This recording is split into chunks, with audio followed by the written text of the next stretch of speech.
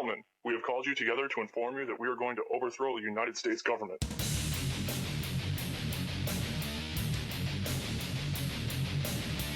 you still think that jet fuel brought down the World Trade Center?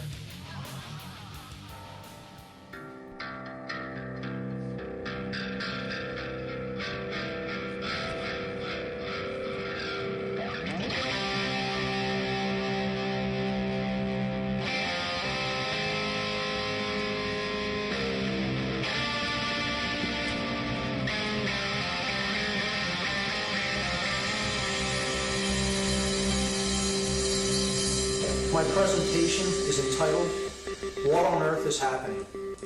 And there's no question mark at the end of that because this is my attempt to explain just that, what on earth is happening on our planet. And recognizing the fact that researchers often stand on the shoulders of giants, men who have come before them, men and women who have done incredible research and put that out into the world. I dedicate my presentation respectfully to the four individuals that you see here who are what I call the four horsemen of my personal apocalypse. These are the four men that were responsible for helping me in awakening myself and in understanding this information. And that is David Icke up in the upper left there, to the upper right, Michael Tessarian. On the bottom left, that's Jordan Maxwell, and perhaps more than any other individual who has inspired me, the late, great Terence McKenna there at the bottom right. So this presentation is respectfully dedicated to these men. Introduction. Truth and lies. Questions and answers. Everything that I'm going to be talking about here today ultimately boils down to one thing. What is the truth about what is taking place here? And that's a big word, that's a big topic to get into. Who am I to discuss what the truth is? Who is anyone to discuss what the truth is? Is there a truth? Well, one of the main concepts in my presentation going forward that I put out there is that there is, in fact, a truth, and it is that which is. The truth is simply that which is. It is our perceptions of truth that waver from individual to individual. Some resonate with it, some do not. Some come into accordance with truth, and some waver radically away from it. But the truth is.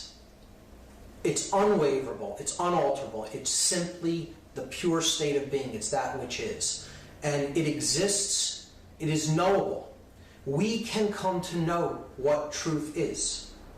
That is the spiritual journey. So that's what this entire presentation is ultimately about, getting to the truth. Philosophers have often made comments about truth. Like William Blake, he said that truth can never be told so as to be understood and not be believed. Poet and author William Blake made that statement. In other words, if you can speak the truth in a way that it is easily understandable to people, they will recognize it as such. Philosopher Arthur Schopenhauer, he said that every truth passes through three stages before it is recognized. In the first stage, it is ridiculed. In the second, it is opposed. And in the third, it is regarded as self-evident. Georges Bataille said that the truth is paradoxical to the extent of being exactly contrary to the usual perception. Very true statement there. Most people see things often exactly the opposite of how they really are, and they stay attached to that belief because it's more comfortable for them. So truth can often be seen as paradoxical because it's exactly the opposite in many cases to the usual perception of most people. George Orwell said that during times of universal deceit, telling the truth becomes a revolutionary act. And indeed, what you're witnessing is an act of revolution in the times that we live in. The questions for the entire presentation are as follows. These are the questions we'll be really attempting to answer. Who are we? What is the purpose of human life? Why do we hold the beliefs that we do about ourselves and the world? Why do we act the way that we do toward ourselves and others? What is happening in the world today, and why? Why, most importantly. And finally, how can we improve ourselves, and by doing so improve the world in which we live? Because ultimately, I believe that is most people's goal in life if they're a truly self-examined individual. They want to improve themselves and they want to improve the world, leave this world a better place than they found it. So these are the greatest questions that humanity has ever asked of itself. And these questions have answers. These questions are answerable. The answers are out there. The answers are discoverable.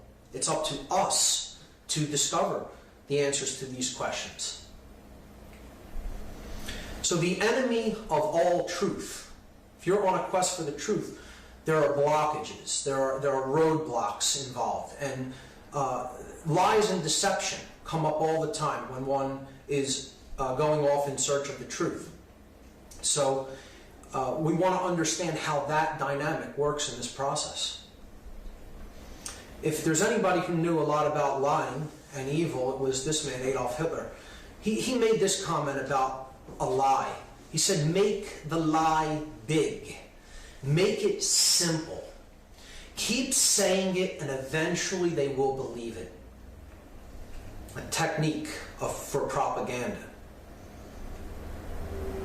If anyone knew more about lying than even Hitler, it was this man, the Nazi minister of propaganda during the Third Reich, Paul Joseph Goebbels. He said, the bigger the lie, the more it will be believed. Contrary to what you would think, you make the lie even bigger, even more extravagant, even more encompassing, and more people will actually believe that.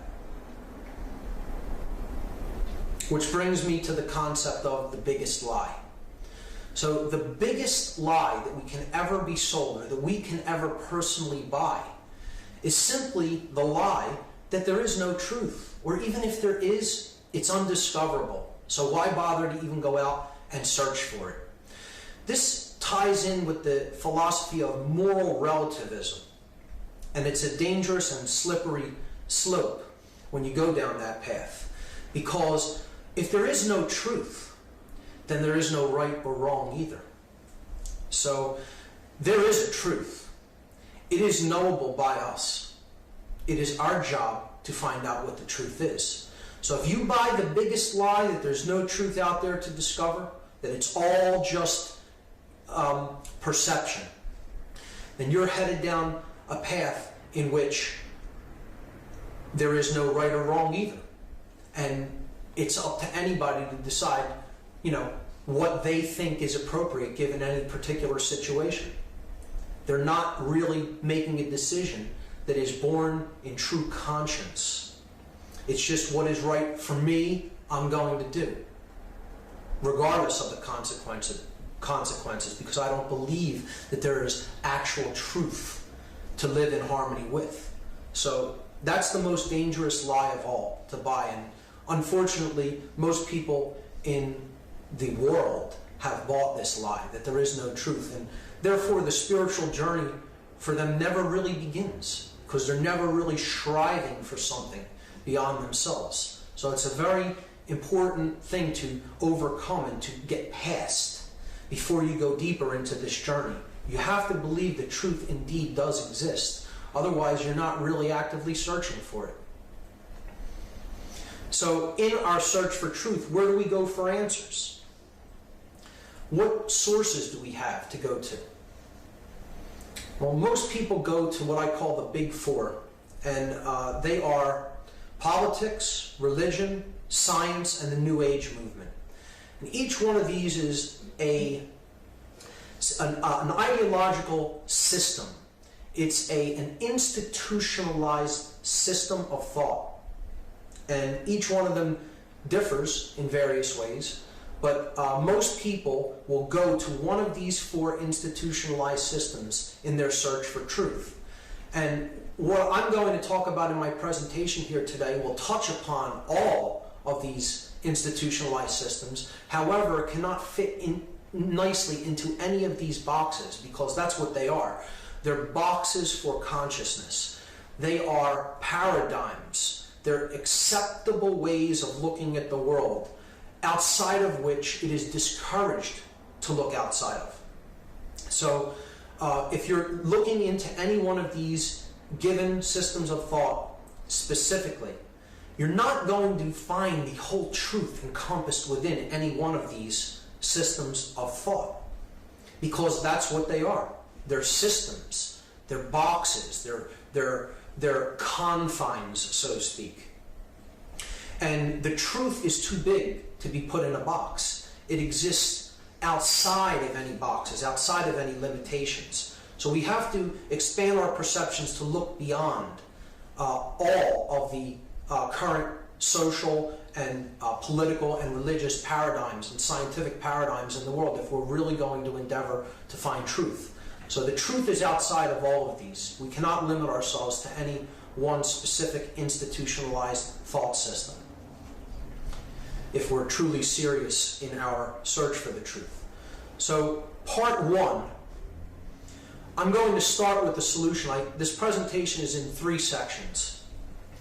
Part 1 is the solution. Part 2, we examine the problem.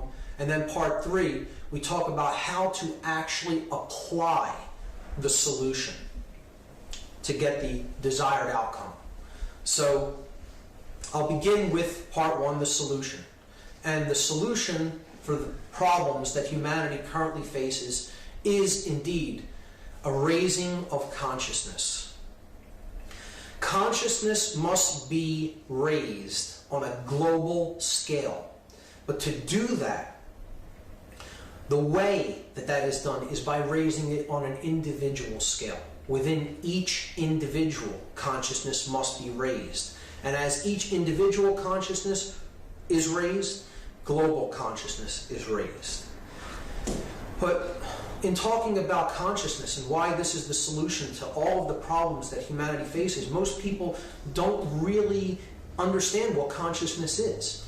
They think of it as simply being physically awake. Yes, we have physical awake consciousness because we're awake, we're alert, but consciousness is much more than just a state of being physically awake. So we need a definition for consciousness as we go forward in the presentation.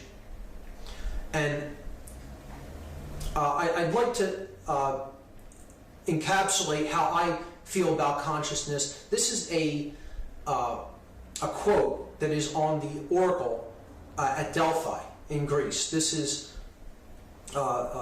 words that are inscribed upon the Delphic oracle. Heed these words, you who wish to probe the depths of nature. If you do not find within yourself that which you seek, neither will you find it outside. If you ignore the wonders of your own house, how do you expect to find other wonders? In you is hidden the treasure of treasures. Know thyself, and you will know the universe and the gods. So this is one of my favorite quotes because it tells the whole story, essentially. We need to know ourselves. All knowledge of value ultimately is self-knowledge. And this is what we lack globally. We lack this as an entire species. And this is why we're in so much trouble today. This is why we're in the dark situation that we're in. Because we lack self-knowledge. We need to understand ourselves and our motivations and our desires and what makes us tick if we're really going to have any kind of happiness, success, or peace in our lives. And the ancients understood this, and they encapsulated it perfectly in a statement like that and in the buildings and in the architecture that they put together. Perhaps they were more connected with consciousness and with their own self-knowledge than we are today. So this next slide is a dictionary definition of what consciousness is. An encyclopedia or a dictionary says that consciousness is the characteristics of a being generally regarded to comprise qualities such as subjectivity, self-awareness, sentience, sapience, and the ability to perceive the relationship between oneself and one's environment. Now that's an excellent definition of what consciousness is in my estimation, but it's a bit complex. There's a lot of words there, and instead of going into each word and breaking it down and defining it separately, we can take that as a pretty good definition of what consciousness is, but for the purposes of this presentation, I would like to just simplify it and take it down to a simpler level. So with that in mind, this is the definition of consciousness that I'm going to use going forward in this presentation. Consciousness is simply the ability of a being to recognize patterns and meaning with respect to events taking place, both within oneself and in the realm in which the self exists and operates. In other words, consciousness is the ability to understand information, understand events that are taking place, the implications of them, and internal events and information as well as external worldly events and information. It is the ability to recognize patterns within information. That's my definition of consciousness as I'm using it in this presentation, so we want to keep that in mind as we move forward. The ancients had different symbols that they used for consciousness and energy, and this is one of them. This is called the Tao. Some may know it as the yin and the yang. And this represented the all, everything, because everything is conscious. Everything is consciousness ultimately. It's all energy. And there are different mixtures of different types of energies. And the Taoist philosophy codified this in this symbol, the Tao, the yin yang, by a mixture of two basic polar energies. One being light, one being dark. One being male, one being female. They called these the yin and yang. Now, yang is on the left there, and it's solar. It has to do with light, the sun. It's masculine in its qualities. It's active. It's more analytical, and it's a dominant energy. It's more left brain. We're going to talk about the structure of the brain later on, and it can be aggressive. It's dominant. It's active. It's a male thrusting principle. Okay, the darker energy yin is associated with the moon, which is up at night. Okay, when it's dark. It's a more feminine or passive energy. It relates more with intuition than with analytical thought or logic. It's more submissive than dominant. It's more right-brained. And it deals with concepts of compassion and nurturing. So the ancients looked at this as these are the qualities that are in all of us. Not just men and women. It's not just male or female. This masculine and feminine energy is indwelling in all of us, whether we are male or female. And we have to strike a blend, a perfect blend, or an equilibrium of these two types of energies, male and female, yang and yin. So what we're going to talk about later is how one of these energies is really seemingly dominating the other more in the modern world. Another mode or another symbol that the ancients used to explain what consciousness was is the triangle, because they recognized that consciousness was a threefold aspect within an individual. Basically, an individual expresses their consciousness in three basic ways. And all other ways that they express themselves are offshoots or variants of these three basic modalities of consciousness. So in the ancient world, this was known as the law of three, or the triune aspect of the individual. And here's what they are. Our thoughts, our emotions, and our actions. See, our thoughts are the creator of our experience. Everything that exists has to first exist as a thought to come into manifestation. So our thoughts can be seen as the creator God, the creator of our experience. So I have it labeled here, the Father of the Trinity of thought, emotion, and action. And thoughts arise from what we call mind. The second part is our emotions. This is the yin aspect of consciousness. Okay, so the thoughts are the holistic quality. It's the essence. Emotions are the yin aspect. This is the feminine aspect of consciousness. This is the spirit in which we do things, our emotions. So this is the sacred feminine, or the mother of the Trinity, the Holy Spirit, if you will. Okay? This is the internalized expression of our consciousness, how we feel. And then there's the male aspect, what we do. So we have a thought, we feel a certain way about it, and then we take action in the world in relation to our thoughts and emotions. So our actions are the third aspect of our consciousness. And we perform actions with the body. And since it's a male principle, this is the yang energy, it's considered the offspring of our thoughts and our emotions. So it is the child of the father and the mother. And it's a male principle, so it's a male child, the son. So this could be seen as the divine child of the Trinity. Thoughts being the creator God, the emotions being the sacred feminine mother, and then our actions being the male offspring of those two, the divine male child, the son.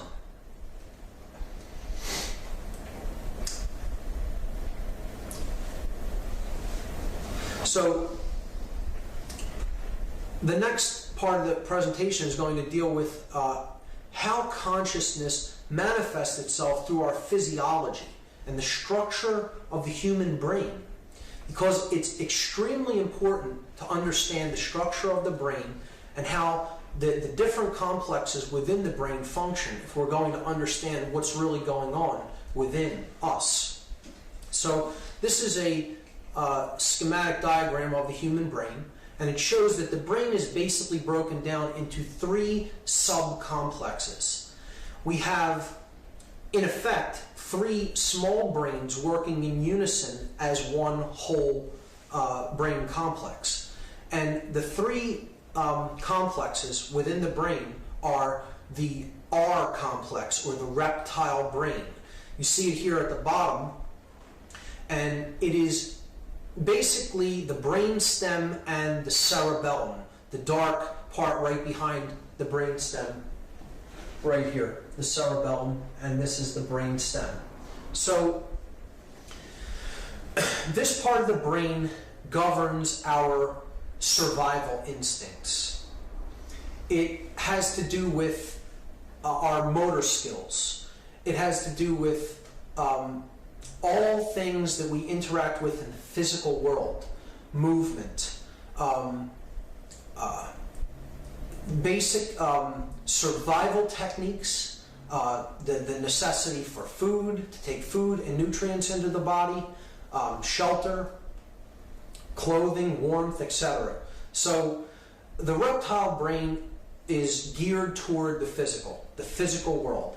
And it is focused upon survival. That's what helps us to focus on the physical things that we need to do to survive on a day-to-day basis. The R complex, or the reptile brain. So the second subcomplex of the brain is the mammalian brain, or the limbic brain. And this is the part of the brain that basically governs our emotions. It makes our emotions capable of being expressed through our body. In other words, it pumps all of the chemicals, the neuropeptides, into the body from this part of the brain that makes us feel the consequences of what we do in the world. So this is the limbic brain, and it can be seen as the intuitive part of the brain since it generates our emotions. It's comprised of the hypothalamus, the hippocampus, the amygdala, and the pineal and pituitary glands. So that's the midbrain. And there's a third part of the brain that most people, when they see it, they think that that is the entire brain, the gray matter of the brain. And it is simply one of the complexes of the brain, but it is by far the most complex and by far the part of the brain that gives us our human qualities, and that is the neocortex. It's called the human brain. This is the part of the brain that is responsible for higher order thinking within a human being. It makes higher order thinking possible. All of the things that distinguish us from the animal kingdom, it takes place within the neocortex. Art, science, music, speech, verbal and written communication, all neocortical functions.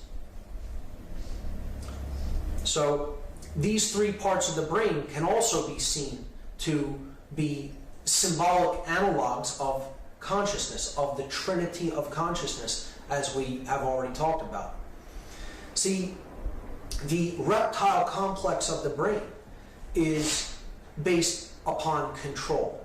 It's the part of the brain that makes us want to control our environment so that we survive. And this can be seen as the Old Testament God, obsessed with law, obsessed with regimen, with control. So it's the dominator aspect of the brain. A reptile is a creature of instinct, without emotion, cold-blooded, just focused on survival. The sacred feminine part of the brain, what I correlate to the Holy Spirit, is the midbrain, the limbic system, the limbic brain, the mammal brain. So it is what generates our emotions, the spirit in which we do things. So that's the feminine aspect of the brain complex. And then the most important part of the brain, by far, is the neocortex, because that's where all of our human qualities are really derived out of the activity that takes place within this part of the brain. Without the neocortex, we wouldn't be able to do any of the things that make us human. So this can be seen as the light, the thing that truly separates us from the animal kingdom. And it is the son, the divine child. It's the product of these other two brains, with the reptile complex being the father, the limbic system being the mother, and then they bear the divine child, the neocortex, the light of the world, so to speak, because the prefrontal neocortex was known as the third eye, and by the ancients, and this is the part of the brain that is responsible for our highest order thinking, and it's the seat of higher consciousness in the physiology. So these three parts of the brain, the triune brain, as it's called in the scientific world, is a symbolic analog to the aspects of consciousness and the types of energy that we talked about when we talked about the Tao. So absolutely important to understand how these components function and what happens if they become imbalanced, which we'll talk about later in the presentation.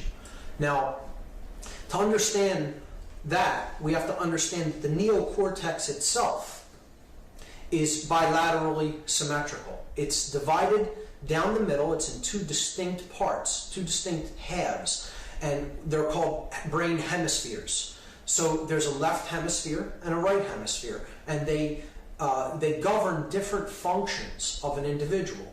So the left brain of an individual governs things like logic, analytical thought processes, verbal communication, our language, mathematics and science.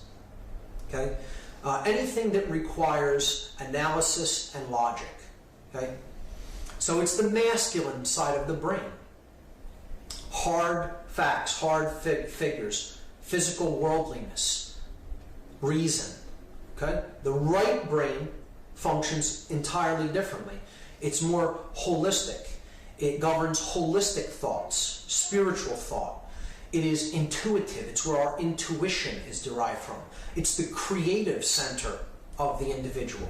So artistic capability is derived from this part of the brain. All kinds of creativity, music, etc., art, comes from this part of the brain. So it's the feminine aspect of the brain. So you have a male side of the brain and you have a female side of the brain. And it isn't that one is better than the other. It's that they need to be balanced, just like the yin and yang energies. They need to be balanced to come to a state of wholeness, of working in unison with each other, and equilibrium. And that's a truly ordered individual, a person who really is truly awake in consciousness, has a balanced brain. They're using both brain hemispheres in conjunction with each other. When that is done, the prefrontal neocortex that governs the highest order thinking within the individual really comes online. And that's kind of the opening of the third eye, so to speak. And that only happens when these two brain hemispheres come into coherence with each other. And a little bit later, I'm going to talk about what happens if these brain hemispheres are radically out of balance with each other. What happens if one side really is dominating the other, and there's very little activity taking place in one hemisphere of the brain, but a whole lot on the other. And not too unpleasant things begin to occur. Things that aren't too good in our experience begin to happen when the brain is in significant states of imbalance.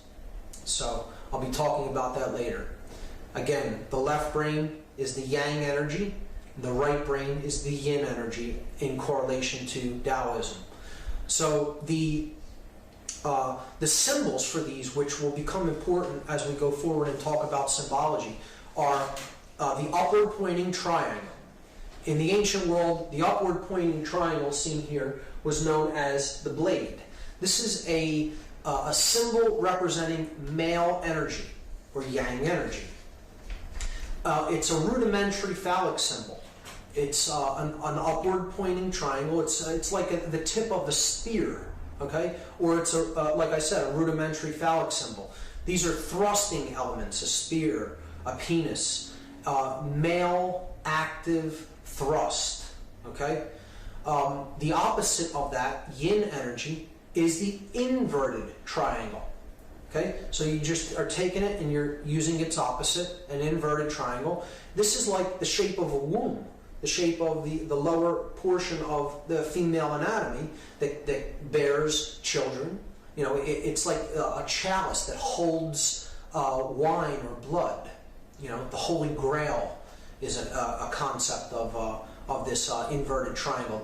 It was known as the chalice in the ancient world. So you have the blade, and that represents the yang energy, the left brain, and then the chalice, the inverted triangle, that represents the yin energy, or the right brain. So keep those symbols in mind and how they correlate to consciousness and how they correlate to the brain as we go forward, because we will be seeing them again. The next concept I'll talk about is polarity. So polarity is how seemingly opposite forces work in the world, and I'm going to talk about how they're really, the differences between them are really illusion. That there really is only one ultimate force that's at work in the world, but it kind of has split itself in two, and it works in different ways to really help us to have an experience in the physical world. So polar forces could be looked at as hot and cold, good and evil, young and old, hot and cold. Let's take light and dark as an example. It's only one thing, light and dark. They're not really opposites. There is only light energy. See, it's either present or it's not present, in which case you have darkness. You can't go into a completely lit room and shine darkness into a room. There's no such thing as a darkness flashlight, right? Because Darkness is simply the absence of light energy. So there's only light energy. We look at light and dark as two polar opposites, but they're really not. There's really only one thing there. There's only light or its absence. So that's going forward with this section, that's what I want you to keep in mind. The things that we really see as opposites, as really warring against each other, energies that are warring against each other, are really only one thing, or its absence. Scientist Dr. Masaru Emoto, I believe is his name, does experimentations with water crystals where he exposes simple water to energies, to vibratory energies, to emotions. And he then takes the water molecules and he photographs them under high magnification to see if their structure changes depending on proximity to certain forms of consciousness, like high level of joy or high level of fear or anger, things like that. And this beautifully organized water molecule crystal that you see here formed when the scientists placed water in the presence of high joy and love within certain individuals. So it became ordered. And this brings us to the first polarity. Okay, the first polarity is that which brings order and is the good emotion. We only basically have two emotional polarities. Every other feeling that you could possibly feel is an extension of one of these two basic polar emotional forces at work in the world. So the first one is that which makes us feel good, and it's that which brings order. And it is the energy of love, the polarity of love. And giving an idea of what I mean by the love polarity, the love energy, going forward throughout this presentation, is it is not this Hollywood or romance novel idea of love. It is the expansive force of consciousness. If you look at the images here, it's individuals that have opened themselves up to what is and are in harmony with that which is, with truth, and with understanding and knowledge and light. And consciousness and love is that aspect of consciousness, the expansive aspect of consciousness, that which flowers and does this and opens us up to that which is. That's what love really is. Okay? Its polar opposite is the opposite of the energy that makes us feel good and which brings order. This is the energy that makes us feel bad when we experience it and which brings to our experience chaos and disorder and disarray and pain and suffering.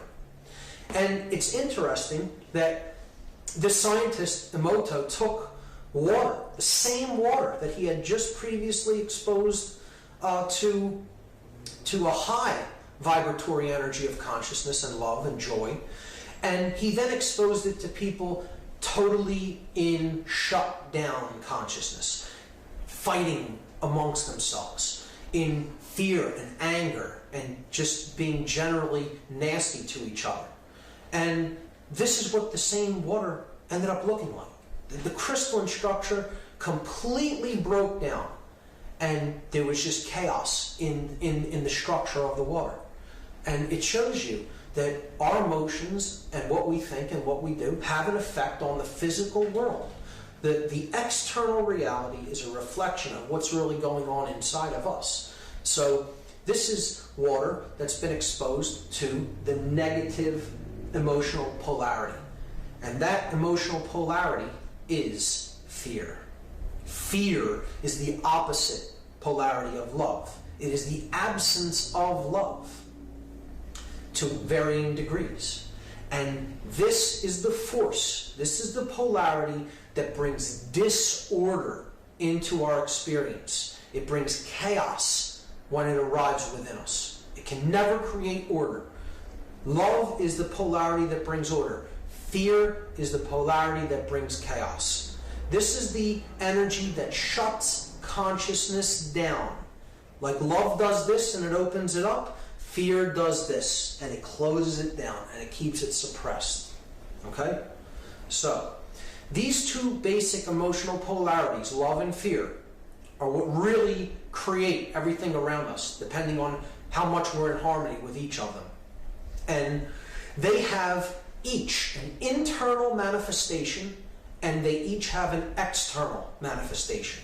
So, love has a manifestation that happens within us and then outward in the world. And fear has a manifestation that happens within us and then outward in the world. We're going to talk about those. So we'll talk about the internal polarities next, the internally expressed polarities of fear, of love and fear. So when love reaches a crescendo or a highest expression within an individual, okay? I have a term that I call this. It's a concept that as you think, so you feel internally, and so you act in the world. See, there's no separation within you. Right? As you think, so you feel, so you act. And I call this concept dominion. It means that you are in rulership of the only thing you're really allowed to be in rulership of. You're in rulership of the kingdom of self. As you think, so you feel, so you act. Those three aspects of consciousness are in unison within you. And no one can tear them apart. No one can divide them or conquer them. People can't get you to do something that you don't feel is right. You act in a way that you say you think and feel, and then you act that way in the world. There's no contradiction within. That's the state of dominion. Its opposite is when fear runs rampant within an individual, and you have opposition within the self. The consciousness is shut down. The individual does not really understand what's taking place within themselves or around them, because they're essentially unconscious. The opposite of consciousness being the ability to recognize patterns taking place within and outside of oneself. This fear that runs rampant within an individual, it reaches a crescendo, or it reaches a final expression within an individual, and this is the state of confusion.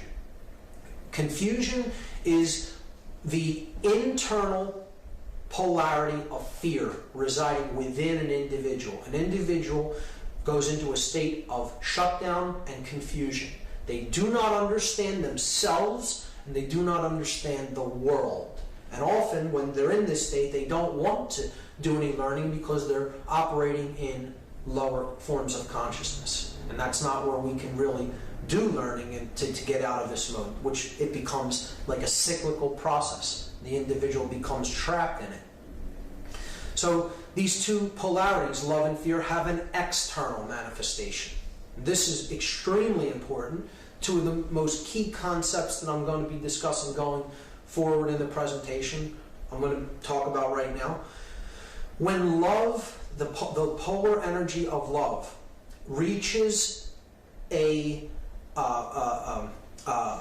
highest vibratory state within individuals, the community around the individuals begins to express something. And something is becoming born in the external world when individuals have the love energy dwelling within them. And this is the highest expression of love manifested outwardly in the outside world that we see in our experience. And that is freedom. Freedom is the highest goal of the quest for truth, of the spiritual quest. It is one and the same as the quest for the divine. And if spiritual teachers aren't really teaching that to people, I don't believe that they're doing their job, because it's all about freedom and about very little else. Freedom is what the end result is all about. Okay? It is the highest expression of love in the world around us. When love is present within an individual, they are working toward true freedom. The opposite of this force, the opposite of this manifestation in the outside world, is if fear rules within the individual. The essence of fear rules, the individual goes into the state of confusion within. So the polar energy of fear is ruling their consciousness, it's shutting consciousness down, and then internally they're in that state of confusion. When someone is in a shut down state of consciousness and confused, the way that they then almost invariably act in the external world is the desire for control. Control is the polarity of fear that reaches its highest expression and then is born out into the external world. And it is based on the dynamic of fear. It is based on the polar vibratory energy of fear. Not strength, not power, but fear. A controller wants control because he is in fear. External control is an illusion. It does not exist anywhere in three-dimensional manifestation. It is a complete illusion that we buy into because our consciousness is shut down through fear and confusion. And this dynamic cannot ever create order in the world, being based on fear. You saw what fear does to the water molecules, and ultimately it creates chaos in the external world. The only way that we would be able to create order is through freedom. Impossible to do it through control, because control is based in fear, and fear creates chaos, as we've seen. If you're going to create order in the world, the only way to ever do it is to do it by attempting to create freedom in the world, because freedom is based on the polar energy of love. It is based on the dynamic of love, and that is the force which brings order and peace and prosperity. Trying to create any kind of control through, any kind of order through control is only going to get you chaos. It cannot ever create order or peace. So with that being said, the next concept to understand is direction. We understand how these polar forces work, what they do within ourselves and in the external world. We have to ask ourselves some basic questions about the direction of our lives and how we've lived, how we are living, and what if we continue on the path we're on, what we're likely to see in the future. So we're looking for our compass. We're looking for our emotional compass, okay? The direction that we want to set ourselves in life. And we can do this, we can try to set this compass for direction by asking some basic questions. Are we moving toward an expression of love, or are we moving toward an expression of fear? Both within and in the outside world. Which one of those basic polar forces are we really moving toward, if we are honest with ourselves? Based on our available knowledge of ourselves and the world around us, we have to make an honest appraisal of where we are and where we are headed. We have to have an understanding of the past. Not studying the past is extremely dangerous, because those who don't understand what has happened in the past, it is very true that they are often doomed to repeat it in cycles, because they don't get the lesson.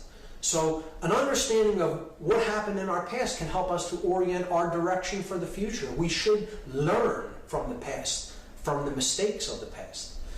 But most importantly, in the, analyzing and trying to come to an understanding of what sets our direction in life. We have to really grasp and understand that our emotions are the most critical factor. Our emotions are our compass for direction in life. When we feel an emotion, it's because it's trying to tell us either continue to do that thing or do not continue to do that thing. The emotions are the compass. That's why it's called compassion. Compass is in the word compassion. Compass, passion, emotion. So our emotions are our compass for direction in life. If we numb them out, if we seek to not feel them, we're throwing our compass away and we're lost in the wilderness. So your emotions are there to be felt, not to be numbed out, as many people are striving to do in the modern world. There are our guide, so to speak. There are our markers through the wilderness that we're in. And we need them, and we need to cultivate them and feel them, not numb them out. So worldview is the next concept to grasp. And this really is what most people suffer from, a poisoned worldview, as I'll talk about in part 2.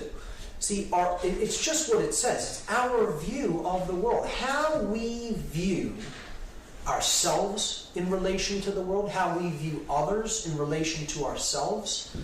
So just like the polar energy forces that we talked about in polarity, there's a positive worldview and then there's a negative worldview. So the positive worldview is one that sees ourselves as, yes, an individual, unique expression of individuality, the monad of consciousness, if you will, the individual unit. But it recognizes that we are unique and we're an expression of the whole and we're part of the whole. When that drop is in the whole ocean, there's no separation. It is the same consciousness, it is the same energy, it is the same substance, it's made of the same thing. And we need to see the world more in that holistic sense if we're going to come through these problems that we're facing, that we see in the external world. It's because we see ourselves as fundamentally separate from everyone else. See, it doesn't mean we have to lose our uniqueness. We can still understand that we're completely unique, like a beautiful snowflake, and there's only one like that. You know, it's not to throw away the idea of individuality, because that is of total importance. That is of critical import to understand that each individual is a unique expression of consciousness within the whole. So the value of the individual is infinite, and it must be respected at all times. But it's not to say that the individual shouldn't also understand that they are part of a living system. See, we belong to the whole system of the earth, the whole complex that is this living, breathing planet. We can't separate ourselves from our environment, from our ecosystem. We belong to it. We are part of it. And human nature, you know, this is really what worldview really gets down to. How do we see human nature? Do we think of human nature as fundamentally flawed? Do we think of it as fundamentally evil or vile? You know, I think this is what human nature really looks like once all the external tapestries are stripped away and all the non-essentials are stripped away. Human nature is fundamentally good, not fundamentally evil or flawed. That's a poisoned worldview. If we're to heal the problems within ourselves and in our social structure, we need to recognize human nature for what it is. It's good. It's all the conditioning and the mind control factors that go into poisoning a person through information that they take in over the course of their lives that makes them do the things that they do, the harmful things that they do. It isn't that that's human nature. And we need to really be focused on working toward true freedom if our worldview is a positive one. And if we really understand what we're here to do and what a positive worldview is really seeking to create, to accomplish. When we take this worldview, this positive, connected worldview, this unified, non-dual worldview, these are the states that emerge. Higher levels of consciousness and awareness, dominion within the self, understanding of our motivations, our desires. And states like this is what emerges, what you see here. Peace, harmony, justice, truth, freedom, order. They can only be created with a positive worldview. The opposite worldview is a negative or a dark worldview, a poisoned worldview as I call it. So it's the worldview that sees that, again, that little drop up there as completely cut off and separate from the whole. This is one big, huge mass of consciousness, but I'm completely separate from it, and I have no relationship to that whole. I'm just a number. I'm one of the faces in a mass of faces, and I can't really affect any change. I'm just a number. I'm powerless. My nature is fundamentally flawed. We come into the world in a state of corruption and sin and brokenness. And you take this worldview, your life will become a reflection of that worldview. Your consciousness will slowly begin to shut down until you're in a state that resembles sleep or hypnosis. And you will have all kinds of susceptibility to techniques of mind control, which I'll be talking about. And when we take this negative worldview, then we want to lash out against everyone else. We're cut off. We're separate from everybody else. We're in a state of internal confusion because our consciousness is shut down. And then we want control. We want to feel better about ourselves by taking external control over someone else. And all that's doing is ignoring the basic problem. The basic problem that a controller does not know oneself. They don't really understand the modalities of consciousness that are indwelling within them. And because they're in that state of internal confusion, then they seek for external control over others. You're only going to create chaos, suffering, disorder, disharmony, and ultimately enslavement by looking at the world in that way. These are the states that a negative worldview brings into manifestation. A being that is shut down in fear, totally oppressed, or looking to oppress others, like a sorcerer or a big brother type. So that is worldview. The next concept I'm going to introduce is magic versus sorcery. These are very real forces. These are very real energies that are being used all around us at all times in the world. And they're very real, but they're quite different from the Hollywood interpretation or definition. A real magician or sorcerer isn't, casting lightning bolts from his fingertips, but he is using forces at work in the world to create what he wishes to create. And here's the definition of magic. This is what magic actually is in the real world. Magic is a science. It's a science and art of influencing change to occur in accordance with the will. Now that's a very important term there at the end. Will with a capital W. Okay? Whole books, whole volumes have pretty much been written about what that means. And this does not mean the practitioner's egoic will, my desire, what I want to see happen, what I want to see done. This is the will of the energy of creation. It is the will of love. It is the will of that polar force that wants to create order, the divine intelligence inherent in creation, in the energy of creation. Now, you can call that whatever you want. I have no problem calling that God. I have no problem calling that the divine. This is the divine will. But you could think of it however you wish to think of it. So that's what magic is. The science and art of influencing change to occur in accordance with the will, capital W, the divine will. Let thy will be done, not my egoic will. Okay? Magic's goal is the state of non-dualism. We talked about this before. This is the state of dominion, the state of not being able to be torn apart internally. This is the state of as you think, so you feel, and so you act. You are non-dual. You are one within. Your three aspects of your consciousness are one and cannot be torn apart. As you think, so you feel, so you act. That is magic's goal. A true magician is trying to bring the state of non-dualism into being, not only within himself, but with anyone else that he may have the ability to influence and inspire. And the process of this, of a magician's process to create the state of non-dualism is known as alchemy.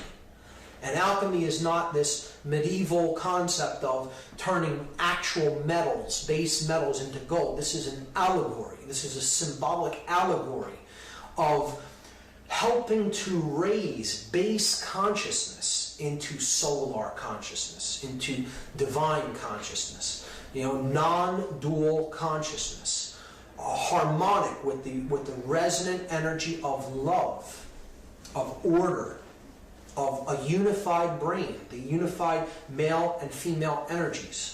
So that's what an alchemist is really trying to do. He is attempting to inspire others and be an influence for them to raise their consciousness up to a higher level. That's what the process of alchemy is. And that's a magician's vehicle for doing his work to accomplish non-dualism. The opposite of magic is sorcery. And as you see here, the definition is almost identical. Sorcery is the science and art of influencing change to occur in accordance with the will. And you'll notice that the will is no longer capitalized, lowercase w, okay, because this form of will is not the capital W will. It is not the divine energy. It is not the divine aspect of creation, the divine will. This is the sorcerer's own egoic desires, what I want to accomplish for my ends.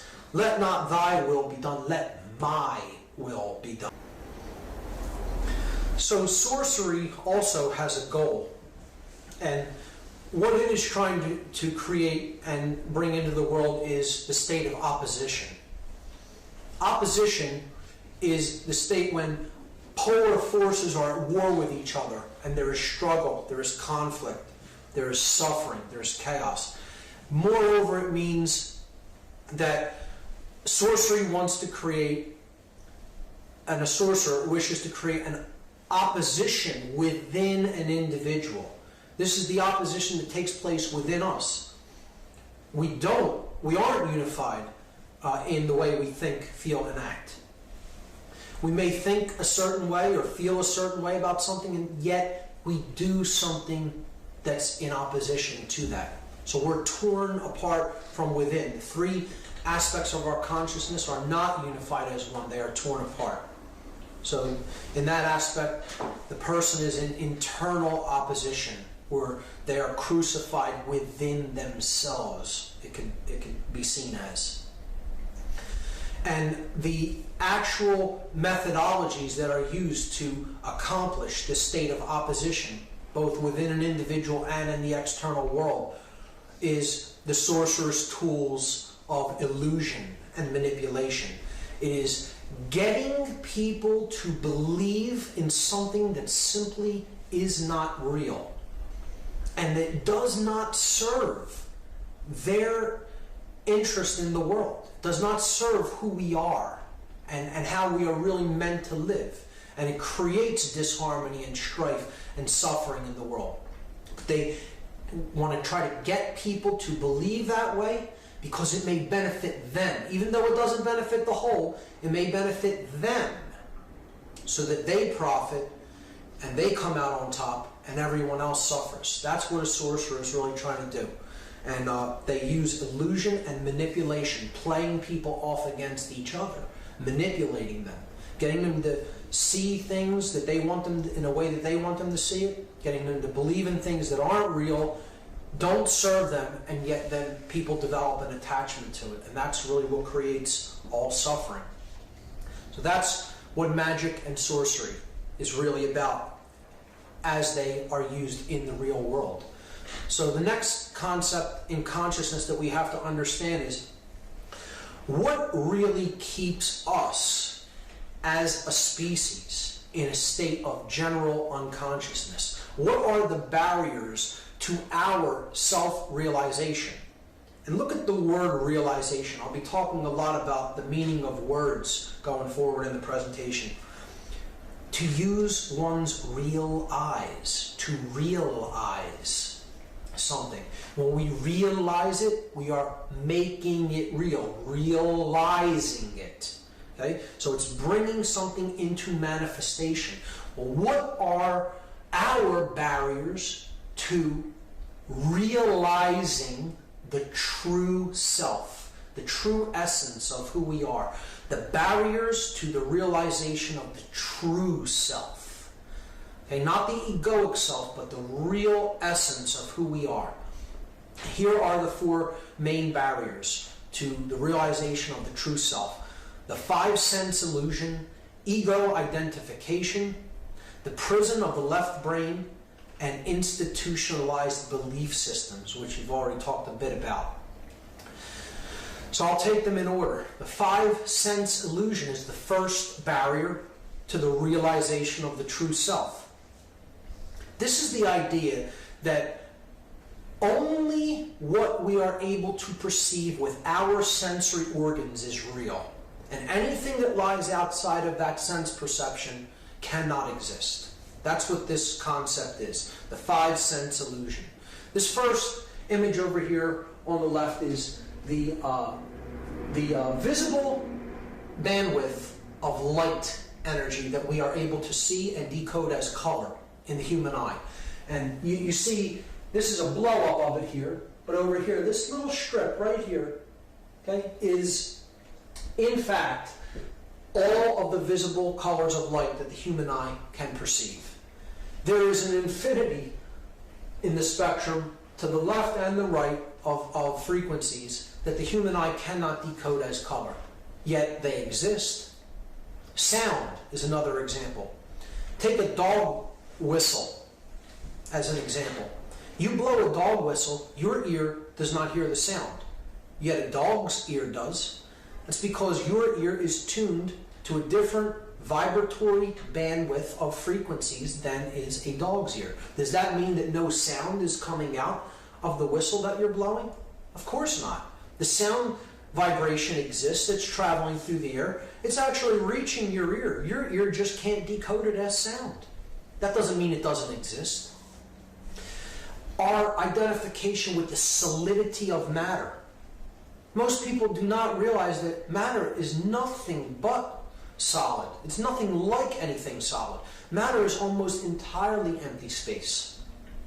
The atom is almost entirely empty space. The nucleus of an atom, if you made it the size of a baseball, the electrons, what we term the electron shells, would be city blocks away from the nucleus, and all in between is empty space, vacuum.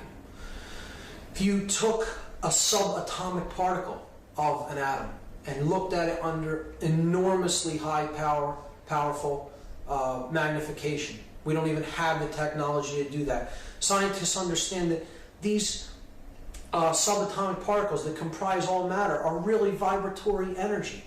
They're just a wave of energy vibrating very quickly, like a little rubber band.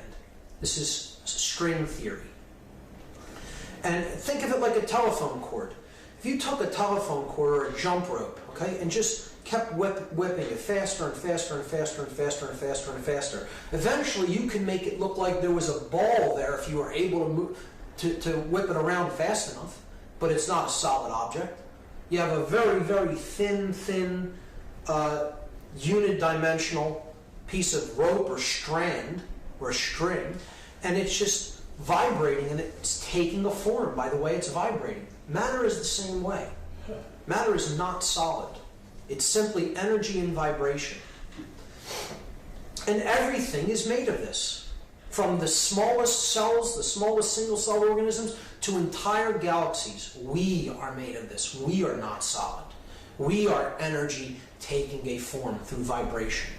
Okay, so we have to understand that if we're going to get past this five-sense illusion of only what we see and perceive, to our limited sensory organs is real. It simply is not true. A great experiment that really helps one to understand that matter isn't really solid and that our consciousness is really what determines the outcome of how we perceive and experience the physical world is the double slit experiment, the quantum physics double slit experiment. You could go online and look that up and watch a video about it, but I'll briefly describe it here.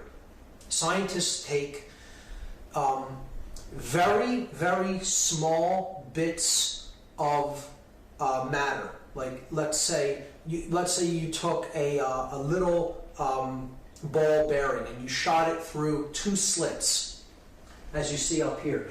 You get a pattern on the other wall, okay, that looks like two slits from where they went through and they struck the measuring device on the other side. Okay, so that's this first image here.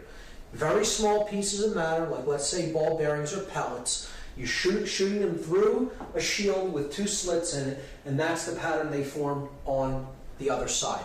Now, when scientists do this with electrons, which are very, very, very small bits of matter, part of an atom, a subatomic particle of an atom, which is what matter is comprised of, you do not get two slits. You get what's called an interference pattern, which is like waves, like when water goes through something and strikes it with intensity, and then it diminishes as it goes out from the center of intensity. But scientists are confused. We shot small bits of matter through these two slits, and we get an interference pattern. How could that be?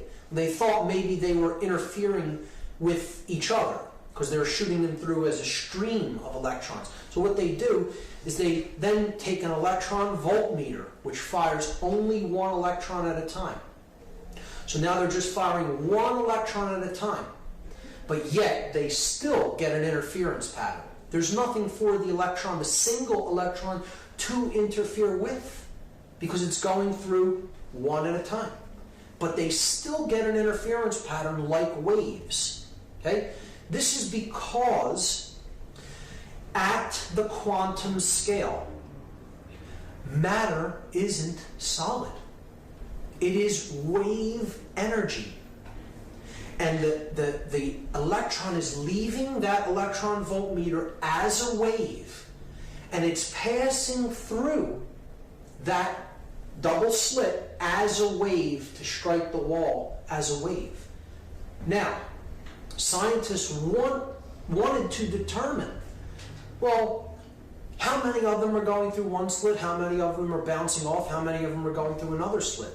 So they put a measuring device, okay, before one of the slits, and they're going to measure how many of these individual electrons are passing through only one of the slits.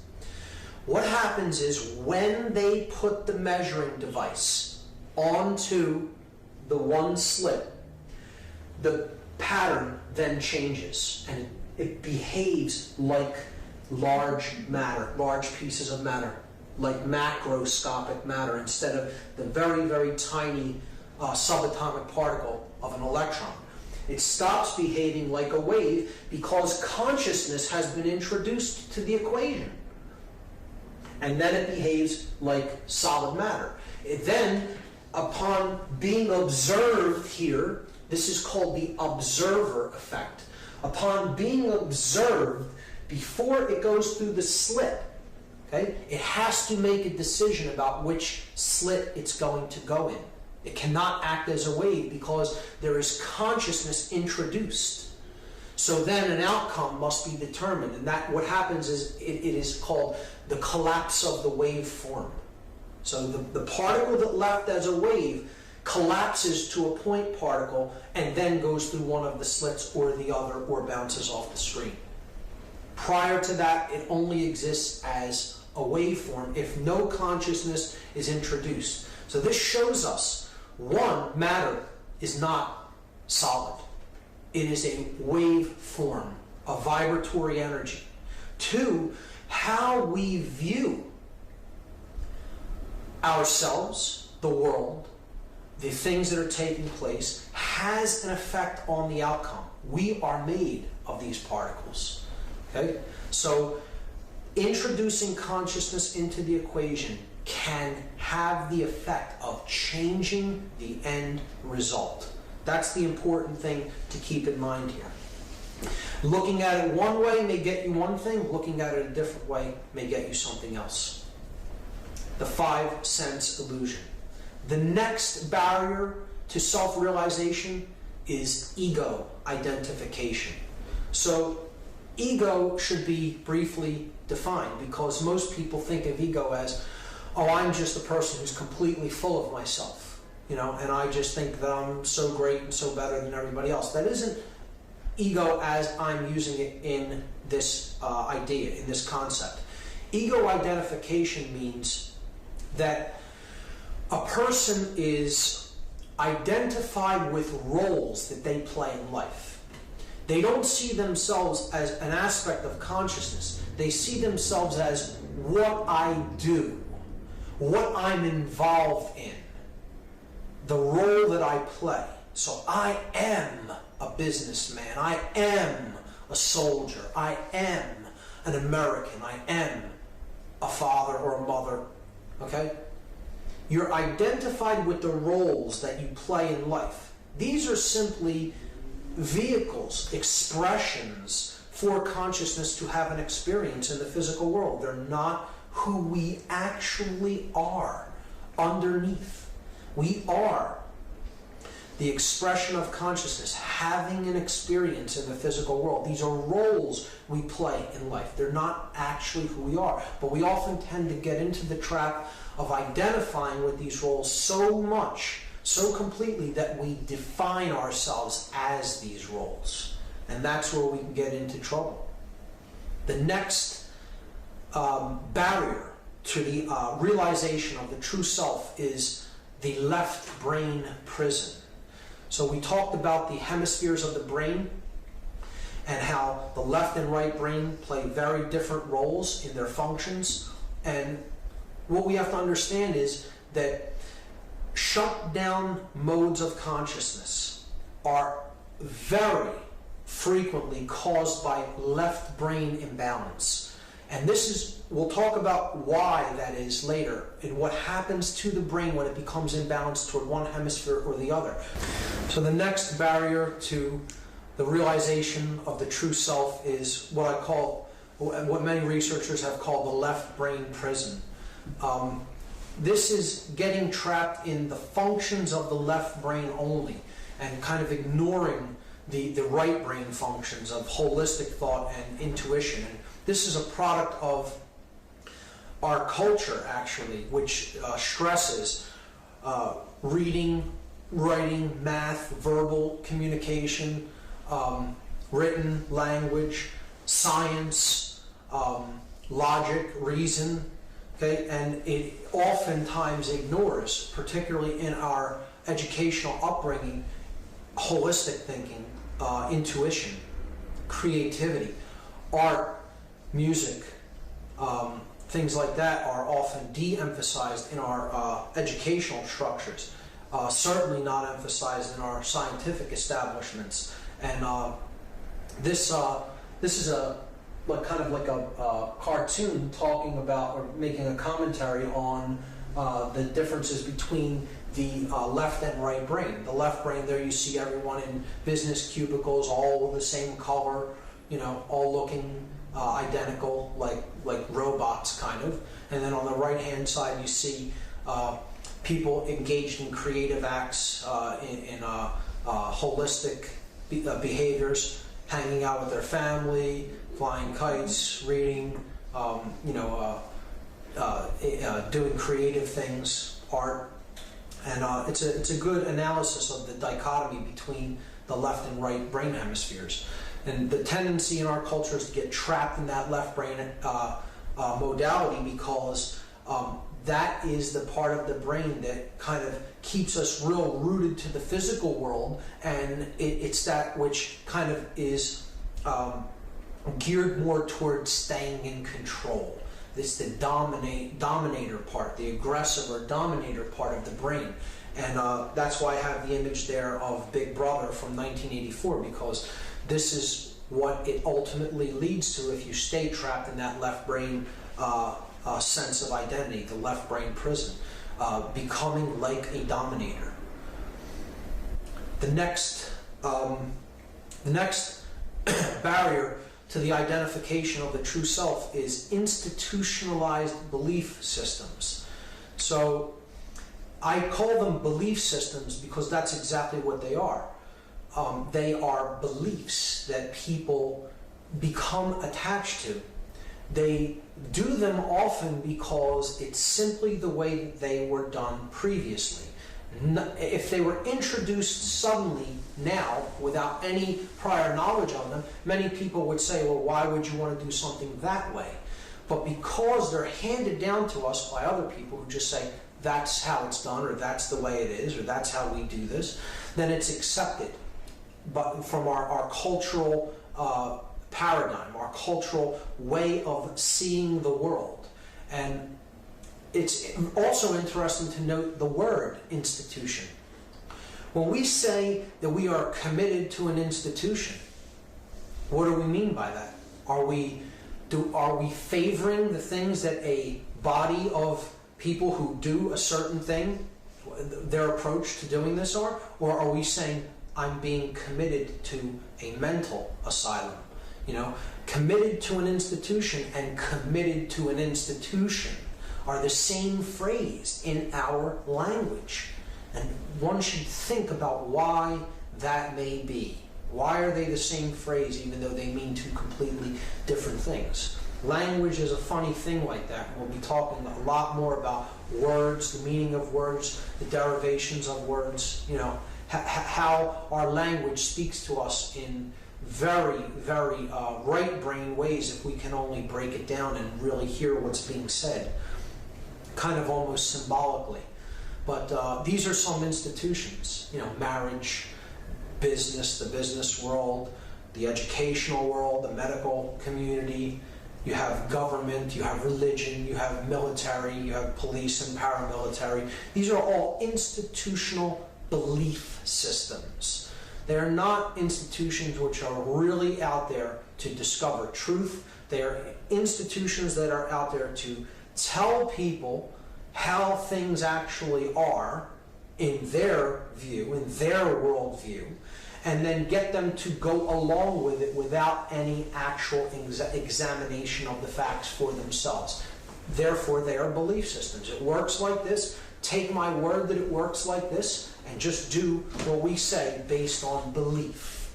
Not discovery, not self-discovery, but just belief. And that's why I think that institutional belief systems are one of the biggest barriers to self-realization, because they don't really take the individual into account. They absorb the individual rather than encourage the unique expression of an individual. With that having been said, the next section is the true self versus the false self or the lower self. So the higher self versus the lower self. That which is the real self versus the self that is engaged in and trapped in illusion. So this is what the qualities of the true self are. When we are born in conscience, when we are born in consciousness, these are the qualities that the individual takes on. The true self exists in a state of dominion and non-duality. So as they think, so they feel, so they act. And they cannot be separated from way of living their life, way of being in the world. A true self understands and works toward true freedom. They really grasp the concept of freedom. They understand it as the highest expression of love in the world around them, and they're working toward higher and higher expressions of freedom. The true self practices alchemy to bring about the true will. So the true self is a magician in the truest sense. He is not serving his own egoic will. He is serving the will of creation, the will of the divine, that which wants to bring higher levels of consciousness into manifestation. The true self is concerned with the alleviation of suffering for all beings. That's very critical. The true self recognizes that another being's suffering is his own suffering. And he or she suffers as long as there is even one other being that suffers. And they realize that because their worldview reflects an understanding that there is no separation between self and others. That separation, that seeming separation, is an illusion. There is only one consciousness here. And there is really no separation when you get right down to the deepest levels of consciousness. The true self does not exist in left-brained prisonhood, and he does not exist in ego identification. He has made the energies that are the seat in the seat of consciousness, that in the physiology, in the brain, one. Okay, that he's united the polarities of left and right brain, of male and female, the chemical wedding, if you will, it's been called, and he's operating from a perspective of whole thoughts. Okay. And he's not ego identified. He doesn't consider the role that he is playing in the world, regardless of what it may be: father, brother, son, teacher, any job that he may do. He's not identified with that as his identity. Okay? It's not who he is, it's what he happens to be doing at any given moment. The role he's playing. The true self seeks to break down all institutionalized belief systems because he recognizes them as boxes of consciousness keeping people entrained into belief systems, into believing what they're told, instead of really discovering things for themselves. So the true self wants to break down these institutionalized systems. He wants to limit their capabilities and their power as much as possible because he recognizes that institutional belief systems are ultimately an assault upon the freedom of the individual. And they're ultimately an assault upon consciousness when you get right down to it. Now, the qualities of the false self, the lower self, the base self, if you will. The false self exists in a state of confusion and opposition, and not in a state of dominion. They're in a state of internal strife. They're confused, seeking control, and therefore they're in opposition with themselves. As they think isn't how they feel and act. They'll take an action in complete opposition to how they may really feel deep inside. They're sinning against their emotions, sinning against the spirit. See? And this can only happen because the consciousness is shut down through fear. They ultimately exist in a vibratory energy of fear. The true self can't even envision what true freedom is. You could try to explain the conceptual idea of what freedom is, but they'll not really grasp it or understand it because their consciousness is so ruled by the vibration of fear that all they're seeking is control to try to alleviate the internal confusion. They don't understand themselves or the world. So they just lash out through control to try to externally control events. And all they're going to do by that modality is bring more chaos and disorder into the world and into themselves, ultimately. The true self often employs sorcery to bring accordance with his own egoic will. his or her own desires. Okay, so and normal people can act as sorcerers, trying to manipulate and influence other people just for their own benefit. It doesn't have to be a skilled practitioner of mind control or magic. Okay, this is an everyday person can become a sorcerer, and they're trying to bring accordance with their own egoic will. It doesn't matter. The divine will doesn't matter at all. It's what I want. It's all about what I want. He's concerned only with oneself and one's own. If that, maybe my family or small circle of friends, if that. But ultimately, the focus is on my own comfort, my own happiness, my own desires, and anyone else. If it doesn't affect me in my own immediate surrounding, they can be damned. The true self has a worldview that reflects a belief that everything exists in a state of separation, even though this is not the case. They believe that because they're trapped in that left brain modality, that left brain prisonhood. The true self lives life in a state of left brain ego identification, totally identified with the roles that they play and attached to their belief systems, totally attached to what they perceive. Doesn't matter what the truth is. I'm going to think what I want about it. It's where this moral relativist stance comes in. Doesn't matter if there's a truth out there. I can determine the truth for myself, or whatever I want it to be. I'm the arbiter of truth. So he's in such a state of left brain prisonhood that he is completely ego identified. The role I play is all that there is, and that's who I am. And the false self accepts and reinforces most institutionalized belief systems. So not only do they accept the belief system, they enforce it themselves. They want to propagate it because they're benefiting in the physical sense, in the worldly sense, from that institution being in operation, and they want to continue that. So that's the false self, the qualities of the false self, the egoic or lower self. What we've talked about all through part one so far is really the nature of good and evil. The nature of what we experience in the world within ourselves as good, and what we experience within ourselves and in the world as evil. And ultimately it's broken down to simply this way.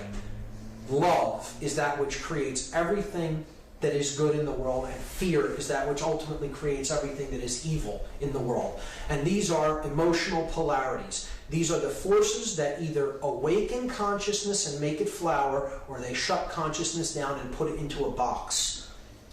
And these are the things that they bring into manifestation. Love brings dominion within. It brings freedom without. It is accomplished through magic to bring about the true will through alchemy, to create non-dualism. Fear is bringing evil forward through creating internal confusion, which then results in the external desire for control. It works through the process of sorcery, manipulation, and serving the egoic will to create illusion in others and ultimately opposition within the self and others. Love is sending us in the correct direction. The emotional compass is set properly when we're in the vibratory energy of love, higher consciousness. Its goal is oneness, to bring about the true self, to open our minds and hearts up to higher and higher levels of awareness, of consciousness, to help us to understand that we are but one thin slice of a multi-dimensional world of infinite consciousness taking place all around us. And it can help, it is trying to bring about a balanced brain, a perfectly balanced brain between the male and the female, the left and the right hemispheres of the brain, because that is what will create order in the world. Okay? All of these concepts will bring about good and order. The opposite side, evil, which works through fear, will create misdirection in life. Fear will always create misdirection. It will always throw the emotional compass off target and send us in the wrong direction. because it's working to try to separate people. When you put people into fear, you're separating them, and you're getting them to see everything as separate and themselves as separate from everything else. This is identification with the lower self. This is base consciousness. This is consciousness put in a box and in a trap. It's ego identification, total identification with the physical worldly roles that we play. Trapped in the five-sense world. If my senses can't perceive it, it doesn't exist, even though they're very limited bandwidth, open to very limited frequencies and bandwidths. But if my senses can't perceive it, it isn't real. And this is accomplished by keeping people largely in left brain prisonhood. And we'll talk now about how what these different modalities actually bear into the world, what they birth into the world. And then we'll start to talk about how the brain can become imbalanced, and how the brain really is a very significant factor when it comes to how these forces work in the world. So when our thoughts are in balance, when they're in harmony, okay, we are in the vibration of love. Okay, this is the essence of consciousness. This is the force that helps consciousness expand, and it ultimately is derived from how we think. When we are in that vibration, our emotions are acting as one, and they're helping us to create the unified consciousness of dominion. So as we think, we feel, we act, and we cannot be torn apart. And when we do that, then our actions are also in harmony, and we're working toward true freedom. So it happens from our thoughts in a vibration of love. Internally, our emotions are in harmony and in check, and we're not ruled by them either. We own them as well. We're in dominion. Okay, so we know what's going on within.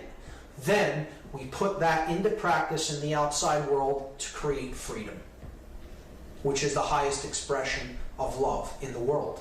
So the pyramid of love is built upon dominion within and freedom without. There's no other way to get to that state. There's no other way to create good in the world. Order, peace will come from these polarities being in operation within the self and in the outside world. You're not going to create it any other way. It's simply how the organizing principles of the world work.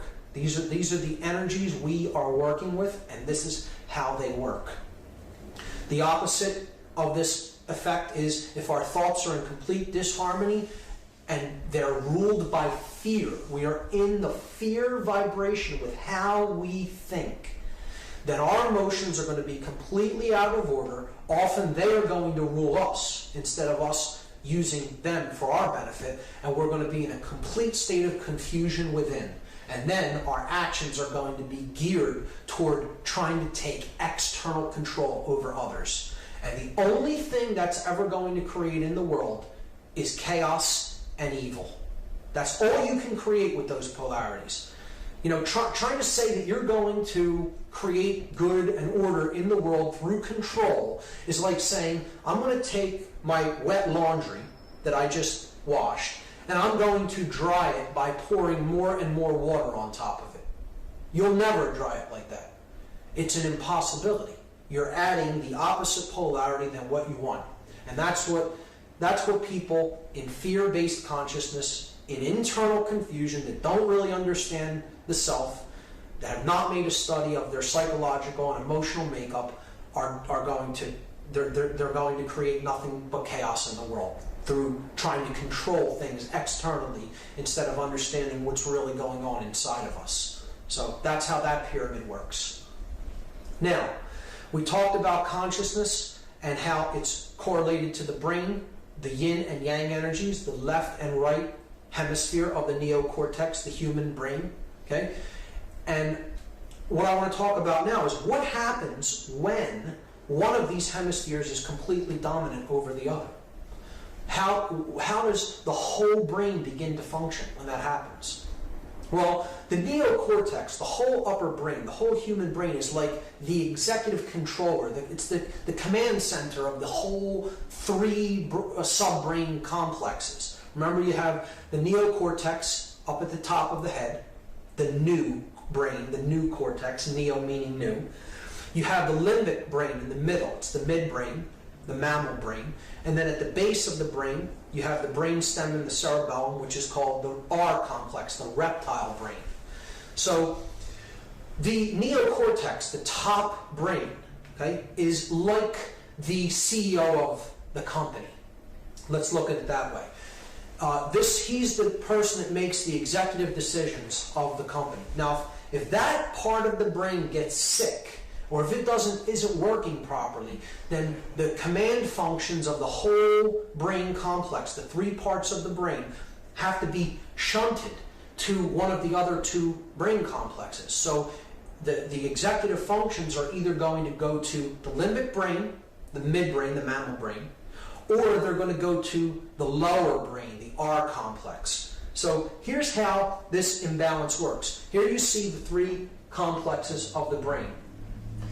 The neocortex, the limbic brain, and the R complex, or the reptile brain. If we become extremely imbalanced to the left brain hemisphere, and this is how most people become imbalanced. There is a percentage that become very right brain imbalanced, but there is more of a tendency to become left brain imbalanced because of how our educational system is here in the Western Hemisphere.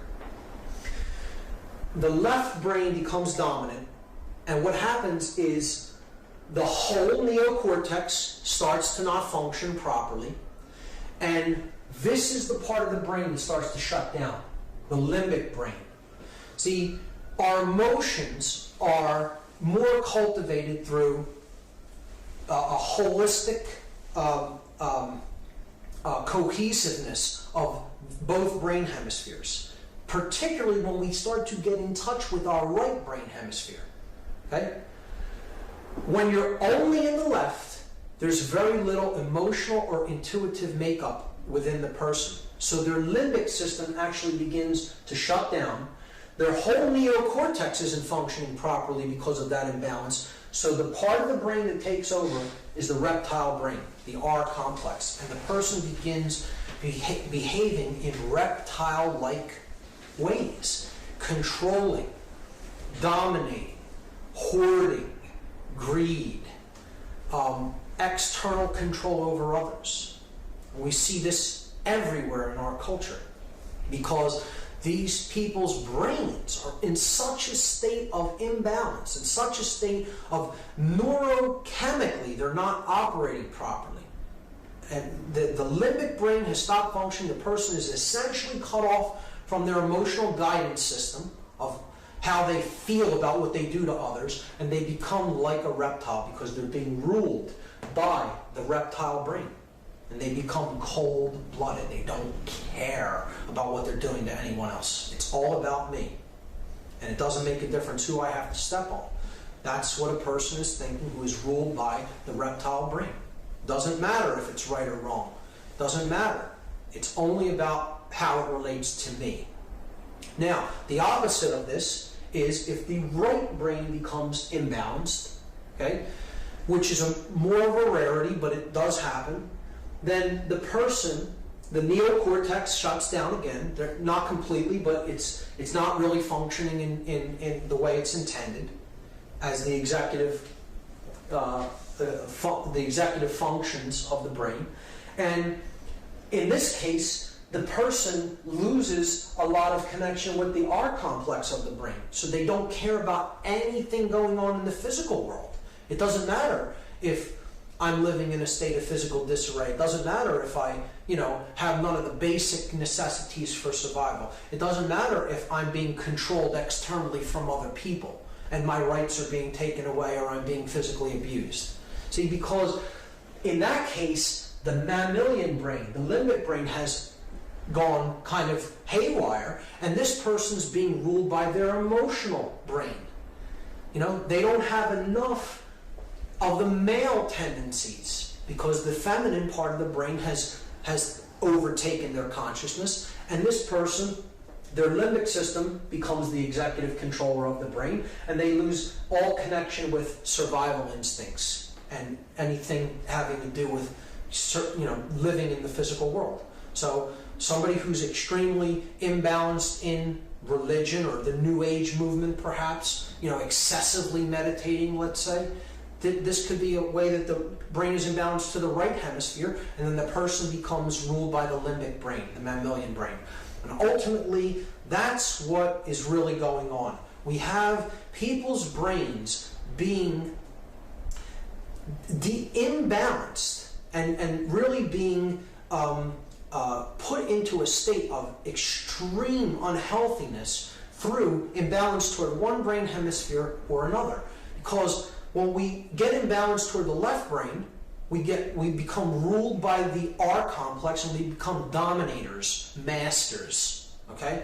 When we're ruled by the right brain, then we lose all connection with physical survival and don't care what happens to us anymore. We become ruled by our emotions and we become like slaves. So this is why this brain imbalance is really occurring. There's a force out there that wants to create a world of masters and slaves, ultimately. They want the brain so imbalanced, it wants the brain so imbalanced that there's some people who are so left brain imbalanced they become dominating controllers, and some that become right brain imbalanced and they're willing to capitulate to any form of control that is thrust upon them.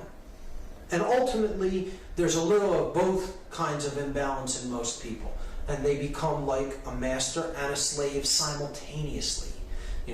They want to rule over whoever they can below them, and then they'll take orders from whoever is above them in this hierarchy of control.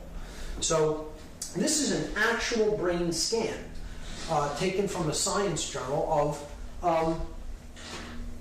what the brain looks like when it becomes heavily imbalanced. This isn't physical holes in the brain over here. These are areas of electrochemical deadness.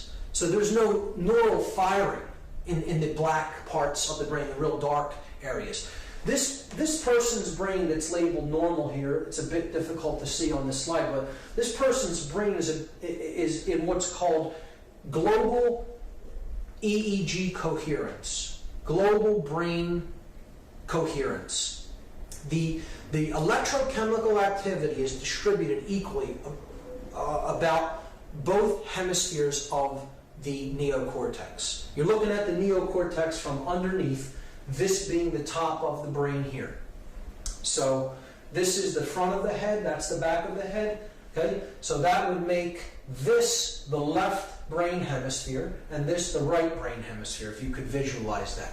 So look, picture it as if you're taking the brain and lifting it up like this. Here's my left side of my brain. I'm lifting it up like this. You're seeing it from underneath. So that's the left brain hemisphere. That's the right brain hemisphere. I'm sorry, it's backwards. This is the left brain hemisphere here, the left brain on that side, and that's the right. So if you tilted this down this way, that would be the front of the head.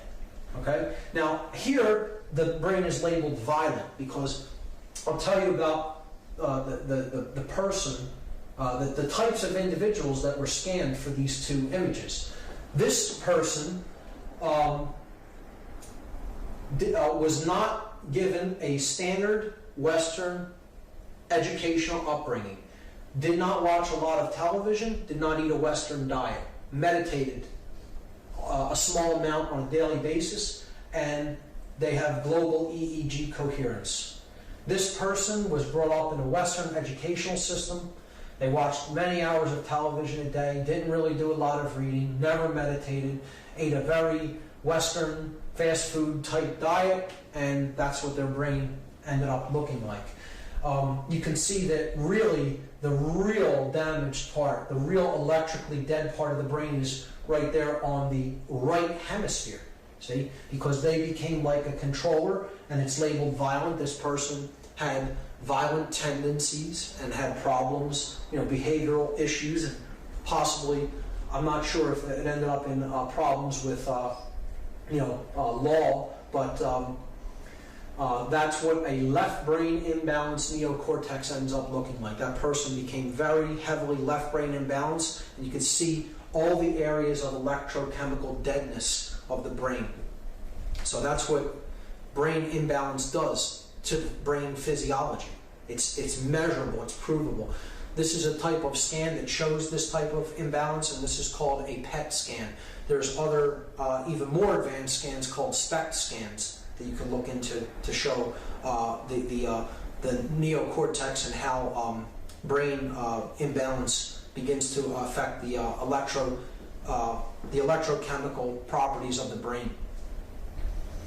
So what we're really going to look at in part 2 is how this imbalance is at work in the world and how it's ultimately creating all of the problems that we see in manifestation in the outside world. And what we're seeing is this, that consciousness is ultimately being torn apart in most people by the imbalance to the male energy. And it is the suppression of emotions, the sacred feminine, the Holy Spirit, the Divine Mother, the feminine aspect of consciousness, our emotions, that is really what is driving this. That our emotions are being so numbed, kept down, ignored, and ultimately killed. The sacred feminine is being killed in our world, and that's our emotional aspect of consciousness. And when that happens, the yang energy begins to dominate because we're out of touch with the feminine aspect of ourselves, the intuitive, compassionate side of who we are, and we're being ruled by this yang energy, the male dominator principle of energy. When in fact what we need to do is unite these and help them to come into equilibrium and exist harmoniously in all individuals. That's the ultimate goal. So this is a painting by the artist Alex Gray, a great spiritual artist. This is my favorite painting by him called Gaia. It's the last slide of part 1. And in here he brilliantly depicts what happens when we lose touch with the right brain side of ourselves. If you imagine yourself as the world tree that he's painting in this image, this would be the right brain, that would be the left brain. Okay, you're facing this way, and he shows with the total imbalance to the left brain. The world is on fire. There's pollution. There's smog in the sky. There's rivers of blood. The tree is completely sick, and it's just utter chaos. But if we get in touch with our right brain hemisphere and we unite the brain hemispheres, then we can build a world like this, of peace, nature in harmony, blue skies, sun ruling the sky. And it's just a great depiction of what going into certain modalities of consciousness through the left and right brain can bring into manifestation in the world. And that's why I think it's a great painting by a great artist, and it's a great place to end part 1. And in part 2, we will look at what happens when this type of brain imbalance comes into fruition in our world, and that's exactly what has happened. And we'll talk about the forces that are driving that imbalance, that left brain imbalance, and ultimately holding the consciousness of this planet where it currently is, because they benefit from it being held there. And we'll talk about what those forces are, and we'll talk about how they operate to accomplish this imbalance within consciousness. That's the end of part 1. Be back for part 2. Thank you.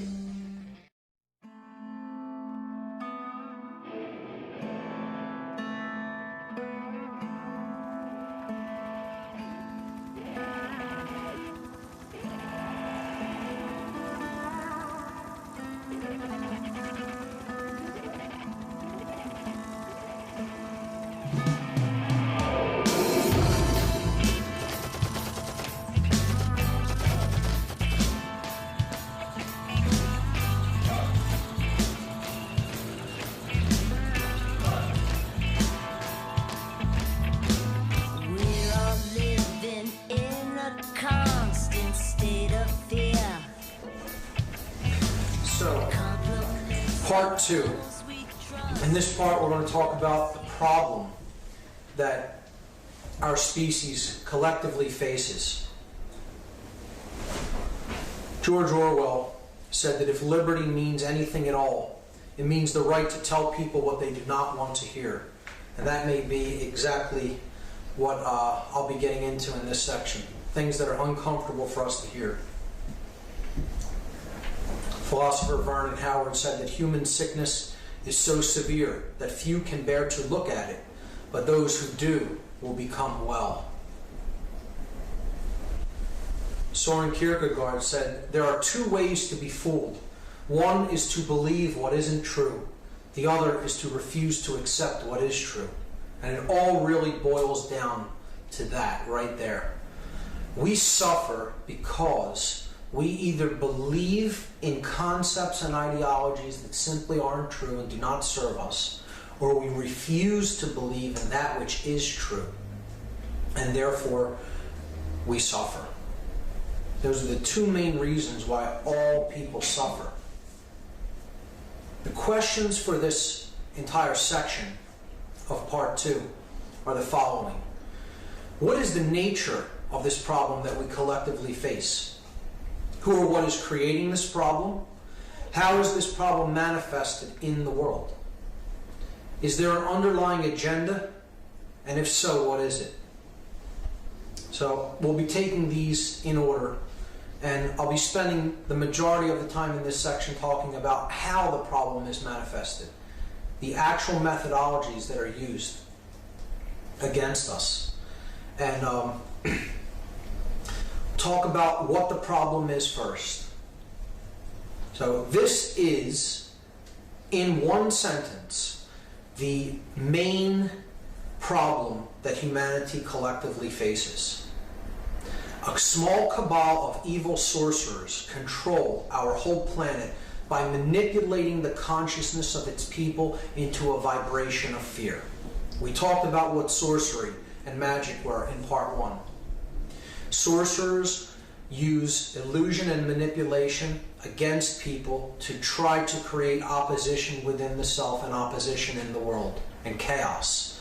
So there's a group of these people who understand how consciousness works, and they're using that knowledge against the bulk of humanity to control their consciousness by controlling the mind, and they're manipulating their consciousness into a vibrational energy of fear. With that, only chaos and evil can be created outwardly into the world. So that's the root problem that we all face. That's what's actually occurring here. That's what we're falling victim to. Many have seen this image, the pyramid of manipulation, the hierarchical and compartmentalized structure through which those in the know, those who have the knowledge of how human consciousness works and are using it as a weapon against the masses, how they run this top-down pyramid scheme.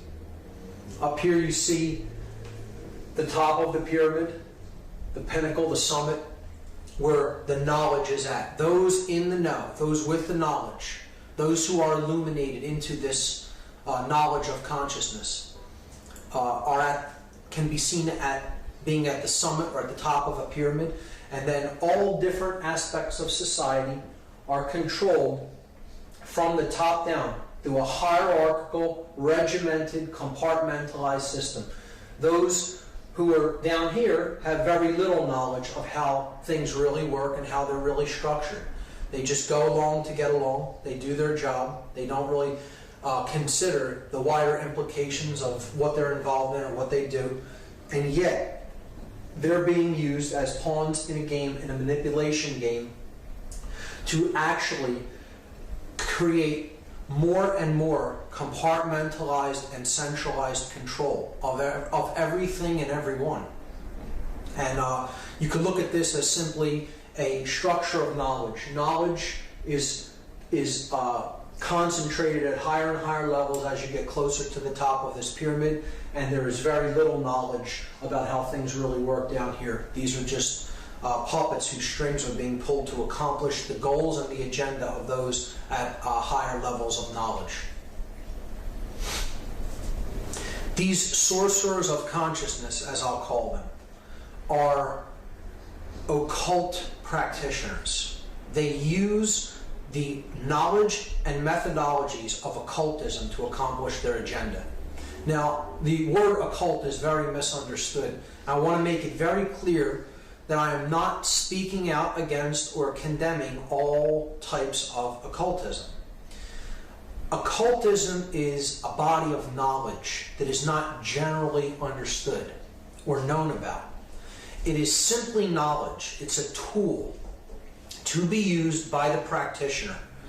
And what we need to understand is just because it's occult does not mean that it is evil. It is simply information about how consciousness works, about how we work. And it is known by some and not known by others. So as a tool, you could look at it like any other tool. For example, a hammer. You would not consider a hammer as good or evil. A hammer simply is a hammer. It is a tool. It is what the wielder of the tool does with it that makes it good or evil, that makes it being used for good or evil. So I could take a hammer and I could go out onto the street and strike the first person, bystander, on the street that I see and kill them, which would be a completely sadistic, evil act. That doesn't make the hammer evil. That makes my intent for wielding the hammer evil. I could take that same hammer and go and use it to build a shelter for a homeless individual, and I would have put an act of goodness forward into the world. So it isn't the tool itself, that's good or evil. It's the consciousness of the individual that is wielding the tool. And that's what the occult is. It is simply a tool. It is a body of knowledge. And when we get into the word, you look at the word occult, it comes from the same root as the word ocular, meaning related to the eye or related to vision. And that is exactly what the word occult means. The word occult simply means hidden. That which is hidden from sight, hidden from everyday availability or sight. We cannot perceive it because it is cloaked, it is veiled. That is what occult is. All occultism simply means hidden knowledge. Researcher Judith Moriarty made this statement: the greatest conspiracies are not actually hidden. They are just fragmented into different pieces like a puzzle right before our eyes. So this conspiracy that I'll be talking about, this global hegemony of control, this global manipulation scheme, is right in our face, and we can't see it, most of us. It is just beyond the limits of ordinary perception because it is occult knowledge that most people have very little, if any, awareness of. So it's fragmented into different pieces, but it's right in front of us in plain sight, hidden in plain sight, so to speak. Woodrow Wilson described this manipulation. He said that we have come to be one of the worst ruled, one of the most completely controlled and dominated governments in the world. No longer a government of free opinion, no longer a government by the conviction and vote of the majority, but a government by the opinion and duress of small groups of dominant men. And you would think that an individual like this would understand how the government had come to be structured. This section I'm just going to lay out. I'm not going to go into great detail about how all of these groups are interconnected and related and their histories, because that information is there to be gleaned from a number of researchers who have done intricate, detailed work, made a life's work of understanding these groups and their connections. I'm simply going to lay out an overarching idea of who the hidden occult controllers of this planet are, and give you a general idea of the types of organizations that they work through. So any organization that is globalist in nature, that is working toward a world government, toward greater centralization of power, think tanks that are interconnected and working toward common worldwide goals and worldwide laws.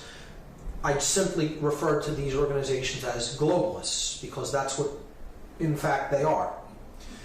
Organizations like the United Nations, the G8, G10 family of nations.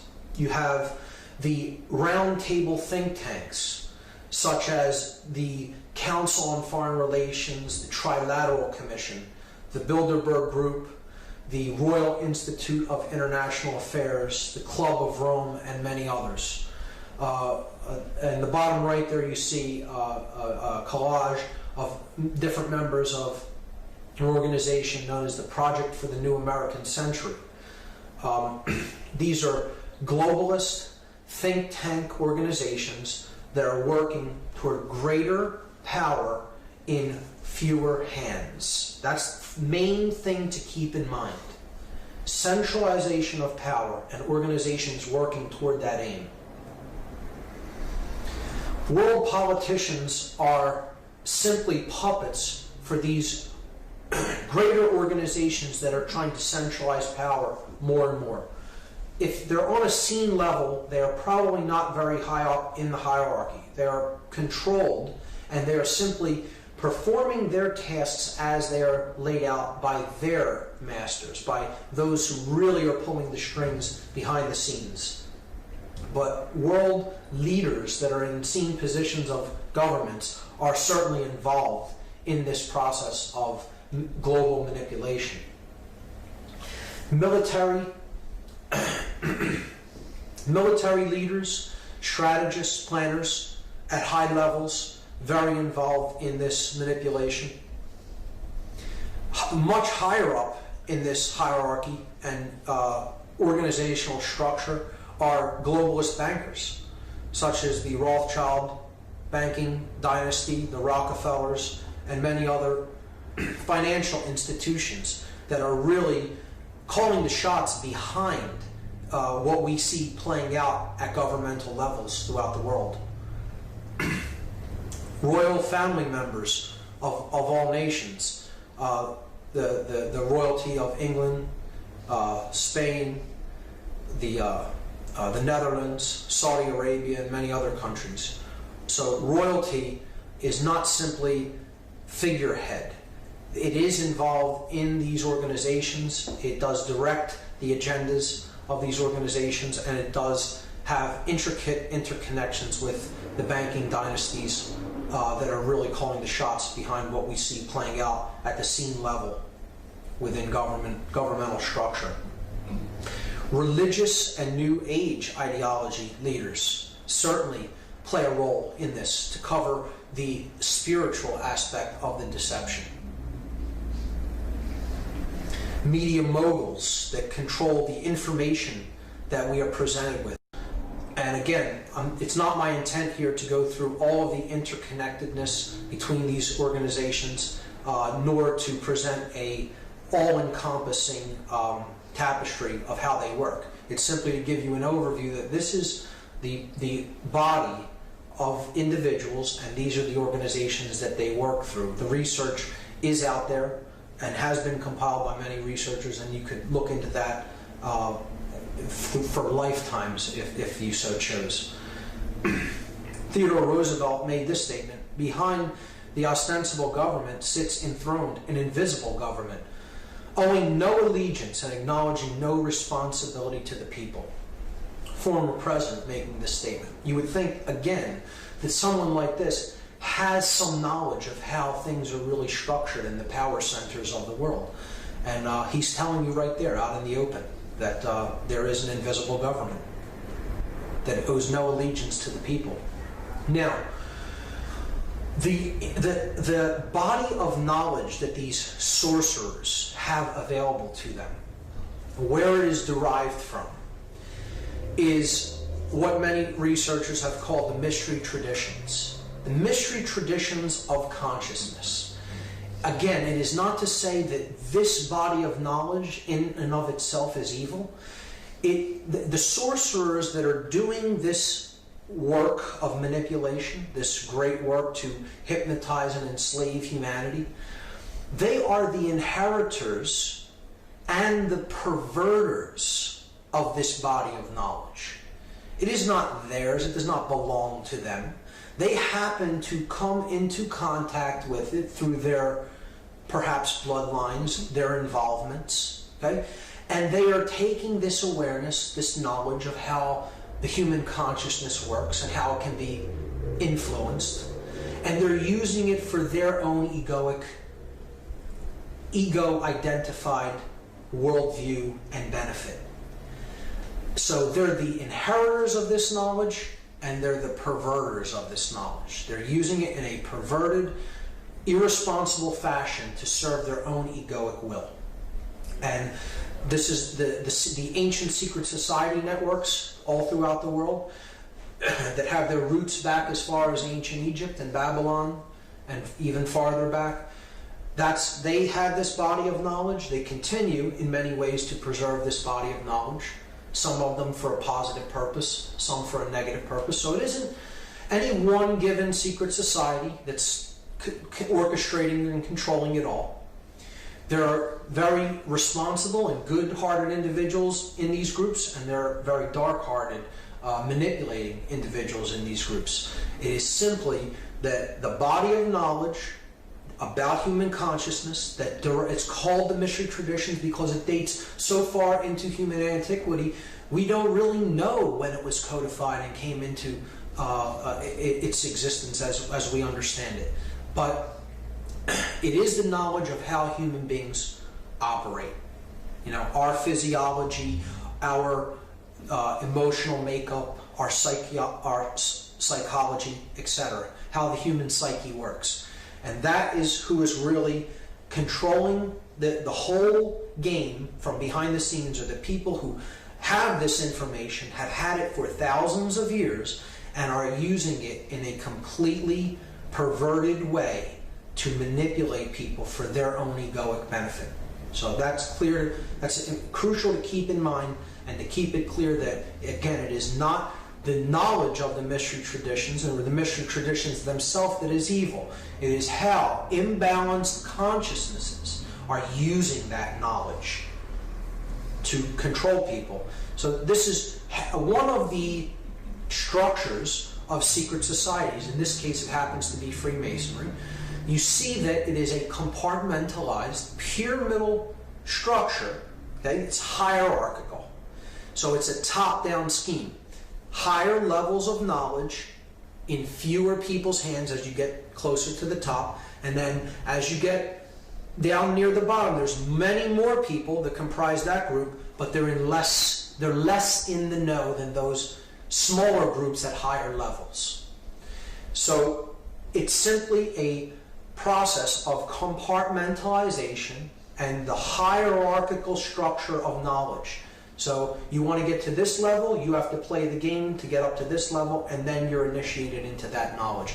And it is my contention that this is the entire reason that this knowledge has been perverted in the way that it has. This is not a democratization of knowledge. This is elitism when it comes to knowledge. This isn't giving knowledge out to everyone freely, regardless of who wishes to have it.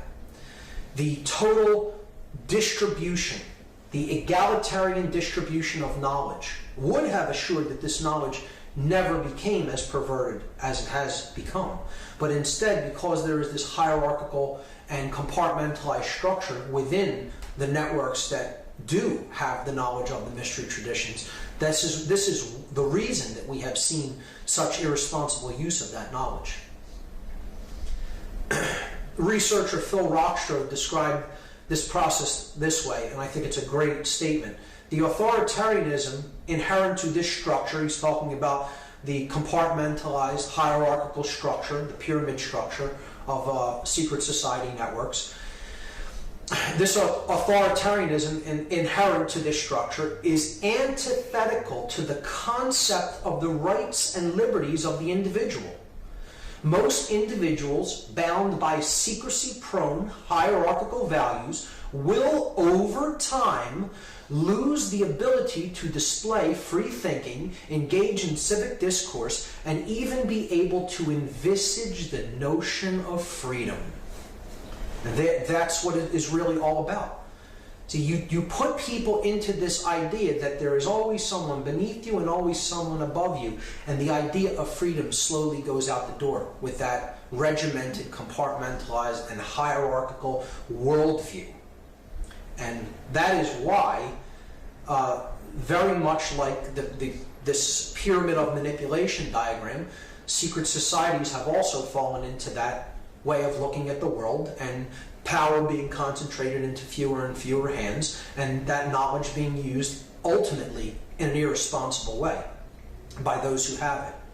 So I'm going to talk about two groups of people. I'm going to talk about the people at the bottom of this pyramid and the people at the top, but not so much those at the top. There's a level even above the top of that pyramid, which I'll briefly talk about. But I want to talk about the people at the bottom of this pyramid, those who really aren't in the know, those who really are suppressed by this manipulation that's at work.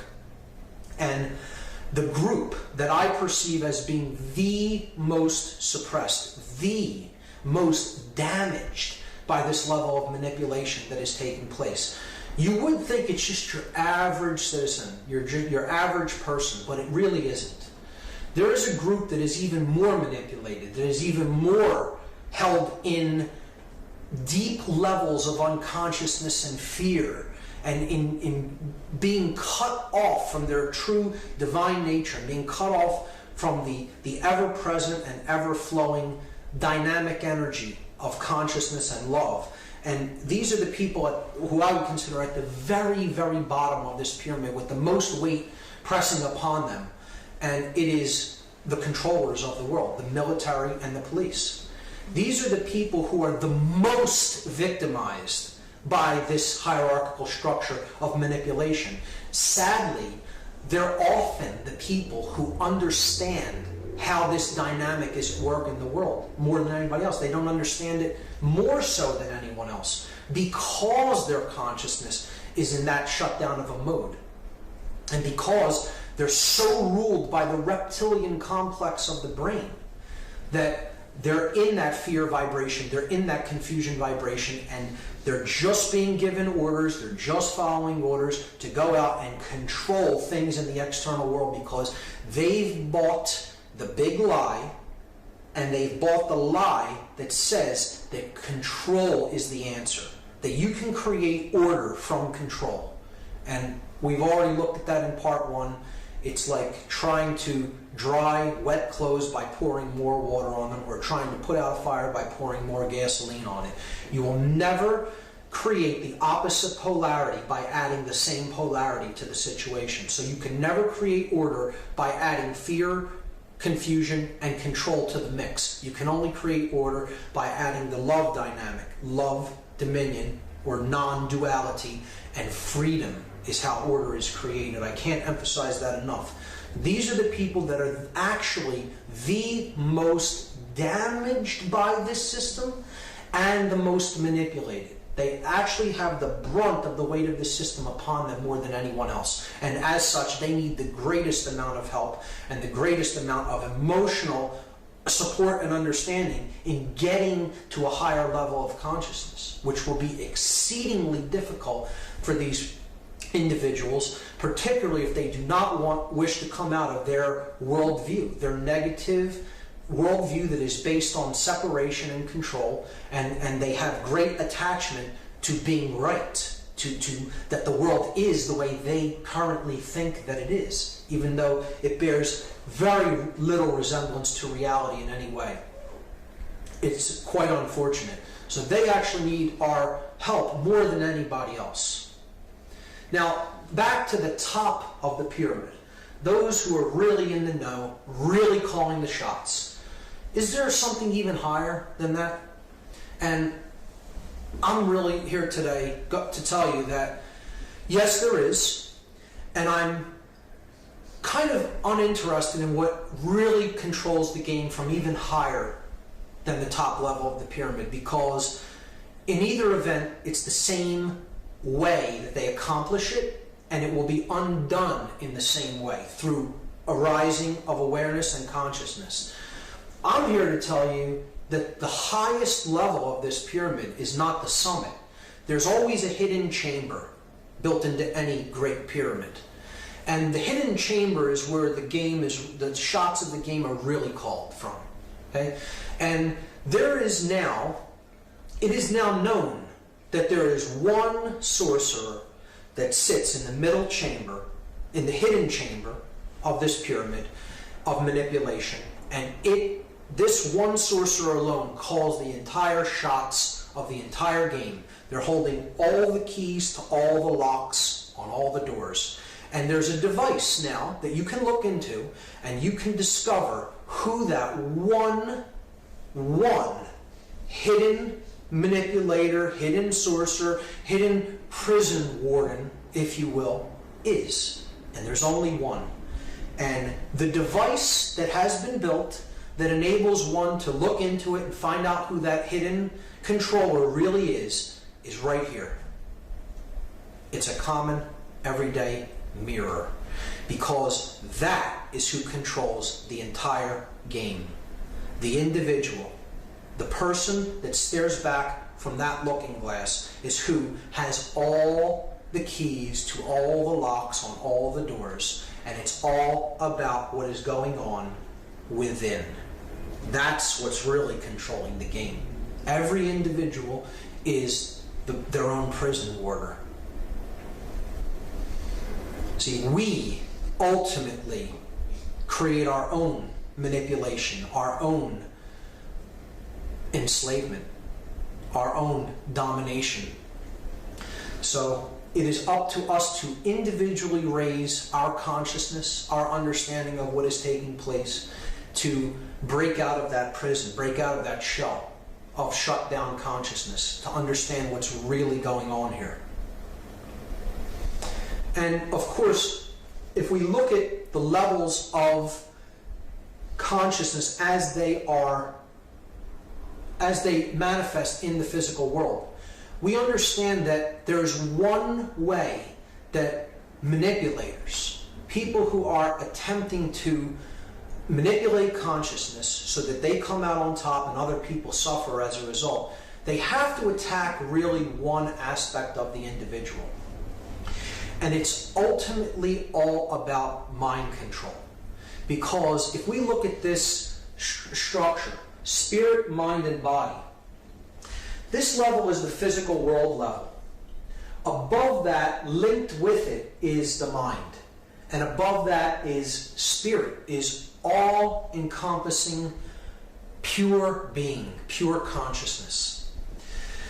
If you're going to have a true connection in your physical manifestation to the spirit, that connection is this layer, the mind layer. Okay? So if the mind is in good health, if the mind is in balance, if the mind is not under manipulation and control, there will be a powerful connection between body and spirit. If it is not in good state, if it is in disarray, if you do not understand the nature of the mind and the nature of your own psyche and psychological makeup, then it is very easy to sever this connection between body and spirit once the mind is under control, externally controlled. So you look at it this way. The body could be seen as the male principle, the blade, or the yang energy. Conversely, the spirit is the opposite aspect, the opposite essence. It is that which is not physical. It's the yin, or the feminine aspect. See, the body rises up to meet the spirit, and the spirit descends to meet the body. So they meet at this realm. This is where body and spirit meet, and they mingle in the realm of mind. So the blade and the chalice combined could be seen to represent mind, and it's a symbol that we've all seen. It's the Star of David, or the Seal of Solomon, as it has been called.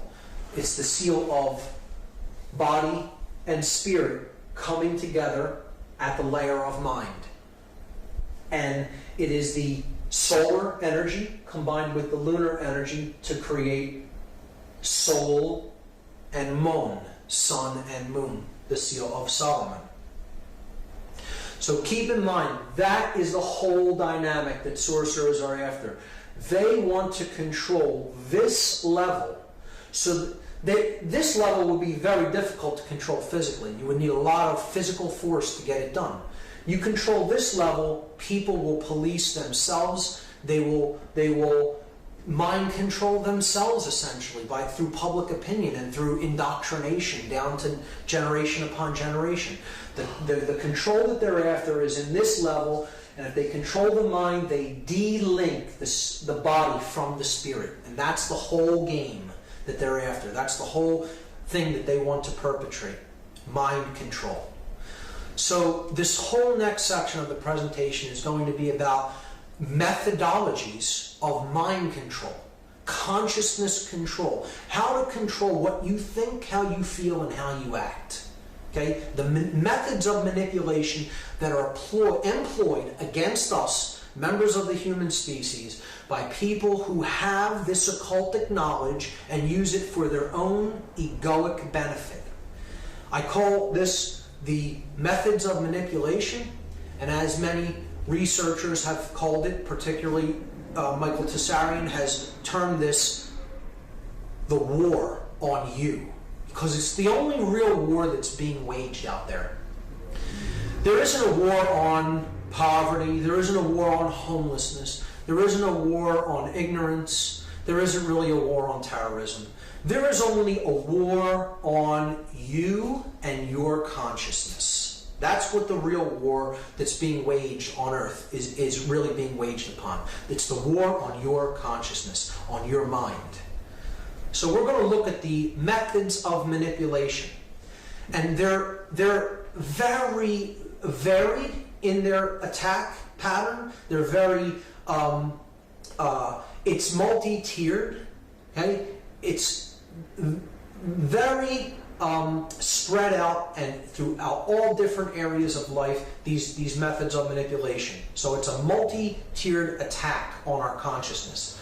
And I've chosen 14 of what I consider the most prominent methods of manipulation to go through in the presentation. And I've chosen 14 as a symbolic number, which we'll get into later and you'll understand why.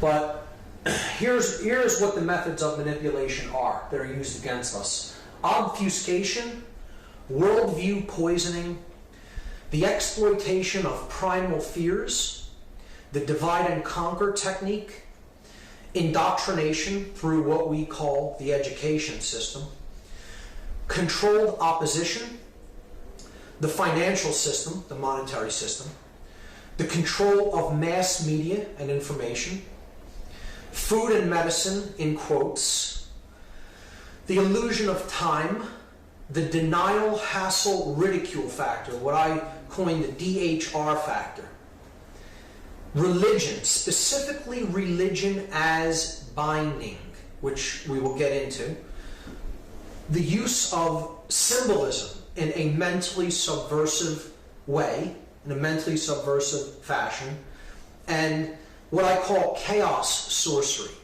what other researchers have called the problem, reaction, solution method, or the Hegelian dialectic. So I'll be taking the first 11 of them up to the DHR factor. It will be a small analysis of each one. But then for the last three, religion, symbolism, and chaos sorcery, I consider those the real heavy guns of the war, so to speak. They're the real weapons, the big three of the weapons. And I'll be taking those at length. I'll be going through those specifically. So that will take up the bulk of part 2. So I'll begin with obfuscation. This is the first method of manipulation that the mind control sorcerers use against the human population. So obfuscation kind of looks like this. You see an elaborate ornate mask here. If you saw that coming at you, you might not be so worried about it. It seems like an ornamental style. This is how something has to be packaged to us. It has to look ornate. It has to look pretty. It has to be packaged and presented to us in a nice way. But if we really saw what lays underneath, if we really saw what was truly coming at us, which is this, we would want to go in the opposite direction. So see, it always has to wear a mask. It has to be sold to us as something other than what it really is, so that people think it's something else. That's what obfuscation really is. And I'm going to just briefly go over what are the things that are obfuscated. How do they use obfuscation to control us mentally? Well, the sorcerers want to obfuscate simplicity with complexity. In fact, everything that I'll talk about in this presentation is quite simple, taken in and of itself. The tapestry may be ornate and may be a lot of information to take in, but each individual component is simple, and that is because the truth is always simple. It's always easy to understand truth. Truth never comes at us with great levels of complexity. It's always something simple and elegant, just like we find in nature. So if a controller can get you to think that discovering the truth is way too complex for you to ever look into it, they'll push you off the path because you'll say, I'm not even going to bother. It's too complex. I wouldn't possibly be able to understand it, so I'm not even going to bother to try. Okay, so that's obfuscation of simplicity with complexity. Controllers obfuscate principles with laws. Principles are based in conscience of doing the right thing because one has consciously recognized it as the right thing. Law is that which strives to create obedience based on a dynamic of fear of punishment.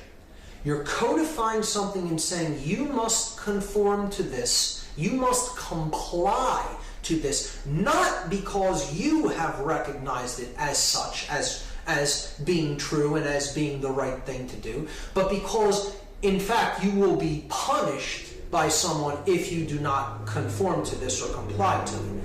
And that modality of consciousness is based in fear.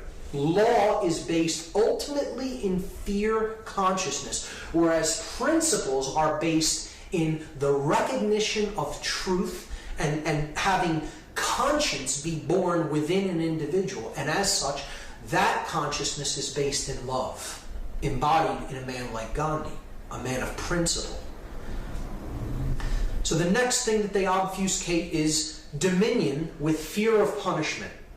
So this is a person who rules the kingdom of the self. They've activated the energy within them. They have united the male and female polarities, the yin and the yang, and they have raised their consciousness to a vibration of the solar mind, to the love energy dwelling within them. And they don't take actions because they fear the punishment if they don't do or do not take a certain action. They take an action because they themselves understand and have recognized that that action exists in harmony with natural law, with the natural order of the universe, with the truth. It resonates in truth. And that individual has made that recognition according to their own will and their own consciousness, not because they fear punishment.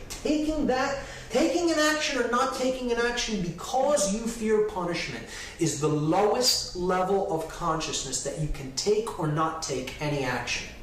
You're taking it out of a vibratory energy of fear as opposed to a level of understanding that is born in love and conscience and consciousness. So you cannot take an action based on fear of punishment and expect there to be order and peace and good things in the world. We have to make these recognitions through the raising of our own awareness that they resonate with truth and take action according to those principles. The next thing that they obfuscate is gnosis with belief. See, gnosis can be defined as an understanding that is born through direct experience of a thing. So gnosis means you don't believe that it exists. You know that it does because you have a direct experience of that thing.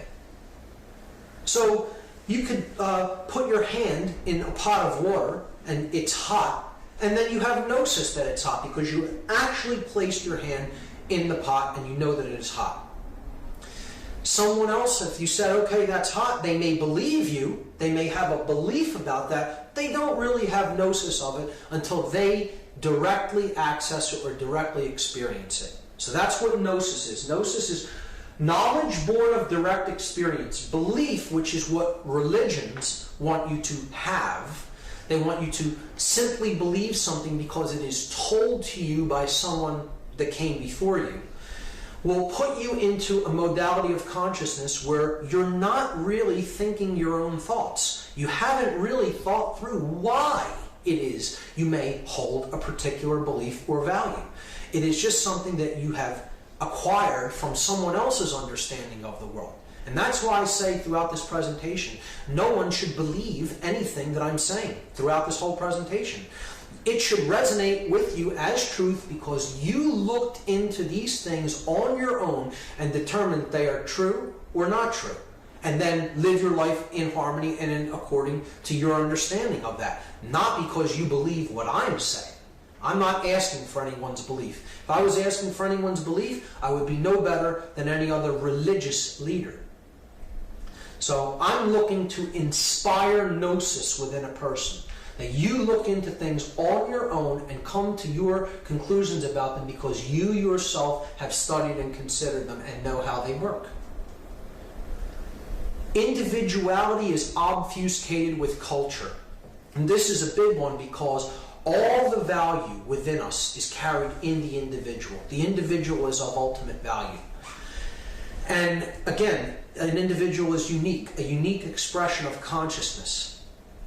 And culture, as the late Terence McKenna, one of my greatest mentors and teachers, said, culture is not your friend, folks. He was very fond of saying, you know, it's that which controls you. It's a cult, so to speak.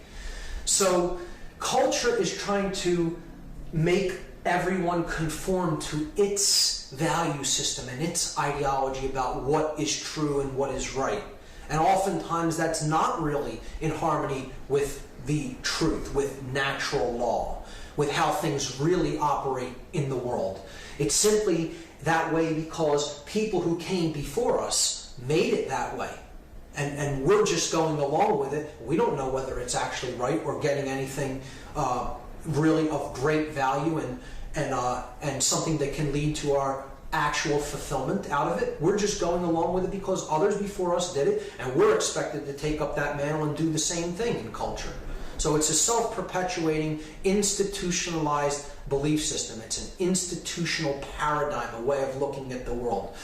And that's what they try to tell you your individual identity is. It's a member of culture. Well, that isn't what your individual identity is. The true identity of the self is pure consciousness experiencing itself in a multitude of forms, and that's where the greatest value lies, within the individual, not within a culture. They obfuscate openly, truth with lies. This is very simple. They'll just tell you black is white is black, and it's this way because we said so, because we're the arbiters of truth, and we will tell you what is right and what is wrong. We'll make it up as we go along, depending on our objectives and our aims and our goals. So the truth is what we say it is. It's not something that's out there. It's just all relative, moral relativism again. Truth is what I say it is because that's what's good for me. Well, that isn't really what truth is. Truth is actually independent of the individual, and we need to use our perceptions to get into harmony with it. The truth actually exists independent of what we think or feel about it. So that's another method of obfuscation, and this is how moral relativism works. Obfuscate the truth with lies. obfuscate good with evil. Get everybody believing that they can they'll continue to do things that really aren't good for them, but they'll end up getting something good out of it. This is the hamster in wheel syndrome. You know, I'll keep doing this and getting one result, but expect to get another result, which I can never get by doing this, but I'll continue to run around in the wheel anyway. See, they want you to believe that you can get that which is good by really doing things that are harmful ultimately, you know, and are not in harmony with nature, in harmony with natural law, in harmony with the truth. So people are really living this here. They're living that which is going to get them that, and they think it's going to get them this. And it'll never work that way. And that's what attachment is all about. Attachment to doing things one way, thinking a certain way, and you expect that somehow magically, even though it's never gotten you what you want, it's going to suddenly get you what you want one day. And unfortunately, it doesn't work that way. The next method of manipulation is worldview poisoning, as we talked about a bit in part 1. Worldview poisoning is through constant application of repeating certain phrases, repeating certain concepts, and putting ideas into people's minds, you get people to look at human nature in a certain way, as damaged, as fundamentally flawed. Even upon coming into the world, we're born in an evil state, we're born in a damaged state, in an impure state. And that isn't really what human nature is. We have to see this for what it is, a method of worldview poisoning. We don't come in evil, we are conditioned through those who have come before us and through the bad information that we take in and accept as truth. That's how we become flawed in our ways of looking at the world and of being in the world. This is what human nature really looks like. It is fundamentally good, it is fundamentally nurturing and protecting, and wants to help raise ourselves and other beings to higher levels of awareness. Another way that the worldview is attacked is by getting people to identify their value with a number or a group of possessions. So this has to do with how we view mentally our value as an individual. Do we look at ourselves as how much money we make, how much money we have in the bank, what kind of car we drive, what kind of clothes we wear, what kind of house we live in, you know? Or do we recognize that no value can be placed upon the individual because the individual is of infinite value? And the individual is an expression of infinite consciousness having an experience in the physical world. And if we look at that as our value, then we can't be brainwashed, we can't be mind controlled, because we'll recognize the spiritual nature of ourselves in others that we're around. In other words, that which is divine in me recognizes that which is divine in you, as encapsulated in the phrase namaste, or by the Mayan, in la ketch.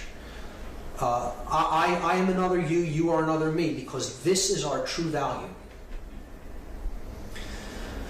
The controllers want people to think, to mentally believe that there is no such thing as change, that there is a static state. It has always been this way, it is this way now, and it will always be this way, and this is simply untrue. This is another method of worldview poisoning, another methodology to control consciousness. I'll often say to people, so much change is occurring, it's almost impossible to keep up with it. And people often respond, nothing's ever going to change, it's always going to be this way. They're a victim of this worldview poisoning, that it is impossible to create change, because they think that change has to be something that happens instantly on a global level. It doesn't work that way. The global change is happening slowly by individuals changing themselves, their own consciousness. We have to change and become the butterfly, and that's how change happens on a global scale. Okay? So change is possible.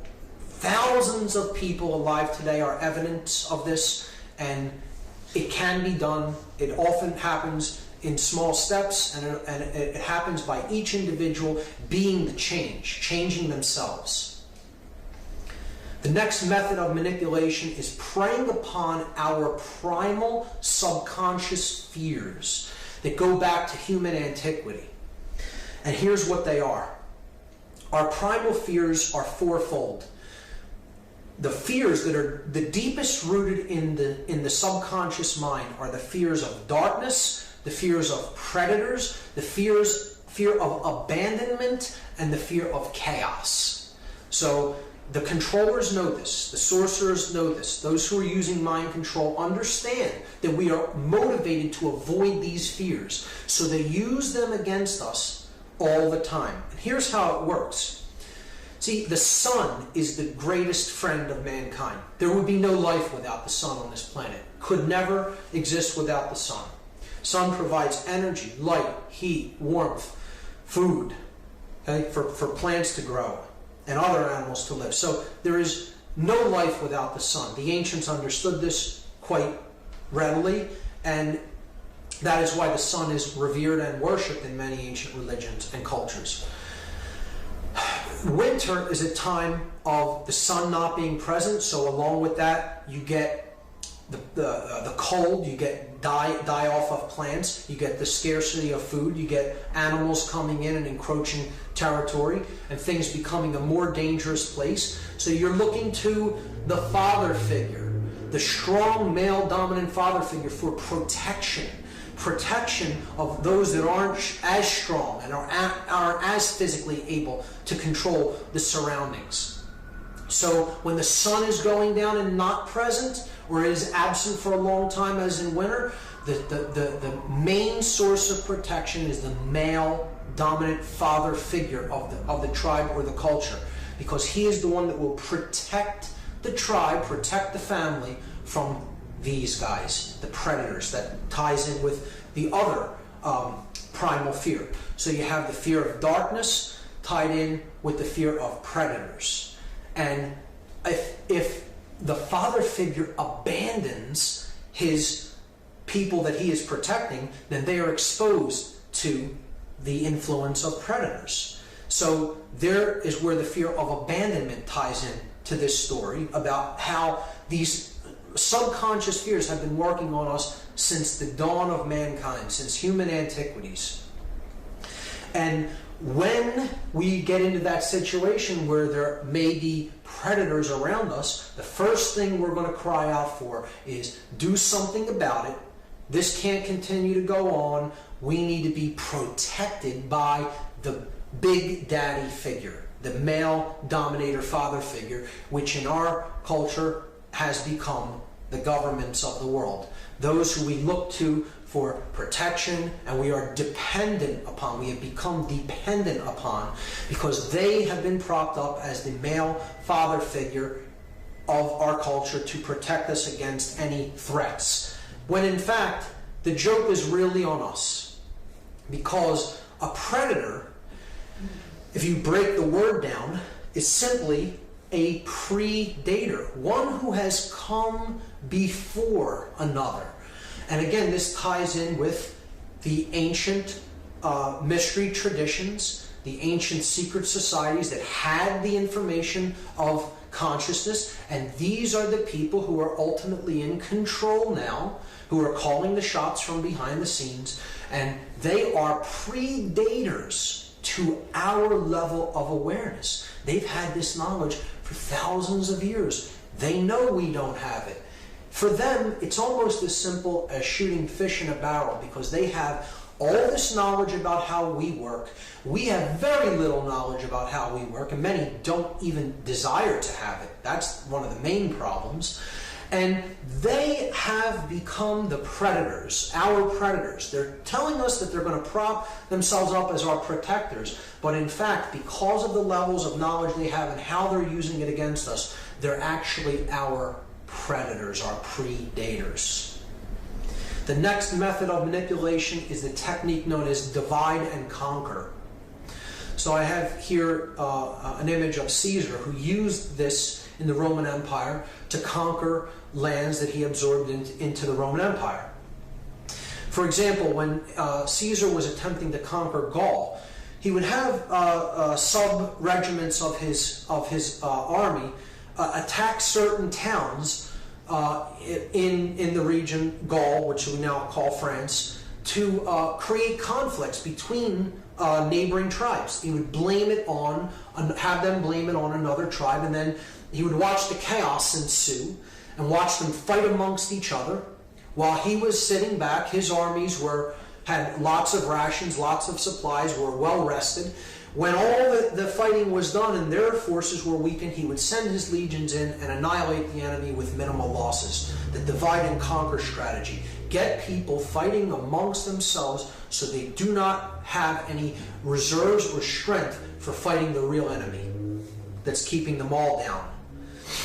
And they divide us on whatever principles they can, whatever ways we can possibly see ourselves as separate. They use the divide and conquer through sex, male and female, through race, any differences in race, region of the world, ethnicity, through age, young and old, through religion. I'm Christian, I'm Islamic, I'm Jewish. Through class, the rich and the poor. Through politics, Republican versus Democrat, conservative versus labor. You look at nationality, the United States versus Mexico, Canada versus the United States, France versus England. Any ways that you can get people to see themselves as separate, you're reinforcing this method of manipulation and mind control, because people are easier to control and dominate if they are warring amongst each other. The indoctrination system that we laughingly call education in the Western culture. Western education has become almost entirely left brain. We talked about what the imbalance in the brain does to the brain chemistry and the brain physiology. Our culture is actually a system of indoctrination toward the left brain. Reading, writing, and math. Science. The absence, largely. Most programs that get cut from school are artistic, creative programs, music, things like that. We need a whole-brained education that encapsulates and that encompasses both left and right brain for a holistic approach to balancing both brain hemispheres and having them come together in coherence. And unfortunately, that isn't what we have. We have outcome-based systems of education that are really there to dumb people down, to keep them in a half-brain state of consciousness, to teach them only 5 sense identification, and to prepare them for roles, for ego-identified roles that we call jobs, that are basically preparing people to be. This education system is designed to prepare people to be conforming, obedient workers. That is what they're trying to pump out through the scientifically crafted form of indoctrination in the West that we call education. And what I'll be talking about later is occultic symbology that is used throughout our culture. One of them is the square graduation hat, the board that is worn on top of the crown chakra. This is a highly subversive symbol because the square has always represented base consciousness. The square, in particularly Freemasonic symbology, represents base consciousness or the checkered life of mankind. Those who are wanderers between light and darkness, never really knowing which is which. So they lead the life of a pawn. And it's particularly subversive because it's a black square that represents darkness, ignorance, strife, conflict. The black square, a highly subversive symbol, and they're placing it upon graduation, upon the crown chakra, the place where the energy of consciousness is strongest in the physiology. And a highly subversive symbol representing that one has become gradually indoctrinated. They have graduated to the consciousness of the square. It's absolutely amazing that a symbol like this can be put right before people, and they think of it as something that is positive and revel in it. Yet it is actually a very subversive usage of symbolism upon the consciousness. The next method of manipulation is controlled opposition. So this is the illusion of two opposing forces fighting each other when in fact they're actually the same force. It's a flip side of the same coin. Best example of this is Democrat versus Republican. There is no difference between the two. There is only really one political party doing the agenda of the manipulators behind the scenes, the international banking dynasties and the occultic controllers that call the shots.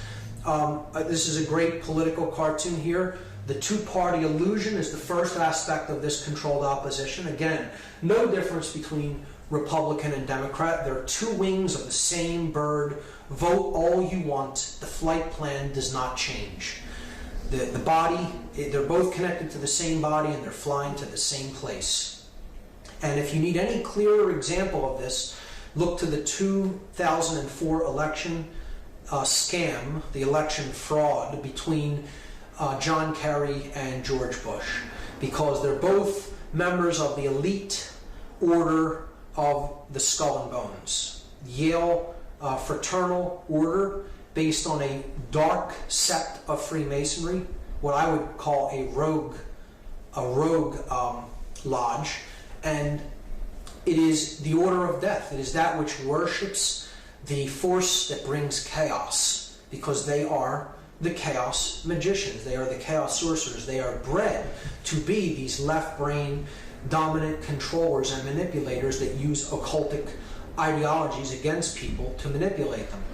And these two men are both orders of members of the same fraternal brotherhood of Yale University, the Skull&Bones. A bit about the symbology of the skull and the bones. The skull is where thought takes place. The bones, the crossbones, are what we use to perform action. But you'll notice that there is a lost mode of consciousness here. There is thought and action, but no emotion. The sacred feminine is removed from the equation because the sorcerers of consciousness are those who use their intelligence and their will to act, but have no emotion. So they are the skull and the bones. They don't care about the consequences of their actions in the external world and what their actions do to others. They're only using their egoic will, the bones, and their cleverness, the left brain consciousness, the left brain aspect of human thought with no connection to the wisdom or the nurturing or the intuition of the right brain to do whatever they want to do their egoic will. The flip side of this controlled opposition is the New Age movement. And this may somewhat upset some people who are into New Age ideologies. I don't think all New Age movement ideologies are bad or negative or shouldn't be looked into. I certainly think they should be looked into. I think meditating in the proper context is a great form of experiencing pure awareness. However, I think that the New Age movement is largely co-opted, and it is being used as something to get people never to look at the negative. To say, don't look at that, that's negative. You're being negative by saying that people are being manipulated. Speak no evil, see no evil, hear no evil. And that ideology isn't going to get you anywhere. That's not going to get you closer to the understanding of why things are the way they are. That's an ostrich with his head in the sand syndrome, as far as I'm concerned. So the New Age movement can imbalance people toward the right brain if they're not careful, and they keep going into these ideologies that says there's no such thing as anything negative. Don't look into any of the negative. It really isn't going to get us anywhere in understanding why things are the way that they are and how they got that way.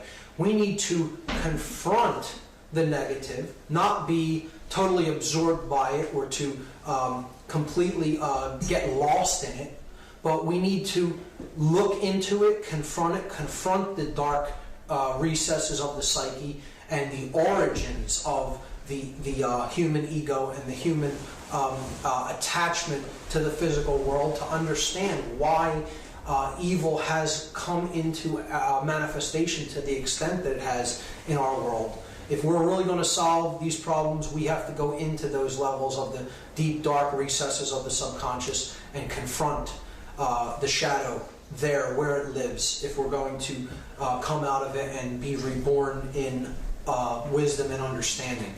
So that is controlled opposition. The next method of manipulation is one of the biggest, and it's one of the hardest to transcend and rise above because of how ingrained the belief in the financial system is in our world. So the financial system is basically a system of enslavement, and it is based on the principles of fiat currency and debt, which we will talk about.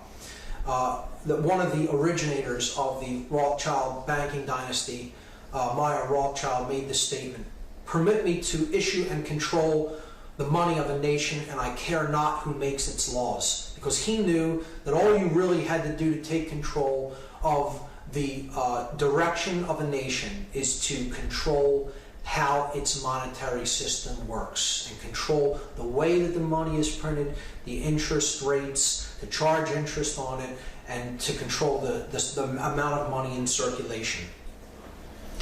And what we have in effect today as our monetary system is a system of fiat currency. Fiat is a Latin word which means "so be it, let it be."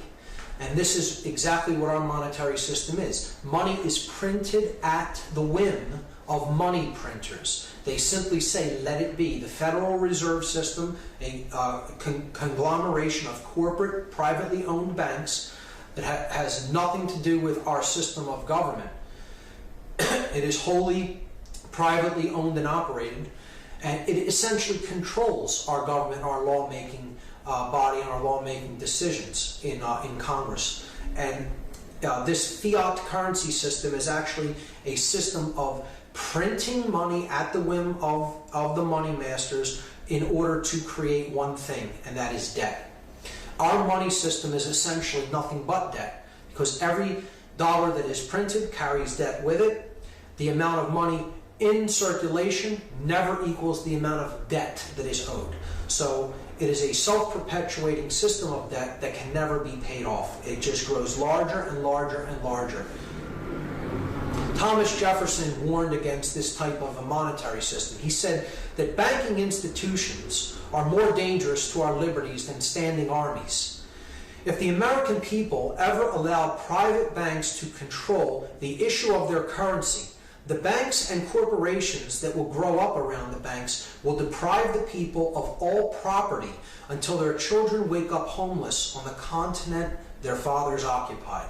He understood it perfectly. He warned us against this practice of fiat currency and giving too much power and sovereignty to corporate banking institutions.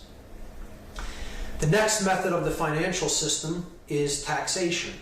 And taxation is one of the clearest forms of indentured servitude, at least it is to me, than anything else that I've ever looked at. If you're saying to someone, for whatever reason, you must give me this much of what you make, and I will determine how much of that you will give me, I can't understand how anyone can look at that and not understand that that is a form of slavery. You're saying that the product of your labor is not your own. It does not belong to you. It's essentially saying that your physical body that you use to put your labor into effect in the physical world does not belong to you, and it is owned by someone else who can tell you what you will and will not do with your earnings. So this slide should upset a great deal of people, because these 4 months are essentially the months of the year that your average middle-class American works for nothing. All of this money is given to the state. All the money you make on all of these days, January, February, March, and April, are all given to the state through various forms of taxation. Then you're taxed on what you buy as well. But the average citizen, 1/3 of their earnings are given over in taxation, and we actually still think that we are a free people. So manufactured lack is the next example of how we are controlled through the financial system. And third world nations that are controlled by these banking dynasties, they get into these situations not because they don't have the resources to feed and clothe their people. It is because their leaders have gotten into debt contracts with foreign banking institutions, and then when they squander those loans for, they go to countries that they know that they can manipulate their leaders. When those loans are squandered and they really can't pay back the interest or even the principal on those loans, they come in and say, well, we'll forgive some of this debt if you let us use your land for certain things that we want to build and ship out. And they get into shipping, growing cash crops on their land and shipping them out, exporting them to then buy and import goods into their country that really they don't really need from other countries that they could grow on their own land, and they're exporting their main resources that could be used. Those resources could be used to feed and clothe their people, and that's how lack and third world debt actually works. There's many documentaries about this that you could check into, but the world has enough resources to feed and clothe every single living being on this planet, many times over. And the idea that these nations could not feed their own people is ludicrous. The reason that this is happening is because they are extremely put under a hardship of debt to international banking institutions like the IMF and the World Bank.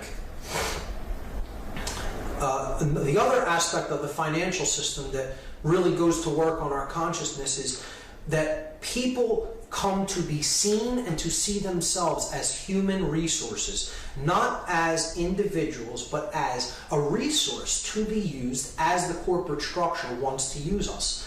To look at human beings as simply a resource is to devalue their individuality and their uniqueness and have people see themselves as a thing, as something that isn't really actually human, as an object.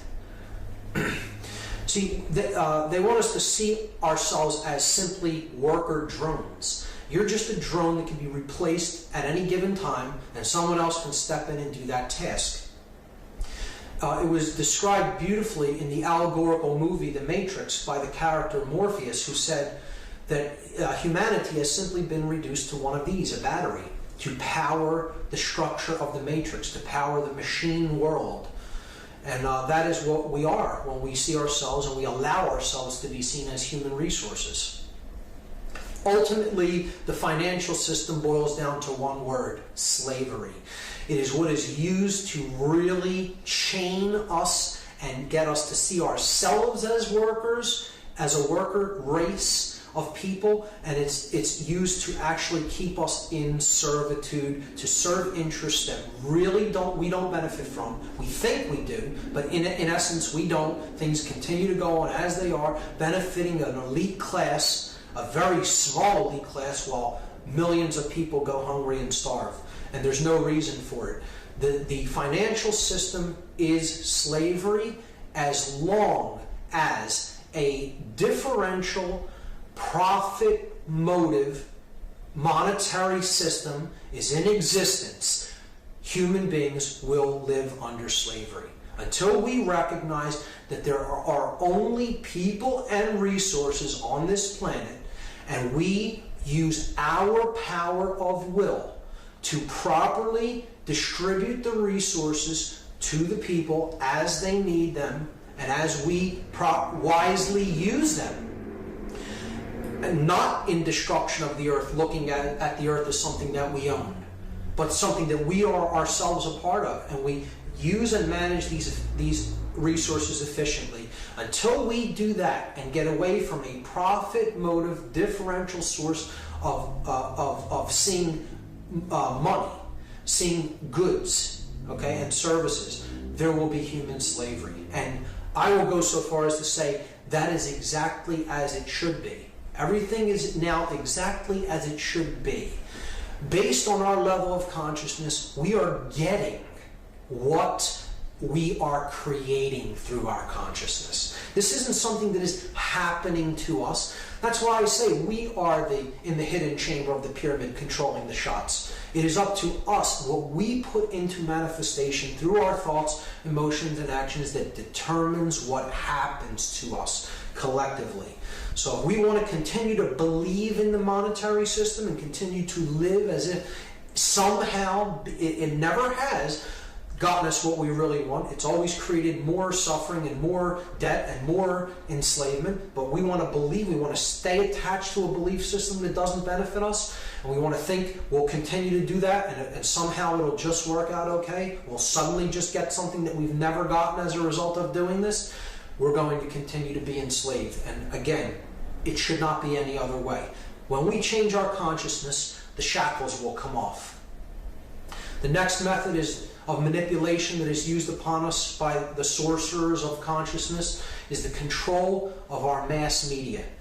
The information that we get to hear through mainstream channels on any given day, the mass media, companies like CNN, CBS, NBC, ABC, Fox News, Time, New York Times, the Washington Post, these are all tightly controlled hierarchical systems of scientifically crafted information dispersal that can be summarized under one word: propaganda.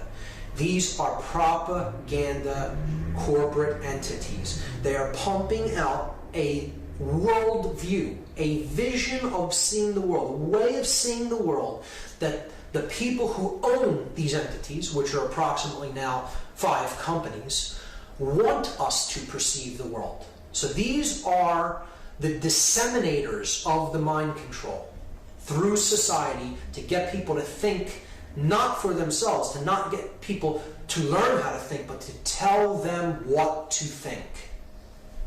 And you'll hear all forms of negativity, all forms of violence, of dog-eat-dog world, of man's hatred of other men, of rioting, of natural disasters, any kind of fear-based mentality that they can pump out into the culture through the media, they will do it, because it is all about keeping people in fear. Fear. At least that isn't happening to me. I better shut my mouth and go along and just keep my head down and just do what I'm doing. Don't think about things too much. Don't question things too much. Be glad with what you have, that it's as good as it is, because look at what's out there. Keep people in fear. Make them think it's great that I even have what I have now, because they'll never really think about how they're spiritually impoverished, morally impoverished, psychologically, mentally, and emotionally impoverished. You keep pumping the modality of fear into them. And if that isn't working even as good as you like, you have distraction, you have sports, you have celebrity celebrity worship and celebrity gossip. This isn't even news. This is pure distraction. This is dissuasion, to get people to look the other way. Get them to pay attention to something that's really utterly meaningless, so they're not really seeing what's happening to them. And being people like this in the media, on these conservative talk shows, on these they're really just pumping out a worldview that the state wants people to think. And essentially, all these talking heads really are parrots. They are parroting an official version, an official worldview, an official storyline, the movie, as the researcher David Icke calls it, to get people to see this version and this vision of the world, but never really think about it in their own terms and with their own mind. Just accept what we've told you. We're the repeaters. We got it from our higher-ups, and we're just reading it. We have news readers, yellow journalists, news readers for the state. in this country. We don't have a free press. We have a tightly controlled press that are newsreaders. They're parrots for the official state propaganda. Unfortunately, that's what we have in the mainstream media. This is changing through the alternative media, however, which I'll talk about in part 3. Adolf Hitler understood how important the control of the media was. He said, through clever and constant application of propaganda, people can be made to see paradise as hell, and also the other way around, to consider the most wretched sort of life as paradise. Because that's what the media is there for, to keep people asleep and to keep people afraid in fear consciousness, so that we are a sheep looking up to Big Daddy for protection. That's what it is designed, scientifically designed to do to the consciousness. Food and medicine is a very important method of manipulation. They're in quotes here because they're anything but foods or medicines. They're actually poisons. We're being poisoned at the level of what we take into our body through our foods. Foods are sprayed with pesticides. There are chemical fertilizers in the soils that they're grown. They're genetically modified foods that are causing all kinds of health problems and not giving us the nutrients that we need in our diet. The fast food and sugar and carb-based diet that we see in fast food chains throughout the United States, and through the chemical processed foods that are being pumped into our supermarkets. Factory farming systems too, in which animals go through absolutely incredible amounts of suffering and are treated in horrifically inhumane ways, and then we're consuming that energy. So many different aspects of food. What's coming up with Codex Alimentarius to make nutritional supplements, drugs, and then more tightly control them. Could do a whole presentation in and of itself in what is going on in our food. But the flip side of all the negative things that are taking place with what is being pumped into us through the Western diet is the unnecessary application of medications and surgery. The Western medical view of the world, that the body is simply a machine, is a horribly left-brained approach to holistic wellness, to health. And they want us to see ourselves as needing their solutions for well-being, like drugs, like pharmaceuticals. Pharmaceuticals aren't what create health. Health is created on a number of different levels through how we think, what we put into our body, what we pay attention to, how we react to stressful situations. It is not created by pharmaceuticals. These are treatment of the symptoms, not addressing the root causes of dis-ease. So the medical community simply wants to keep this going by selling us unnecessary drugs and surgery, because that is their product. They are in operation as long as they are selling us drugs and surgery. Most individuals in these jobs don't really, down deep, want to create wellness. They want people, at the highest levels, they want people sick. It's knowingly put into effect.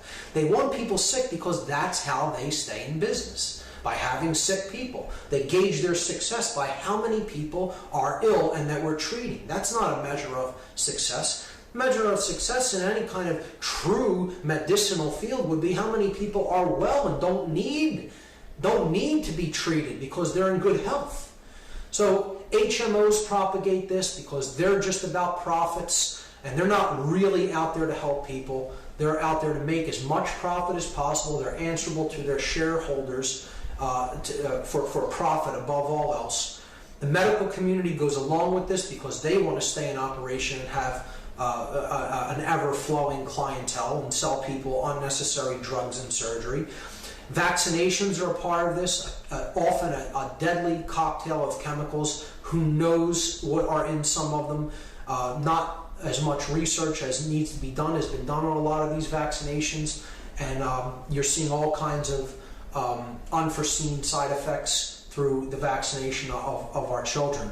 And then this brings me to the often what can be the most harmful substances that one can put into their body, the antidepressant series of drugs, SSRIs, which stands for selective serotonin reuptake inhibitors.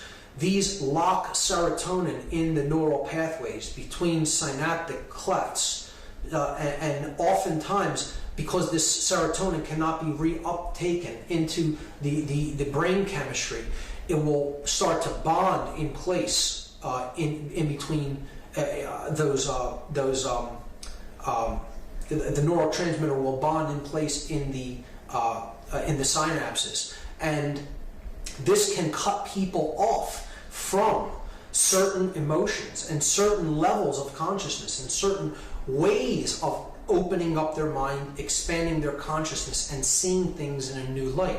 This is a scientifically engineered way of keeping people at a very specific level of consciousness and a very specific level of feeling the emotions that they're experiencing, and often not feeling them at all. Some people report that these substances make you incapable of feeling certain types of emotions, and that's why I would say they're extraordinarily dangerous to be messing with, because and they're absolutely overprescribed as well. But they're dangerous to be taking and messing with, because anything that really permanently affects serotonin levels, I would view as a dangerous compound to put into the body. We are meant to feel certain emotions because our emotions are our compass for our moral direction in life. You start to play the numbing out of emotions game, and you're heading on a very slippery path into robot consciousness, let's put it that way. So that's my take on SSRIs. I call them the demon drugs, a class of demonic compounds. Very much against their use and overprescription. The illusion of time is the next method of manipulation that the sorcerers of consciousness use against us. This is kind of a conceptual one. It's a heady one. You have to visualize this aspect. So time is a quality that we often see in physical terms. We say, I don't have enough time. I am spending time. Time flies. See, it's looking at time as a physical quantity based on physical movements of astronomical bodies. So you're quantifying time, and you're saying that it's a physical thing. This goes hand in hand with the idea that time is money. Time is value to us, and we have to acquire it, or we have to look at it in a way that is physical in nature. So this keeps the consciousness very much grounded in the physical world. It's based on physical astronomical objects. It is based on physically, endlessly repeating cycles that go over and over and over again and repeat endlessly. So it's a negative worldview way to conceptualize the notion of time. This is a great depiction of what I look at as present moment awareness, or the idea that time is actually an illusion. Because if you can get somebody time identified, they'll not take the time to look into certain events. They're wound up in the events that go on in their life, and it's an endlessly repeating cycle of events over and over and over again. Nobody dissuading from going off of the usual path of what they do on a daily basis, and they're locked in an endlessly repeating cycle. This is a depiction of the Gnostic crucifixion, where it's a symbol. This is a symbol about time, in effect. If you look at Jesus as the Savior, the light of the world, the one who is the Redeemer of consciousness, okay? Not saying that I necessarily believe in the man Jesus in that realm. We're looking at this as a symbol. He is crucified at Golgotha, a Greek word which means the place of the skull. So the light of the world, the awakened consciousness, the savior of the world, our consciousness that is born in the prefrontal neocortex of the brain, that the third eye, so to speak, the light, right, is crucified. He's put to death at the place of the skull. This means that the light of the world can be put to death in the mind through psychologically being identified with time. So psychological time is represented by the two thieves that the light of the world is crucified among. This is the thief of the past. He robs from the present moment awareness. What is happening now? What we're experiencing now at this moment. The present moment. The gift moment. This thief is the future. He also robs from the present moment. So if you can keep people's consciousness identified with time, they are always either in regret over the past or in anxiety over the future. They're never really rooted or grounded in the present moment, the gift of consciousness, the light of the world, understanding what's going on within you now and around you at any given time. True present moment awareness. We'll talk about that more in part 3. The last method of manipulation before I get to the big 3 is the denial, hassle, and ridicule factor. So this is threefold. The first one is denial. Again, the ostrich with his head in the sand. Don't look at these things. They're all negative. Why would you bother spending your time analyzing the negativity that's going on? Well, because if you don't understand the problem, you're not going to make an accurate diagnosis. You need to look at the negative so you can make a diagnosis. Dia in Latin means, or in Greek means through, and gnosis means knowledge. A diagnosis happens through knowledge. And if it means looking at the negative, what's the underlying cause of the symptom you're experiencing, you need to do it. You cannot continue to exist in denial that these things are taking place. This is a serious psychological condition known as cognitive dissonance. It's simply seeing with your own eyes the negativity that's going on in the world and yet still saying it isn't that way.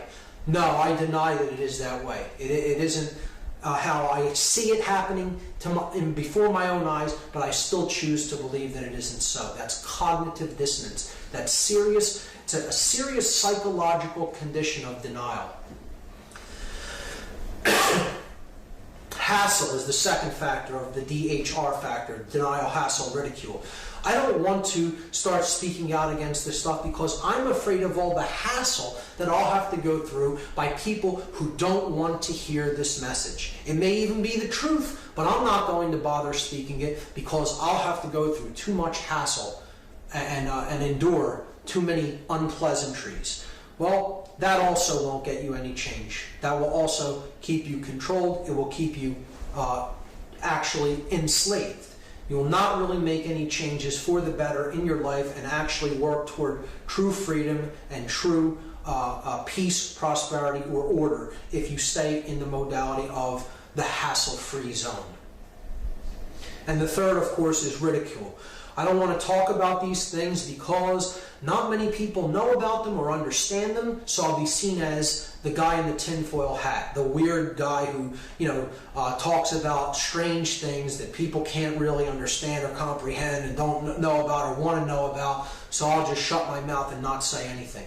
And this is another way that we police ourselves. These methods are how the sheep become the sheepdog and police themselves. Denial, hassle, ridicule. We fall prey to these. We're not really working toward true change. We're not really working toward true freedom. So now I'll start to discuss the big 3 heavy guns of manipulation. And the last part of this part 1, part A of the problem, part 2, okay, is religion. And the second half of part 2, the problem, will pick up with the subversive use of symbolism, and then we'll go into the last and potentially the biggest method of manipulation, chaos sorcery. But we'll look into religion now, and it is one of the big three methods of manipulation, and it is essentially, all religions are essentially one thing in disguise. They're presented to us as essentially different ideologies, and they all do have a core of truth to them that is very well hidden, it's very well concealed, it's there. You have to go through a lot to get to it. But religion in and of itself is technically a disguise for something. And I look at it as a binding, as a magical binding, which we'll see. Thomas Paine, who is one of my personal greatest philosophical influences, one of the people who is really one of the core philosophers of the American Revolution and the principles that founded this country about freedom and about sovereignty. He made this statement regarding religion, which I personally resonate with and have for many, many years. I do not believe in the creed professed by the Jewish church, by the Roman church, by the Greek church, by the Turkish church, by the Protestant church, nor by any church that I know of. My own mind is my own church. All national institution of churches, whether Jewish, Christian, or Turkish, appear to me no other than human inventions set up to terrify and enslave mankind and monopolize power and profit. That is what organized religion is really about. It is a methodology of control, specifically mind control, through fear. Through fear of the unknown, through fear of the unexplained aspects of ourselves, of how we are actually connected to divinity. And we need no priest to experience that. We must become our own priests, our own shamans, if you will, to experience the divine within us. And Thomas Paine's quote there perfectly encapsulates how I feel about religion in general. And moreover, it's because I understand the word religion and what it really means. The word religion is from the Latin religare, and religare means to tie back, to hold back, or to bind fast. It does not mean to reconnect, as many individuals will translate the word religion. If you look up the word religare, which is where the word religion is derived, it means to tie by binding. That is what the word actually means. If you know how to connotatively translate Latin and you know the true etymology of words, religion means binding, or to hold back by tying. And what is it binding? What is binding? Yeah. Here, to prove the point, in a Latin dictionary, I look up the verb religare, and it says to tie out of the way, to bind fast, or to moor. I'll be presenting a couple of these, dictionary lookups just to prove the actual etymology of the word, so someone doesn't have to take my word for it. So religion is binding, but what is binding? What is binding in actual magical practice, in occult circles, in occult parlance? What does binding mean? Well, binding is a magical term, and it is descriptive of a class of spells intended to thwart or hold back the progress of an opposing force or practitioner. So that's what binding is, to thwart or hold back, to tie out of the way. That's what religion is, a binding. So what is it trying to bind? If it's binding something, what is it binding? Well, I call this the dartboard of truth. Okay? This is the religious traditions of the world around the outside. Inside, in the inner circle, you have the mystical traditions, but then there's the core of truth. That's what all religions ultimately share. But it's also what the exoteric aspect of the religion is trying to hold you back from. That's what it's binding. Religion is saying this shell out here is what the truth is. It's saying, don't look here and certainly don't look here.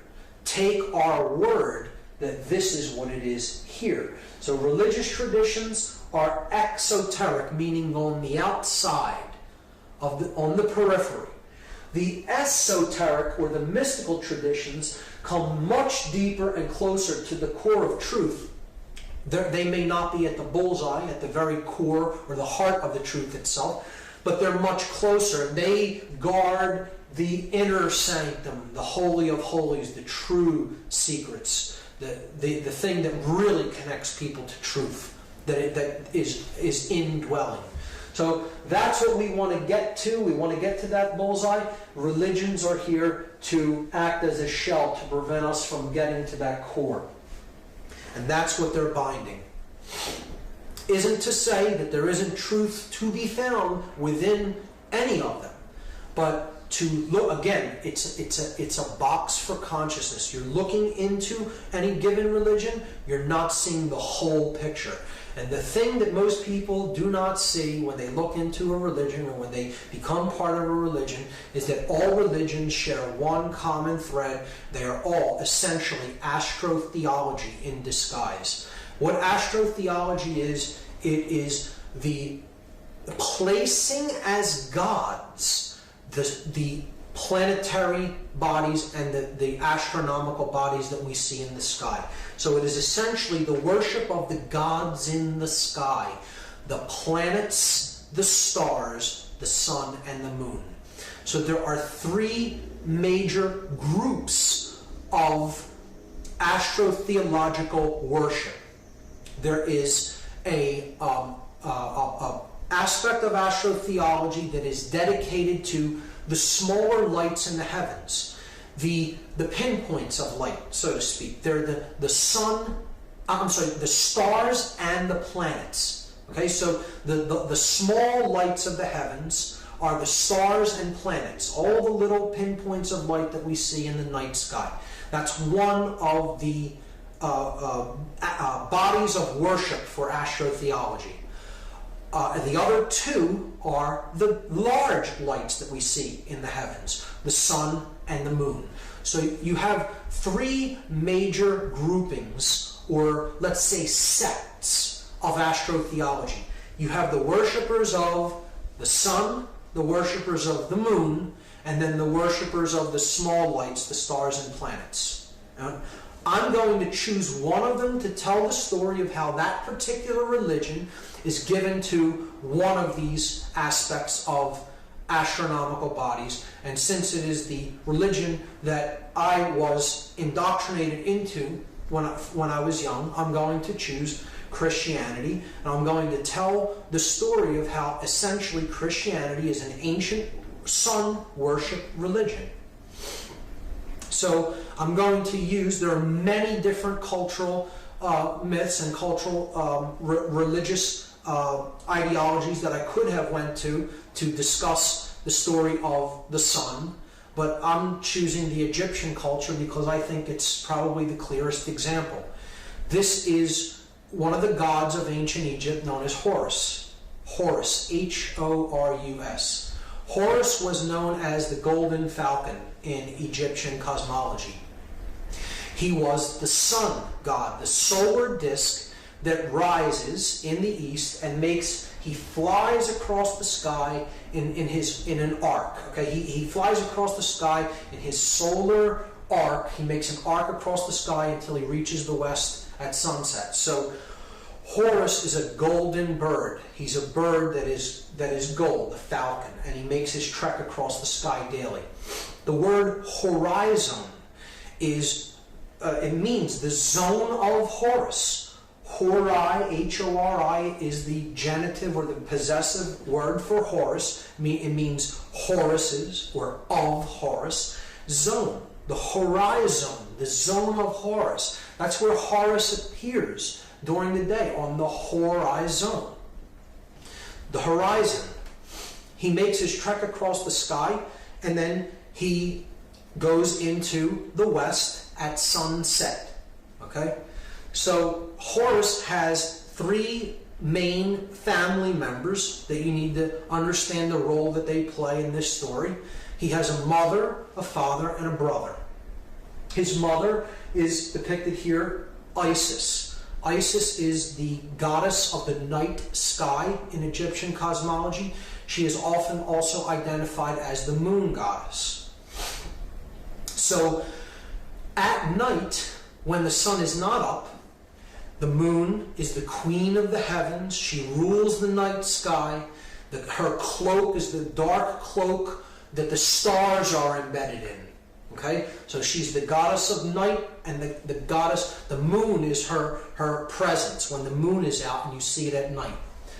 So this dark, feminine moon goddess that also represents the cloak, the black cloak of the night sky with all the stars embedded in it, each day gives birth to the rising sun. She gives birth to God's son, the sun that is owned by the God of the heavens, Osiris, the Father God, the Creator God. Horus is the son of Osiris. He is the Creator God's son. Here you see the solar disk above his head, and the Divine Mother, Isis, gives birth each day to the solar God when the sun is born of the night sky. Horus is depicted right here. He is touching Osiris on his right temple. His dark brother, Set, depicted right here, okay, is touching Osiris in this picture on his left temple. This is the idea of conscience. This is the idea that Horus is the right mind. He is the connection to the right brain. See, he's touching Osiris on his right side of the brain hemisphere. So this is moral action. He's the male principle that's born of the feminine principle of emotions, right? This is the goddess of emotion, the feminine goddess, the Holy Spirit, our emotions. And our emotions are what give birth to proper moral action. So he is the light of the sky. He's touching the right brain, right? On the left, you have the god of darkness. He's known as Set in the Egyptian pantheon of gods, in Egyptian cosmology. Set is the one who comes at night when the sun is setting. This is where we get the word set, the sun set from. And he conquers the light. He conquers Horus, and darkness prevails. So this is one who is in ignorance, if one is in worship of Set. This is the dark god. It's associated with darkness, ignorance, and the light going out. And look, he's touching the left brain, which tells you if you're too left brain, your actions are not in moral rightness. You're not in the light, you're in the darkness, where the light is put to death. So this is like the concept of the devil on one shoulder and the angel on the other shoulder of conscience. One's whispering in your ear to do the wrong thing, one's whispering in your ear to do the right thing. And Horus was known as, he's a god of uprightness, of righteousness, the savior of the world, the god of light, the solar disk. And Set is the god of darkness that conquers the light. So you see here the Trinity. Osiris is our thoughts. Isis, our emotions. And Horus and Set, our actions. One is born of moral uprightness, and one is a god of darkness and ignorance. It's a beautiful moral symbolic analogy, if we take it as an expression of consciousness symbolically and not as physical gods in the sky. So here we see another statue from ancient Egypt of Osiris, the middle pillar, our thoughts, and then you have Horus, the male principle of action, alongside Isis, the feminine lunar goddess of emotion. Here you have again the yang principle, the yin principle, and the mixture between the two. The coming together of the male and the female. Or thought, emotion, and action coming together as one. So here on the left we see Horus as the child with his mother Isis, and on the right we see the comparable image of Mary with the Madonna with the child of Jesus. Now there's a couple of reasons why they are a virgin goddess, and they give birth to a male child that is not born of a male sexual union with a male. The reason for that is Isis represents the intuitive brain. She represents the midbrain, where conscience and intuition come from. When one conquers the reptile brain and is getting in touch with the right brain of conscience and intuition, one has conquered the father, the controller part of the brain, the oldest part of the brain, the reptile brain, and it is a virgin birth. The feminine limbic brain is giving birth to the neocortex, the divine male child of proper moral action into the world. So it's a virgin birth. We're going to see how even that idea is covered over by astro-theological ideas, and it's just looked at as that's the place where the sun is born in the zodiac, which we'll get into. And look at these images of Mary, depicted as the queen of heaven with her crown on in each example. She is the moon goddess. She wears the dark cloak with the stars embedded in it. The cloak of the night sky with the stars. And in each example, here in this example, you actually see the crescent moon at her feet. She is the lunar goddess. And in each example, she is giving birth to the child of enlightenment, the moral solar principle of proper moral action. Here you see Jesus depicted as laying on hay, which is actually the radiant rays of the sun. Here you see him coming out from beneath the cloak of the heavens, being born, the night sky bearing the solar male child during the day. And here you see from her cloak, here is the sacred heart of Jesus being born in the flames of the sun. So in every example, you're seeing the Queen of Heaven, the night sky, the lunar goddess, giving birth to the child of moral action, the sun. Now, to understand how the story of consciousness, which is Christianity, there is a real religion of Christianity underneath the astro-theological trappings of it that it is wrapped in to sell as a binding. And that's it. It is the story of how proper moral action is given birth to in the world. It's a virgin birth because the R complex has been conquered. The limbic brain is our intuitive brain that governs our emotions, and we feel those emotions, and so it helps to give birth to the properly balanced neocortex, the savior of the world. So, to understand the story as an astro-theological metaphor, we have to understand two basic concepts in astronomy that aren't too complicated. One is what creates the seasons of the year, and the other is what is the precession of the equinoxes. So I'll take the first one, what creates our seasons. Our seasons are created simply because of the tilt of the Earth in relation to the plane that it orbits our sun in. That's all.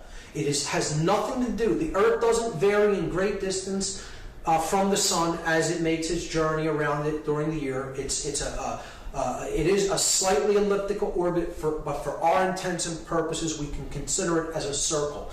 So it has nothing to do with distance from the sun. It is simply the tilt of the Earth on its own axis of rotation. That's the only thing that really creates our seasons. So let's look at this. Here the sun is at I'll start at the autumn equinox. The autumn equinox, the sun is directly at the equator of the earth. Okay, so see that angle that the sun is making with the equator of the earth? It's right at the equator, right at that point. Okay, so the sun is right at the equator, 0 degree, no angle. If you went to the equator and looked straight out, at that day, the sun is right at the equator. It's not in the northern hemisphere, it's not in the southern hemisphere. As the earth makes its journey around the sun, later in the year, it arrives at the winter solstice. And you see that the tilt of the earth doesn't change as it goes around this plane of its orbit. Here, it's making a different angle with respect to the sun. So look at where the sun is striking the earth at. It's striking the earth in the southern hemisphere. Here's the equator, here's the northern hemisphere, here's the southern hemisphere. So the angle that it's making is toward the southern hemisphere. So the sun started here and now it went down to here. So now, at this point, the winter solstice, the sun is now at a 23.5 degree south angle. The next time of the year is the spring equinox, and the sun has now moved from its southerly position and it's gone back to the equator. So it is back at a 0 degree mark with relationship to the sun. Then we go toward the spring season and to the summer solstice, the beginning of summer. So at this point, we see here's the equator of the earth, here is the sun, and here's the angle that it's striking the earth at. And we see that now it's in the northern hemisphere. It's striking the earth at a 23.5 degree north angle. So now the northern hemisphere is favored by the sun during the season, and that's why it's the beginning of summer for us. When the southern hemisphere is favored by the sun here, that's summer in the southern hemisphere and winter in the northern hemisphere. Okay? So that is what creates the seasons. The tilt of the earth with respect to its plane of orbit around the sun. And essentially we can look at this a different way. We can just look at it as, here's where the angle with the sun starts. If I am the earth and the sun is directly out from the equator, this is the autumn equinox. Okay? At the winter solstice, it goes down by 23.5 degrees. Spring equinox, it comes back up. Summer solstice. Autumn equinox, winter solstice, spring equinox, summer solstice. And this process just keeps repeating like a sine wave as the seasons go on. It's just up and down, okay? It's like a pendulum movement. So the next concept in astronomy to understand is the precession of the equinoxes. There is another reference frame of motion at work, which I won't get into the full mechanics of, but you just need to know that the background of stars behind the solar path, the constellations that make up the zodiac, they're in what's called the solar ecliptic path. They slowly go backwards throughout a very long period of time. They slowly precess counterclockwise. Okay, so at the spring equinox, okay, the constellation that the sun is in at the spring equinox over a very long period of time begins to shift, and a new constellation comes in, and it is behind the sun at the spring equinox. And this keeps going until it makes one complete revolution through the zodiac. So the frame of reference of what the Earth is, the pole of the Earth is pointing to, actually makes a full circle in the sky, It is not because the Earth itself is wobbling on its axis, but I will not get into what really causes that reference frame. But over a long period of time, approximately 25,000 years, a complete circle is made, and at the spring equinox, every constellation has been gone through until you come back to the first one. So that's called the precession of the equinoxes. So just keep that in mind. You don't need to fully understand that right now, just keep it in mind. So this is the story that the ancients told about the sun on the wheel of the zodiac. This is the zodiac.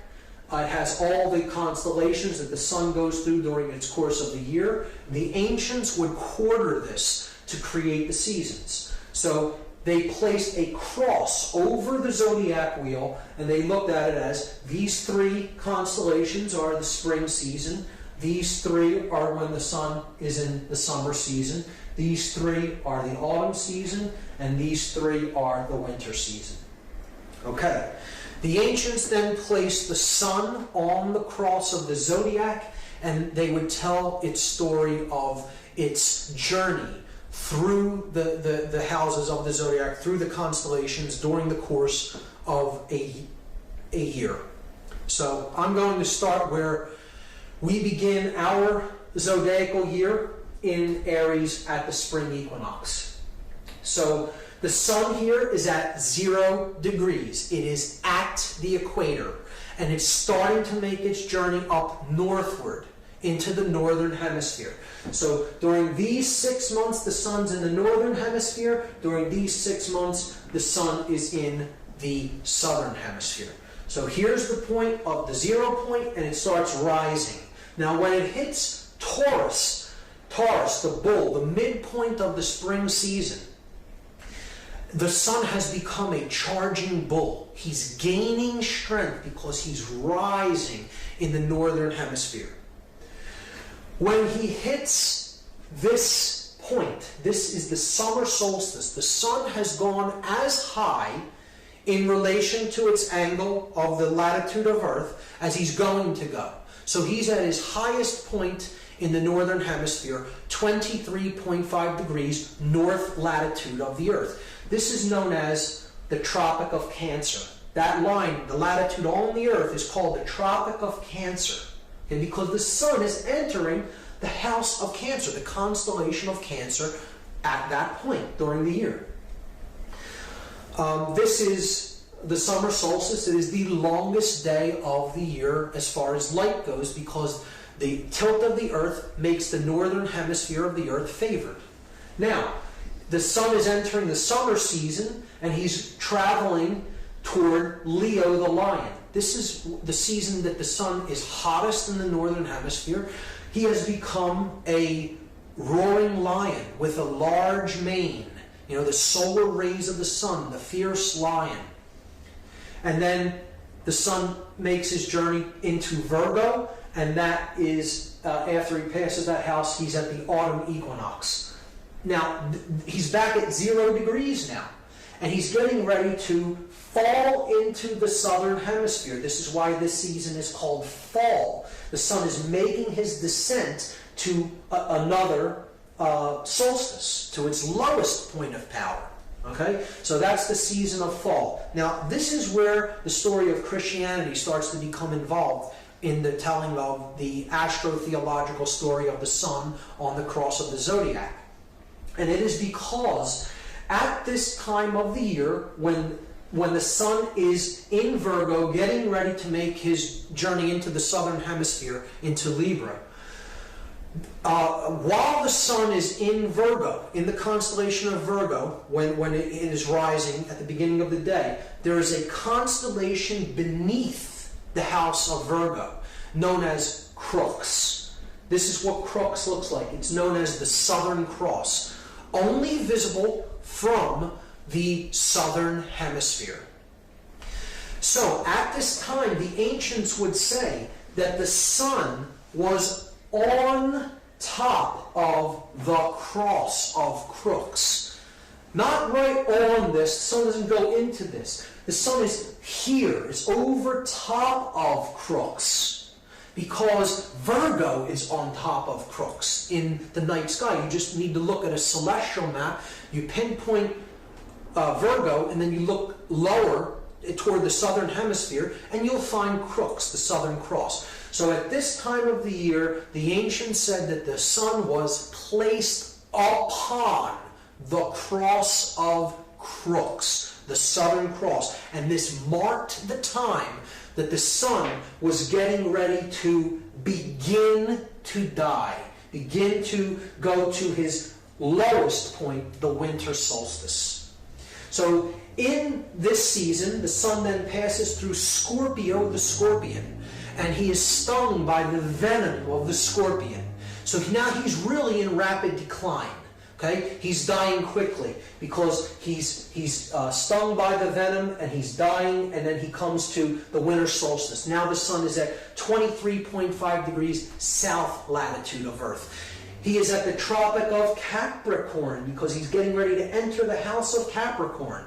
This is the Tropic of Capricorn, 23.5 degrees south latitude of Earth. This is when the sun is at his winter solstice, and the ancients knew that was as far south as the sun would descend. It's making its lowest arc across the southerly sky that it's going to make, and that's the shortest day of the year as far as light goes. It's the day that is the longest day in darkness. So this is when the sun was said to have died upon the cross of the zodiac. He's at his lowest point of power, and he has died upon the cross.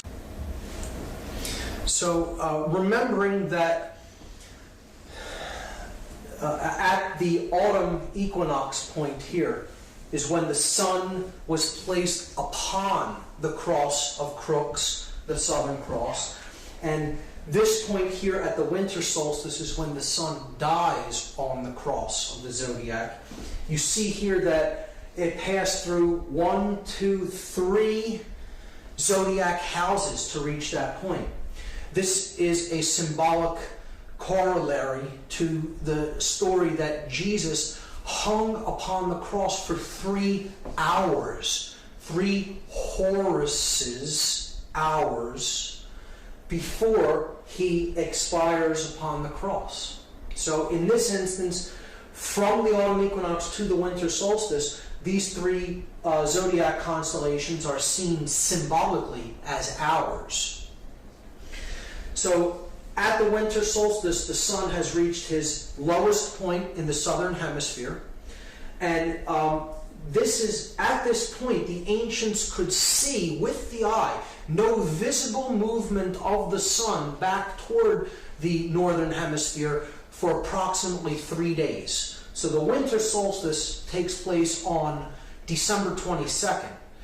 For 3 days, the sun is seen to be stationary, and its arc is staying at the same position and location in the sky as it rises and sets. It is not until 3 days later that the sun begins to make its trek northward until that is visible to the naked eye.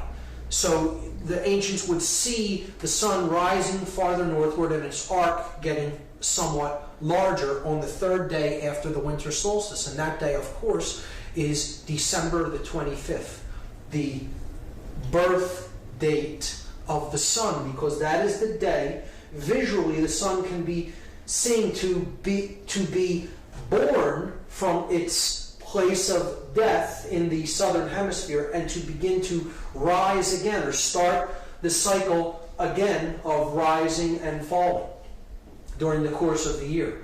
So that is the date when the Son of God is said to be born, and he is born of the Virgin. And we talked about what that really means, the birth of consciousness, the birth of the neocortex from the mammalian brain. However, in this context, astro-theologically, it means that the sun is born of Virgo. So that, at one point, was where the zodiac began. It began at this point, the line between Leo and Virgo. So at that point, the sun would be born of Virgo, the Virgin, not of Aries. So if the sun, the zodiacal year would begin at this point, it would travel in a circle until it reached Leo and back to the Leo-Virgo line. So if you look at where Virgo is and you count the houses in procession, in the procession of equinoxes, okay, backwards, counterclockwise through the zodiac signs, you get 9 months, and that is the human gestation period. The sun, if he is born of Virgo and carried to term for 9 months until he is born at the winter solstice point. So in that instance, the zodiacal houses are seen to be months symbolically. Here we saw them as hours, and here we see them as months, and we're going to see them as days as well. So here we see a zodiac in stone. This is the Virgo, the Virgin, and Leo, the Lion, the Sphinx. It's positioned looking east toward the rising sun, and it commemorates the sun being born of the Virgin and the trek of the sun through the zodiacal houses until it ends up in Leo at the end of the ancient zodiac. So the Sphinx is simply a zodiac in stone. Now, at the winter solstice, the sun then begins his trek northward again. He goes through Aquarius, the water bringer, because the winter frost is beginning to thaw as we approach the spring equinox again. Okay, so that's the bringer of the waters. And then the sun comes back full circle to the spring equinox, the 0 point again, when it is back at the 0 point, the equator.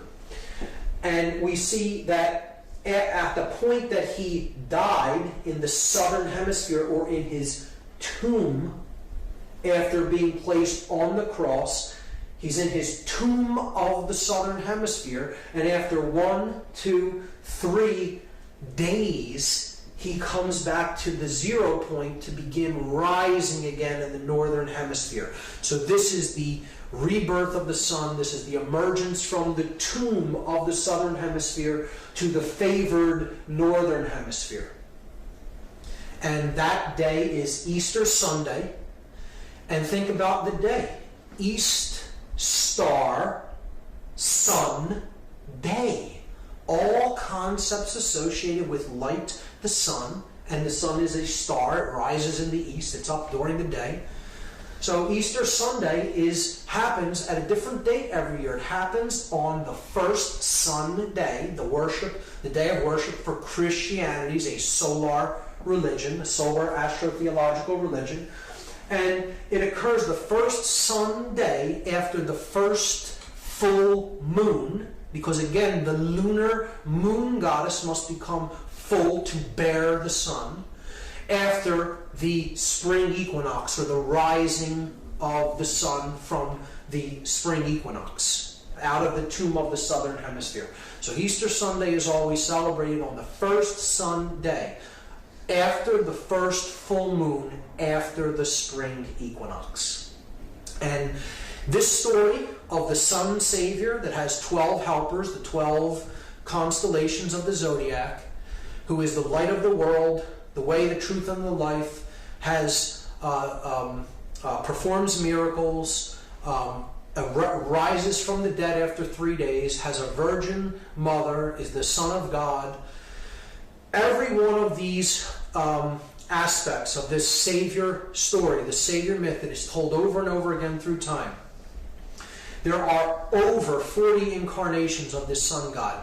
Every one of the names that you're about to see scroll by is one of the names of this ancient Sun Savior figure that comes from the East, has miraculous powers, redeems the world through the light, again, has 12 helpers, is the Son of God, has a virgin birth, performs miracles, etc.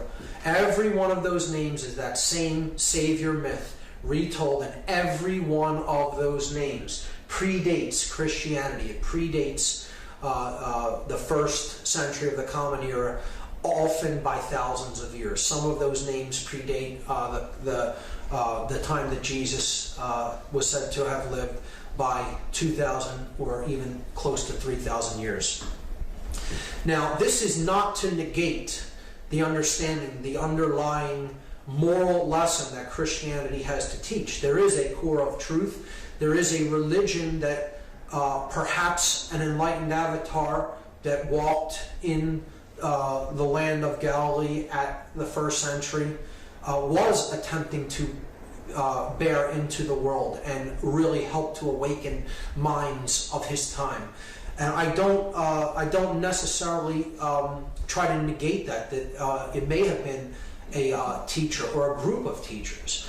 However, I think that the idea has been co-opted and it has been turned into this story of the ancient pagan sun savior myth in order to conceal the true message of what the virgin birth is, of what the savior of the world is, and what indeed the ideology that perhaps an enlightened avatar at that time was trying to teach people and help to enlighten them to. And therefore the authorities of the time had to shut down that expansion of knowledge, and they did it by taking it and perverting it and wrapping it in the old sun worship cult, the cult of the unconquerable sun, Sol Invictus. And that's why we see the story of Christianity presented to the masses in the way that it is today. I don't think it negates the true moral lessons that can be gleaned from Christianity, but what we are seeing presented as Christianity and organized religion is certainly not the religion of Christ consciousness, so to speak, of higher levels of awareness, which is what I believe if you look into the true message of Christ, the true teachings that are encapsulated in his words, I don't think that's what modern Christianity is really teaching people. Leonardo da Vinci understood that this is what Christianity was, and he brilliantly codified this in his painting of the Last Supper. If we look at the symbolism that's encoded into this painting, we see that we have a dark half of the room and a light half of the room. Okay? So again, this is the concept of the light and the dark. You could look at this as the male aspect, right? You could look at this as the female aspect, right? So the yang energy, the yin energy. Jesus is the perfect blend of the two. He's the middle. He's the chemical wedding, so to speak. He's the savior, the light of the world, of higher consciousness. You see that he sits in the region where the light is really coming into the room because he's the sun. He is surrounded by his 12 helpers, or his 12 apostles, the zodiac constellations. You see they're broken into groups of 3, right? So this would be the winter season here. And then as you're rising, this would be the spring season. Okay? Here, you're going toward, this would be the autumn season, and of course that would be Virgo. Okay? No, Virgo is actually in the summer season, technically. It's above the line. So this is the autumn season. We see that he's surrounded by the 12, his 12 helpers, the 12 signs of the zodiac. We see that they're broken into groups of 3, each group representing one of the seasons. Here in the dark part of the year, you have winter and you have autumn. And then as you're going toward the light part of the year, summer in the northern hemisphere, here you have spring. This group here is spring, and the far group there is summer. Because you see that the part when the sun is darkest, that would be winter, and you're going up toward the summer season there. And Jesus is the equinoxes. He's the perfect balance between the two. So he is the star, or the Son of God, at the gate, the star gate. And see, there's like chaos in the room. They're not in agreement with each other. They're arguing, or there's some conflict. And Jesus has a peaceful countenance on his face, because he is the way, the truth, and the life. It's the blending of the male and female to awaken the prefrontal cortex, and that is the way out of the world of conflict, confusion, and it is the way to the light of the world above, the connection with the light of the world above. So Da Vinci encoded this all brilliantly into the Last Supper, and I think he had a real strong grasp of what the real message of Christianity was versus what was being sold to us in Astro-Theology. So here we see the 7 planets, or gods, if you will, that are visible to the Earth with the naked eye.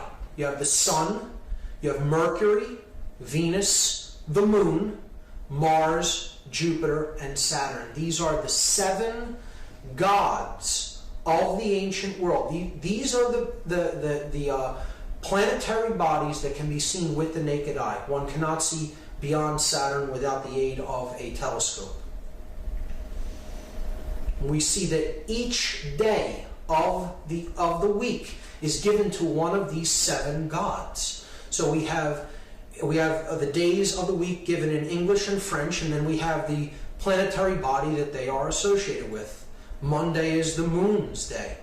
Tuesday in French is Mardi. It's where we get the phrase Mardi Gras from. That's Mars's day. Interestingly, the 9/11/2001 event took place on a Tuesday for the invocation of Mars, the Roman god of war. Wednesday is Mercredi in French. That's Mercury's day. Thursday is Thor's day. In Norse ideology, Thor was Jupiter. Friday in French is Vendredi. That's Venus's day. Saturday and Sunday are relatively self-explanatory. The Jewish religion is Saturnian based. It's the stars and planets, astro-theologically, the religion of the stars and planets, and therefore its day of worship is Saturday, after Saturn, who they considered, since it was the farthest body out from the sun that could be seen with the naked eye, it was considered the ruler of the planets. And then, of course, Sunday is the sun's day. Christianity worships on Sunday, being a solar cult. Our whole notion of time and how we see time is also affixed to the concepts of astro-theology. So we have the 3 astro-theological sects: the sun, the moon, the planets and stars, and we look at our clock being a symbolic zodiac. It has the 12 houses, okay? It has 3 hands. Each one of the 3 hands of an analog clock is given to one of the sects of astro-theology: the solar, the lunar, and the planetary. So we see that the sun is given the hour hand, the most important hand, because it's the hand of Horus, the sun god. The minute hand is named after Min, which is an ancient name for the moon. Min was the moon in Phoenician, and the minute hand is dedicated to the moon on the clock. And the second hand is the fastest hand that travels around the clock more than any of the other hands, because it is given to Mercury. It's the planetary hand, or the pinpoints of light in the sky, the lesser lights, because Mercury is the second body of the solar system after the sun, and it makes its orbit around the sun faster than any other object in the solar system. So this takes us to the last concept in religion as astro-theology, that ultimately what we are seeing is the breakdown of consciousness on the earth. And we are seeing the earth as a global brain. This is a very critical concept to understand. It will help people to understand why the events that are playing out in the regions of the world that they are are happening the way that they are and in the locations that they are. So if we look at the earth, if we consider that the earth is a living brain, it is actually one consciousness, one brain. It has two hemispheres. We have a Western hemisphere and an Eastern hemisphere. So if we symbolically correlate this to the concept of the bilaterally symmetrical brain, we can place the structure of the brain on top of the Earth map. So we have a left hemisphere of the brain and we have a right hemisphere of the brain. So you want to picture that you're actually looking kind of this as the back of the head. So this area is let's say this is the back of the head, okay? And this is the left hemisphere of the brain, that's the right hemisphere of the brain. So you need to envision your head looking this way, okay? Picture your eyes looking that way. This area of the earth is your left brain, this area of the earth is your right brain. And if you understand how religious ideologies are structured on earth, this begins to make a whole lot of sense. Because we have three basic astro-theological sects that each correlate to a major world religion. The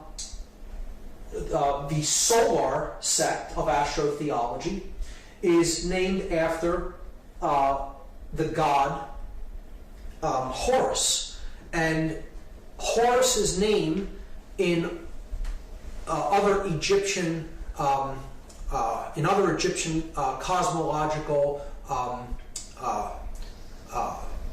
studies was his name was Amen-Ra.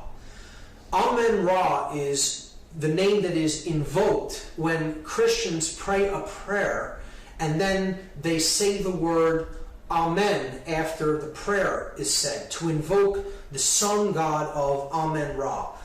What he really represented was the sun at his zenith, at his highest point in the sky, Amen-Ra represented. So it is the sun not at each horizon, at the rising horizon, he could be called Horus, the golden falcon. At the setting horizon, he is Set. But at the zenith, his highest point in his arc across the sky, he was known as Amen-Ra. And often this was just shortened to Ra or Ray, where we get the word rays of the sun from. So it's another name for the sun god Horus. And we have seen that this is the religion of Christianity, and its symbol is the sun on the cross. There you have the sun behind the cross right there. And I'm going to place the blade as this Western left hemispherical religion, the male religion. So the symbol I'm placing on the sun here is the blade, the upward pointing triangle representing yang energy, male energy.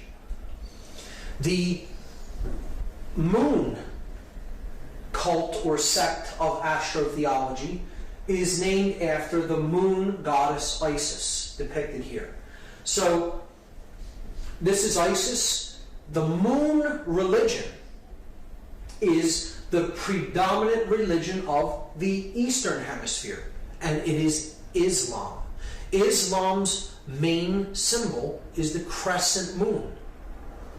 And we see, just as Christianity is the predominant religion of the Western left brain of the earth, the left hemisphere, and it's a male principle, the religion of Islam means surrender. The word Islam means surrender to God, because it is the religion of the predominant religion of the right brain hemisphere, which is passive or surrendering. So Isis correlates to the right hemisphere of the earth and the right brain hemisphere of the human brain. And on the moon, I'm going to place the inverted triangle known as the chalice.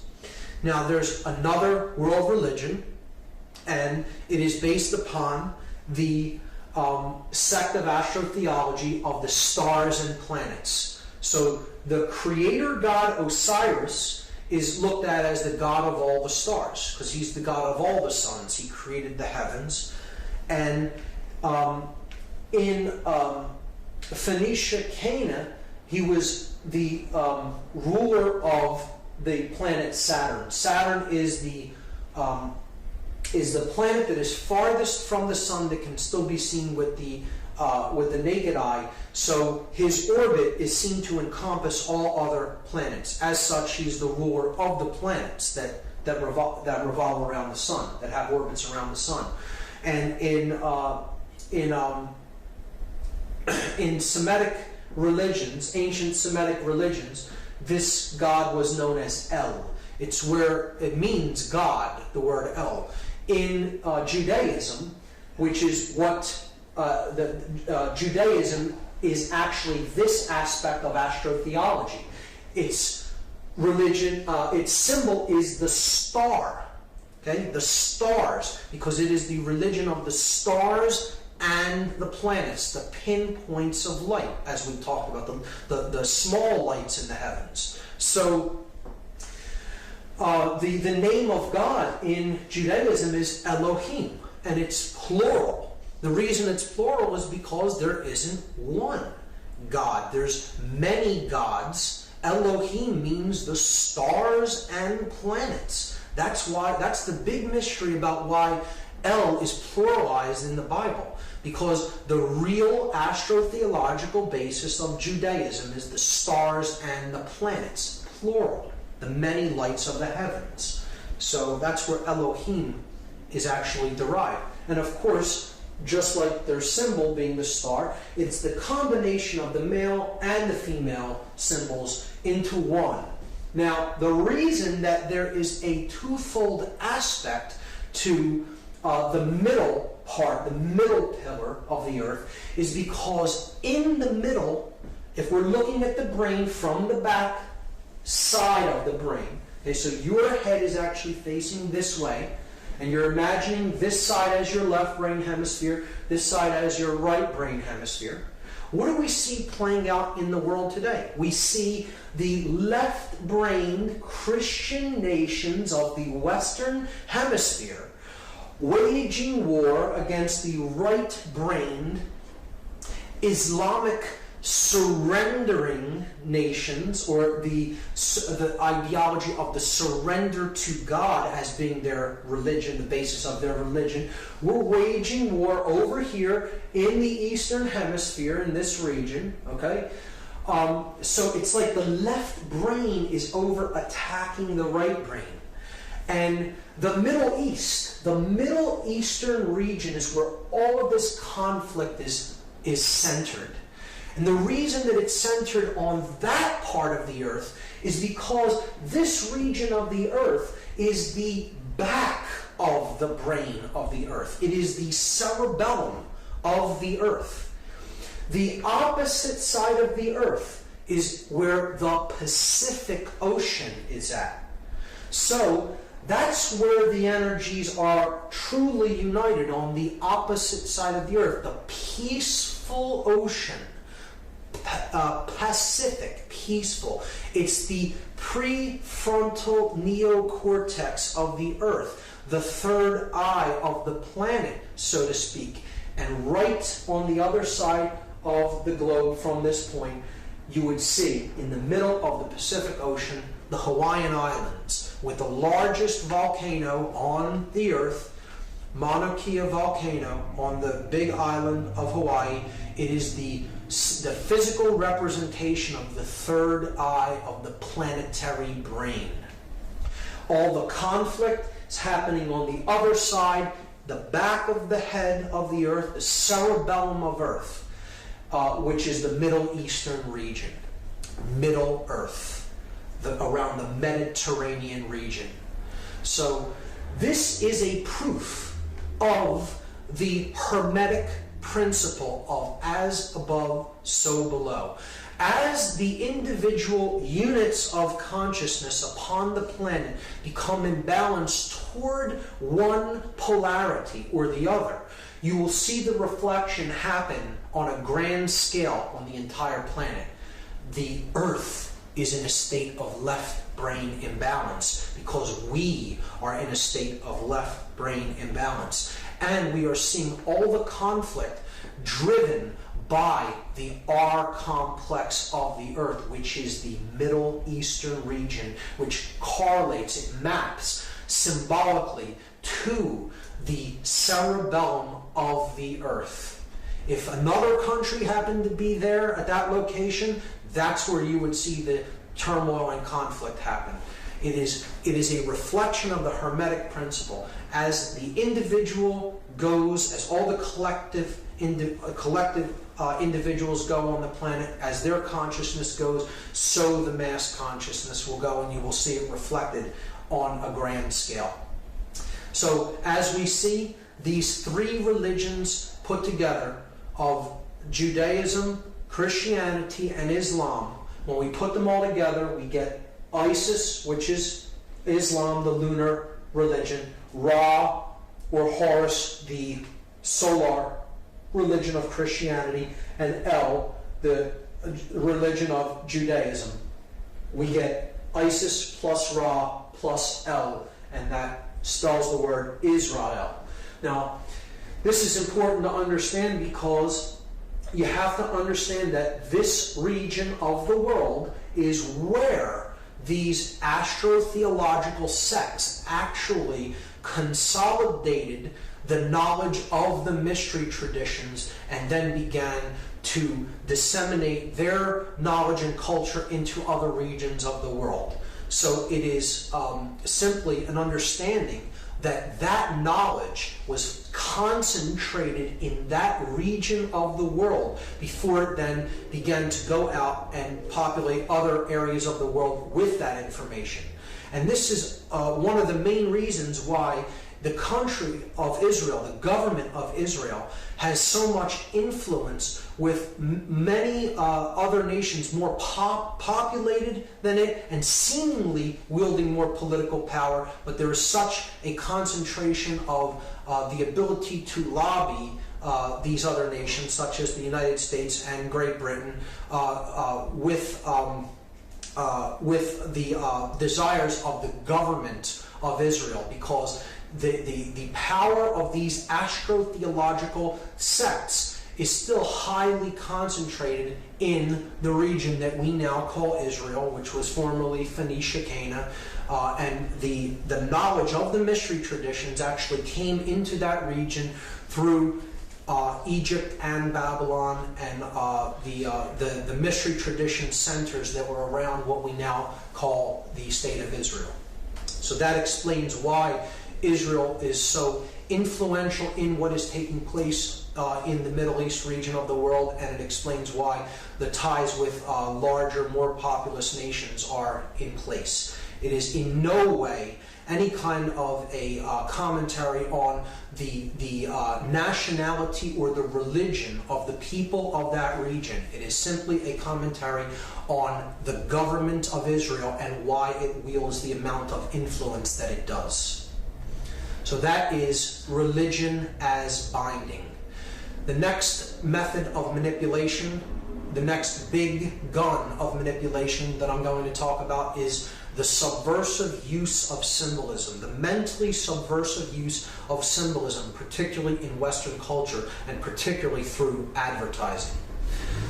So, symbolism is everywhere. It is omnipresent. It is all around us. It is in just about everything we see in our daily dealings in the physical world. It's stamped on just about everything. And it's a language. Symbolism is a language. A symbol is neither positive nor negative, just like knowledge, just like occultic knowledge. A symbol is simply something that has the ability to influence consciousness, because symbols are a language that we read through the subconscious mind largely. And we often can get a message through symbol immediately through symbolic language. We get the message immediately, even if we do not really understand the symbol at a conscious level, because it is not really speaking to the conscious mind unless you know the language of symbolism. And unfortunately, many people do not. they are illiterate when it comes to reading symbolic language, and therefore they're really at its mercy. They're really at the mercy of how an advertiser or a product peddler wants to reach your subconscious mind. If you're not aware of how they're using symbols to reach the subconscious regions of the mind and the subconscious awareness. So we have to become symbol literate if we're going to be able to use symbols ourselves, if we're going to be able to protect ourselves against unwanted influence and usage of symbols. What I'm going to do is present a symbol, describe how it is being used, for what purpose, and then I'm going to give examples of how the symbol is used in logos. So the first symbol is that of the sun, which we already talked about the significance. The sun is a symbol of light, of life, of knowledge and information. It's a symbol of moral uprightness, okay, of morality. Most of all, it is a symbol of knowledge, of awareness, of enlightenment, of having knowledge and being able to use it to do the correct things that will lead to awareness and will lead to order in life, will lead to prosperity in life. That's what the sun has traditionally been a symbol of, however, wherever it has been used in iconography. And we see this employed by companies that want you to trust them, want you to identify with their products as something that is used for life, that is used for lifeblood, so to speak, that is used to represent enlightenment even. So here we see it used in oil logos, in gasoline companies. So you see it here, Sun Oil Company, Gulf, with a large orange disc representing the sun behind it. The sunflower of British Petroleum, and Dutch Royal Shell gasoline, which is a symbol of the sun coming up over the horizon with the rays. Even though it's encased in the outer shell, it still is clearly an image of a rising sun with the rays of light coming up over the horizon. We see it in technology, we see it in media, we see it in food companies. One of my favorites is ShopRite. You see the shopping cart with the sun behind it, indicating that if you shop there, you can purchase light. It's a subconscious play on the symbol. So they're trying to sell enlightenment as part of the product. You know, something that you lack, something that they are aware that you want spiritually, is being sold to you by proxy. And a rite is a ritual, the ritual of shopping. Shop right, and there is the sun in the basket. It's a very good example. In financial institutions, the sun is ever present because, again, it is a symbol of trust. It is a symbol of sovereignty. It is a symbol of knowledge and enlightenment. On the Discover charge card, Sun Trust Mortgage Corporation. Here's Citibank, the cross of the zodiac and the sun coming up over the horizon.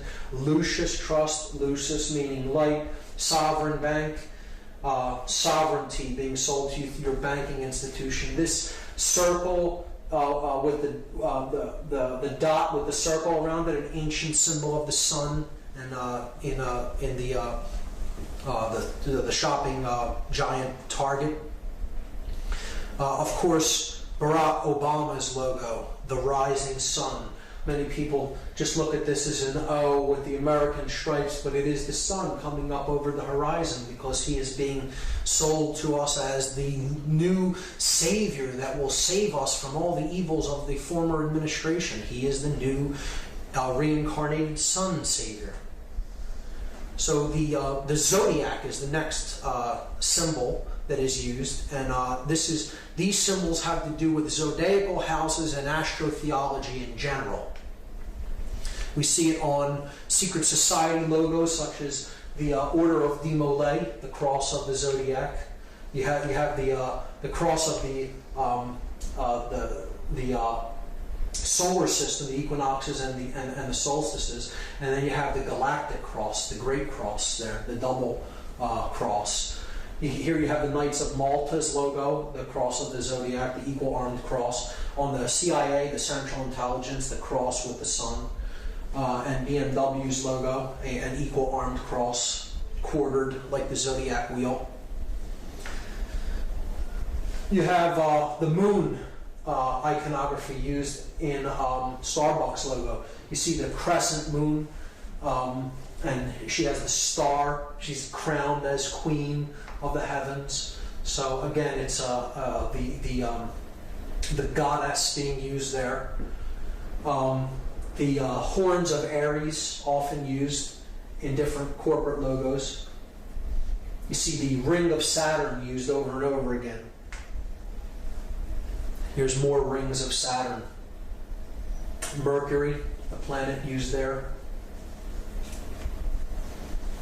Specifically Pisces, the two fish.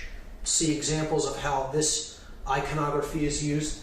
Here we see the sacred geometry of the Vesica Pisces used in MasterCard's logo, the unification of male and female into the womb of creation, the one womb. And this symbol being the female sex organ, the channel for men, the Vesica Pisces, male and female uniting. Again, on Krull's logo, we see it used as the depiction of Jesus, the fish, because the sun is now currently in the house of Pisces, the fish. And of course, the Pope, the vicar of the sun god incarnate upon earth, he wears the mitre, which is the fish with its mouth open. And here you see the Astro-Theological cross, the equal armed cross of the sun on his forehead. Here you see it again on his sash. And he carries the image of the cross with the sun god upon it. The inverted pentagram. So the pentagram is used as a symbol of the four elements and then a fifth element. The four elements being earth, air, water, and fire, the material world. But more specifically, what those elements represent is earth is our resources. It is what we have to work with, the things that we can put into use for ourselves in the world and how we use them. And it is our makeup, our genetic makeup, our natural abilities. That's what earth represents. Air represents our intellectual makeup, the powers of the mind, the powers of air, our intellect. Water is our emotional makeup, how we use our emotions to change consciousness in the world. And then fire is our actions, the male principle, what we do with what we have.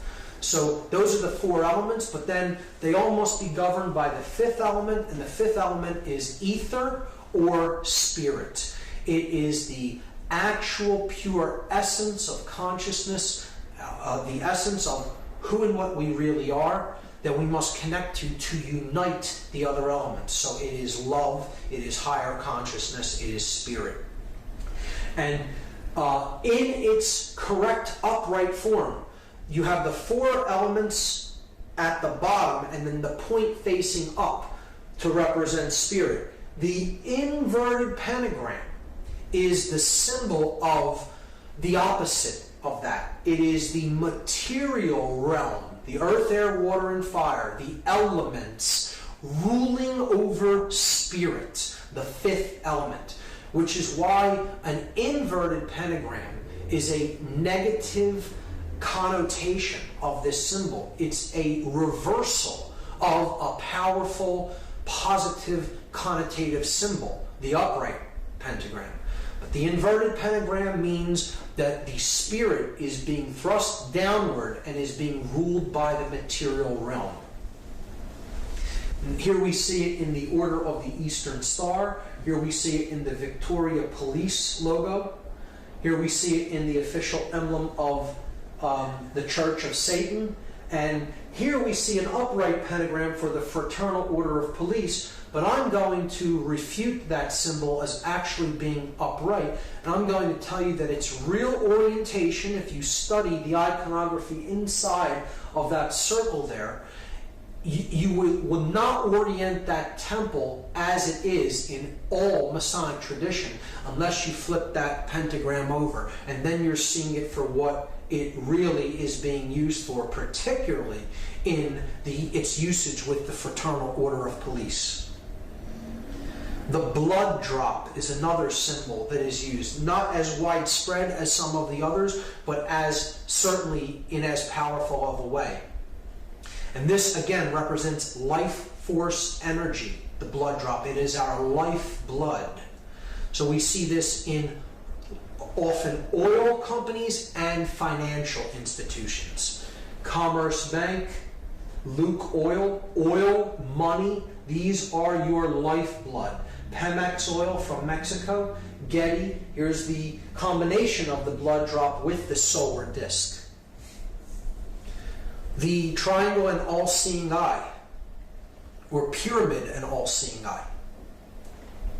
So this is a symbol of intelligence. This is a symbol of higher consciousness. This is the symbol of awareness. And here's how it is being used. AOL's logo, the CBS eye. There's a symbolic speech synthesis in there, CBS. That's what you will be seeing if you watch CBS. You will see BS. Fidelity Investments. You see the pyramid with the all-seeing eye at the top, crowned in light. Knowledge at higher levels, darkness below, in ignorance. Those below, the highest levels. Arco, here's the symbol of a pyramid with the capstone missing as seen from above. Here we see in Masonic iconography the all-seeing eye above the compasses and square. Here we see it on the reverse of the Great Seal of the United States, which is on the back of the dollar bill, which I'll be explaining in detail. The Information Awareness Office, and of course British Intelligence, MI5's logo. The pyramid, the cap missing, and the eye in the middle of it. The owl is a powerful symbol of the elite. The owl is, I guess you could say, the mascot of the sorcerers. It is the animal most identified with consciousness that is aware, yet is using that knowledge to suppress those who are not in the know. And we see it most widely used in the Bohemian Club. This is an organization of elite occultists that meet once a year in the Redwood Grove, about 70 miles north of San Francisco. And they have rituals in this grove that are actually derived from ancient Babylonian ceremonies. And they have a stone owl there that represents an Ammonite god that was children were often sacrificed and immolated to this god. This god's name was Molech or Moloch, and it was often depicted as a bull god.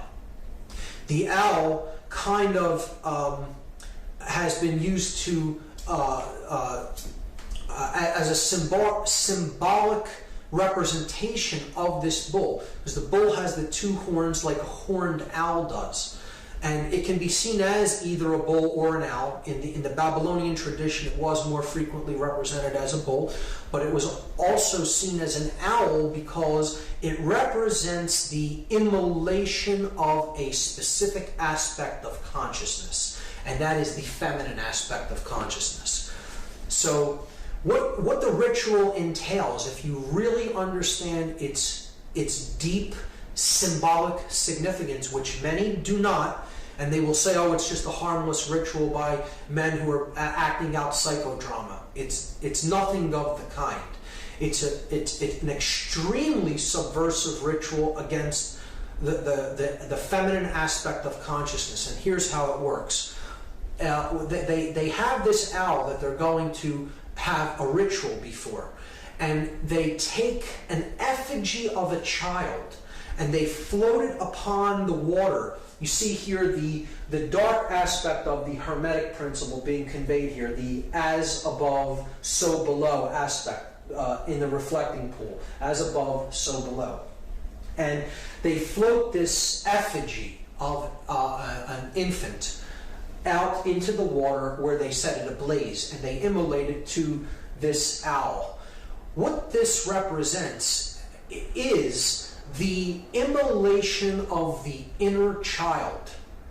That's what the elite are actually doing in this ceremony.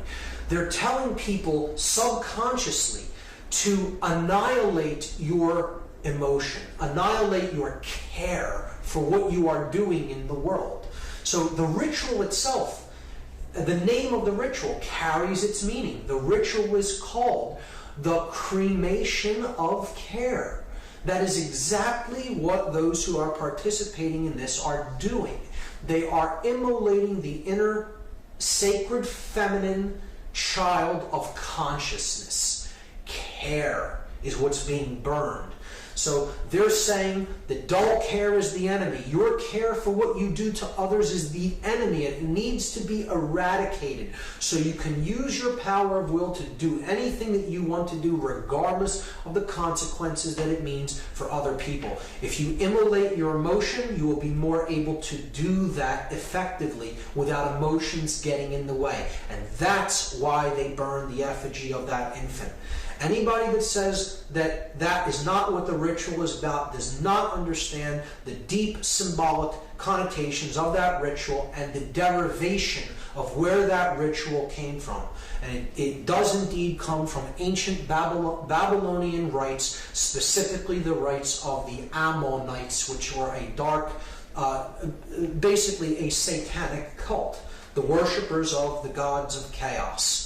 Molech being one of them, the devourer of the sacred child, the feminine care principle. That is the owl. We see it encoded very covertly because the owl is a predatory bird that can see its prey at night from a higher perspective when its prey cannot see it. So it is easy to remain hidden and then attack when it wishes to pounce upon its prey. And its prey is in the dark.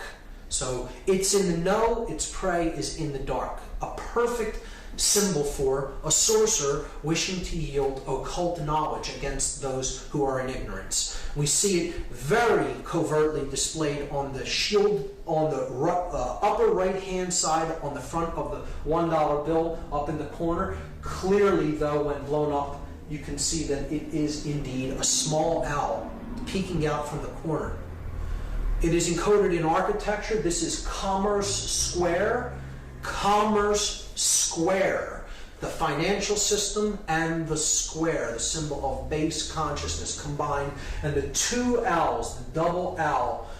If you look at these in another different aspect, you'll see that there are actually wings down at their sides as well. This is on 21st and Market Street in Philadelphia. And this is the Frost Bank building in Austin, Texas. Clearly from the corner angle an owl. It looks even more convincingly as an owl when it is illuminated at night.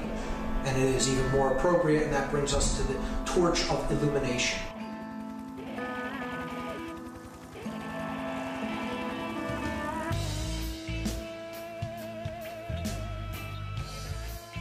The illuminated torch.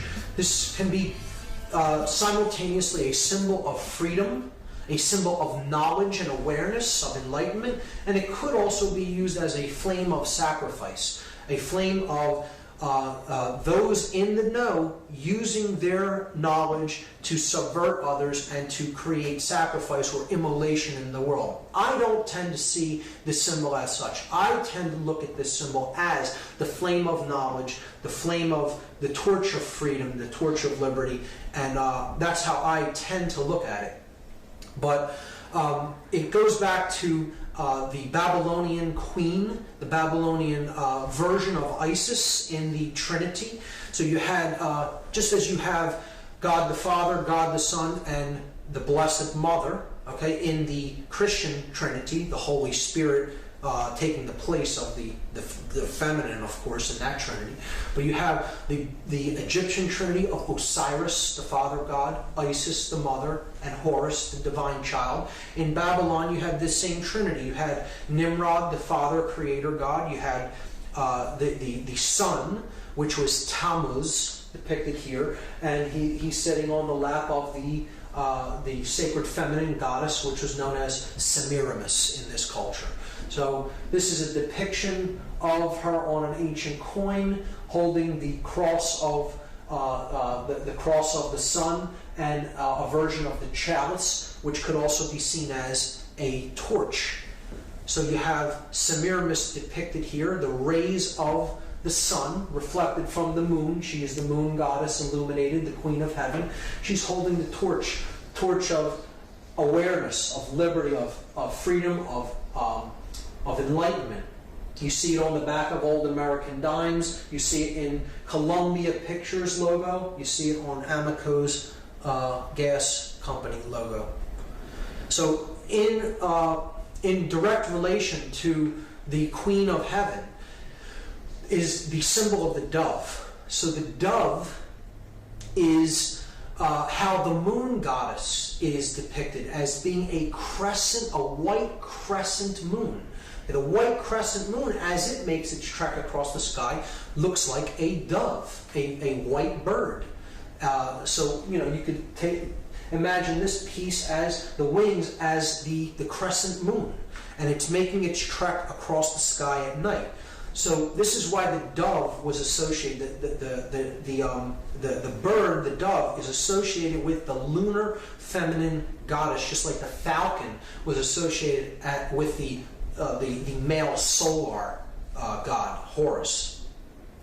And the word dove in the French language is columbe, C-O-L-U-M-B-E, columbe. This is why we have so many usages of the word Columbia or Columbus in American symbology. The founder of the country is named after the dove. His name was actually Cristobal Colon, and he was a member of a secret society network. Here you see him giving a secret society hand gesture in this painting. But he was renamed Columbus after the goddess Columbia. See, it's the feminine goddess named after the dove, Columbe. We have the district of Columbia, the name of the capital where the male dominator phallic energy, the seat of male dominator power, is rooted in the United States. And look at where it's at. It's named after the sacred feminine, the dove, Columbia, and it is situated between two states. It is situated between Maryland and Virginia. Maryland, named after the goddess of the Christian Trinity, Mary, and the Virgin, Virginia. So right in between the two feminine states named after the goddess, you have the male phallic symbol of power, also taking the name of the goddess. This is a symbolic rape, if you ask me. This is placing the phallic symbol directly in a slot between the two sacred feminine states. The male dominator energy of concentrated, centralized power of this country erected right between the two feminine states of Maryland and Virginia.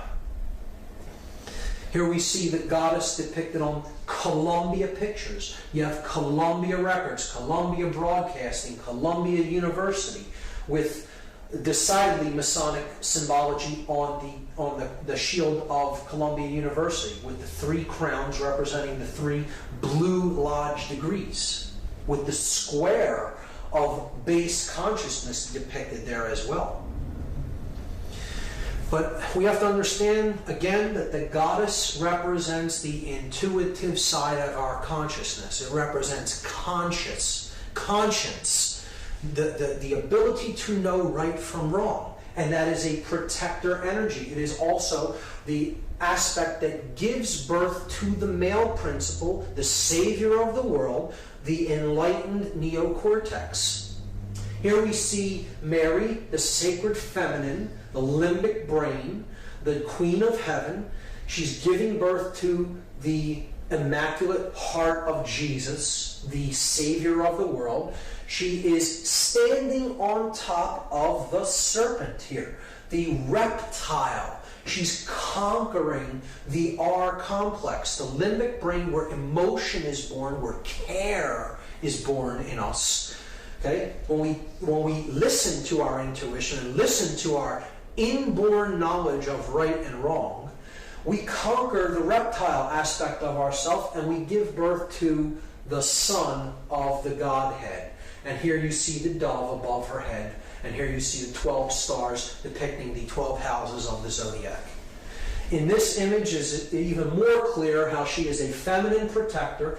The queen of heaven, illuminated by the rays of the sun, is wearing the dark cloak of the heavens, the dark cloak with the stars embedded in it, because she is the queen of heaven. You have the crescent moon, because she's the moon goddess. She's being crowned by the angels as the queen of heaven, and she is acting as the protector of innocence, the inner child, conscience, care. And again, she's giving birth to the male savior figure, the neocortex, the divine child, the son, Jesus, and she is holding the serpent at bay, in that case, the sea serpent or the reptile. The limbic brain holds the reptile complex at bay when we make a deep connection with it and we get into our intuitive side and we care.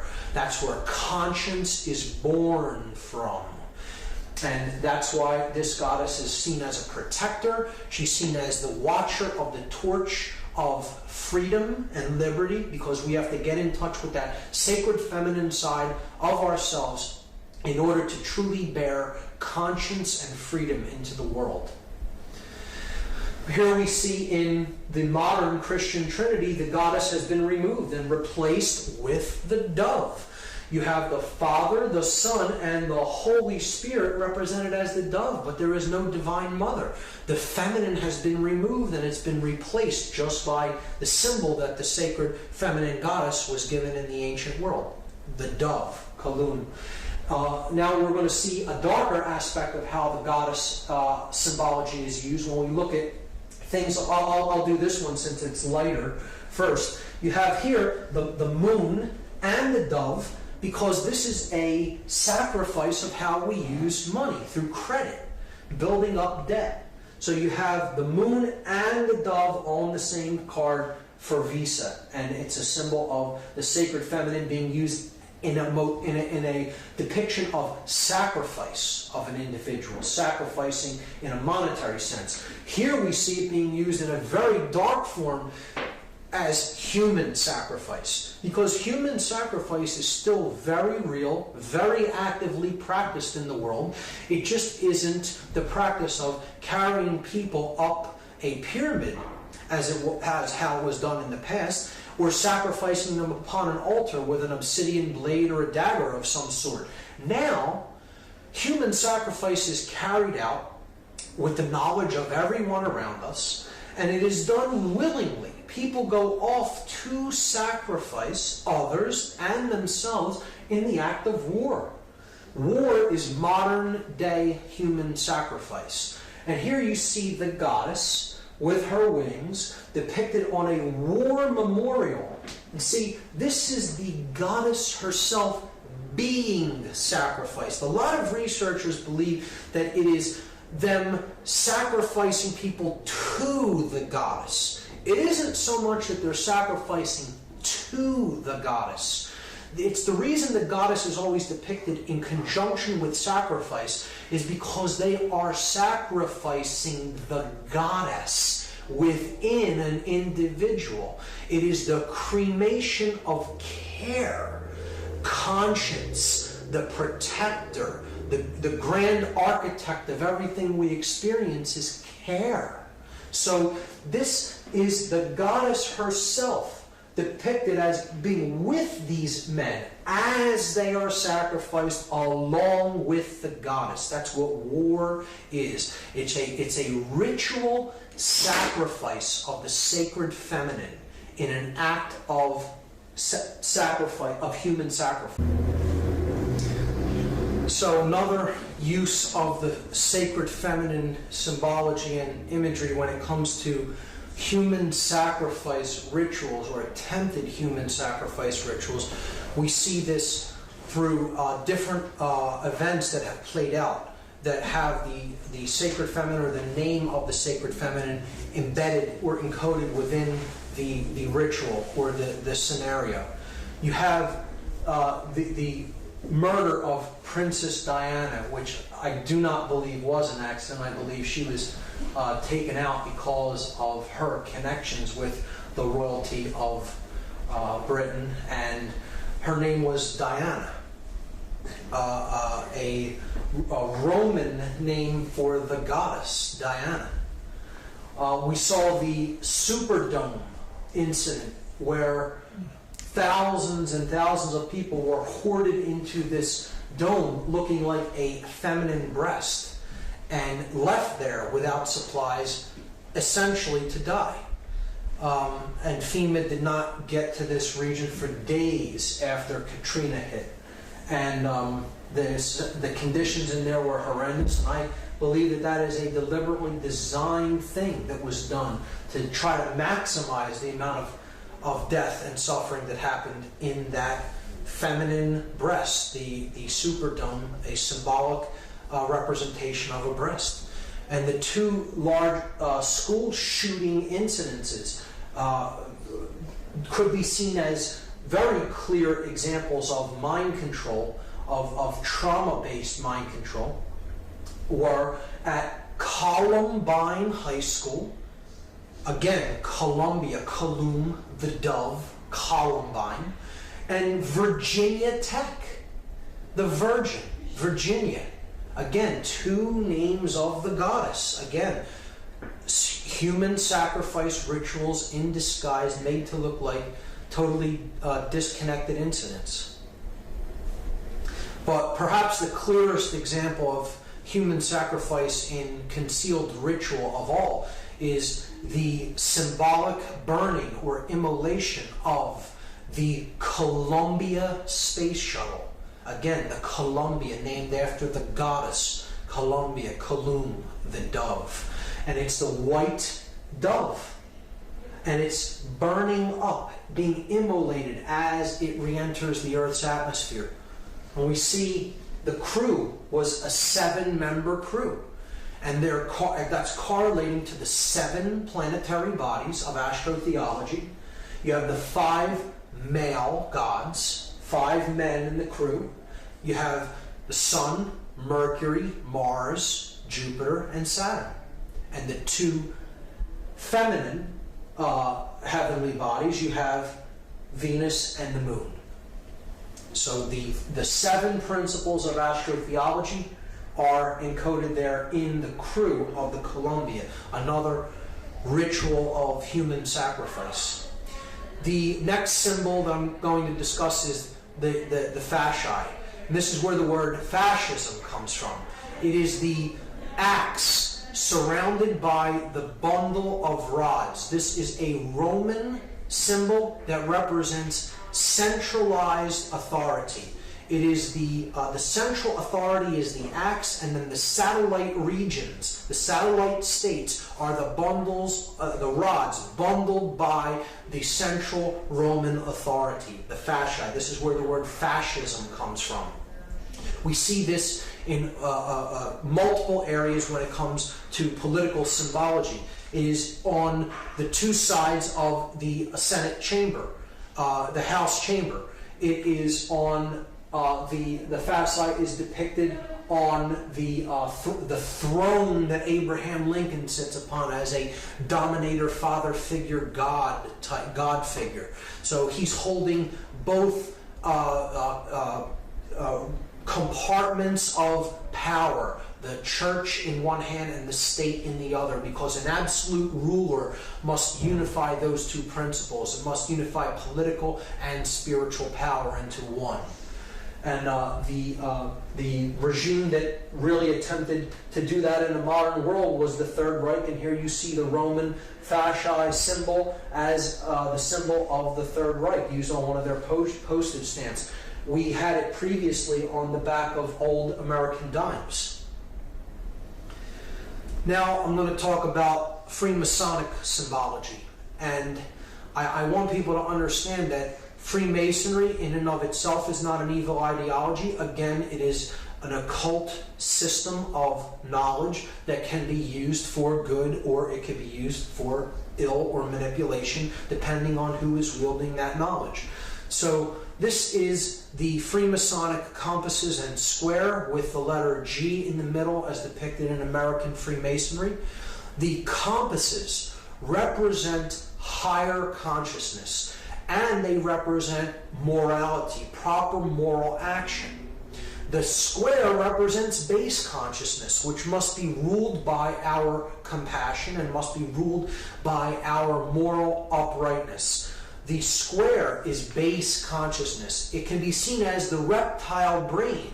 If you look at these three components as the three complexes of the brain, okay, you have the R complex being the square. You have the neocortex with its two hemispheres being the compasses, and you have the midbrain, that which gives birth to the conscience, care, as the G in the middle of the two. It represents the goddess, the grand architect of the universe, which is care. Okay, that's what creates our experience, what we care about. And if we get into touch with conscience, it can give birth to proper moral action. But we can only do that by getting in touch with the grand architect of the universe, the God principle, the sacred within us. And that is how to get off of the square and onto the compass. See, the square traces a shape that is a square with 90-degree angles, not found in nature, rough edges. The circle traces the symbol of perfection in ancient systems of occult knowledge. The circle is perfect, it is unbroken. It is a symbol of divinity. It can never be nailed down with perfection because it is based upon pi, a figure that is a divine principle that can never be calculated with absolute certainty. So the object is to circle the square and have our compassion and our higher consciousness rule over our lower instincts and our animal instincts. And we do that through getting in touch with the care principle, the generative principle, the G, which is the grand architect of the universe, care, conscience. So it's about moral uprightness, and it can be equally seen by dark builders, by dark masons, to represent quite an opposite. This is how symbolism is in the eye of the beholder, and how the wielder of this symbol determines what it's really being used for based on their level of consciousness. So a dark mason, a rogue mason, a dark builder, so to speak, could see the symbol this way. Man is ignorant. He exists in base consciousness. And I, as one who has perfected myself, have the divine right to rule over the base man, the square, he who is on the square. So it's two different interpretations of the same symbol. One seen in a positive connotation and one seen in a manipulative, negative connotation, depending on the eye of the beholder, of the wielder of the symbol. Here's how this has been used in popular culture. In some of these examples, it's subversive. In some, it could be seen as an uplifting symbol. But generally in education, you'll see the square used and the three symbols and the color blue for the square representing the blue lodges. And this is base consciousness. This is the base of the pyramid of this particular secret society network, the hierarchical pyramid-like structure. And you're seeing the pyramid encoded here, but through the square. And the three base levels of Freemasonry, the entered apprentice, the fellow craft, and the master mason, being the three introductory or initiatory degrees of what is known as the Blue Lodge in American Freemasonry. And this is as far as many go, and it is often the degrees that are said to keep knowledge of higher levels suppressed for those really in the know of the order do not wish for those people to receive the knowledge because they have been gauged as really still being in base consciousness. And you're seeing that depicted in educational logos there. This Columbia University and that the University of Pennsylvania's shield. Here we see the compasses tracing the semicircle on the patch for the Columbia Space Shuttle mission. And one of my favorites in encoding the compass and square of Freemasonry is the game of baseball, a game I've personally resonated with. But we see the compasses encoded by the foul lines here, okay, that make up first and third base.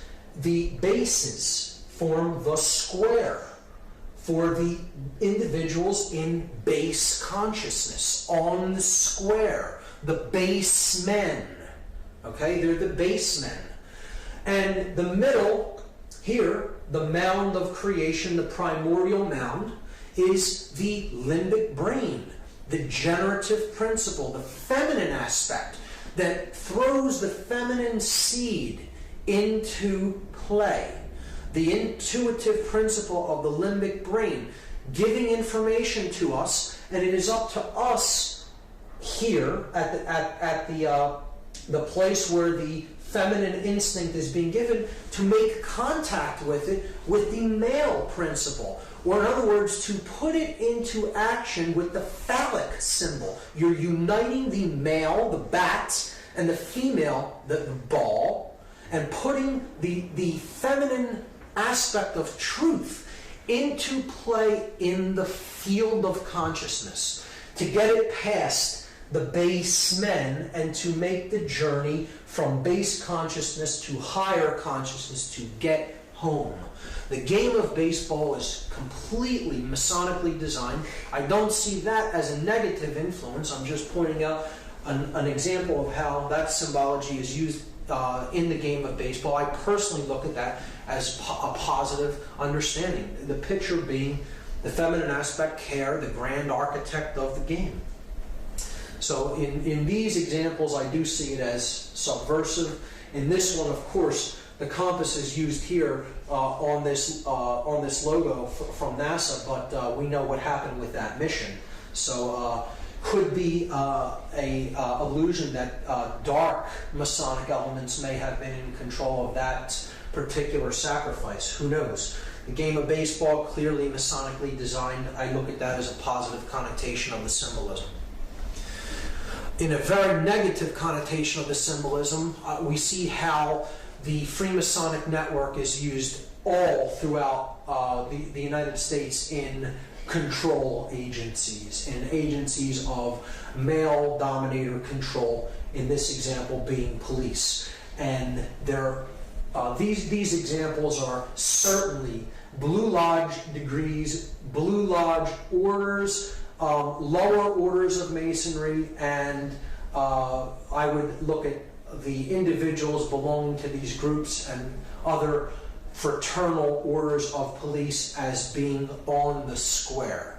And if anybody thinks that when someone tells you in Freemasonic parlance that you're on the square, that they're paying you a compliment, you have no idea what the term means, because you've just been insulted by being told that you're on the square. It's not a symbol of being fair, of fairness and uprightness. It is the square in Freemasonry is most certainly a symbol of base consciousness, of not understanding the true self. And when someone is told that they're on the square in Freemasonry, it is essentially an insult. And we see that this network of secret societies is actually at work in these controlling orders of police. And I look at that as a very subversive symbol, because these fraternal orders have more allegiance to the secret oaths than they've sworn than to actually do the job to uphold the Constitution and to protect the public. And it can be really used as a means of one hand washes the other. I'll do a favor for you if you look the other way in this instance, or do what I tell you to do here. And it's really a way that freedom can be subverted through this hierarchical order, particularly when it is used in conjunction with controlling bodies like the police. So this is an extremely important symbol that's going to carry over into what we talk about next. This is the first degree Masonic tracing board, and I'm going to cover this from two angles, a positive connotation and a negative connotation. So here we see, first, there are directions. This is a map. You see north, south, east, and west. So we are standing at the west, looking east. The west is down here, the east is up here. We see that there is a checkered floor of black and white squares representing base consciousness. This is the checkered life of a man who is not born in consciousness. He does not know light from dark. He is a wanderer, a pawn in the game, so to speak. One who can be positioned. However, his master may wish him positioned, the chess master of the game, who sees the whole board from above, from a higher level of consciousness, and takes the pieces and positions them as he will.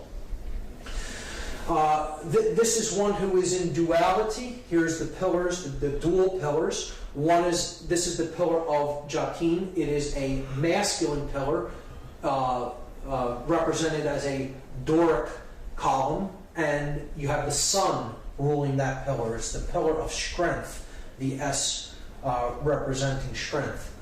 The feminine side of the pillar is the pillar of Boaz. The B at the bottom stands for beauty. It is a Corinthian pillar, a latter ornate feminine pillar, and the moon sits above that pillar. This is the pillars that represent the masculine and feminine aspects of human consciousness, and it is how we enter the world with these two principles kind of in opposition, and it's our goal to understand them and to unite them as one. To use our will power. This is the pillar of will or wisdom, which the W stands for. It is Jacob's ladder. Jacob, as described in the story of Genesis, goes to a higher level of consciousness.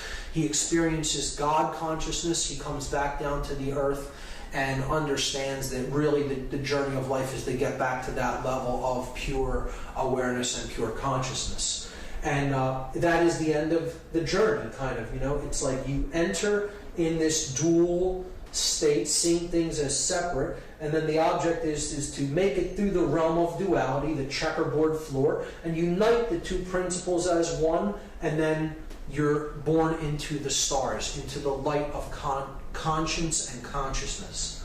So that's the journey up Jacob's ladder. And we see here in the background the stones known as the ashlars, the rough ashlar representing the soul in need of work, and the perfect ashlar representing the state of perfection to which we seek to attain. The initiates are going up the ladder in the 3 basic degrees of masonry. Entered apprentice, who is still on the floor, the fellowcraft, who is in the middle, who has not received the key, which is tied here to the ladder, but he's at the G, where conscience is beginning to be born, the care principle, and the master mason, who gets the key to unlock the star gate, the sun, so to speak, is bringing himself to a place of balance and understanding and enlightenment. So it's a powerful and positive connotation. It could also be used to represent the left brain and the right brain, the male and female yang and yin energies, and the object is to unify them in the middle to awaken the prefrontal cortex and the pineal gland, to awaken our star gate. Okay, and that's in the direction of the east. The direction of the light, the rising sun, is in the east. We don't want to be headed west. That's the direction of base consciousness and darkness, the setting sun. The sun sets in the west, of course. So, powerful symbology there, but it unravels even more when we consider this tracing board on its side, as I will show you. Again, here we're seeing the three lights in the heavens, the lights of Freemasonry, the lights of the religions, the sun, the moon, and the all-seeing eye, the stars and planets. Again, we saw the religions of Christianity, Islam, and Judaism representative of these principles, and how they correlate to the three pillars of Freemasonry and global consciousness. Now, looking at the Freemasonic tracing board on its side opens up a whole nother level of what this symbolically represents. So again, we're given directions. Here is the west, here is the east, this is the south, and this is the north. Understanding what we now understand about Astro-Theology, we can now understand what this whole scene really depicts. It depicts the spiritual journey of man out of the prison vibration that is on the earth, identification with the physical world of matter. This is the earth. It's black and white, the colors of a prisoner, okay? The prison planet, so to speak. And these are the lines of latitude and longitude of the earth. This is the Earth's equator, right here, the middle pillar. This is the Tropic of Cancer. This is the Tropic of Capricorn in the southern hemisphere, the Tropic of Cancer in the northern hemisphere. Here we see the light of Freemasonry, the sun in the east, away from the earth. And this is the sun at the summer solstice. This is the sun at the winter solstice, when the northern hemisphere is in darkness, depicted as the moon there, or not in enlightenment, right? This is the pillar of mercy, because when the sun is up there, the sun favors the northern hemisphere, shows mercy upon the northern hemisphere. Boaz is considered the pillar of severity, because the sun does not favor the northern hemisphere when it is at the pillar of Boaz, or the Tropic of Capricorn. And this is the equator. This would be balance, or the equinoxes, the all-seeing eye, is the place that opens up when the hemispheres of the brain come into a perfect state of balance. So this is the journey of the initiate, from darkness, starting here on the earth in darkness, and then proceeding in a stepwise fashion to a place of balance. Okay, this is emotion. This is the sacred feminine principle of emotion. You have to care enough to begin the journey. You go higher. You're trying to reach a place of balance between these energies, and then you can get that key right there to unlock the stargate. Okay, to unlock, and that's accomplished through action. The male principle of putting your emotions and your thoughts into action. And that is how you get off of the base consciousness and to the stars. Powerful iconography, powerful symbology being used here if you know how to read it. Now, in a negative connotation, a dark builder, a dark mason, may want to look at this symbol in a perverted way. So here's a reversal of it. You see, yes, this is base consciousness and this is higher consciousness, but they'll look at this symbol and say, well, the latter is tilted across toward the left, toward the sun only, and away from the feminine pillar, away from the moon. And our task is to imbalance consciousness toward the male principle only, or the left brain only, because that's what gives birth to a dominator, to one who is bent upon control, a sorcerer of sorts. So this is how a dark occultist would interpret this symbol. I'm God, my will be done. I will use my influence to take those in base consciousness and give them the dark light. Make them think that they're being initiated into something important. Well, what I'm really doing is imbalancing consciousness to the left brain. And that is what some people are doing with certain individuals who enter Blue Lodge degrees in rogue lodges of Freemasonry. And they're using that knowledge to create more mind-controlled dominators that will listen to them, follow their orders, and they're not really receiving the true light. They're receiving the dark light of male left brain imbalance. That is one way that dark manipulators will see a very powerful, positive, connotative symbol and pervert it and turn it into something completely negative. And here is how that process is used. We see this extremely subversively when it comes to the iconography that is used on police uniforms. Particularly, here's the floor of the house representing base consciousness, the pawn, the checkered man, who cannot understand the difference between light and dark. He doesn't really understand what makes the principles of right and wrong function the way that they do. Conscience isn't born in an individual that simply follows orders. Anyone of true conscience would always ask the question, why, before carrying out any action or order given to them by anyone. And we see this, if we look at this symbol of the Fraternal Order of Police having a Masonic third-degree handshake and the all-seeing eye of Freemasonry there, and the three other corners of the pentagram representing the three blue lodge degrees.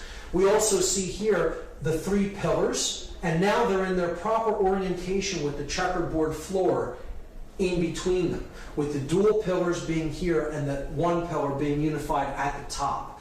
And in that orientation, we see that it forms an inverted pentagram as opposed to a right side up one, just as it is here in the Victoria Police's logo, clearly an inverted 5-pointed star, and it is placed along with the checkered floor right around the Temple of Solomon, and then directly on top of the prefrontal neocortex, the third eye.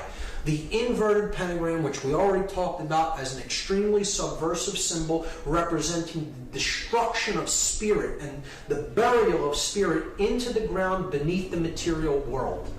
And here we see the double square, another symbol of base consciousness representing the hypercube, which I'll get into, on the third eye on a English police's headdress.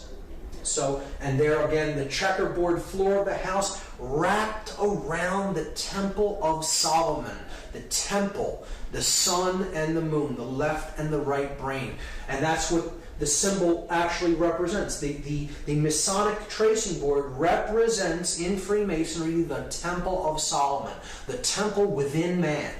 It is a representation of the brain, the temple within man, the Temple of Solomon, the brain complex. So that is how it is used. And here is a 33rd degree Freemason who I do not consider to be a negative or evil person. I think he understood a lot about what Freemasonry was and how it was used and what its true purpose is. But he did talk about some of how the negative aspects of Freemasonry are used. This is Manly P. Hall. He said that Masonry conceals its secrets from all except the adepts and sages of the elect, and uses false explanations and misinterpretations of its symbols to mislead those who deserve to be misled, to conceal the truth which it calls light from them, and to draw it away from them. He's saying that those who are really not in the know, that often would pervert the ideas and the knowledge are deliberately misled away from this knowledge so as not to let it fall into the wrong hands. I often think that as well in Freemasonry, it is being done deliberately to try to create people those who really are in the knowledge of how consciousness works, can manipulate for their own gain and get them to do what they want, because they're dangling a carrot, so to speak, before them and saying, I have the higher level knowledge if you'll do what I tell you, and then I'll let you have it. When in fact they're just being led like I said, like a donkey with a carrot at the end of the stick. Manly P. Hall said that the blue degrees are but the outer court of the portico of the temple, the porch of the Temple of Solomon, hence the term porch masons.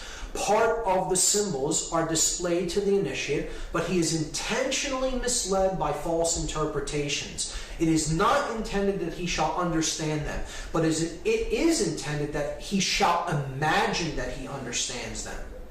Their true explication is reserved for the adepts, the princes of Masonry, one of the highest level Freemasons in Masonic tradition, telling you right out in the open what the Blue Lodge degrees are for. And of course, the Fraternal Order of Police is Blue Lodge degrees of Masonry. So that's Masonic symbology and some variants of how it is used. The next, I'm going to talk about talismanic symbology and how it is used on our money. So this will be a very big part of this part of the lecture. This symbol is one of the most important symbols in all symbology. It is the most prominent symbol on our $1 bill. It is one of the most viewed symbols on Earth. And very few people understand what it really means. I'm going to break it completely down from top to bottom and go through each element and attempt to explain it as fully and as clearly as possible. This is the symbol of all the mystery traditions.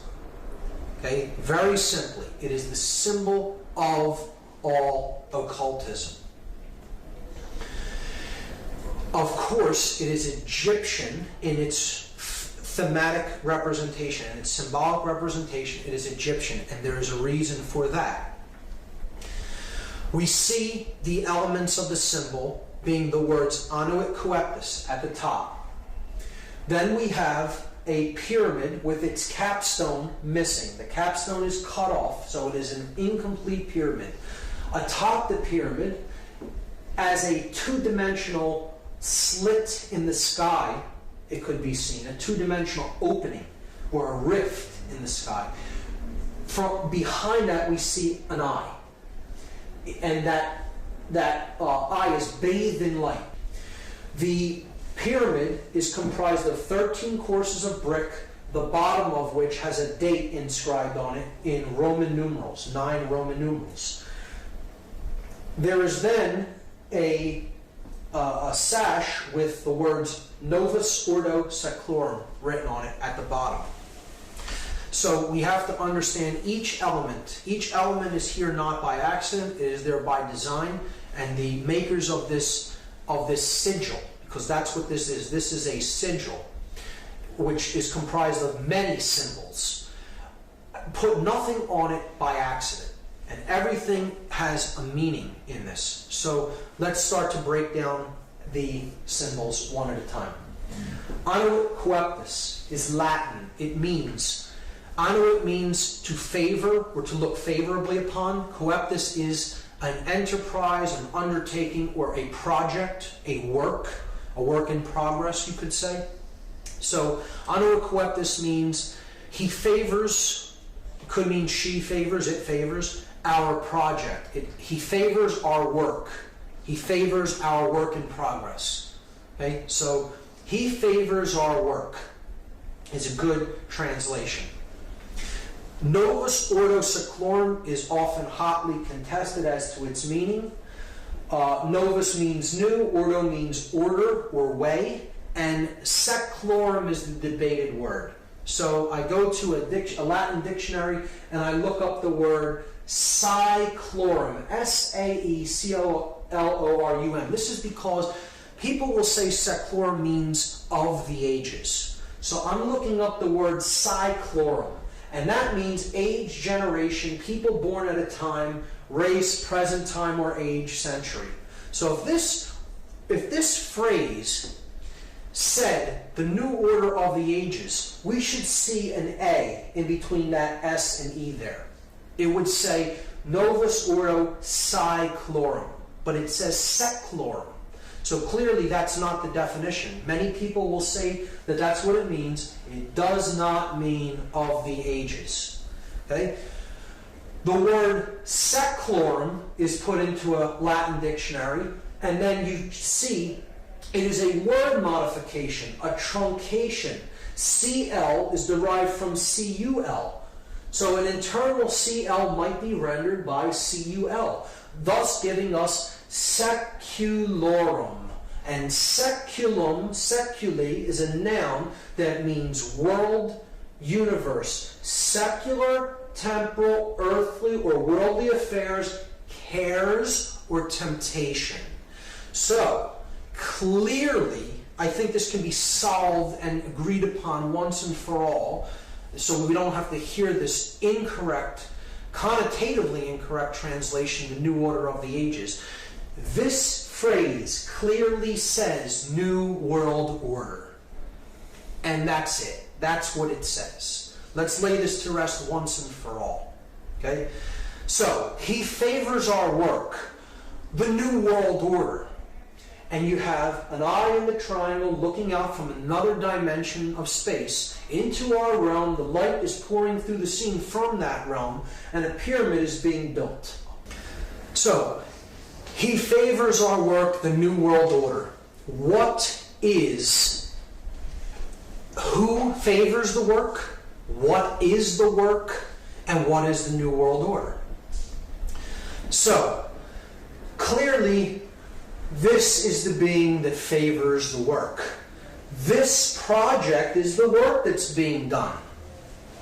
Okay, this is the incomplete project. This is the date that the project could be begun or finished, depending on how we look at the seal. So, we have to understand a little bit about Egyptian cosmology and the main solar god, the solar disk, which we looked at as Horus, as Ra. Set is the dark incarnation of it. Really, all of these principles could be encapsulated as one solar god known as Aten, or Aton. Depending on the spelling, it could be spelled A-T-O-N or A-T-E-N. So, Akhenaten of 18th dynasty Egypt was actually named after this. He's a pharaoh of 18th dynasty. He brought in the concept into Egyptian cosmology of a one god that is the overarching ruling aspect of everything, known as the Aten. And he named himself after this god. Akhenaten means the spirit of the Aten, the solar god.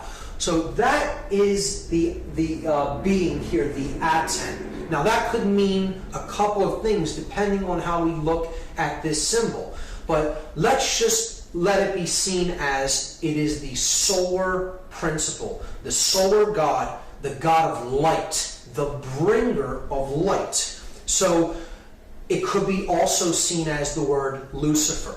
Lucifer comes from two Latin words, lux meaning light, and fere meaning to bear or to bring or to carry. So it is the bringer, the carrier of light. Now, this could mean two different things. We have to understand that Lucifer and the Aten are the same basic principle, the same symbolic principle, and they are a dual god.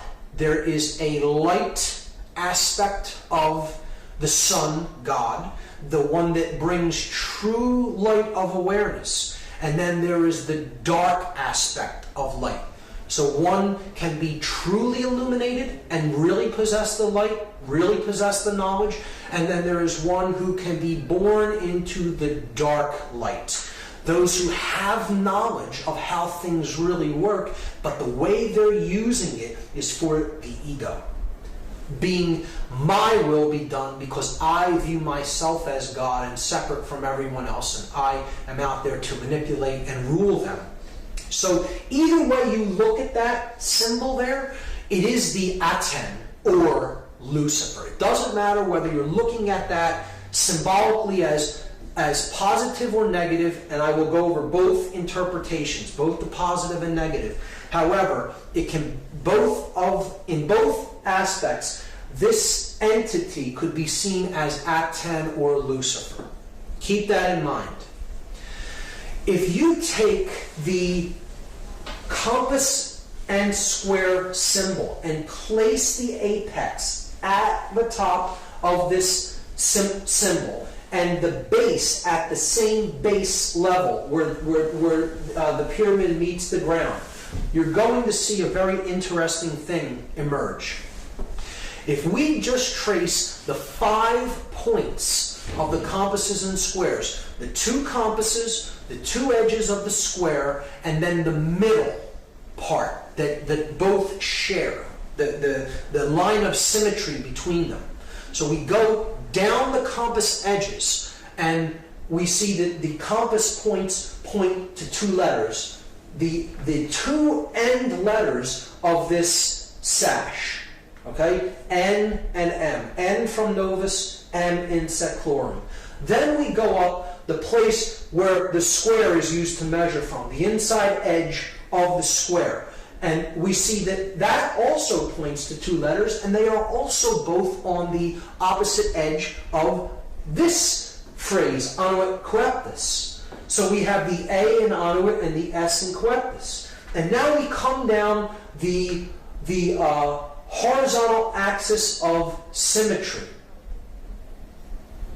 And we see it reaches 1 letter that is exactly in the middle of this sash, the O from Urdu. These 5 letters, if rearranged, are an anagram for the word Mason, M-A-S-O-N. And this is the symbol of all Masonry.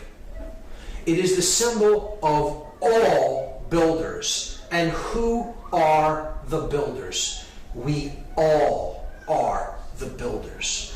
We are all collectively on this planet the co-creators of our collective experience. Whether we are doing that creation unconsciously or consciously creating our experience, we are the builders of this world. And this is what we've built it into, what we currently have right now. So, who are the builders? We are the builders. But there's 2 different types of masons. See, there are masons that build with stone. They build the pyramid upward. They're building with stone. If you connect these 5 symbols as they are connotatively used in this seal, they form an inverted, skewed pentagram. And an inverted, skewed pentagram, if you look into dark occultic symbology, is always used as a symbol of pacts. It's a symbol of pacts, of promises made, to be something to be fulfilled, to be delivered upon completion of something else. So again, we saw that these 4 arms represent the material world, depicted as the upward pointing pyramid, the brick, the physical object, and they are crushing the spirit, the 5th element, into the ground, burying it under the weight of the pyramid. See, the dark builders, the dark masons, those who are building toward a world of male domination, the blade See, they're building with bricks. The bricks are people who are trapped in physical, five-sense reality and left-brain prisonhood. They are those who cannot change. They have one form, and it's hardened. A brick was once malleable clay that could be shaped, molded, take different forms. It flows easily. Change comes easily to it. But when it is baked in the left brain, solar, male dominator consciousness, it becomes hard and immobile and immovable. It becomes a brick. And that's what the male dominator world is being built with. The bricks baked into one form, the unit form. Those in uniform cannot see what is, not see. They cannot see. They are not sees. See? They are baked into one form, the brick. Okay? And they're being used as elements to build the blade world. And the blade world will be ruled by those who are in the light. They are the blade, the male dominator sorcerers. They have the light, but everyone else is in ignorance. And when you complete this structure, the light goes out from the scene. See, they're building the blade. If you complete this structure in brick, they have all the light, and the entire world is bathed in darkness. That in that symbol, the Aten or Lucifer represents the sorcerer, and he is completely trapped in ego. The ego-bound consciousness. It's the I in the triangle. I am God, the sorcerer says to the world. And I will make everyone in this world and the entire world in my own image and likeness. But I will have all the light, and the light will be blocked out to those in ignorance and in one form.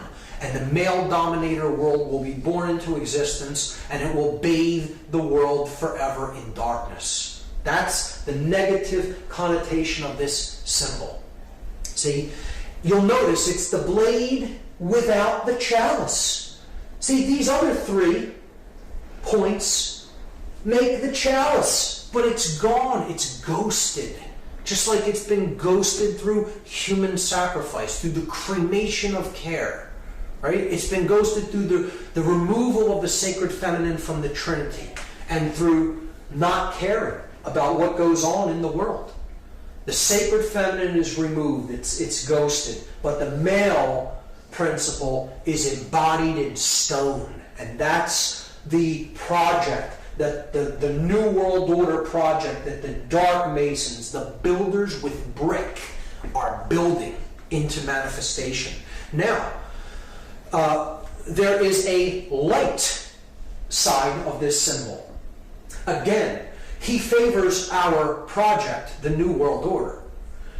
If the true God of creation, the true bringer of light, the awakened neocortex, the prefrontal cortex, the opening of the third eye, the stone the builders rejected, the Christ consciousness, so to speak, the true bringer of light, right? The true aspect of Aten, the solar mind, right?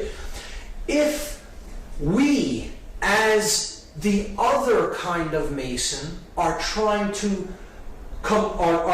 do the work that he favors, the true bringer of light, the true God of creation, and create the positive New World Order, our job as the builders of this project is to remove the brick from the top down, a little at a time, from those who we can help to work, smaller groups, gradually removing and helping people to change in larger and larger and larger groups. And if that pyramid is razed to the ground, is removed from the scene.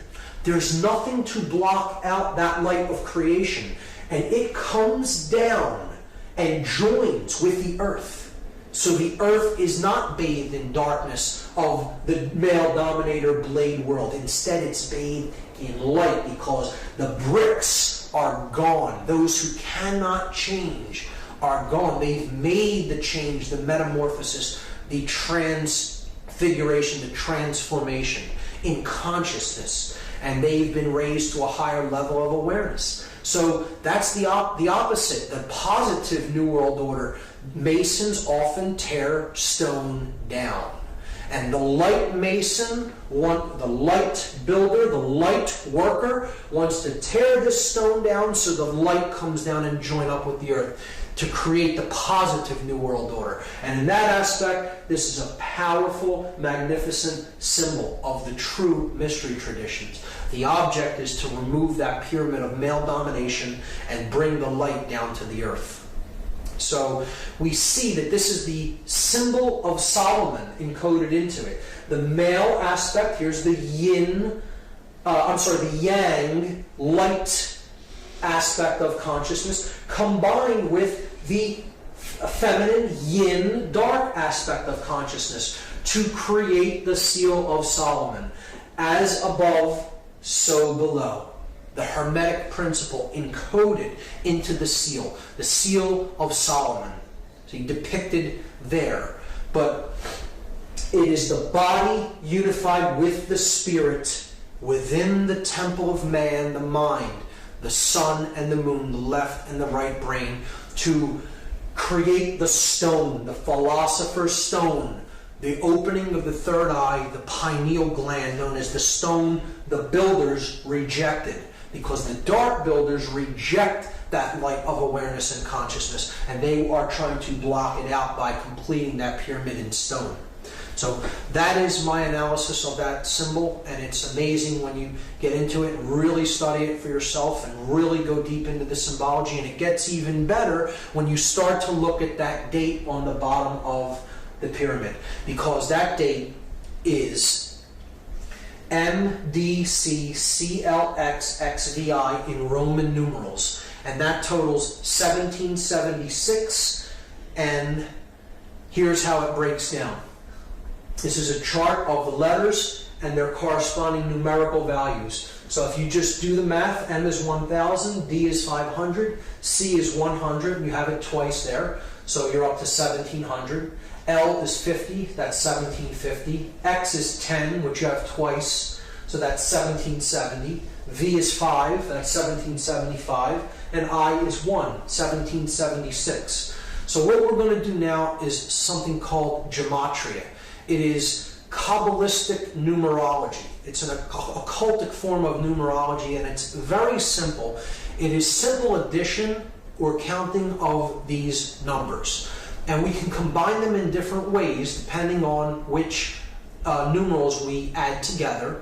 And we understand that all of the added values are identical, and they mean the same thing in occultic numerology. So 1776 is the number that we get when we add these Roman numeral values together.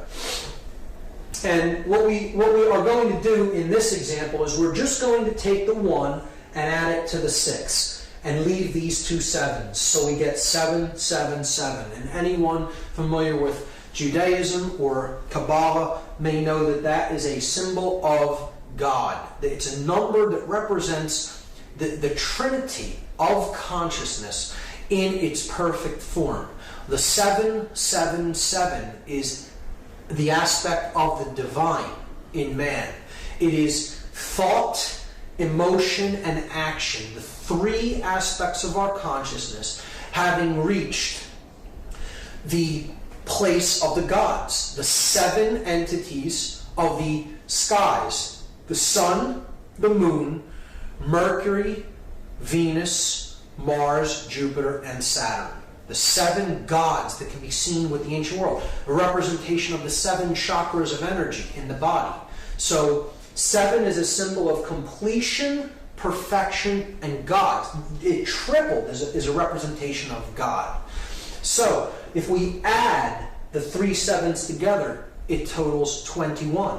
And 2 plus 1, this is the parents and the child, the father and mother, the creator God and the sacred feminine, and the divine child. And then that totals 3. 2 plus 1 is 3. So all of these values can be seen as identical, or they mean the same thing. They are numbers that represent God, or completion, perfection. The divine has been awakened and realized. So they can be used interchangeably in systems of occultism. And again, 3 being the number of unity, of unification of thought, emotion, and action, the triune being, the 3-in-1 God, right? The Trinity. So, what I'm going to do in this study of gematria is I'm going to take these letters, because gematria is a combination of geometry and mathematics. Geometry, Gea, earth, the measure of things, the measure of the earth, the mother, right? And matria, mathematics, the mother science, after Ma'at from Egypt, the mother goddess. So gematria is a combination of geometry and mathematics. So we have all the elements in place. We have the math aspect is covered by the Roman numerals that represent value or mathematics, and we have the shape that's given by the triangle shape or the pyramid shape. So we're just going to combine the two by taking, we have 9 letters, and we're given a shape that has three vertices. So we're just going to duplicate the shape 3 times, and we're going to place the letters at the vertices of the shape. So we'll start with M and put it at the top of the first triangle, and then D, C at the base, and then repeat it 3 times. M, D, C, C, L, X, X, V, I. And now we're going to substitute the numerical values for the Roman numerals. So we get this. We get 1,000, 500, 100. 100, 50, 10. 10, 5, 1. So you see a pattern emerge there. At the top of the pyramid, in every example, we see a clear pattern. 1,110. Now, in mathematics, those are known as powers of 10, or powers of 10, at 10, powers of at 10, at the top of the pyramid. Because at 10, no matter how you look at it, is at the top of the pyramid. This is a play on words that works out in the English language, and it is not an accident. These are perfect numbers of base 10 numerology, base 10 mathematics. And the powers of a 10, the powers of at 10, are indeed at the top of the pyramid. At the bottom of the pyramid, we have 500, 100, 50, 10, 5, and 1. If we add those for each base, we have 600 at the base here and 1,000 at the top. 60 at the base here, 100 at the top. 6 at the base here, and 10 at the top. We can then simply remove all the zeros, because zeros don't add to anything in gematria. So they can be removed. So we see that it simply boils down to this. 1's at the top, 6's at the bottom. And now we can combine them into one pyramid. And you have at the top 1, 1, 1, where the 3 pillars, the 3 aspects of consciousness, thought, emotion, and action, the 3 pillars of Freemasonry. At the bottom, 666. 666, the number of beast or base consciousness. And noticing that 3 correlates to 777, because if you add 777, you get 21. If you add 2 plus 1, you get 3. So 777 and 3 are identical. So you could simply substitute 777 for anything that totals 3, like 1 plus 1 plus 1. 1 plus 1 plus 1 is 3, so we could simply put 777 up there and substitute for 111. They're identical because they both add to 3. So we have God at the top, the light, the beast or base consciousness of illusion and identification with the physical world at the bottom of the pyramid, captured in stone, in one form that cannot change. Illusion, ego identification. So, if now we reduce them again. So we add 7 plus 7 plus 7, we get 21. We add 6 plus 6 plus 6, we get 18. And this is what is meant by counting the number of the beast. That's what we're in the process of doing. It's a prescription for gematria given in the book of Revelation in the Bible. We add 21, and of course, as we saw, that totals 3, the number of God, and 18, 1 plus 8 totals 9, the number of ego and illusion. Why is 9 the number of ego and illusion? Well, here's why. The number 9 has very significant mathematical properties, and they are shown to us in addition to the number 9 and in multiplication of the number 9. So this side of the table is an addition table, this side of the table is a multiplication table. 9 plus 1 is 10. 1 plus 0 reduces to 1. We're simply adding the final result, the digits of the final result together. So look, we're back at where we started adding to 9. 1. So adding the 9 was like adding 0. Okay? 9 plus 2 is 11. 1 plus 1 reduces to 2. It adds to 2. So we're back to 2. So again, adding the 9 was like adding a 0. You do this with any number.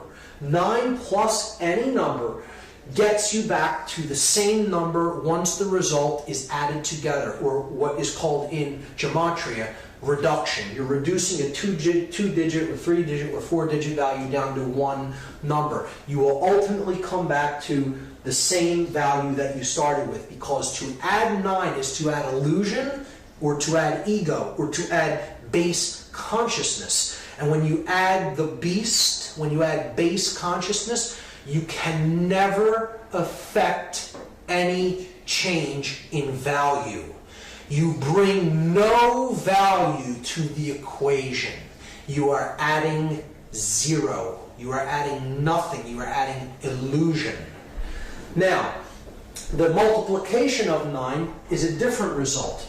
9 times 1 is 9. 9 times 2, 18. Add the 1 and the 8, you get 9. 9 times 3, 27. Add 2 plus 7, you get 9.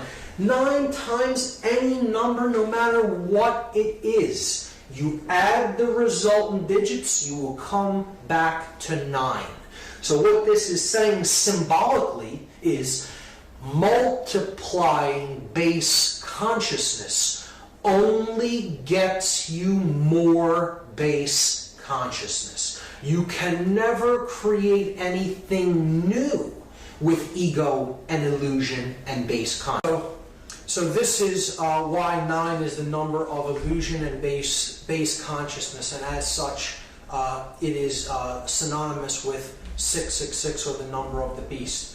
One thing I should mention is that the date 1776 is simultaneously the year that the Declaration of Independence was signed in the United States, and it is a document declaring human sovereignty, and that our rights come from our Creator, whatever we happen to envisage that Creator or that force as, and not from man. But it also is the date of the birth of the Bavarian Illuminati order, and that happened on May 1st, 1776, which is a Luciferian dark occultic Sabbath known as Walpurgisnacht.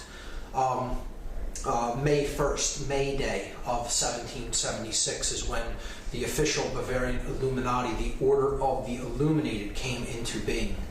So there's a dualism even inherent in that date. You can look at the Dark New World Order building upward from 1776 in earnest, from the time when this dark occultic order came into manifestation, and the object of the light New World Order to bring the light down by removing the bricks and getting back to the understanding of personal sovereignty as encoded in the Declaration of Independence.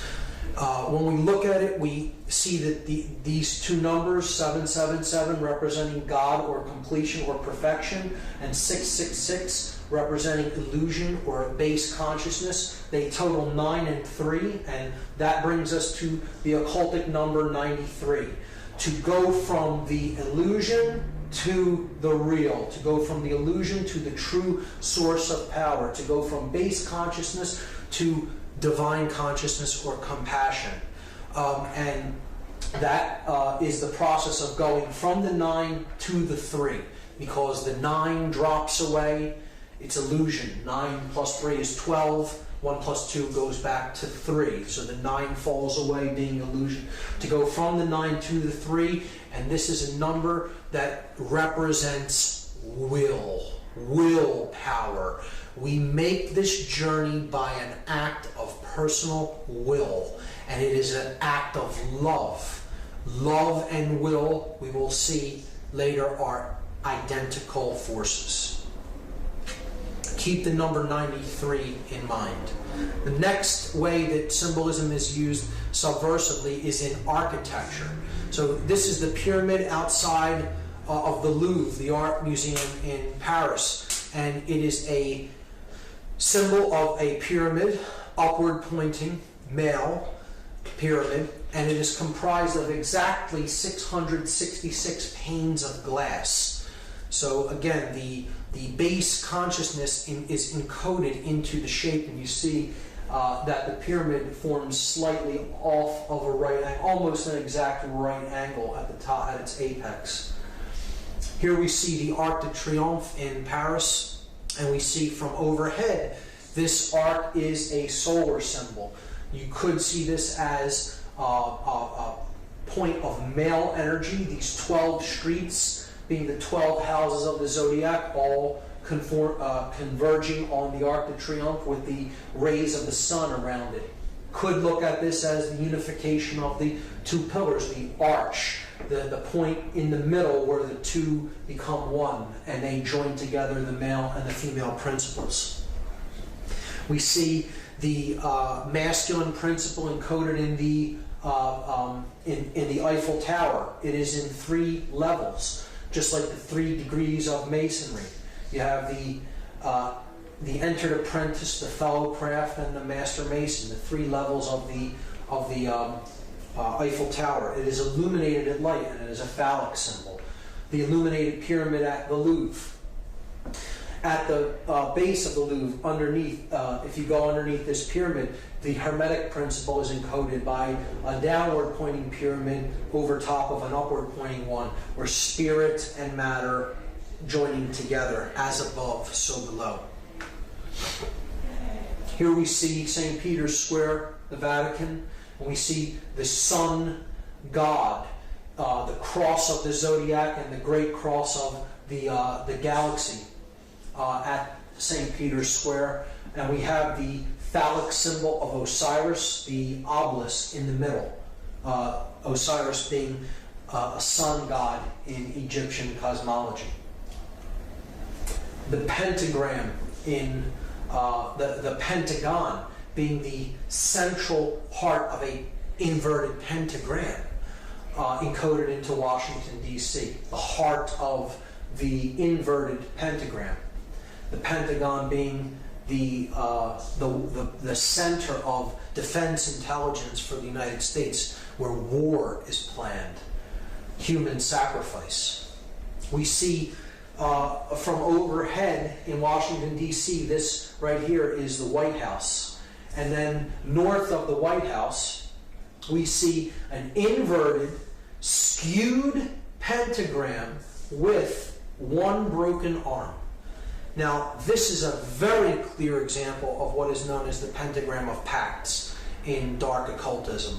The pentagram of Pax is inverted because it is satanic, or it is thrusting the spirit downward. It is often skewed, representing that which is really out of alignment or proportion. So it is usually skewed in one form or another, either stretched or squashed. In this case, it is kind of squashed downward. And we also have a broken arm. And a broken arm in a pentagram represents a pact that has not yet been fully completed or fulfilled. So that which is promised has not yet been delivered because a work is still in progress. And I think we can understand the meaning of that broken arm by understanding what the pentagram of Pax represents. So it is not that they simply weren't able to complete that in some way. It is intentionally left broken. And this is one of the arguments against it actually being an occult symbol. Well, if there was occult leaders that made it, could they not have completed the last arm? They did not want to complete the last arm. It is intentionally made to be a pentagram of Pax, and that arm is left broken for a very specific occult reason. The phallic symbol of Osiris, encoded as the Washington Monument, a male symbol of phallic energy. It's in direct alignment with the symbol of the feminine energy, which is Congress. Congress being another word for sexual union. Congress. And the Congress building is the feminine principle. It's the dome of the feminine breast with the goddess statue of Columbia, or freedom, atop the dome, representing the feminine energy, and it is reflected in the water. The water being the principle of the moon goddess, the goddess of the water. The moon's light is reflected in the waters at night. So this also encodes in this reflecting pool the Hermetic principle, as above, so below, as goes on in consciousness in the earth is reflected from the heavens, and reflected in the external experience that we have. Other sexual symbols or phallic symbols seen in the layout of Washington, D.C. Here we have the Washington Monument. Here we have the Lincoln Memorial, which is a temple to the king.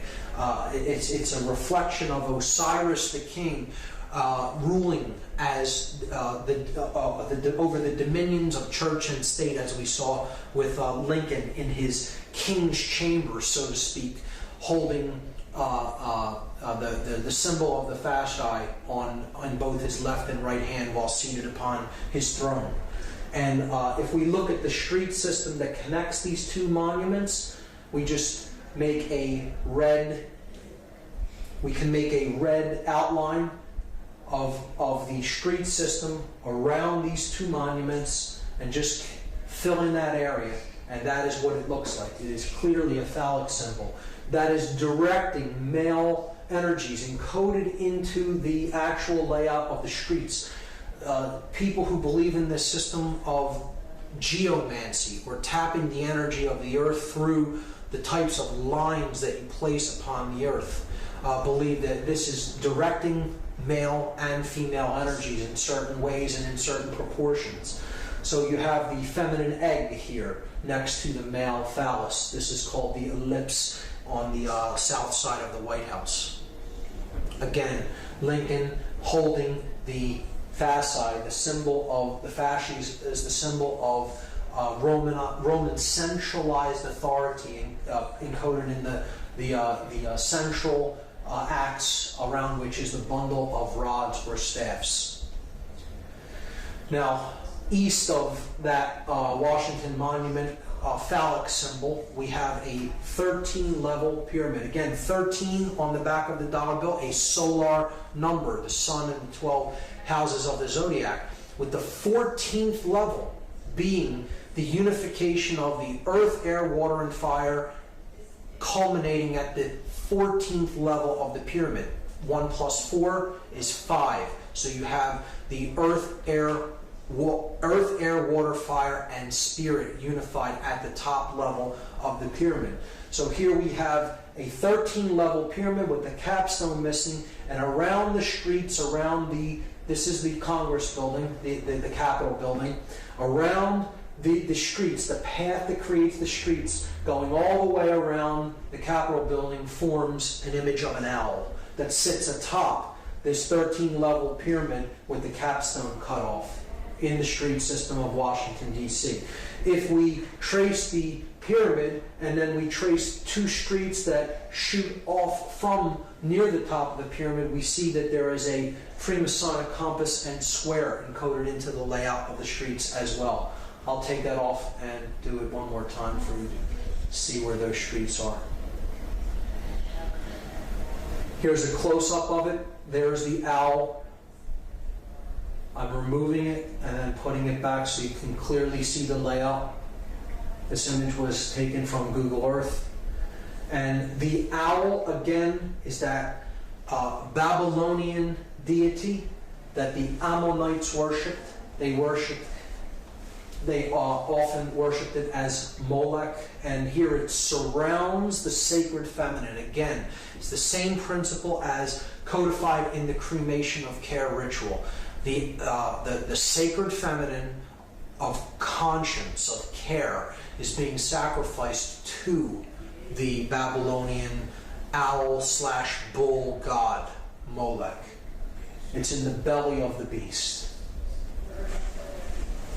And overhead, above this complex here, where the owl is and the Capitol layout, we see the seal of Solomon encoded into the street plan, representing the feminine aspect that ends at the Capitol building, the feminine, okay, and then the male aspect ends at this place right here, which is known as Lincoln Park. And Lincoln Park is a resonator for Lincoln, who sits in the king's chamber, the male principle. So you have the queen or the goddess's building, and then you have Lincoln Park here, which is a representation of the male energy, and it's a symbolic correlation to Lincoln's name, who sits in the king's chamber at the Lincoln Memorial.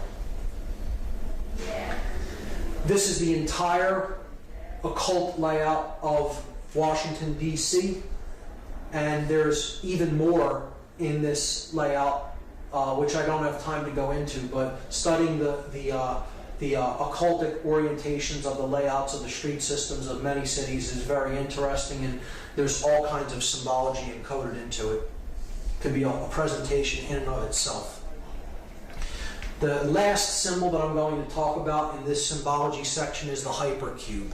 And this is one of the deepest symbols of all occultism, which very few people really delve into and get into the meaning of. The hypercube represents 4-dimensional space and time. The next level the next higher dimension from the 3-dimensional world that we inhabit. So you have a point that represents no dimension. You have a line that represents a 1 dimension, that you can go forward or backward. You have a plane. You extrude the line and you get a plane. Now you have a 2-dimensional object. Then you extrude the plane into a 3rd dimension and you get a cube. So that's what our 3-dimensional world is like. 3D. You have a single cube. You have length, width, and depth. But then if you extrude a cube, you take the cube and you pull it and you extrude it that way. You get what's called a hypercube. So this is a 4-dimensional object. It is derived by unfolding a cube into all of the dimensions of each one of the planes of the cube. And you get this object. When you look at the hypercube ideology, it is representative of the mind existing inside the construct of matter. So you have matter being the outer part of the cube, and then mind is the inner part of the cube.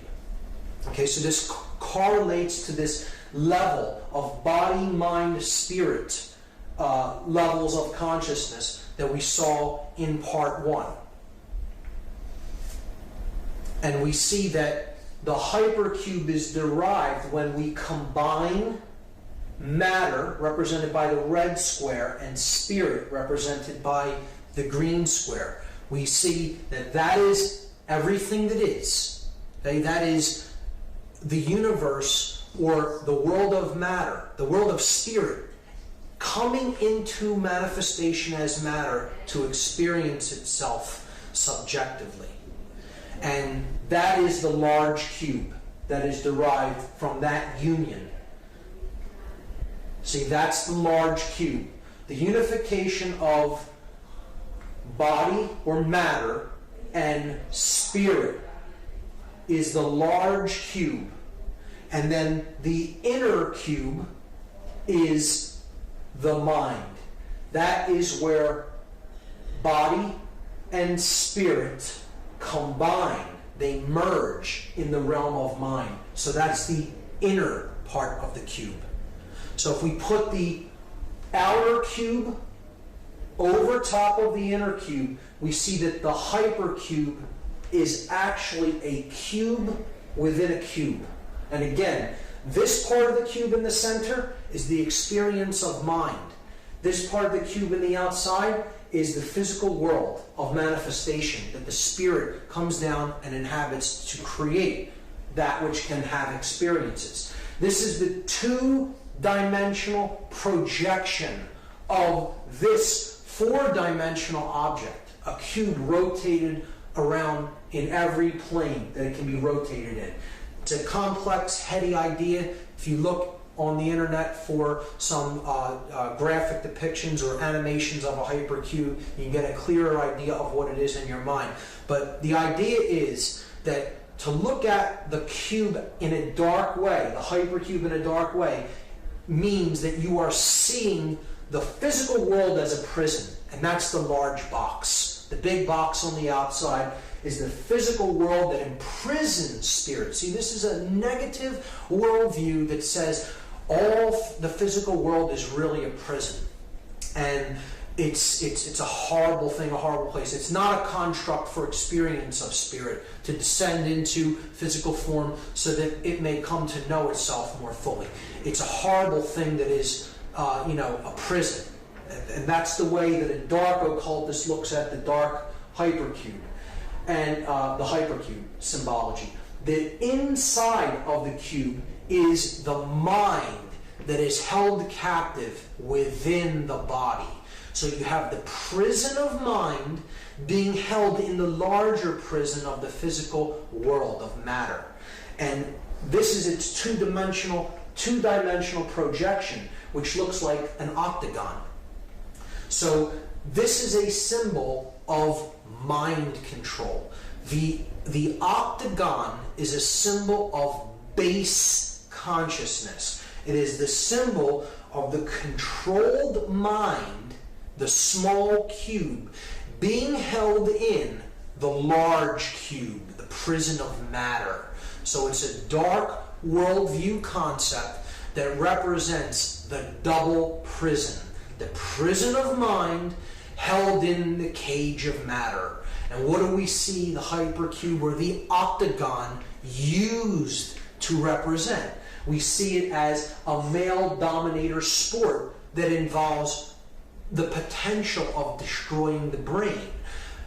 Extremely violent male dominator sports.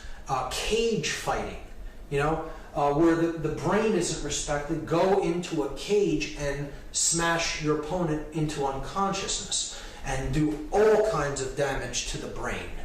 The octagonal hat, the 8-cornered hat that law enforcement officers wear. It's another total assault on the consciousness of people who take the jobs as enforcers or controllers. They're being told symbolically, your consciousness is of the hypercube. It's of the octagon. The octagon is placed on the crown chakra, just like the square we saw in the other example. The double square on the English police's hat, right here on the forehead, on the third eye. Again, the double square is representative of the octagon, the two squares being combined in an 8-sided shape. If you complete the corners, you get the octagon if you connect the corners. But the 8-cornered hat is the octagon being worn on top of the crown chakra as another occultic insult, an insult in symbolism to the mind-controlled controllers, the controllers who they themselves are under deep forms of mind control to do a job that is a deeper suppression of their spirit and others. Because the hypercube is seen in one more place, and it is ubiquitous. It is everywhere. It is on every metropolitan street corner, the stop sign. Encoded in red, and it has the word stop written on it, and this is saying to the consciousness, stop. Stop the journey. Stop your movement. Stop the progression of spirit. Just stop and stay in the double prison. Stay in the hypercube. The prison of mind encoded and captured in the prison of matter. The hypercube is one of the more difficult symbols to really grasp the deep connotative understanding of the symbolism of it, but once you understand it, you will see it in many places, and it is definitely used as a subversive symbol in most instances, particularly in cage fighting, in the uniform and emblems of controllers, particularly the 8-cornered hat of police, and most ubiquitously in the stop sign that we see all over Western culture. This brings us finally to the last part of the methods of manipulation, and the last one is the biggest of them all, chaos sorcery. What has been known as the Hegelian dialectic, or problem, reaction, solution. And we're going to talk about what the Hegelian dialectic is, and we're going to see an example of how this is put into action when we analyze the 9/11 occult ritual.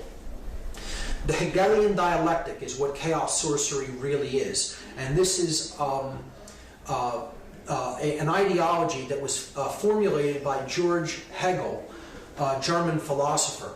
The Hegelian dialectic is a framework for guiding our thoughts and actions into conflicts that lead to a predetermined solution.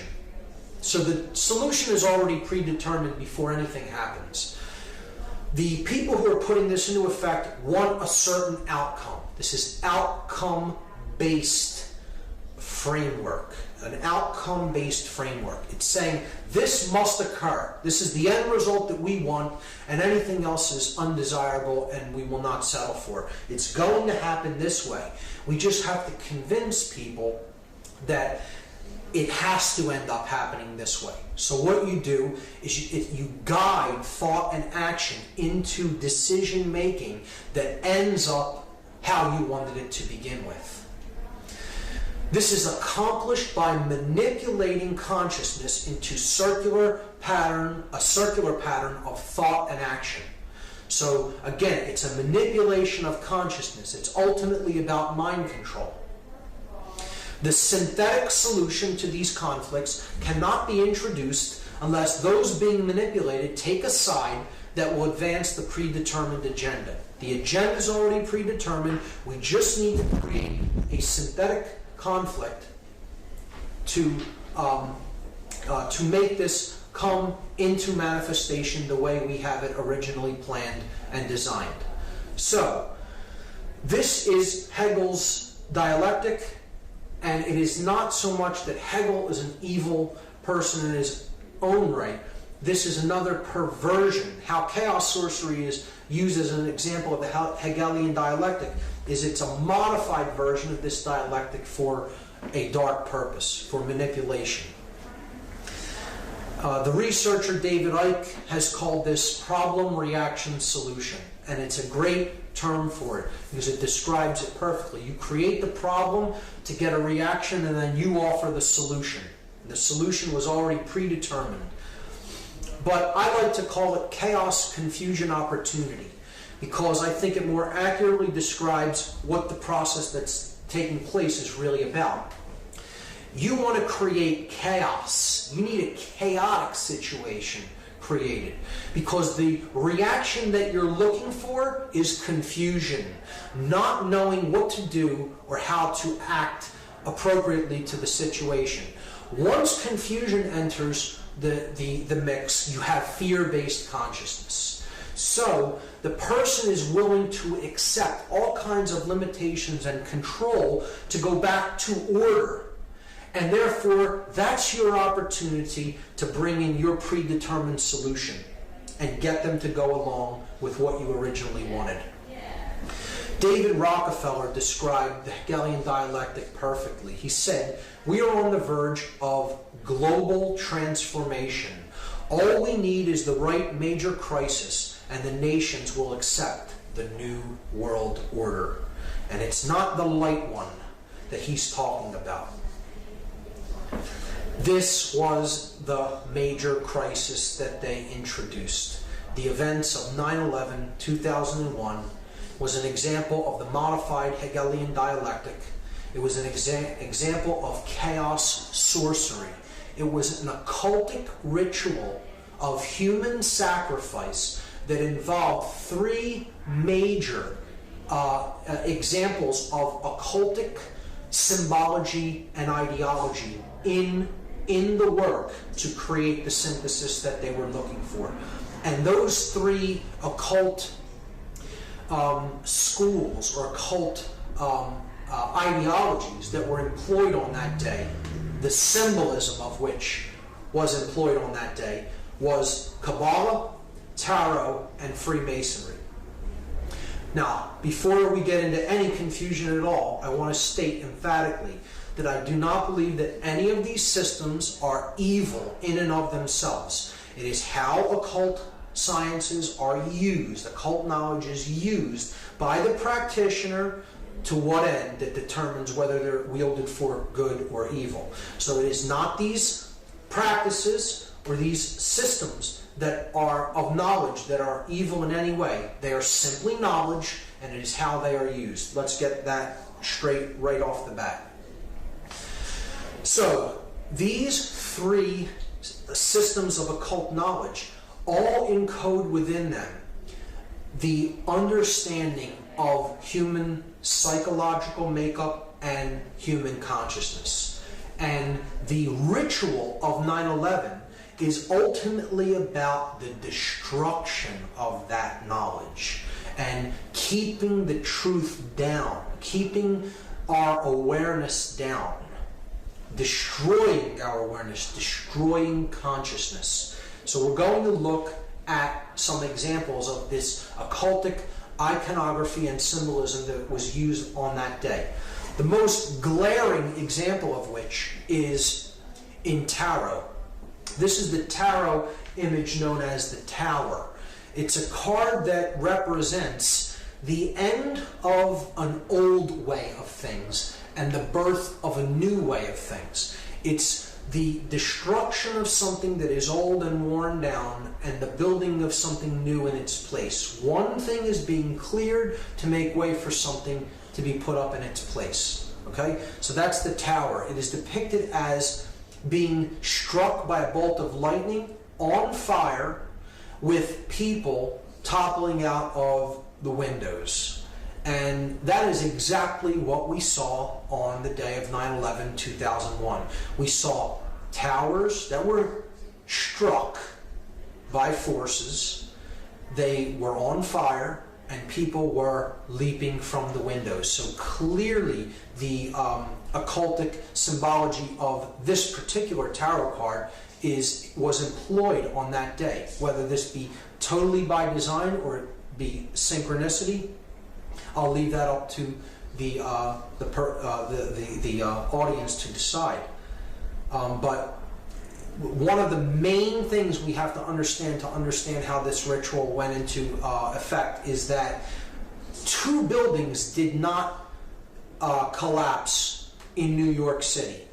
3 buildings came down on that day in New York City alone. Many people still do not know this or understand it, amazingly, because the mainstream media only showed the collapse of this building here to the right only one time and never really showed it again, unless you go on the internet and search for the video of the collapse of World Trade Center number 7. Some people are still unaware that a 3rd building came down at 5:20 p.m. on that day.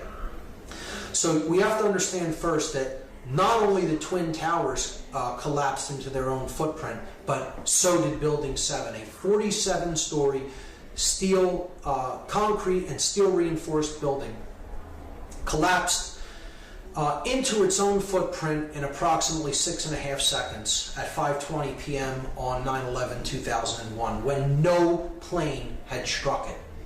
So I'm not here to argue the physics of 9/11. I'm not here to even talk about any of the aspects of the how part of 9/11, the physics or the how it happened. I'm much more interested in using my time to discuss the why and the implications of the occultic symbology employed in what I consider a dark occult ritual, a ritual that embodied the modified Hegelian dialectic. And so the first thing to understand is 3 towers came down, 3 pillars, if you will, came down on 9/11, not 2. The first occult system that I'm going to look at in relation to 9/11 is Kabbalah. Kabbalah is an ancient Semitic form of occultism. Judaism takes some of its roots from Kabbalah, and this is the main symbolic structure, or this main symbolic icon of Kabbalism. It is known as the Sephirotic Tree of Life. This is known as the ladder to God, okay? The levels that go up in consciousness to God. And there are 10 of these spheres on the tree. If you count them, there are 10 total. This is 1, 2, 3, 4, 5, 6, 7, 8, 9, 10. They're known as, these spheres are known as Sephirot. So the 10 Sephirot comprise the Tree of Life. Now, in the books that describe this symbol, the Sephirotic tree, they're the Zohar and the Sefer Yetzirah. They look at it as that there are only 10 Sephirot. There are not 9 and there are not 11. This is specifically worded into these books. To speak of there as being any more or less Sephirot is considered like a blasphemy in Kabbalah, because there are only 10. So this is where part of the name, the name of the ritual comes from.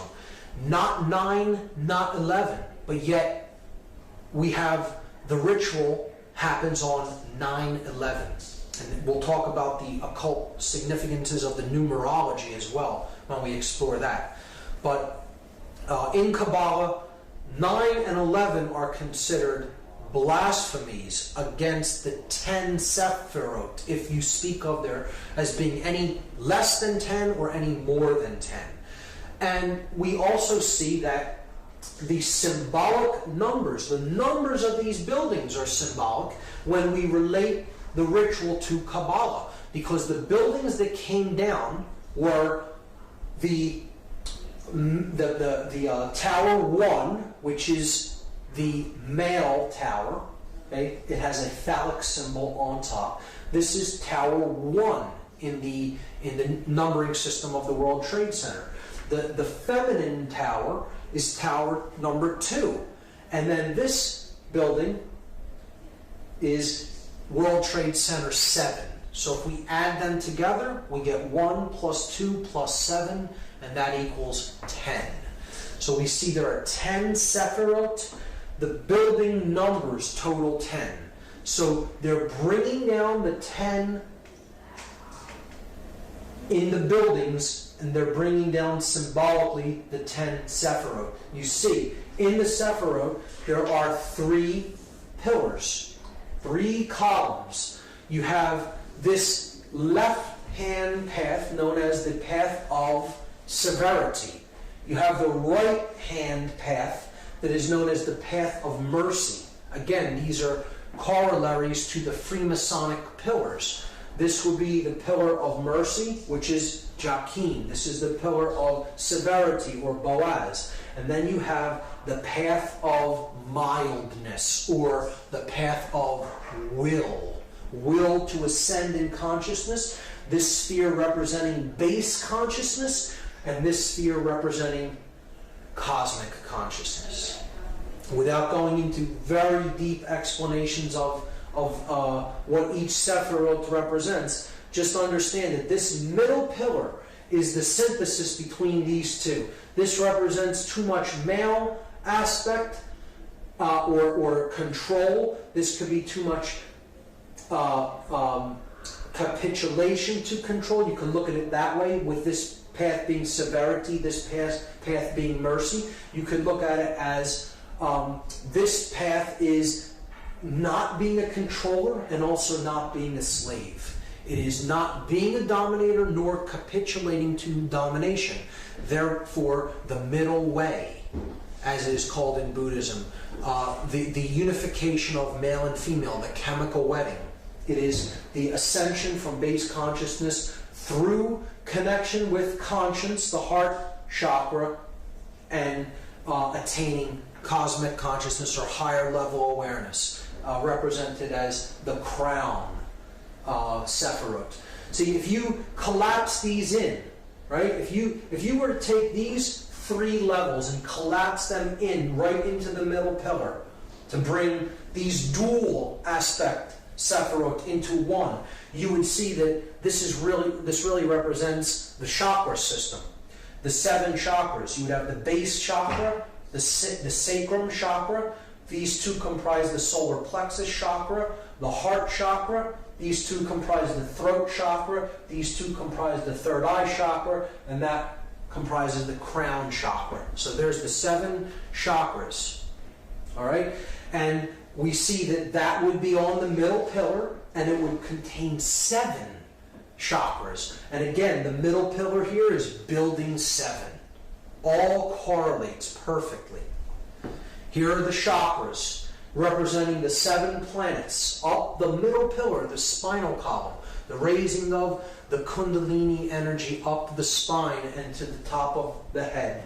From down here, the farthest out from the sun until we get up to the solar mind. And the earth being the heart chakra of the system. The earth and moon right in the middle. It would be the 4th of the 7 chakras. And that's what's ultimately being brought down. The consciousness is being destroyed and leveled by the leveling of these towers. Okay, so that's Kabbalah. That's the Kabbalistic aspect of the destruction of the World Trade Center buildings, the 3 pillars of the World Trade Center. The second occultic tradition, Tarot, we see again the columns of Jachin and Boaz. Now, see, they're reversed in this example. They're the same way that they are in the Kabbalistic Sephirotic tree of life. But this is the male pillar, the light pillar, the pillar of mercy. This is the male pillar, because you're looking at the entrance of the temple. See, in the Freemasonic tracing board that we discussed, the light pillar is on this side because you're on the outside of the temple walking in. In this example, you're inside the temple looking toward the outside, and the goddess is seated in the temple and she's veiled from the outside. So if you were to picture yourself walking in from behind her, right, and she's veiled, the Jachin pillar would be to your left. And that is the male pillar, and here we see the male pillar with the phallic symbol. The feminine pillar, see, it's on her right side. This one's on her left side. So you have the feminine pillar, which would represent Boaz. The masculine pillar here would represent Jachin. The middle pillar represents the goddess. Again, it's a sacrifice of the goddess. Once again, we see it happening. Here we see she's the moon goddess. She has the cross on her chest, the cross of the sun, that she carries within, that she gives birth to. Here we see that the Sephirotic tree is behind her, because Tarot, Kabbalah, and Freemasonry are aspects of occultism that must be studied in conjunction with each other to fully understand them. The goddess holds the book of truth, the Torah, the law, the truth, and it is veiled by her cloak because no one knows how the story ends. The future is still to be written. So, in ancient goddess worship traditions, this goddess was known as Tara, T-A-R-A. And this is why, as a result of this ritual, we have a war on terror. But see, it's said, when it's said quickly, it morphs, and the word phonetically becomes terror. The war on terror.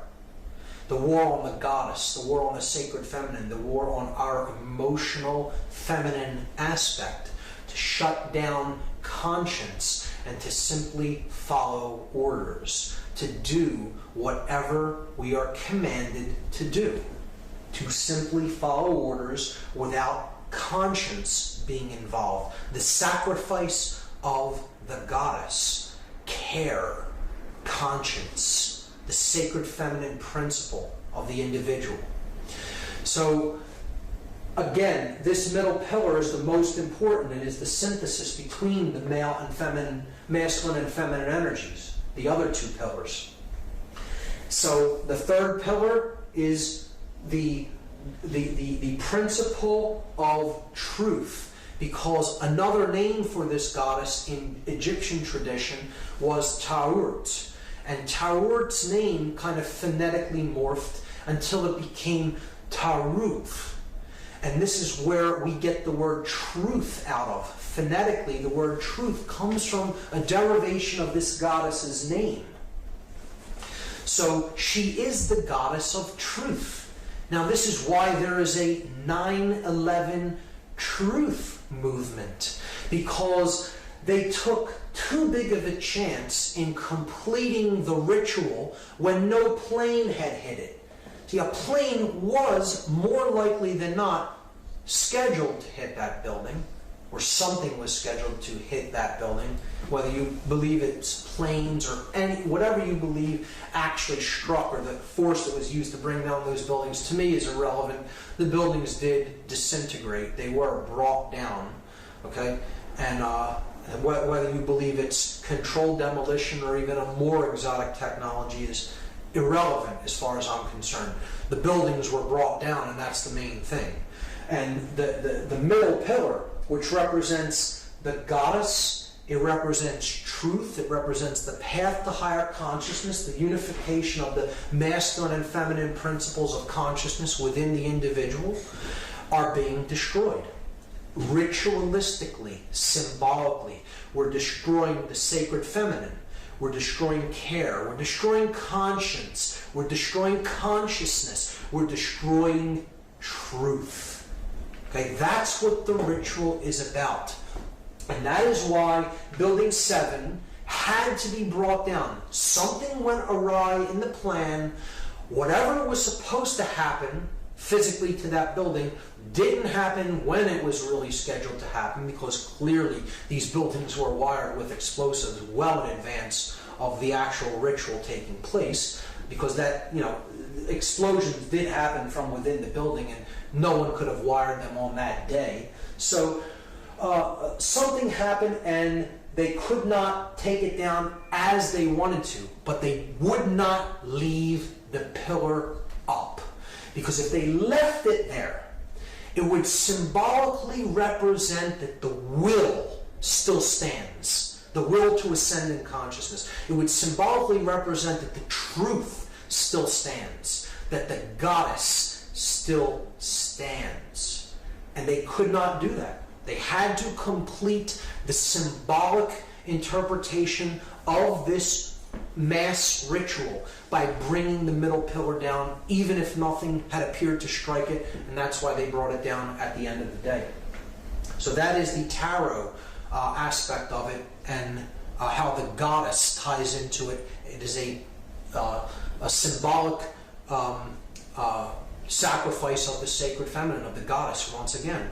And now a clear example here of the three pillars that we've already seen in the Freemasonic tracing board. Again, the masculine or solar pillar of Joachim, the feminine or lunar pillar of Boaz, and then the pillar of Jacob, Jacob's ladder, the middle pillar, the one that gets you through the stargate, okay? It gets you to the all-seeing eye, right? The all-seeing eye directing the entire operation, right? Takes you past that, through the stargate, to the realm where the true light is at, the intelligent principle of the universe. And this middle pillar is the synthesis between these two.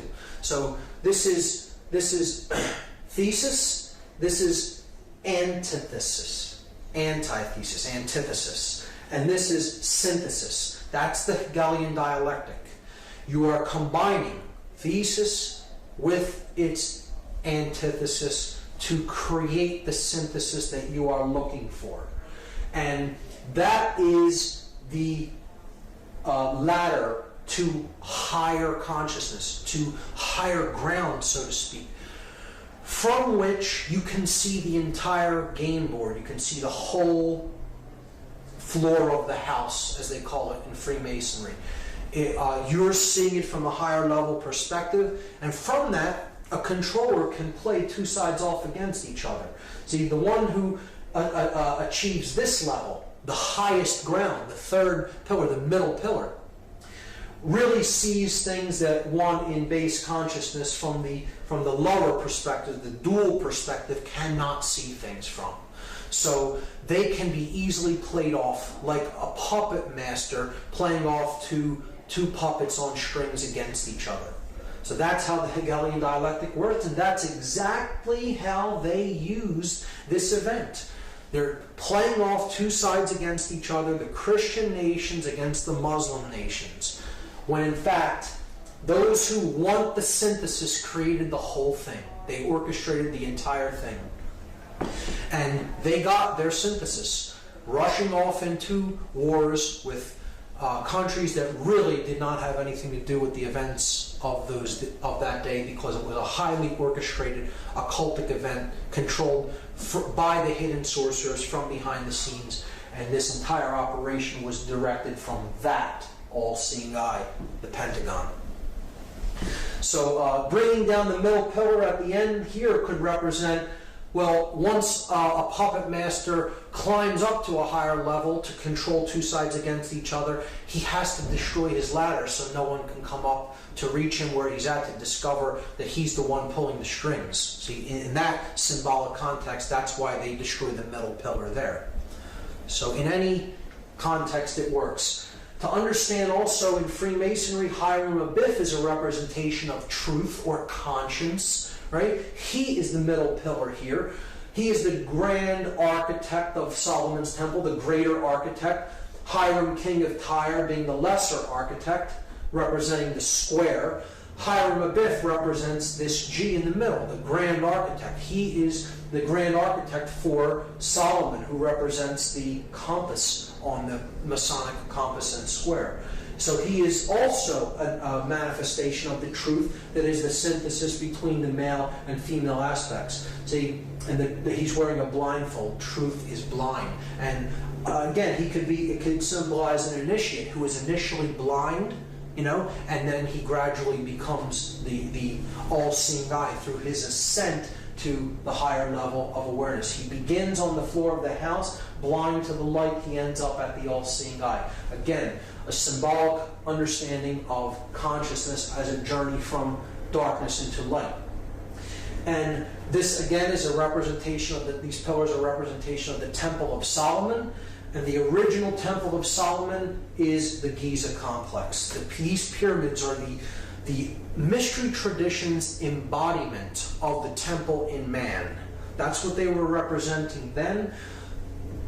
And the buildings in New York City are a rebuilding of this symbolic temple in New York City. Just like they were built in Giza, like the Temple of Solomon was built in Jerusalem, and then it was razed to the ground, and another version was built. It was rebuilt in New York City symbolically, and then it was destroyed again. And now they're planning on building another Temple of Solomon on the ground where the World Trade Center was destroyed. But they're doing it in a very different way this time, which we'll understand when we get to that slide. But see, Hiram Abiff, the ritual of becoming a Master Mason is about Hiram Abiff's ritual murder. And he says that he refuses to give the secrets of Freemasonry. He refuses to give the secret word of the Master Mason. He says, I will not give it to these ruffians who are accosting me. You know, they want to know the word without doing the work. So he is ultimately slain by these ruffians for not giving the word, but he only tells them that you'll know the word of the Master Mason when the temple is rebuilt. This is a symbol that the temple in man, the brain, is ultimately in a state of total disrepair. It's been destroyed through manipulation and control and taking people's consciousness down to lower and lower levels and just completely being conditioned and accepting falsities as truths and refusing to accept truths as what is. So Hiram Abiff, as a representative and a servant of truth, refuses to capitulate to domination or become a dominator, and he is slain ritualistically for it. This is a representation of the aspect of consciousness that is base consciousness being slain and it being reborn through a connection to conscience as the widow's son. See, the widow's son is who Hiram Abiff is. And this is the son, again, of the limbic brain, the mother aspect, the feminine aspect, who does not have a male counterpart because the reptile complex, the base brain, has been put into check by our intuitive side and our conscience. So then the male child of proper moral action, the unified neocortex, is born of the widow, the mother without the father or the virgin birth. It's the Christ story retold in a different way. The widow's son is born. The unified neocortex bears the person of proper moral action because they're being born of the intuitive feminine part of the brain, and the male dominator reptilian part of the brain has fallen away, he's fallen dead. Okay, so that's what the story of Hiram Abiff is about. And he's saying to the ruffians, those in base consciousness who threatened to kill him for not giving the secrets of Freemasonry, you'll know the word when the temple here is rebuilt. And the word, the lost word of Freemasonry is equilibrium. That is the lost word. Because equilibrium is what we're striving for between the hemispheres of our brain and the masculine and feminine polarities that are indwelling within us. So they have to come to a state of equilibrium, and then the temple will be rebuilt. The brain will operate in global coherence across both brain hemispheres, and the third eye will be opened and cosmic consciousness will be awakened. That is what this story is about. That is what the ritual murder of Hiram Abiff is about. And we'll keep that in mind when we understand that there is a new temple being built on the ruins of the old temple in New York City. Again, the complex of the World Trade Center is a symbolic representation of the original Temple of Solomon, the pyramid complex at Giza. Rebuilt in Washington, D.C., here we see the three pillars at Giza two extremely large towers or pillars and one small one. And we see it rebuilt here. The two large towers and then the one that is less than half of the size of the other two. This sphere here is a representation of the Sphinx, okay, at the base of these columns. So these columns are also a symbol of the Babylonian gold-headed man depicted in the dream of Nebuchadnezzar in the book of Daniel, a prophetic book in the Bible.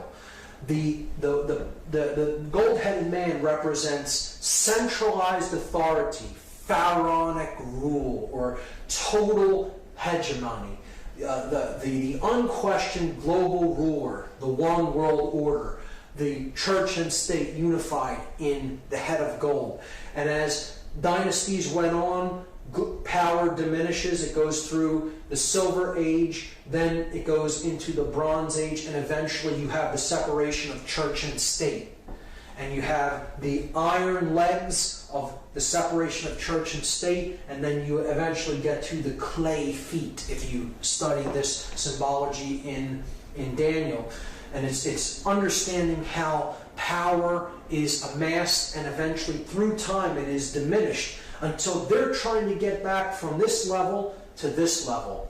And that is what the Dark New World Order would be. The destruction of the two pillars and the combining of them into one centralized authority, one world state and religion.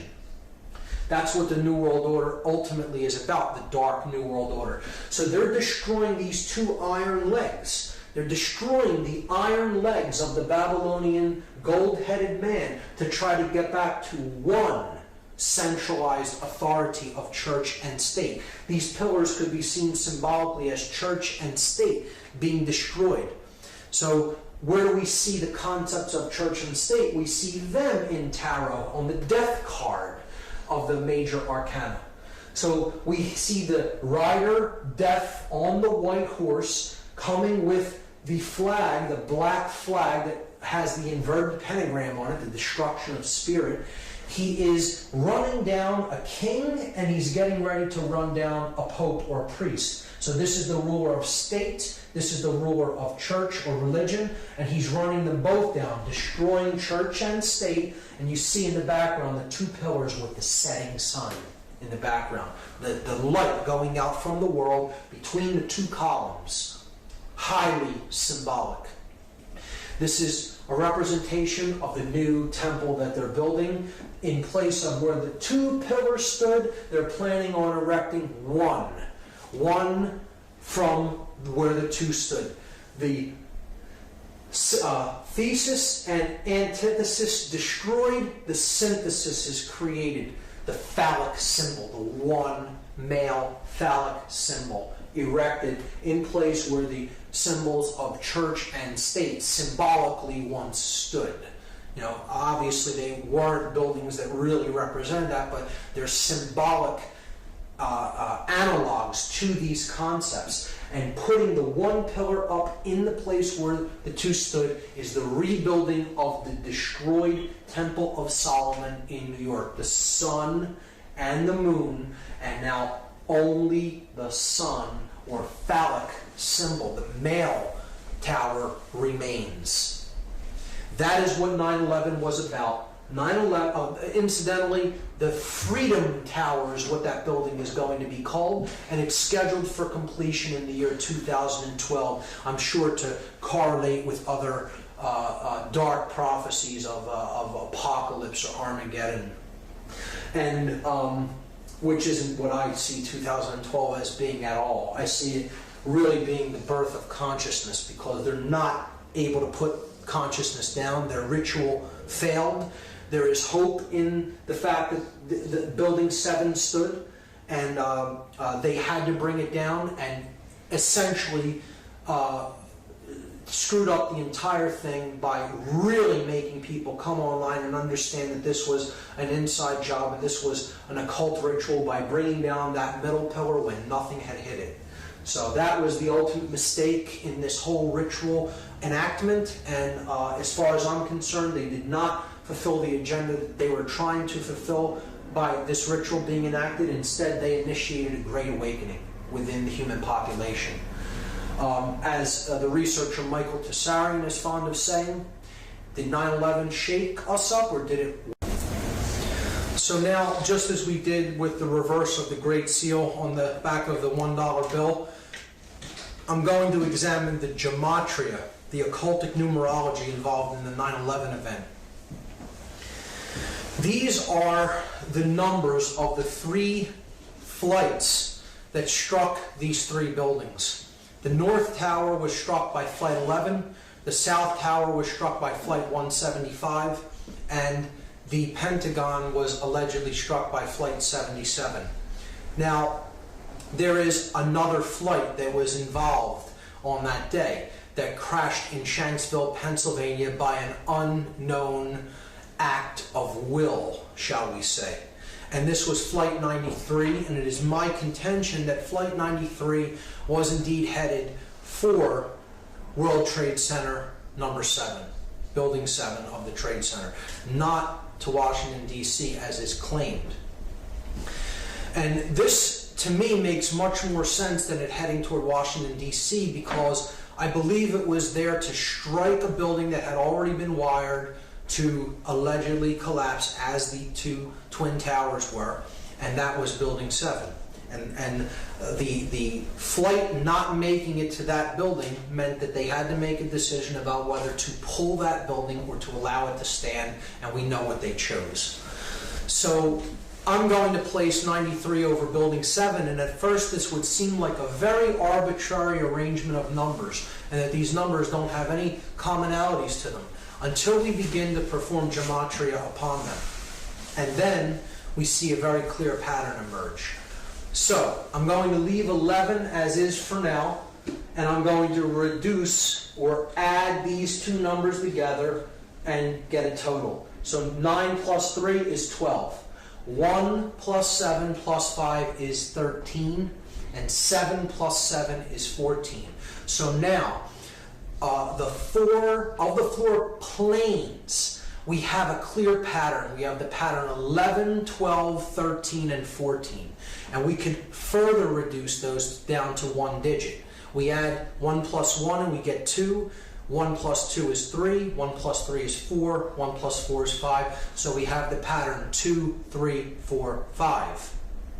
When we add those together, 2 plus 3 plus 4 plus 5, we get the total 14. And again, there's that symbolic number again that totals 5, that is about the 5 elements: earth, air, water, fire, and spirit. But it is the separation of them, the 1 and the 4, the spirit and then the 4 elements. This is the 14th level of that pyramid, where the light is at, the 13 levels of stone, and then the light at the top, the 14th level.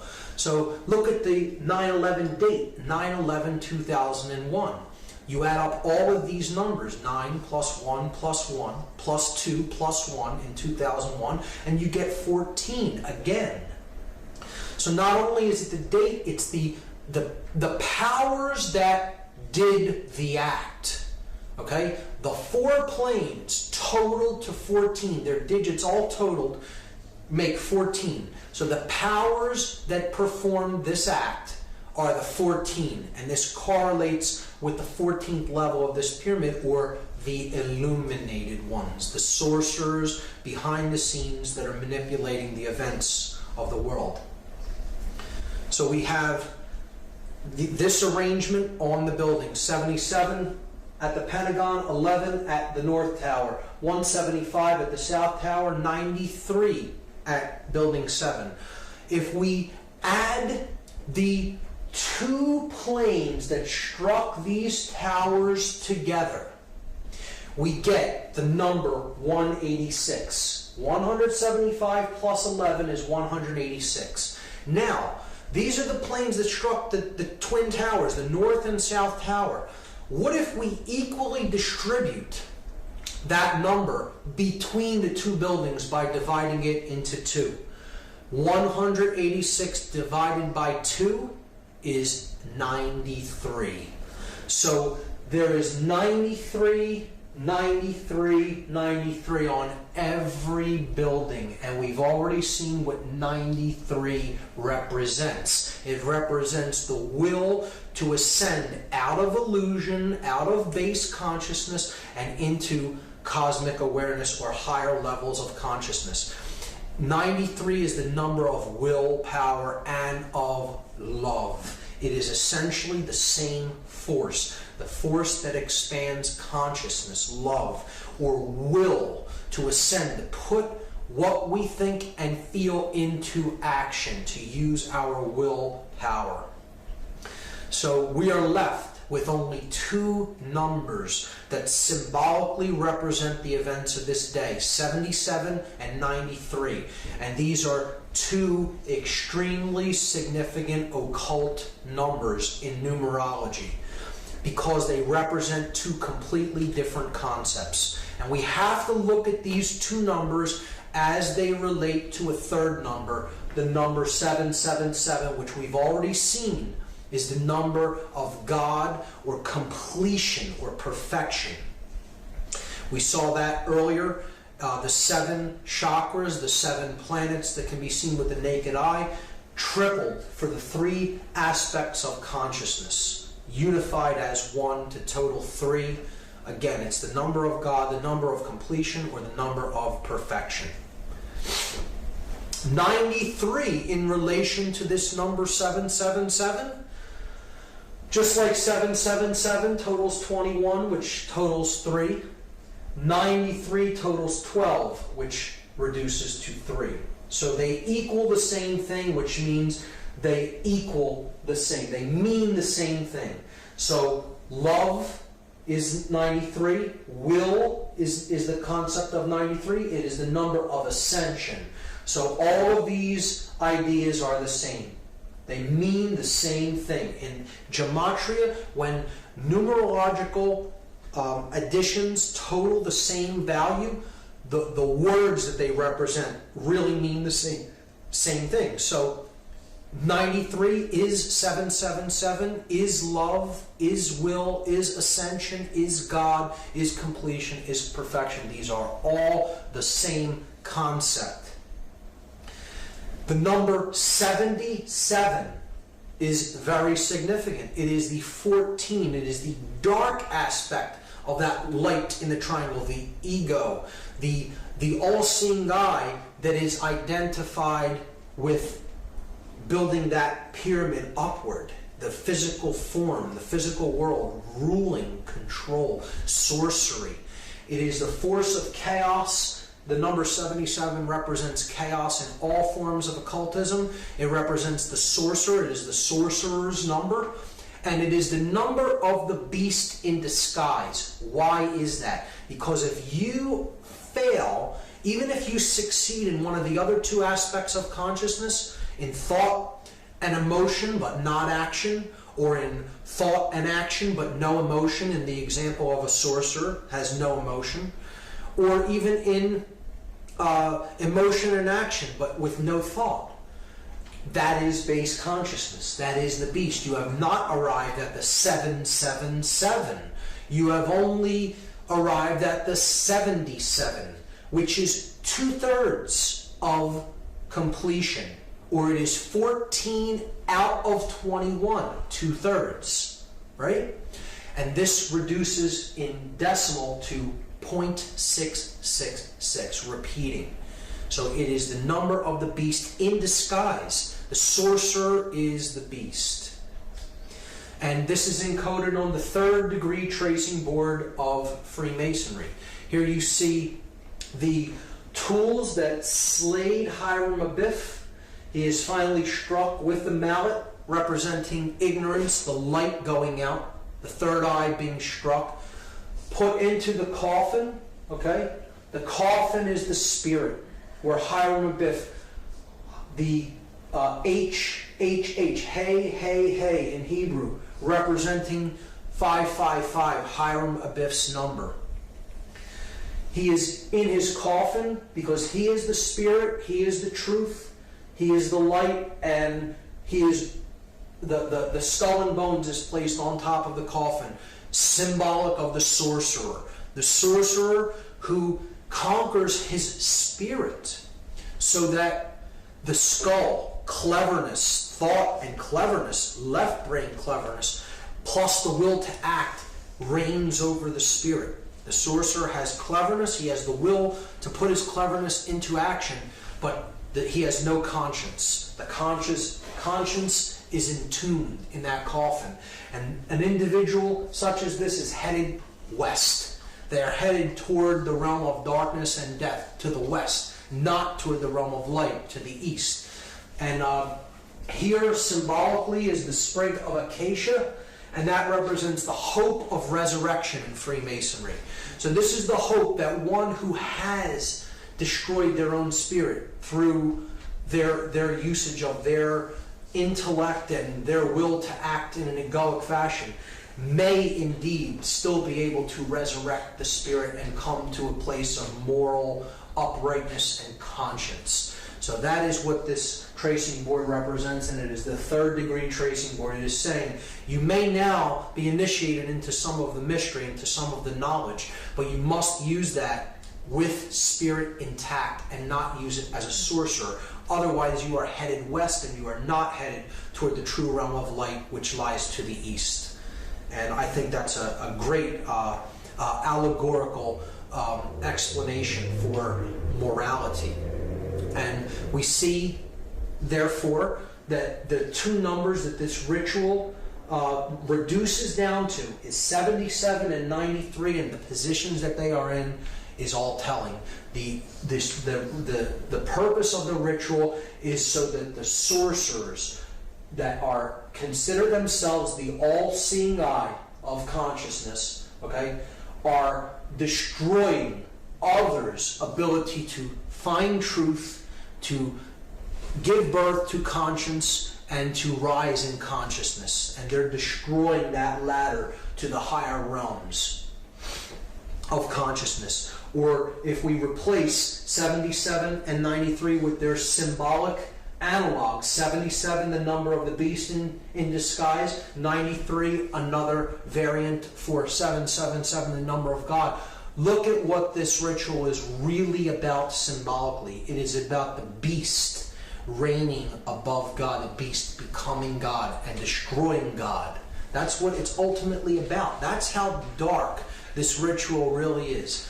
It is about the ego and illusion conquering the spirit and conquering higher consciousness. We can see that it is encoded in the date itself. 9/11 reduces to 9/2. We're just adding the two ones together. And there we have symbolically the entire ritual encapsulated in the name. 9/11 is 92. See, it is not 93. It's one short of love, of ascension, of will, of God. It is falling short of the divine. That's what this whole event was about. That the idea that human will is falling short, and now the time of the beast is upon us. See, 92 out of 93, falling short of love, will, ascension, God, reduces to 11 out of 12, which reduces to 2 out of 3, which again is the number of base consciousness. It is the number of the beast when it is reduced to its decimal format. And that's what the whole ritual of 9/11 was ultimately all about. It is about the destruction of the ladder to God, bringing down the Kabbalistic tree of life, the 10 Sephirot, 1, 2, and 7, bringing them down to destroy the ladder with which we can use to ascend in consciousness. It is about the destruction of the truth and the goddess, a human sacrifice ritual. Those people were ritualistically sacrificed in this evil doing. And it is about the destruction of the sacred feminine, of care, of truth. Another ritual to immolate the goddess of care.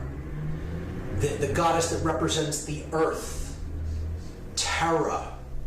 Again, you hear politicians say, if you are not with us, you are with the terrorists. Tara, the goddess, the Mother Earth. Terra is the name for Earth. If you're not with us, you're with those who side with the Earth and the Mother Goddess, right? And it was also used to create the Hegelian dialectic, the bringing down of thesis and antithesis to create synthesis, the sorcerer's middle pillar. That's what the event of 9/11/2001 was all about. An occult ritual to bring about the dark, modified version of the Hegelian dialectic. Chaos, confusion, opportunity. General Douglas MacArthur talked about the Hegelian dialectic. He said, our government has kept us in a perpetual state of fear, kept us in a continuous stampede of patriotic fervor with the cry of grave national emergency. Always there has been some terrible evil at home or some monstrous foreign power that was going to gobble us up if we did not blindly rally behind it. Create the chaos. Get the confused, fearful reaction, and then that's your opportunity to offer the solution that you had in waiting. Hermann Goering perfectly understood this, one of the highest ranking officials of the Third Reich, the Nazi regime. He said, naturally the common people don't want war. Neither in Russia, nor in England, nor for that matter in Germany. That is understood. But after all, it is the leaders of the country who determine the policy. And it is always a simple matter to drag the people along, whether it is a democracy, a fascist dictatorship, a parliament, or a communist dictatorship. Voice or no voice, the people can always be brought to the bidding of the leaders. That is easy. All you have to do is tell them they are being attacked and denounce the peacemakers for lack of patriotism and exposing the country to danger. It works the same in any country.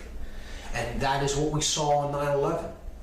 Except it wasn't just telling the people that they were attacked. This is what Hitler did. Hitler burned his own Reichstag building, the German parliamentary building in Germany. And he blamed it on the communists, even though his Gestapo really did the fire. They lit the fires at the Reichstag, and he blamed it on the communists as an act to usurp more political power and be appointed as Supreme Chancellor. Goering was describing the Hegelian dialectic exactly. Benjamin Franklin made this statement: those who would give up essential liberty to purchase a little temporary safety deserve neither liberty nor safety. And we have neither as a result of going along with this witch hunt and this hunting for the boogeyman that perpetuated 9/11, because Middle Eastern terrorists did not do this event. It was a staged, orchestrated, occult ritual that has nothing to do with Islamic fundamentalism whatsoever. Voltaire said that those who can make you believe absurdities can make you commit atrocities. If you go along with what simply is not true, you can be led into any number of atrocious actions. And really, that's what the ritual was all about, to keep us in a perpetual state of fear so that we are easier to control. And that's what the whole fear of terrorism and the terror alert system is all about.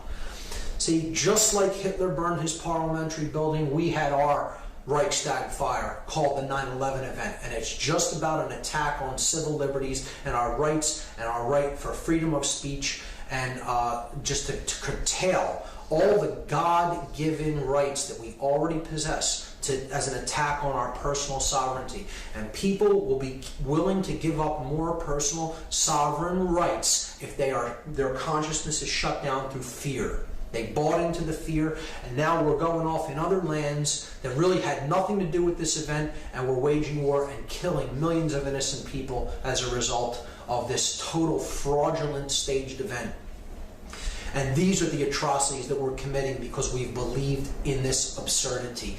The murder of children, torture, now seen as acceptable in many circles, absolutely representable reprehensible actions perpetrated upon people that do not deserve to be treated like animals, which is what they're doing to many of the prisoners that they're holding in oftentimes secret prison camps. And it's just a further perpetuation of suffering and fear into the world that is a self-perpetuating cycle and creates more and more of the same dynamic: fear, disorder, chaos. That's what the whole event was about. Encapsulated in the 33rd degree of the 33rd degree of the Order of Freemasonry is this symbol, the double-headed eagle, which represents he who sees the past and the future, because ultimately the same force is controlling both and directing both. And it's about order out of chaos. Deus meum quae jus is a Latin phrase that means God and my right. God and my right, like the divine right of kings. And ordo ab chaos, another emblem of the 33rd degree, chaos, sorcery. Our brand of order out of our brand of chaos. Now there is a positive interpretation of this emblem and of the phrase ordo ab chaos. Order does indeed arise from chaotic situations when you look at putting water into a vessel and taking it from one level up to a higher level. That is the way consciousness ascends. It has to be a chaotic event, but then it comes up to a higher level and then it maintains equilibrium and order again. So that is a way of seeing this principle as in a positive way, but in this event, certainly dark occultists manipulating sorcerers are orchestrating this event as an example of chaos sorcery, chaos magic, to bring about their Hegelian dialectical order out of the chaotic events that they themselves orchestrated. And that is the final method of manipulation. So now, the last thing I'm going to do in part 2 is talk about what is the globalist esoteric agenda. What is the ultimate agenda that the globalists want to see brought about? Why are they doing all of these things? Why all of this manipulation and mind control? What is the end game? What is the end result of what they're trying to accomplish? What is their agenda? And J. Edgar Hoover, former FBI director, made this statement: the individual is handicapped by coming face to face with a conspiracy so monstrous he cannot believe it exists. The American mind simply has not come to a realization of the evil which has been introduced into our midst. It rejects even the assumption that human creatures could espouse a philosophy which must ultimately destroy all that is good and decent.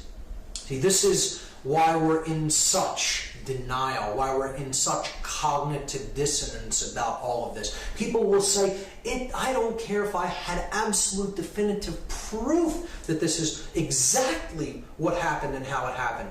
I won't believe it anyway. I will choose to believe in something that isn't true because my mind can't go there. It's too uncomfortable for me to accept. And this is the condition Hoover, right here, a former FBI director, is describing. He's describing cognitive dissonance, psychological denial that comes from the refusal to accept the fact that things are as bad as they are.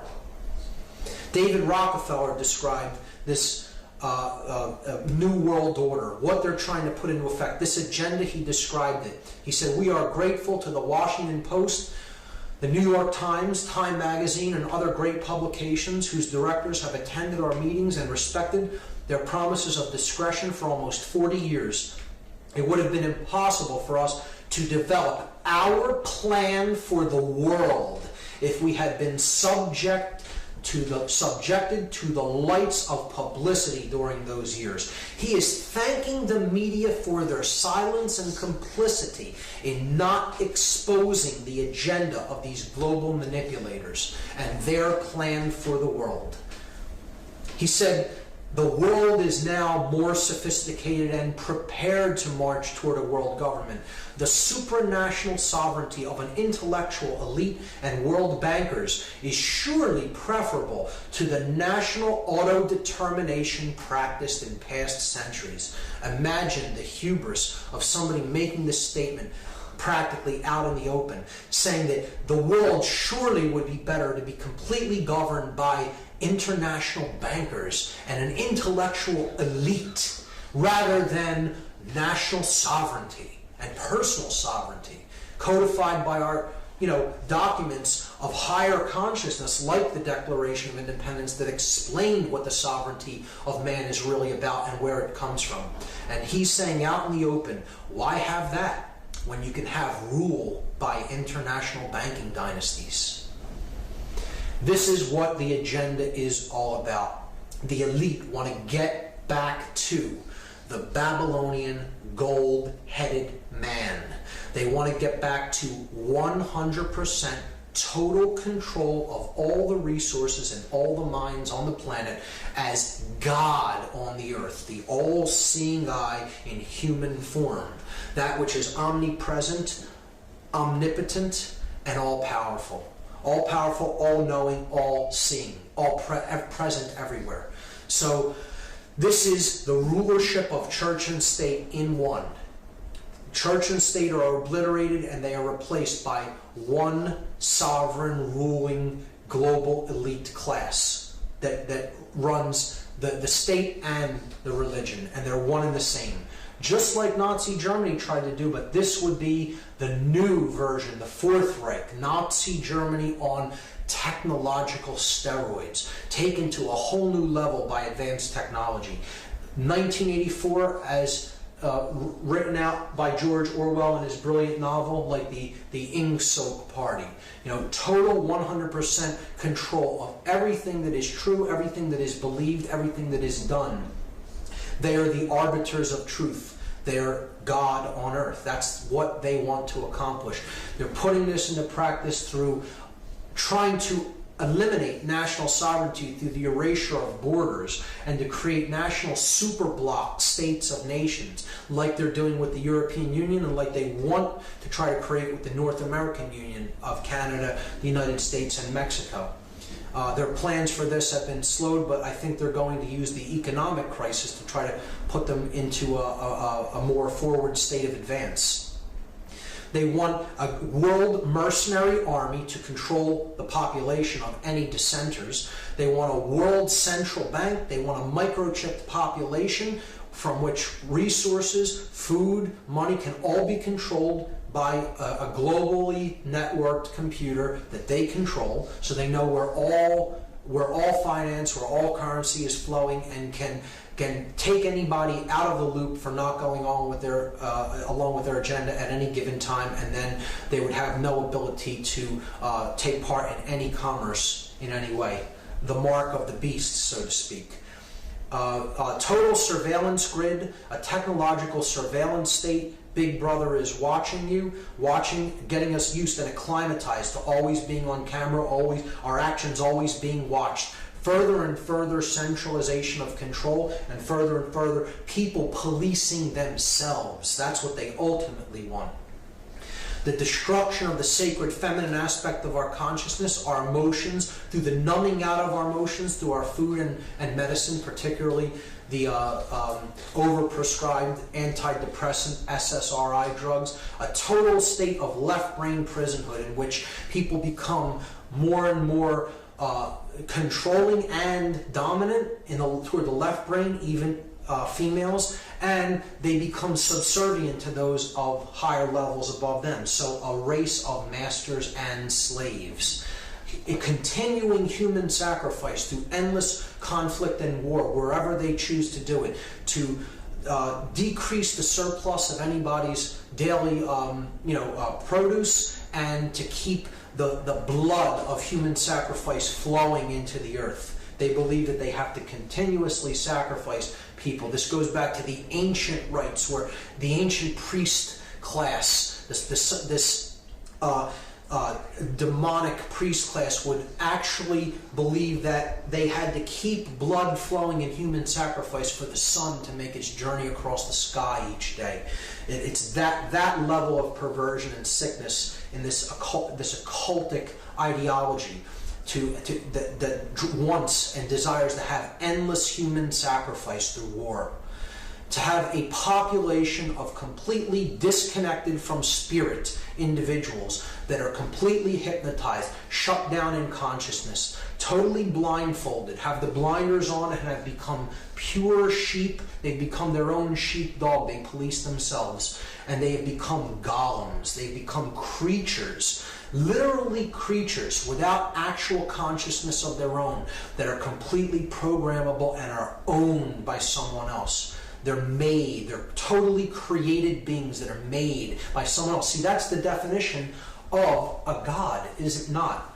It's a being that is capable of creating another being in its own image and likeness. And that's what they want to create. They want to create a being that looks like that. That's how they look inside. That's how much they rage against what is. They are actually that golem on the inside. And they want to create that in the external world, because that is how they ultimately feel about themselves and the world. Julian Huxley described this total scientific dictatorship. He said that a really efficient totalitarian state would be one in which the all-powerful executive of political bosses and their army of managers control a population of slaves who do not have to be coerced because they love their servitude. This is a person who studied eugenics and mind control, and he was explaining what the New World Order that they're trying to build really is. Slaves that love their enslavement because they have become so dependent on the big daddy state. What this all boils down to, once again, the New World Order is about human enslavement. It is about slavery, a society of perfect evil. Perfected evil is the state when every being in a society is both simultaneously a master and a slave. They have subordinates under them, which they dominate, push around, and are masters of, while simultaneously they follow orders from an elite class above them, and so they are subjugated and enslaved to a hierarchy above that. And it just goes on and on up the chain. No one is free in a society of total human enslavement, no matter how high they are on the hierarchy, because ultimately you can get to the highest level in a physical body and physical form, and ultimately they are serving the dark force of consciousness. They are ultimately enslaved by their own fear. They are ultimately enslaved by their own ego, and they are ultimately enslaved by illusion.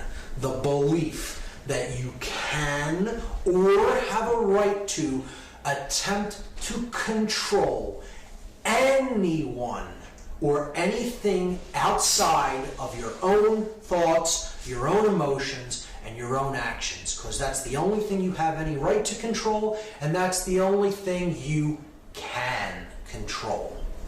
Everything else is an illusion, and if you attempt to control, you are ultimately enslaving yourself.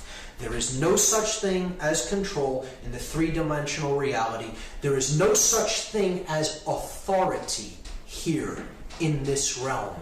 Authority does not exist in this realm. There is only one authority, and no man is it. This system, this new world order, is destined to fail for that very reason. You cannot go against what is. You cannot expect to stand up to the force of creation and win. Plato made this statement: the price that good men pay for their indifference to public affairs is to be ruled by evil men. So we may get ourselves into a deep mess of things and eventually end up being ruled for a time by these tyrants, by these controllers, by these sorcerers. And if that occurs, that will only be for one reason. We did not develop the care enough to do anything about it. We did not care. Our indifference to what is going on, to the suffering that's taking place around us, is the only thing that can create our enslavement. And in fact, it is what is driving this process of enslavement. The fact that we do not care about the suffering of anyone but ourselves when we experience it is what's creating this dynamic. And that is what the New World Order is. The Dark New World Order is that pyramid of enslavement controlled by an intellectual elite with no conscience that is in the know about how consciousness works, is keeping others in the dark with their own will. They're using their desire to stay in ignorance against them and keeping them at lower levels of knowledge, not understanding what they're a part of, being the bricks in that pyramid to build their Dark New World Order and put the light of creation out of this world forever. So they think they can accomplish that. And that is the idea of hell on earth. The perfect state of evil. The slave and master world in which every being is simultaneously a slave and a master of a slave. Hell on earth, it has been described as the Dark New World Order. So that is the end of part 3. That is the ultimate agenda that the globalists have for humanity in mind.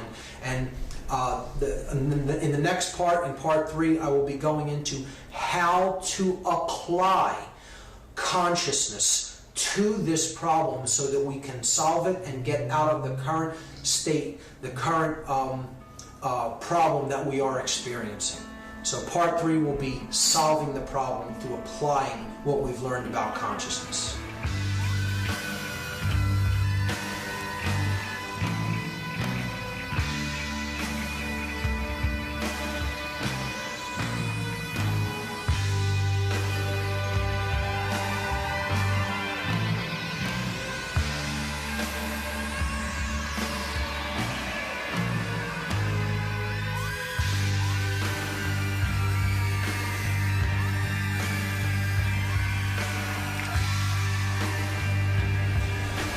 So this is the third and final part of the presentation.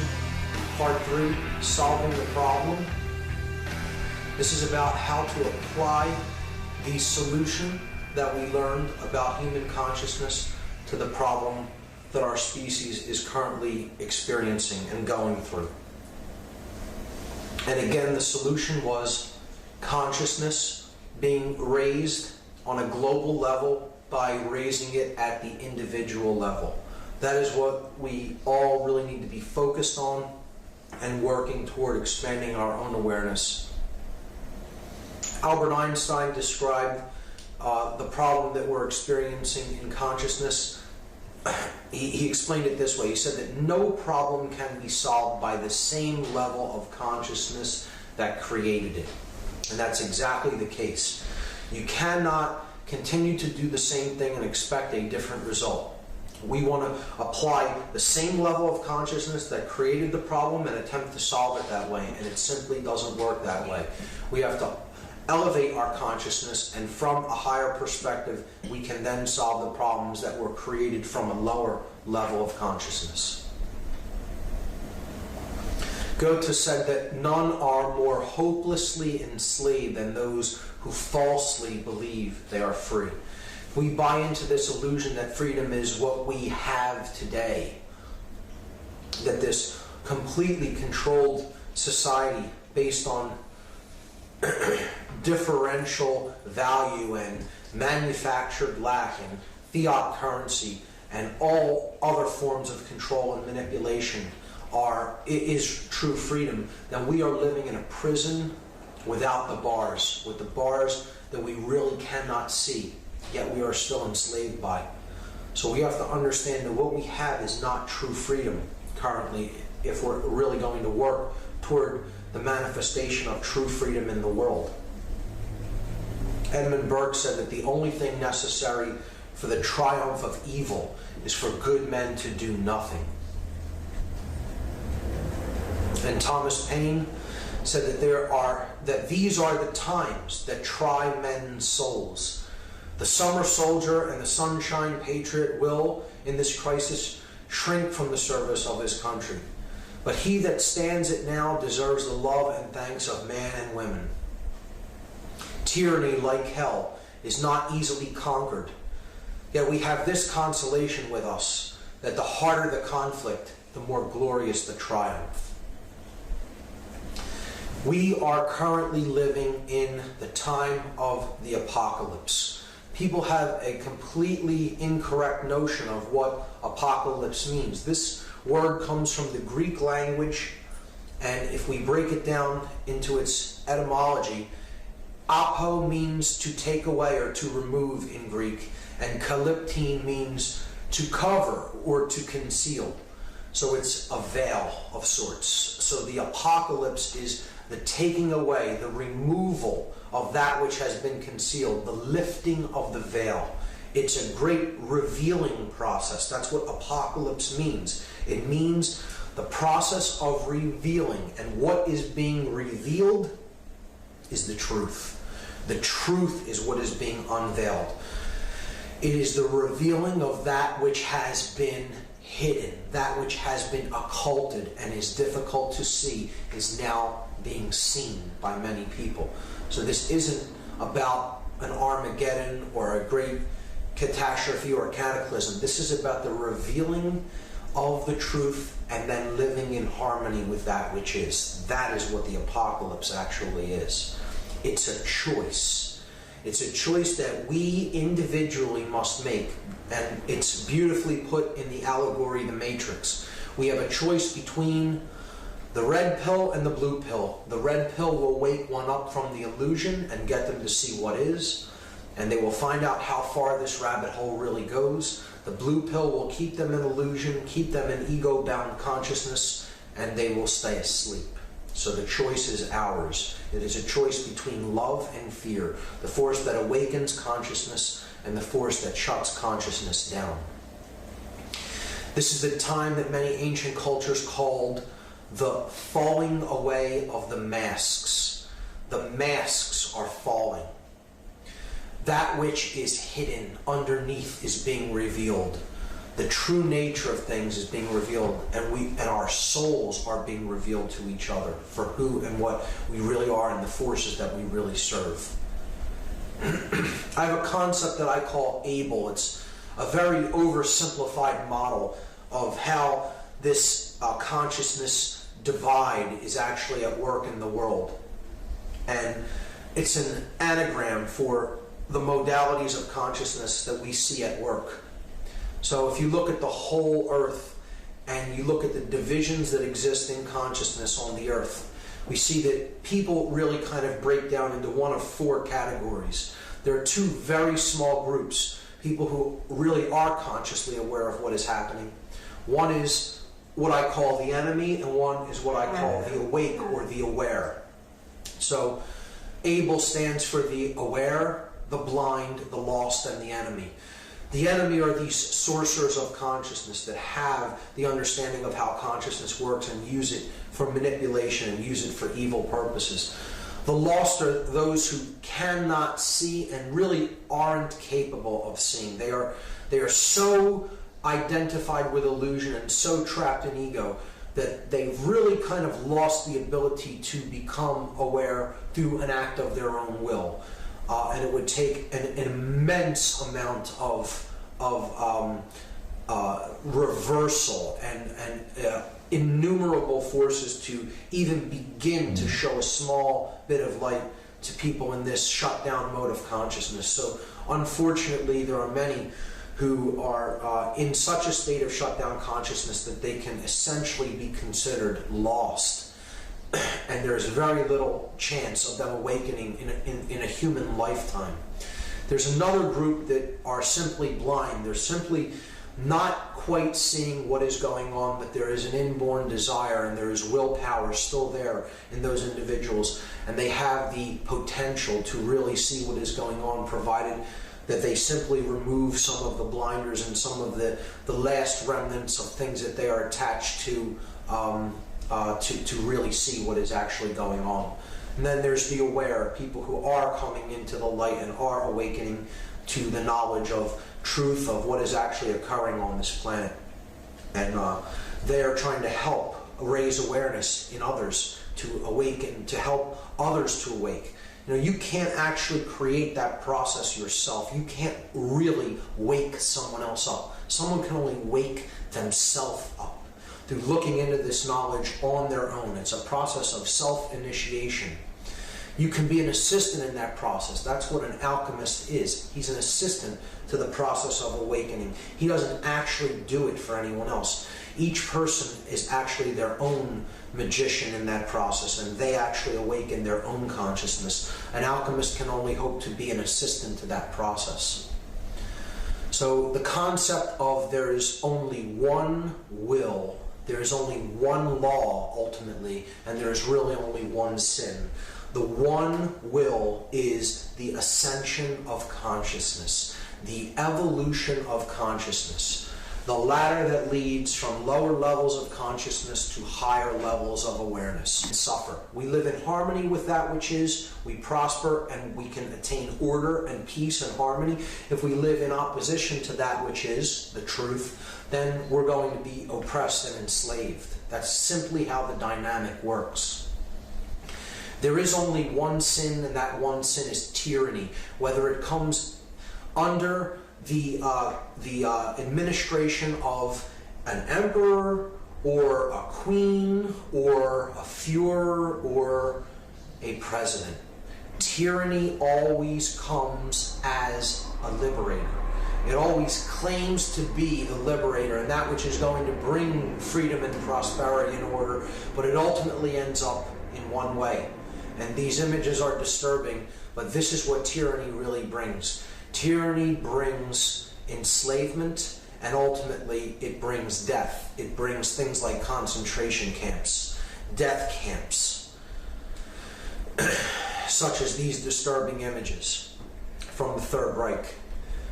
It brings a boneyard ultimately, and cooperating with tyranny is also part of tyranny. So it's not just those who are really doing it, it's those who are cooperating with it in any way. And I would term those who are cooperating with the process of tyranny as the selfless. And this doesn't mean selfless from a perspective of, I'm not selfish. This is the capital S selfless. Those who have been robbed of the true connection with self. This is selflessness. These are those who have become Golemized, those who have been cut off from the spirit. So I'm going to look at the concept of selflessness from two perspectives, from two allegorical perspectives. And the first is the movie Lord of the Rings. Look at the beings that are portrayed as the figures that are completely cut off from self in Lord of the Rings. You have Gollum. The ring brings him premature, brings him unnatural long life. It brings him suffering and attachment to the concepts that the ring embodies. Worshipping materialism, worshipping power. He's unwilling to let go of these things. He's unwilling to let go of ego.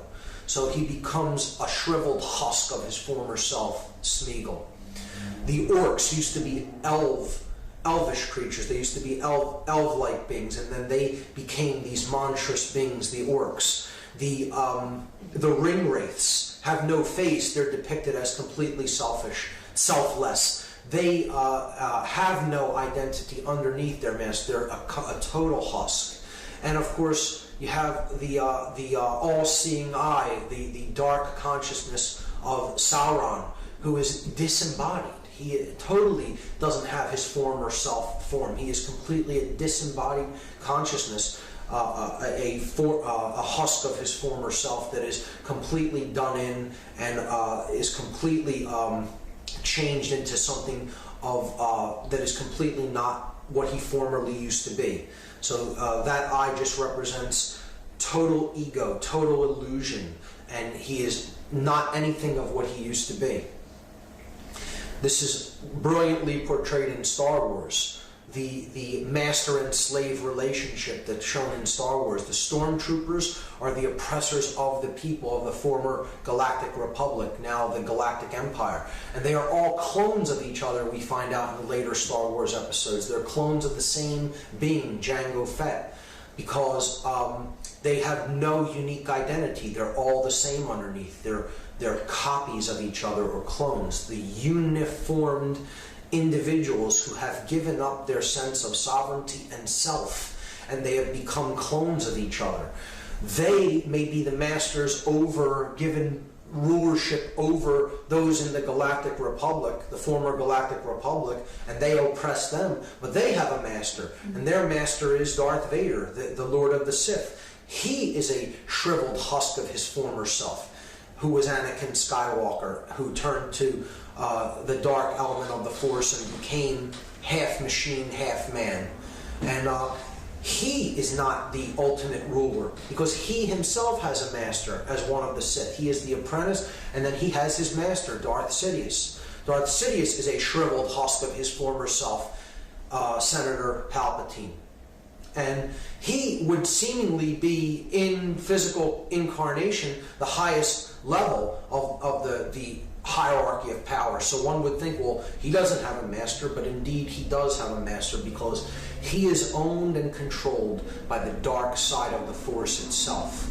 He is owned and controlled by his desire for power. His egoic will controls and dominates him. So he, in turn, is additionally a slave, in addition to all the rest of the slaves who are also masters. This is how control works. Everyone is a puppet on a string and has a puppet on strings under them.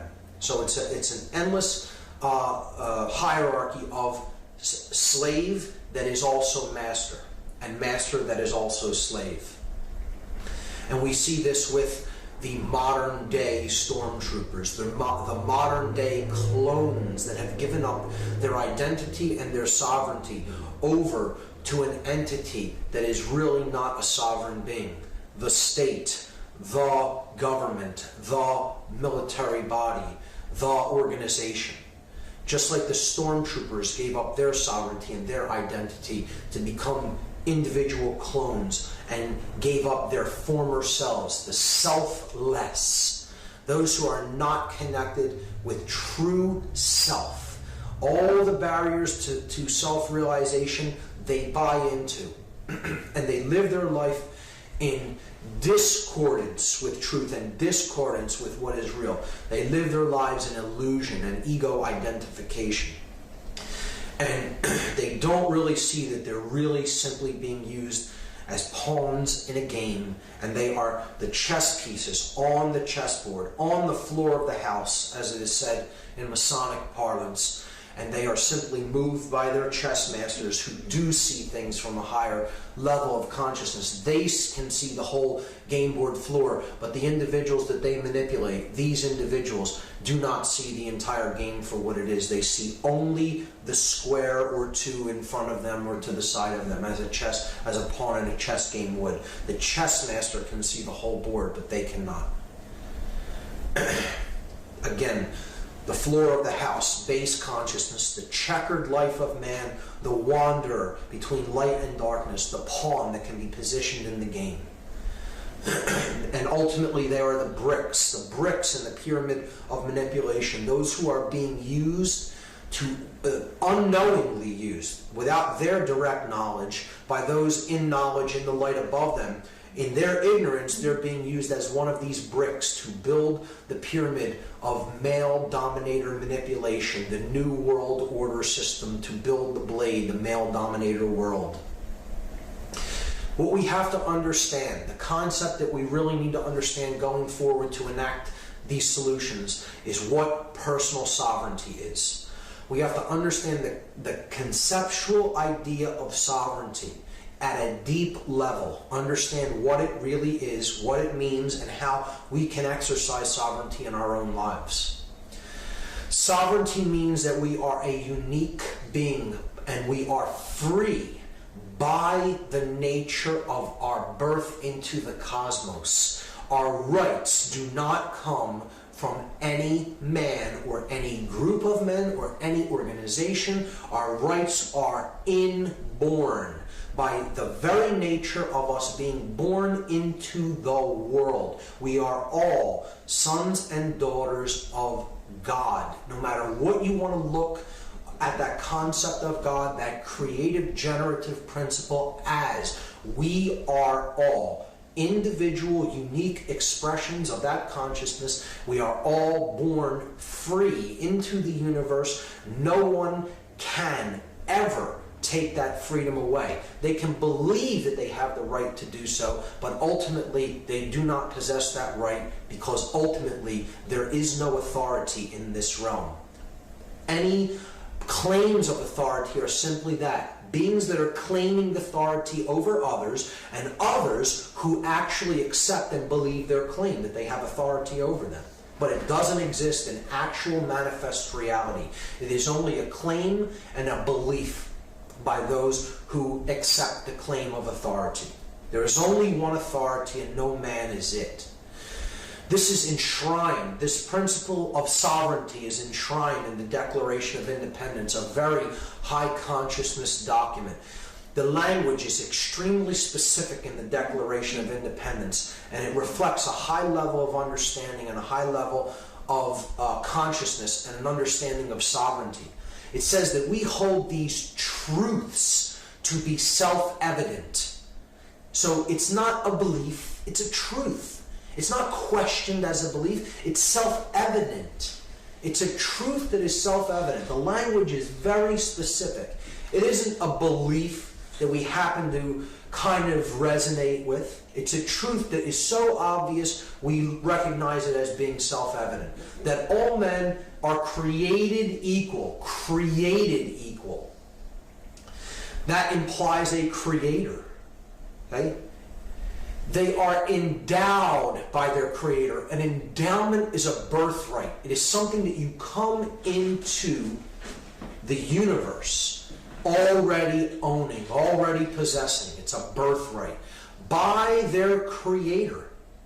The creator is that which has endowed this right to us, has given it to us as a birthright with certain unalienable rights. Unalienable means these rights can never be separated from the individual.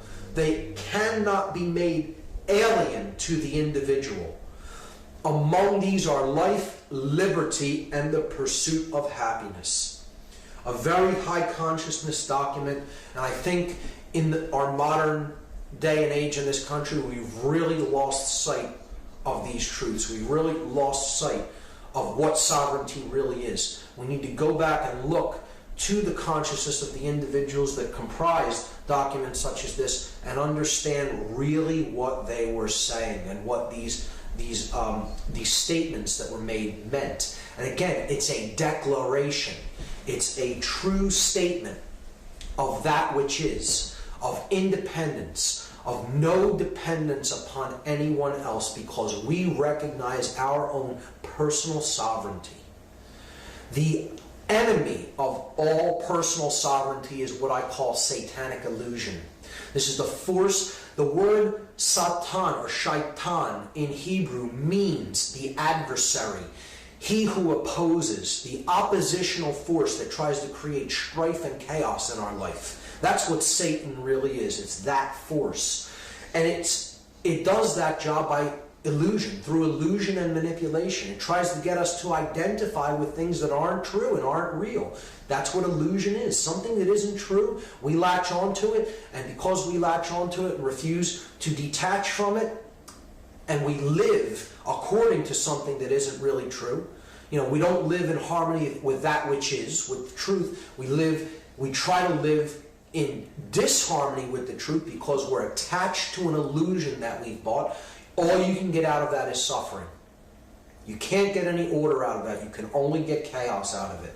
So satanic illusion is that which claims authority and claims the right to even draft laws into being. To write laws is a satanic illusion that's born in man, because we're trying to claim that we're an authority, that we in some form represent natural law and represent God. I understand the idea, how it's intended, but really all law is satanic illusion if you really come right down to it.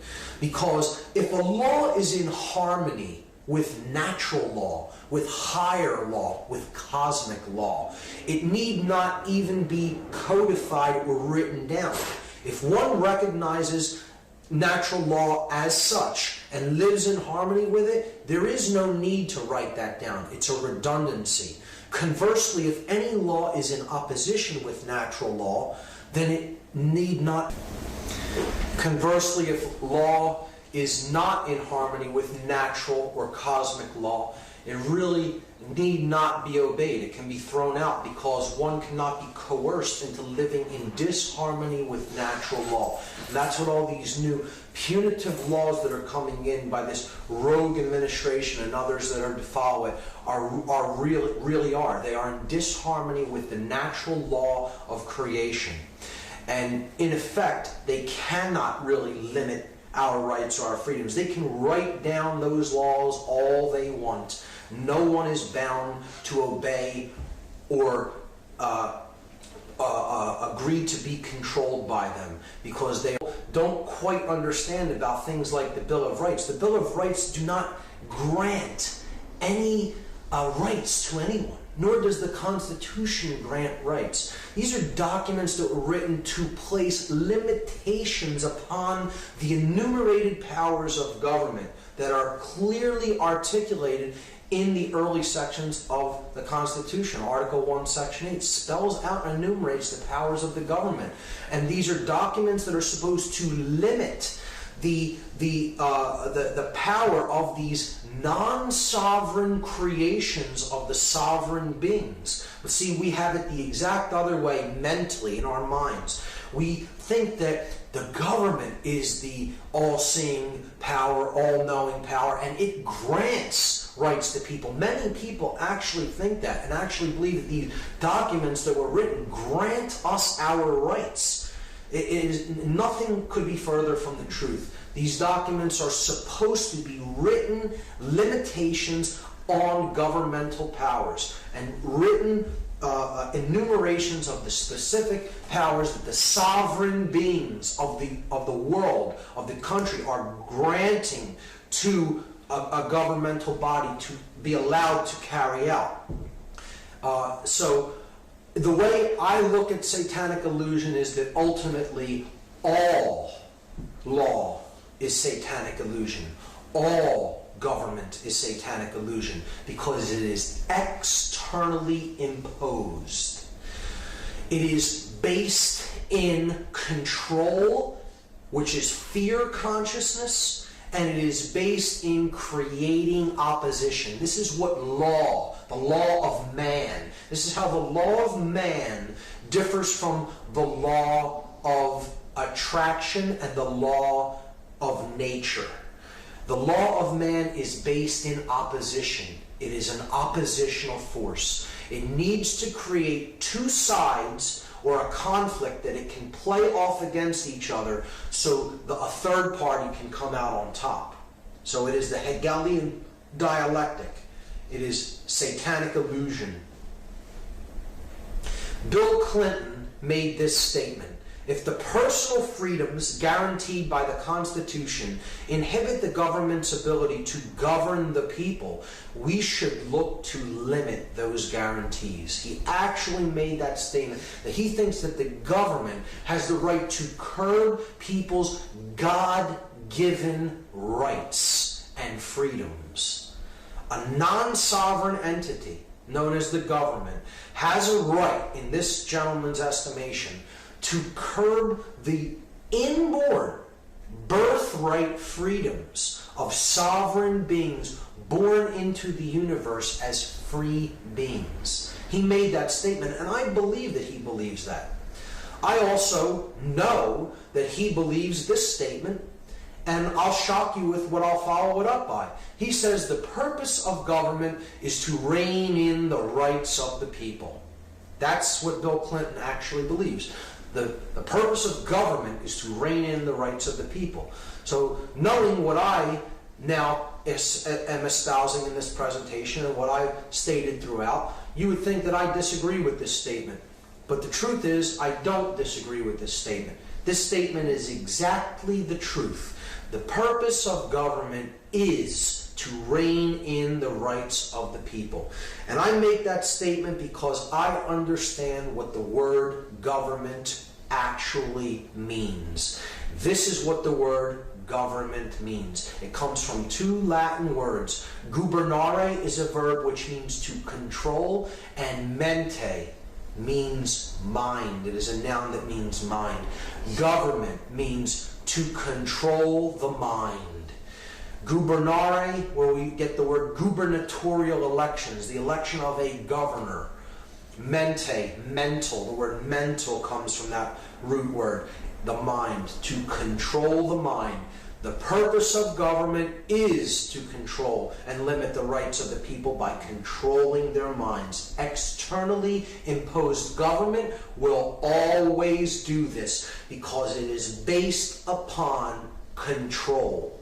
Control is based upon the emotional polarity of fear. You can only create chaos with fear. You can never create order. An externally imposed form of government can never, ever create order or harmony in our lives. It's impossible. It's actually completely impossible because their methodology is based in control, which is in turn based in fear.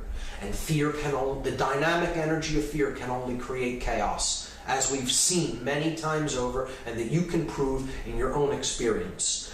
Control breeds chaos. It does not create order. Government is a modality of consciousness. Externally imposed government is a modality in consciousness that is based in fear. The only kind of government that ever could work to create order is internal government. When we make the decision based on our recognition of natural law principles that are in effect, and we recognize them as such, and we live in harmony with those laws of creation, then we are controlling our own mind.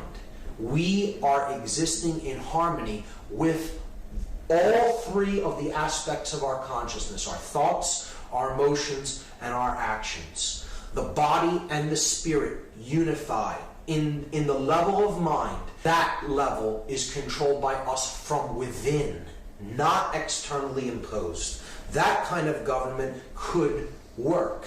And if every being were to come to that level of consciousness, we could reach the natural state that man is intended to live upon this earth in. And it is this state: cooperative spiritual anarchy. Understand those three terms for exactly what they say. Cooperative, cooperation, existing in harmony with every other being. Spiritual, the recognition that mind and spirit, that the body and spirit come together in the realm of mind so that spirit is capable of having an experience here in the physical realm. So we have to understand ourselves as spiritual beings having the human experience rather than left-brained, imprisoned consciousness identified with physical matter and the five senses. Anarchy meaning just what it says, not the negative connotation of that this word has picked up through propaganda and mind control. Anarchy is simply the absence of external rule, no rulership. It is understanding that we are all sovereign, free beings. No one has the right to control anyone else, and understanding that, no one attempts to control anyone else either. Cooperative spiritual anarchy is the natural state that man is supposed to live in the world. We come to this level of consciousness and we live in this state of being, and we will have peace and we will have order. Bakunin, the father of modern anarchist philosophy, said that the liberty of man consists solely in this, that he obeys the laws of nature, natural law, because he himself has recognized them as such, and not because they have been imposed upon him externally by any foreign will whatsoever. This is the understanding of what true anarchy really means. It means no externally imposed control, because one is not existing in oppositional fear-based consciousness. And we need to arrive at that state of consciousness through our own recognition of what natural law is. And that can only happen when you raise consciousness to that level where you can understand how these forces are really at work in our lives. When you say the word anarchy to most people, again, they think of this word, chaos, which we've talked about many times throughout the presentation. But anarchy, true anarchy, does not bring chaos. True anarchy would in fact bring order, because it is based in freedom. What we have now is not order. We now have chaos, because our consciousness is ruled by the vibration of fear. And fear creates illusion. Fear is giving into illusion. It creates confusion within the individual. That creates the desire to control things externally, and there you have chaos resulting. You cannot create order with that dynamic, because chaos is based in fear. Once again, chaos based in fear and based in attempting to control things external to the self. The only way you can create order is through the recognition of and then deciding to live in harmony with the natural laws of the universe. And that is the vibration that is built on higher consciousness, and it is built on the emotional polarity of love. Love creates dominion within, the rulership of the kingdom of self within. This is what Jesus meant when he said, the kingdom of heaven is within. So we need to recognize these forces at work, live in harmony with them. That is what the expansion of consciousness is. That is what living in a vibratory energy of love means. That creates internal dominion, that creates freedom in the external world, and ultimately it creates order. Everything that is ordered by divine principles and the divine intelligence that underlies nature. That's the only way order can ever be created. So those are the concepts to keep in mind when we talk about the way out. The actual grassroots solutions that we can employ to heal ourselves, to heal our consciousness, to unify the masculine and feminine energies that are indwelling within us, and to get out of this prison that we've let ourselves into. And the way out, I'm choosing 10 methodologies that are grassroots solutions for consciousness change. 10 again being the symbolic number representative of consciousness. We need to heal our individual worldview healing. We need to change the quality of our attention, of the information that we pay attention to, what we take into ourselves. We need to develop true present moment awareness. We need to change our diet and get onto healthy foods, whole foods. We need to detach from the current monetary system to the extent that it was within our capability to do so, because our monetary system, again, is a fiat system of currency that equals debt and enslavement. We need to practice the non-support of dominators and the dominator culture as a whole. the non-support of it, not the support of it, but the non-support of it. We need to develop what I term mindfulness, and what many ancient philosophers called mindfulness. We need to learn how to use entheogenic compounds in a conscious context. The use of entheogens can play a role in this transformation. We need to practice the power of positive thinking, and then we need to help others, be an assistant to others in the process of their personal awakening. So these are the 10 methodologies for grassroots, that are grassroots solutions for consciousness change, and I will take them one at a time. Worldview healing is the first grassroots solution for consciousness change, consciousness elevation. This is also known as the techniques of shamanism. Shamanism is essentially indigenous cultures' name for worldview healing. These are worldview healers. They are medicine men in the true sense. People who practice indigenous tribal medicine. And it's not just medicine for healing the body. It's medicine for healing the spirit, for healing the soul, for healing our worldview. This is a great slide I found online. The opposite of good is not evil. The opposite of good is apathy. It's apathy combined with ignorance and combined with laziness that creates everything that ails us, everything that creates our suffering. Apathy, ignorance, laziness. These are the real evils of the world. These are what are born of a negative worldview, an unconscious worldview. So we need to heal that. We need to get over our apathy. Care is the grand architect of the universe. It's what bears everything into manifestation, what we care about. And we have to examine what we care about, what we're focused on, and what the real goal of what we're trying to achieve in the world really is. Is it our own personal comfort? Or is it really the alleviation of suffering for everyone here? Because we recognize we're all in this together. We're all one consciousness experiencing itself subjectively, and everyone else's suffering is also our own suffering.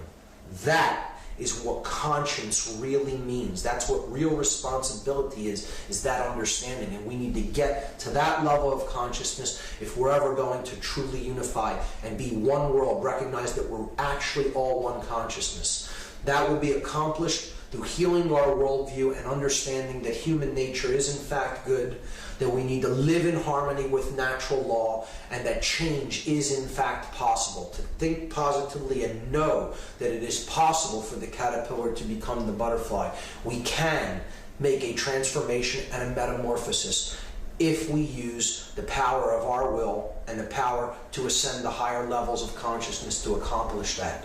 The next method for consciousness change is we need to change the quality of our attention. This is directly in relationship to the information that we take in. Human beings are very definitively the product of the information that they have taken into themselves. So the quality of what we put in is going to determine the quality of what we get out, of what we experience, and how we experience the world. Thomas Jefferson said that if a nation expects to be ignorant and free in a state of civilization, it expects what never was and what never will be. Truer words were never spoken.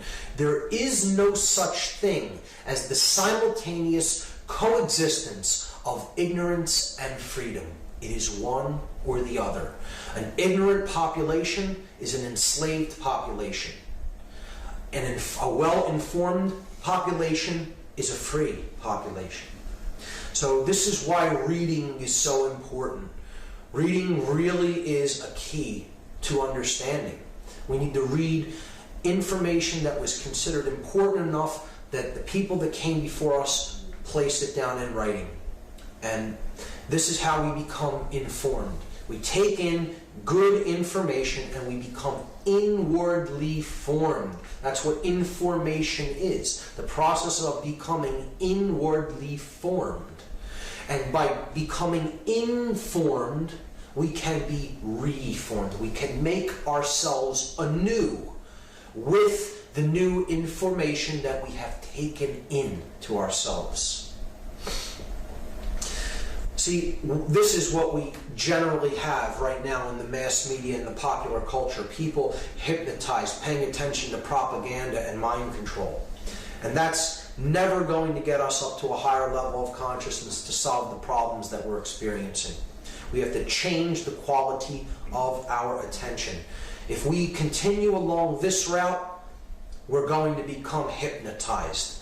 In the sense of the word, if you break it down into its constituent elements, hyp in Greek is a word that relates to the depression of the spirit. And gnosis is knowledge or information. So hypnosis is knowledge or information that creates the depression of the spirit, or a state of unconsciousness. And it puts someone into a trance state of mind. That's essentially, I'm not talking about clinical hypnosis or hypnotherapy here. I'm talking about hypnosis from a fundamental point of view of being a trance state of consciousness, one that is controlled by someone else, and another person is placed into this trance, often through their own will, through accepting that information, accepting the practitioner's invitation to go into the trance. We're going into a state of hypnosis willingly by paying attention to the information, the often horribly poisonous information that we accept from the mainstream media and from mainstream sources. But now, see, if we follow along in that ideology, we're going to go into a state not only of hypnosis but of fascination. The word fascination breaks down to a fascination or a fascist nation. The word fascist coming from fasci, it's encoded in fascination. We break words down, we see hidden meanings actually encoded into words that we speak, but we don't really look at the underlying significance of the word or how the word breaks down. You go into fascination, and that's the step toward becoming a fascist nation. We can go into a transformation, okay? A state of mind that resembles trance, mind control. We don't want that kind of transformation. We want a true transformation. We want to inform ourselves through the new alternative media that is truly a blessing and a gift that we have available to us, possibly, at this level for the first time, at this wide of a scale. The internet is that new form of information, and the new media that is arising on the internet is profound, and it is really helping to awaken the consciousness of the planet. And we need to use it and protect it and use it to its full benefit in our lives, so we can undergo a true transformation, to go beyond form. Transformation, go beyond form. The next grassroots solution for consciousness change is develop true present moment awareness. I talked about this a bit in part 1. This is getting over the notion of psychological time, of being crucified at the place of the skull, Golgotha, between the two thieves, the past, anxiety, regret over the past and the future, anxiety for what is to come. As we saw encoded in this image of the Gnostic crucifixion, Jesus, the light of the world, crucified at Golgotha, the place of the skull between the two thieves, the past and the future. And this doesn't mean focus on minutia. Present moment awareness isn't the focus on minutia all around us. It's not developing tunnel vision. Many people will think that that's what it means. It means really broadening our horizons and opening up our consciousness and our perspective to see the big picture, not to focus on minutia. It doesn't mean pay attention to every little single detail that is all around you and all the little minutia of everyday living. It means be in the moment, but see the bigger picture around you. Understand what is taking place within, and understand what is taking place in your environment. See the big picture from a global perspective. from a perspective that encompasses all consciousness. We need to get over our psychological notion of time as a quantity and as based in physical matter, principles, and endlessly repeating cycles of time. And great new time gnosis techniques and ideologies have been formulated and have been derived from indigenous cultures, such as the Mayan calendar systems that are out there. And it's the focus on time as an expression of consciousness and a movement of consciousness through the ever-expanding present moment. And not focusing on it as an endlessly repeating cycle, or based in a physical process that is based on astronomical movements. It's the markage of time as the evolution of consciousness through time. That is what some of these systems of time gnosis that are really gaining a lot of popularity in certain circles are really about. And the Mayan calendar is one that I have been able to use to some great benefit in my life.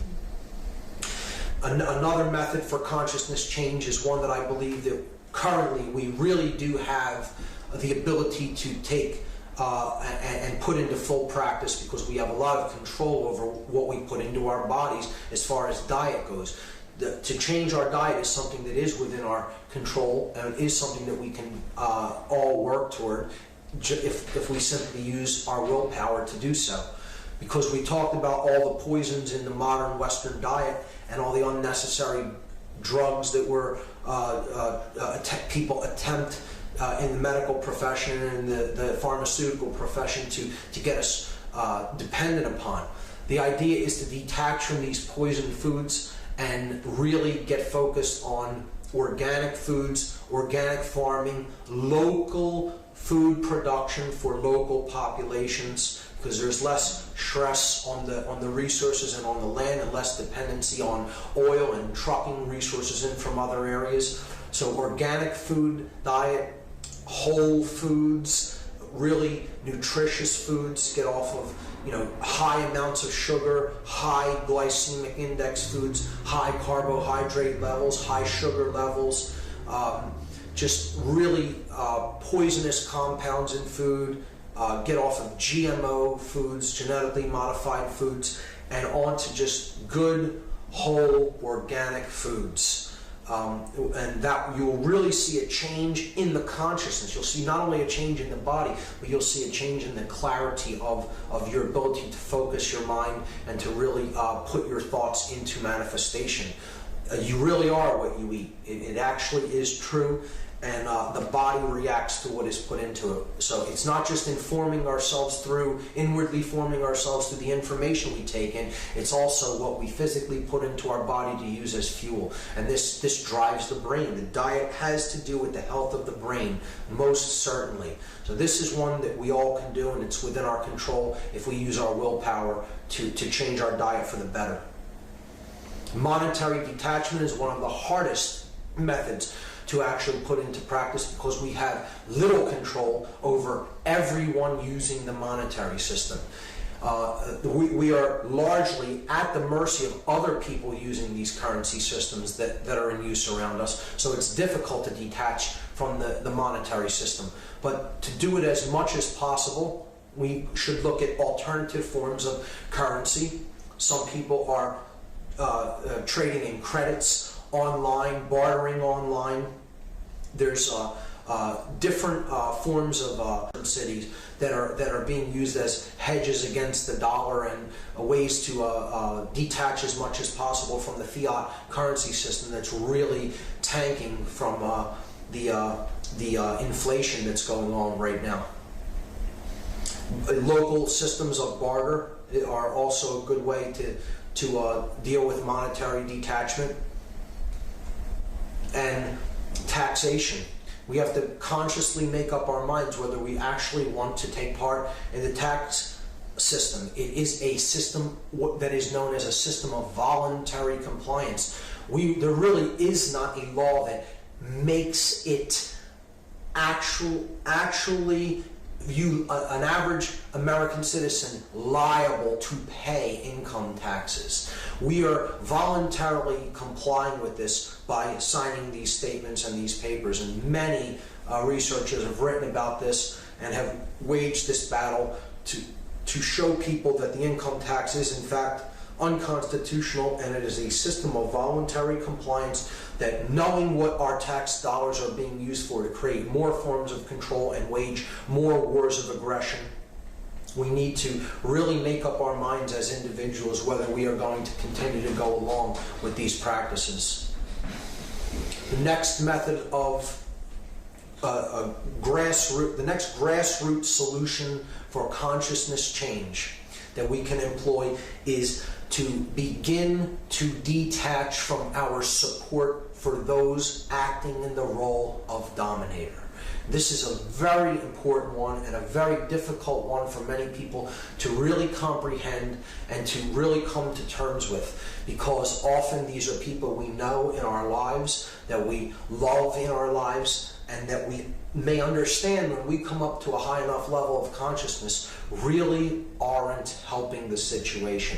In fact, if we understand how the dynamics of creation work, they're really imbalancing the situation more and more and more and more. So we have to try to educate ourselves about what is happening in these instances, and then try to bring that information to the people involved in these roles to the extent that they are capable of understanding it. Gerald Massey, Egyptologist, said, "They must find it difficult, those who have taken authority as truth rather than truth as authority." The truth is the authority. Authority is not truth. It is not true that there is authority. But the truth, it itself is the authority that we need to live in compliance with. The dominators of the world have it exactly the other way around. They believe that there is such a thing as authority and the right to control others externally. And I'm not saying everyone should be running around doing whatever they feel like doing to people. That isn't what I'm saying either. I'm saying that control is really not the answer. Proper education is the answer. Properly educating people and getting them to live in harmony with natural law, not because they fear punishment, not because they fear reprisal, but because they have recognized the laws of creation, natural law that is in operation around them, and they understand that living in harmony with that is the only thing that can bring order to their lives. So these are the dominators of our culture, like the stormtroopers in Star Wars, the clones, so to speak, those who are exactly the same as each other and who think the same and act the same and follow orders like robotically programmed drones. And that's what the mind control of indoctrination that these people are put through, to this regimented system of hierarchy and chain of command. It's what it is all about. It is about programming the mind to react. The reactive mind, the reptile brain. They're trapped in the R complex of the brain, base consciousness. And as such, again, I said this in part one, these are the most oppressed people. They're the most oppressed. We may think of them as oppressors, and that they may act in their roles, they may act as oppressors. However, they're actually the most oppressed themselves, because their consciousness is actually the most devastated out of anybody's. And if you really looked at a very deep, focused controller's brain, if you looked at a PET scan or a SPECT scan of their brain, you would see that the neocortex is in utter disarray. The chemical coherence of the electrochemical activity of the neocortex is devastated in a dominator's brain, because it is so imbalanced toward the left hemisphere that they are so driven by the reptile instinct, and they're so driven by adrenal rushes that the neocortex is in a very bad state of disrepair. It's physical brain damage is what it really is. not to be extremely harsh about it, but that's what it is. That's what we're talking about. We're talking about a physical disease. If you looked at the neocortex of some of these individuals, you would see that this is a physical pattern of brain damage that is actually done to their neocortex through these levels of mind control and imbalance. These are people who are in need of healing, not to be hated or to be derided and spat upon or anything like that, or looked down upon. We need to heal these people. They need healing more significantly than most other people. That is how damaged their consciousness has become. So this is like Anakin Skywalker, who had the best of intentions, growing up as a young Jedi, but he became bent on control. He went down the ideology that control is the answer, and in doing so, he gave over to fear, the dark side of the Force, the dark polarity, and he became Vader. He lost his true self. He became, he went into the consciousness of selflessness, lost the connection with the true self, and he becomes the Dark Lord of the Sith, Darth Vader. And this is what really happens in controller jobs. They start with the best of intentions, and it really descends into brutality and coercion and simply issuing orders and following orders, and it's all about control. That's what it descends into. It's just about, I'm acting as God, and I will say what is true, and I will say what goes and what you're going to do. So it's a form of slavery. And that's what all control, external control is. It's illusion to create opposition and slavery. When in fact, really, these people doing these jobs aren't the real enemy. They're oppressed by the enemy as much as we are, but they're just getting them to become oppressors like the sorcerers at the highest levels are. It's like a psychological rape, if you really want to look at it, or a condition where one is beaten when young or raped when young. Okay, when we encounter psychological traumas like this, we go into defense mechanisms and we decide one of two things. We either decide to identify with the master and become like them, or we go into shutdown mode. We identify with a being that likes to be treated severely. So it becomes either one becomes a sadist or oftentimes a masochist. But more often than not, the abuser, the one who is abused, decides to act in the strength role, what they perceive to be the strength role, and they then become the abuser to enact that brutality down the line onto the next generation. So that is the kind of psychological trauma that these people really undergo at a fundamental level. And again, they need healing. That's what they ultimately need.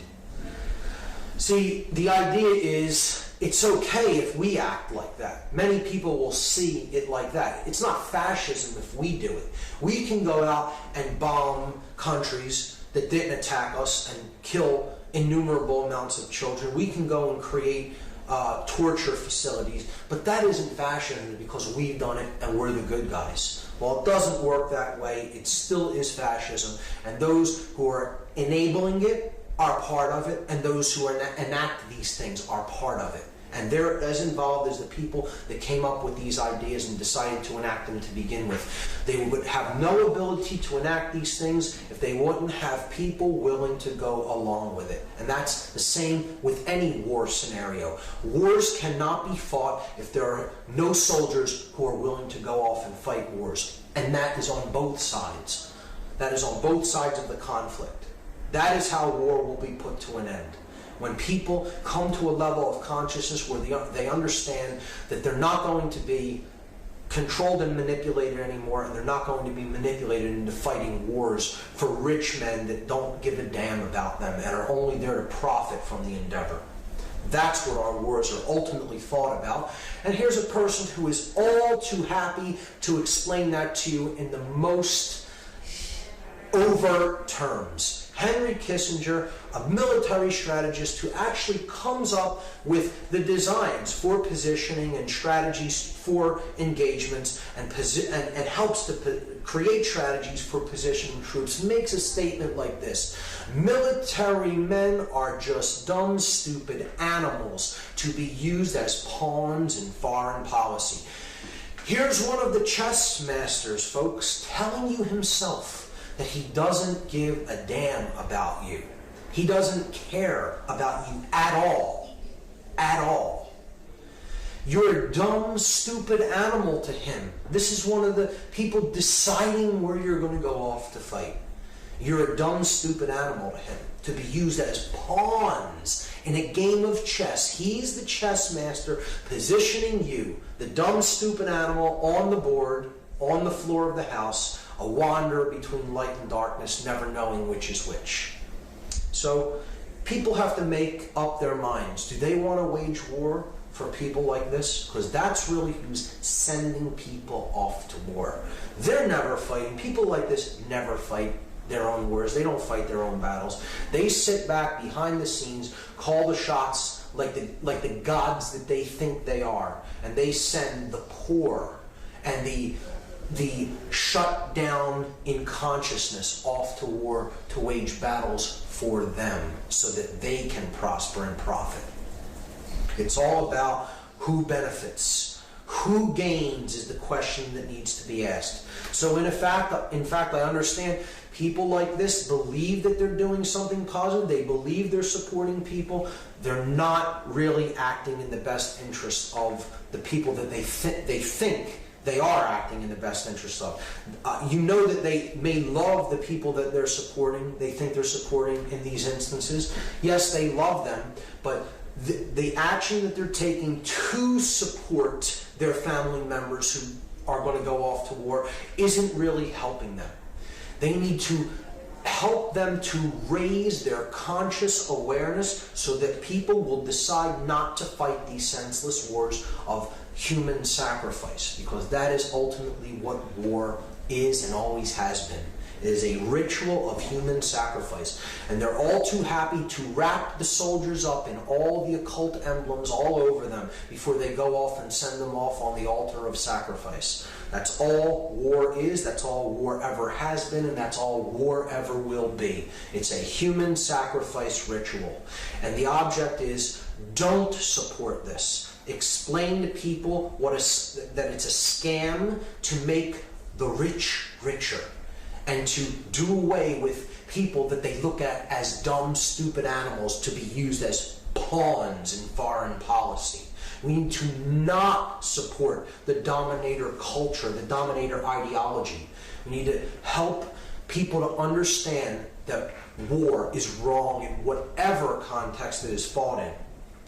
The researcher David Icke explained this so brilliantly, I had to put this whole quote in the presentation because it encapsulates perfectly what I think about people who make these decisions to go and fight these wars. David Icke said, accept responsibility for yourself and your actions, thoughts, and words.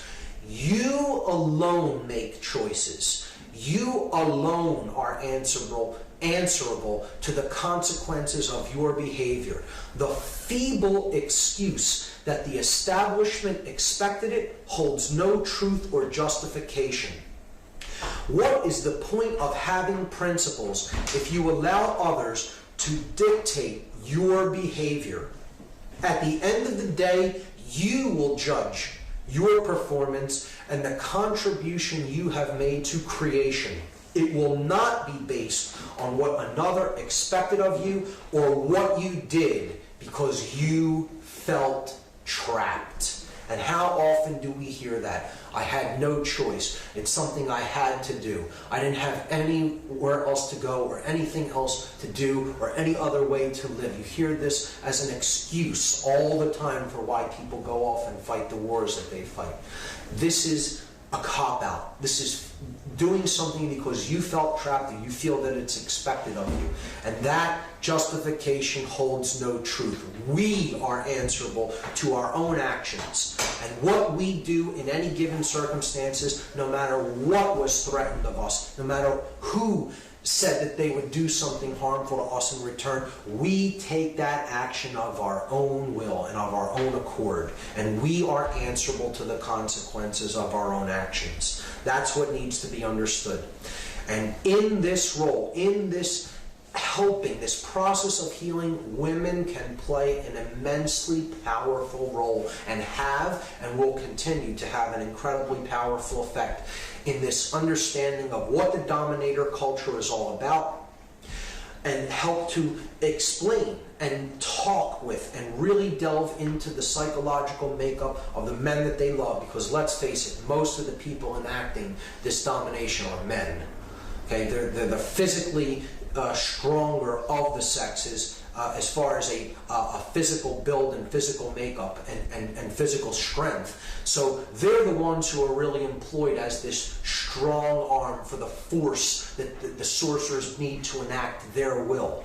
And women will play a role because every brother in this dominator culture, every son, every husband, every father, they have women around them in their lives, and these women can really get into their psychology, get into their psyche, get into their emotional makeup, and have discussions with them and talk with them about what they're being used for. If you understand what this is about, you understand how these men are being used and manipulated, you need to discuss it, not suppress it. It needs to be brought out in the open and discussed so that you can begin to help these individuals go through the process of worldview healing and understand how they're being used as a pawn. That's simply how it is, and that's the role that we need to actively take. The non-support of dominators, and one of the biggest roles to be played in this endeavor is the role that women will play in helping to heal that imbalance in consciousness. So the next grassroots solution for consciousness change is mindfulness. And this is interesting because it is kind of exactly the opposite of what the word is. We can understand mindfulness by quieting the mind and emptying it of thoughts for a time so that we can experience pure conscious awareness. And pure conscious awareness exists in the gap between thoughts. It's where the creative, generative principle of our thoughts derives from. It derives from the space between the thoughts, the gap, so to speak. So meditation is one of the practices that can bring mindfulness. It's a technique, a set of techniques that quiets the mind. There's many different ways to meditate. There's not just one meditation. There are sitting meditations. There are walking meditations. There are meditations that involve deep breathing. There are meditations that involve stretching. There are meditations that can be used in conjunction with music. There are innumerable forms of how to meditate. How the right method of meditation is that which works right for you, that which you resonate with, and that which you feel comfortable with. Meditation is simply about turning down the volume of the active mind so that one can, for a time, bathe in the quality of pure consciousness, divorced from the chatter of the mind. We need to turn our volume down so we hear the true voice that is speaking to us at all times, and it is only speaking one message, and that message is relinquish control. That is the message that is being spoken to us, and we only hear it if we turn our mental chatter down. Because this voice never speaks above a whisper. It's a gentle voice that does not impose will or control. It is saying attachment to control, the illusion of control, is what is bringing your suffering upon you. Relinquish control. Understand that which is. Live in harmony with that which is, with the truth. And then you will know order and peace and prosperity. But to do that, we need to get over the idea that we're in control of anything or anyone. You're only in control of what you think, how you feel, and how you act in the world. That's it. So relinquish control and do this through this process of developing mindfulness. Watch our actions. Watch. Be an observer of the self, of how we behave in the world, and turn down the volume of the mental noise of the mind. And this can be done through various techniques of meditation. The use of entheogens in a conscious context is one of the next methodologies for consciousness change. And that is critically important, the last part of that, in a conscious context. This means understanding what an entheogen is, what it does, how to administer it or take it yourself, and to use it for the correct reason, in the correct set and setting, the correct psychological set, the correct physical setting, and for the right purpose. Because these are not toys. These are not games to play. These are consciousnesses to commune with. This is what true communion is. Not a dead sacrament, but an active sacrament. So the word entheogen, if some are not familiar with it, is a psychoactive compound that alters consciousness and helps us to experience a higher level, often a very strange level of awareness that is quite divorced from our ordinary state of consciousness. It is in a state of alternative consciousness, an altered state. The word entheogen means to create the divine within. It comes from the Greek words en, which means within, theos, which means the divine or God, and genere, which means to create. That's Latin, actually. So to create the divine within is what we can begin to do, begin to recognize the divine within us and to help cultivate it by communing with an entheogenic compound. Entheogens have also been called psychedelics. Psyche in Latin, in Greek, means the mind. Delun in Greek is a verb which means to make clear. So we can see things clearly in the mind when we commune with a psychedelic. They are capable of making the mind clear if they are used in a conscious context.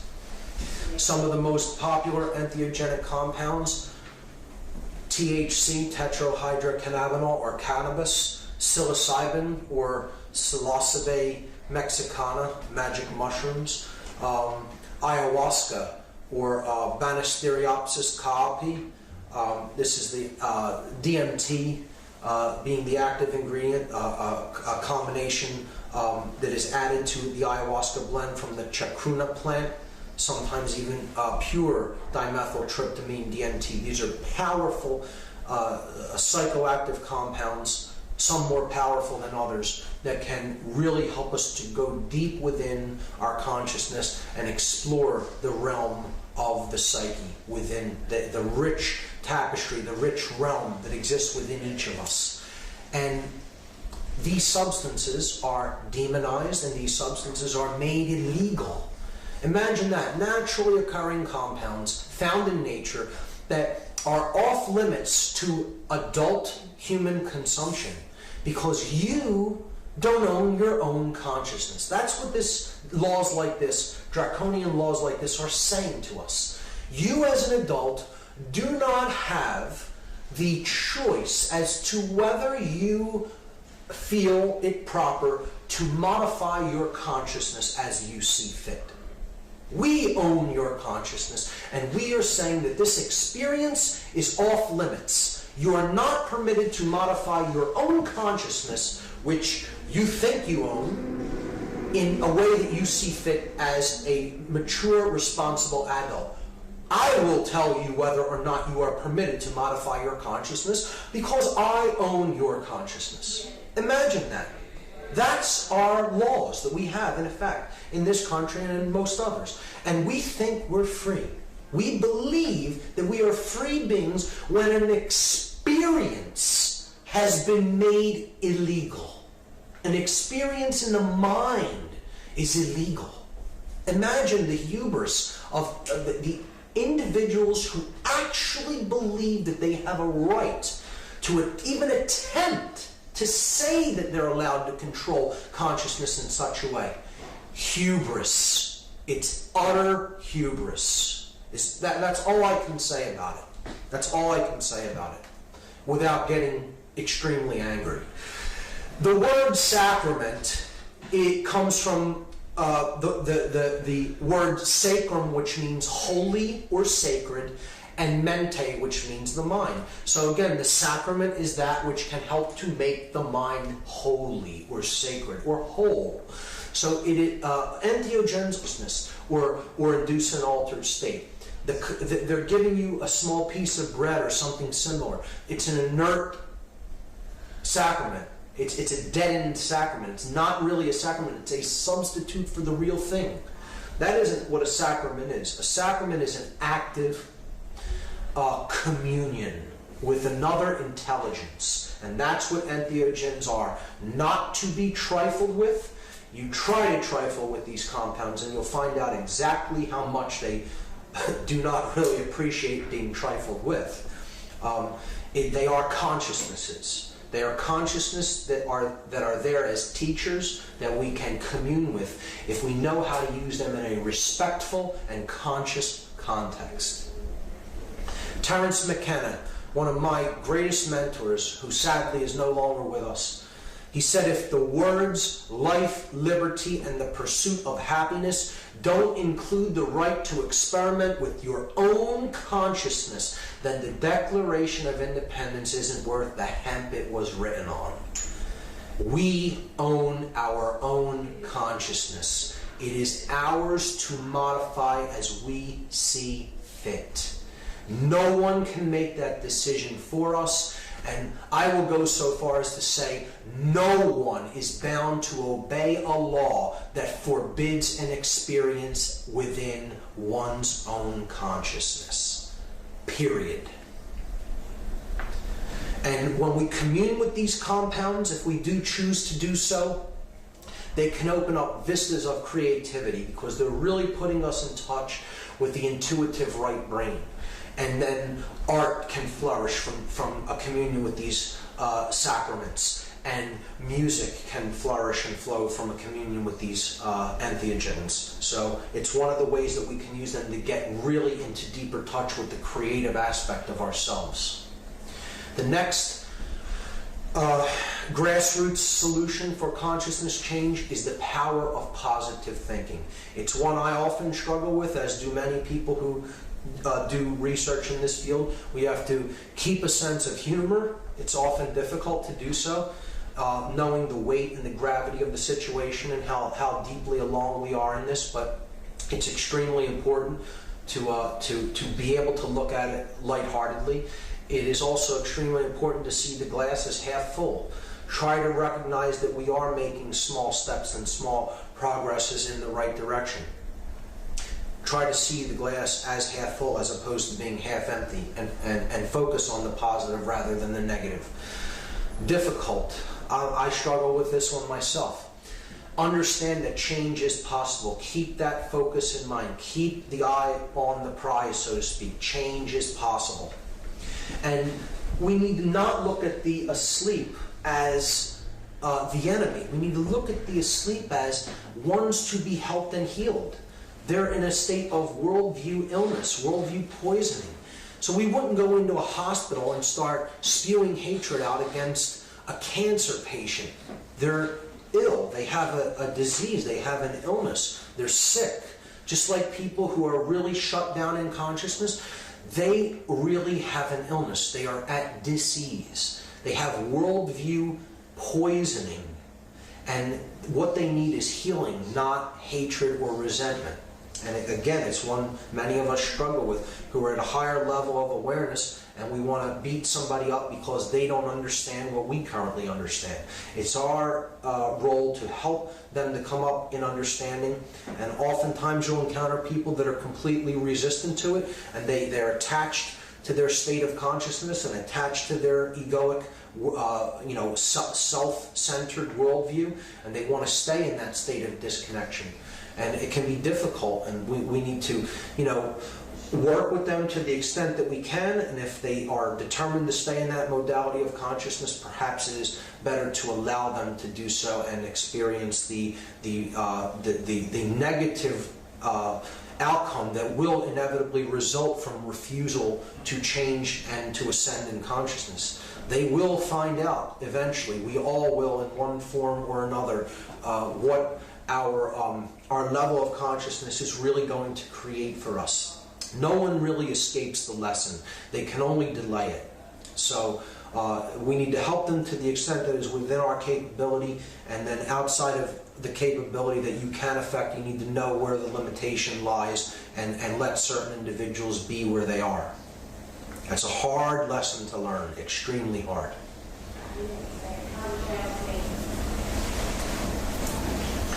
So the final grassroots solution for consciousness change is to begin to reach out and teach others. And we can do this when we ourselves have reached a certain level of higher awareness, when we feel that we've grasped these concepts enough that we can begin to explain them in a way that others are capable of understanding, and in a way that they can use to improve their own life.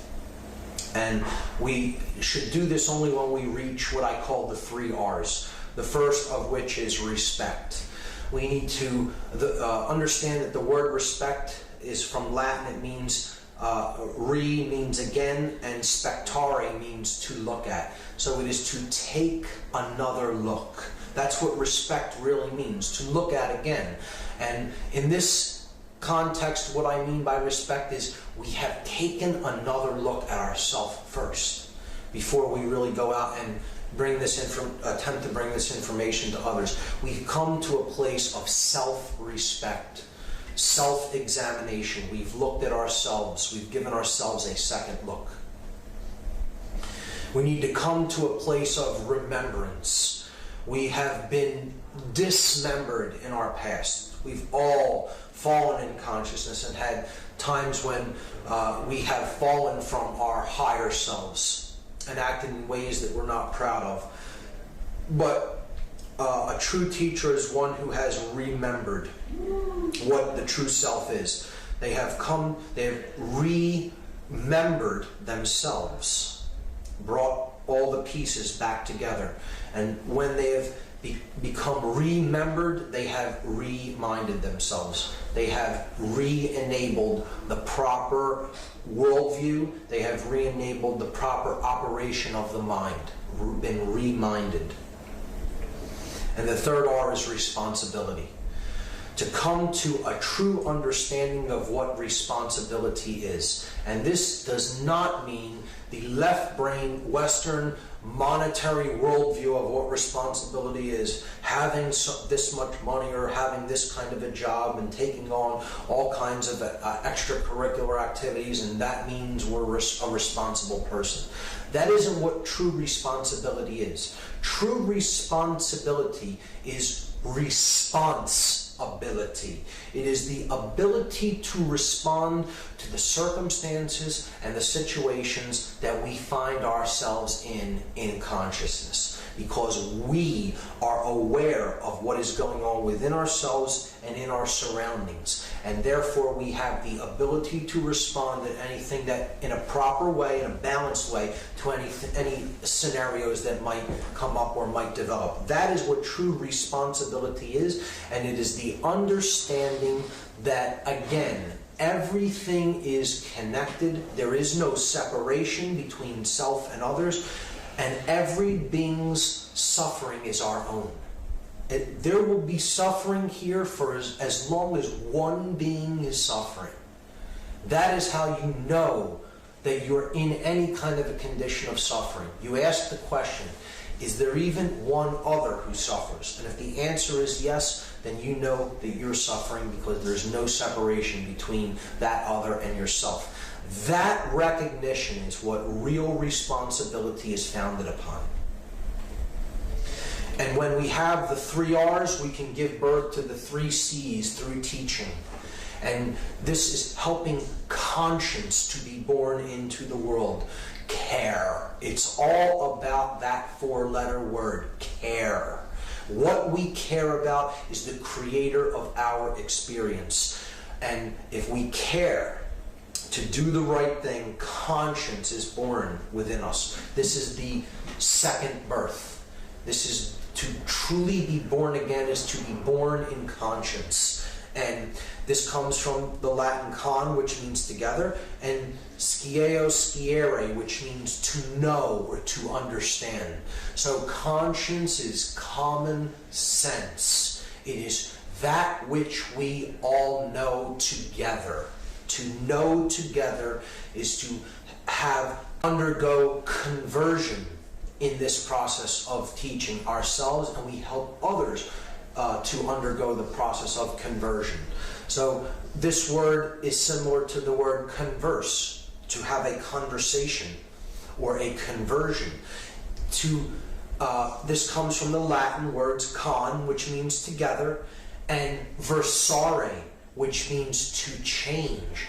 So to undergo a conversion or to converse, to have a conversation, is to change together. To undergo a process of change together is to undergo conversion. And ultimately, it's about developing conviction. Conviction, or to become convinced of something. Not because you simply believe it because someone else has told it to you, but because you yourself have recognized it as such, as truth. The truth is told so as to be understood. It will be recognized as such. That is what the truth is ultimately about. Not belief. It is about gnosis. It is about the understanding of something from the direct experience of that thing. Because we ourselves have gone off onto the path and we have come to a place of conviction. We've become convinced of it because we ourselves have directly experienced that thing. And that means we have come to a place together of victory. Conviction comes from the Latin con, which means together, once again, and vincere, which means to win or to be victorious. So conviction, or to become convinced, is ultimately, it ultimately means that we have won together. We are victorious together. And that is what atonement is really about. It is to come back to oneness, to go home, so to speak. You go back to the place where we really came from. The place where there is no noise of thought, where there is no conflict, where there is no chaos, where there is order and harmony and peace. And that is a place that exists within. That is the kingdom of heaven, or the experience of divine consciousness, and it exists within us. And we can reach that place if we turn our volume of mind down and we reach the state of atonement. And that word comes from Latin as well. A means to depart from, tonare means to make noise or to create noise, and mente means the mind, as we've seen. So atonement really means, if you break the word down, to depart from the making of noise with the mind, to depart from mental noise. It's how we unify the left and right brain hemispheres in this process of the chemical wedding that we've talked about, bringing the masculine and feminine energies together to a place of balance to create atonement, to put ourselves at one mind, understanding that we are all at one and there is only one consciousness here. That's what the ultimate goal of all of this is about, to experience true oneness. And that is what it is all about. Those are the grassroots solutions to help to elevate consciousness within ourselves and others. And that's what can get us out of this divide and this real mess that we've backed ourselves into, the corner that we've backed ourselves into. So those are the methods for change. If we put them into practice, a new world can be born into existence. And with that in mind, I'm going to go into the outro, which I call the New World Order. So it doesn't have to be the Dominator's New World Order, the Sorcerer's New World Order, the one that is depicted on the reverse seal of the dollar bill on the dollar bill, as it is used there.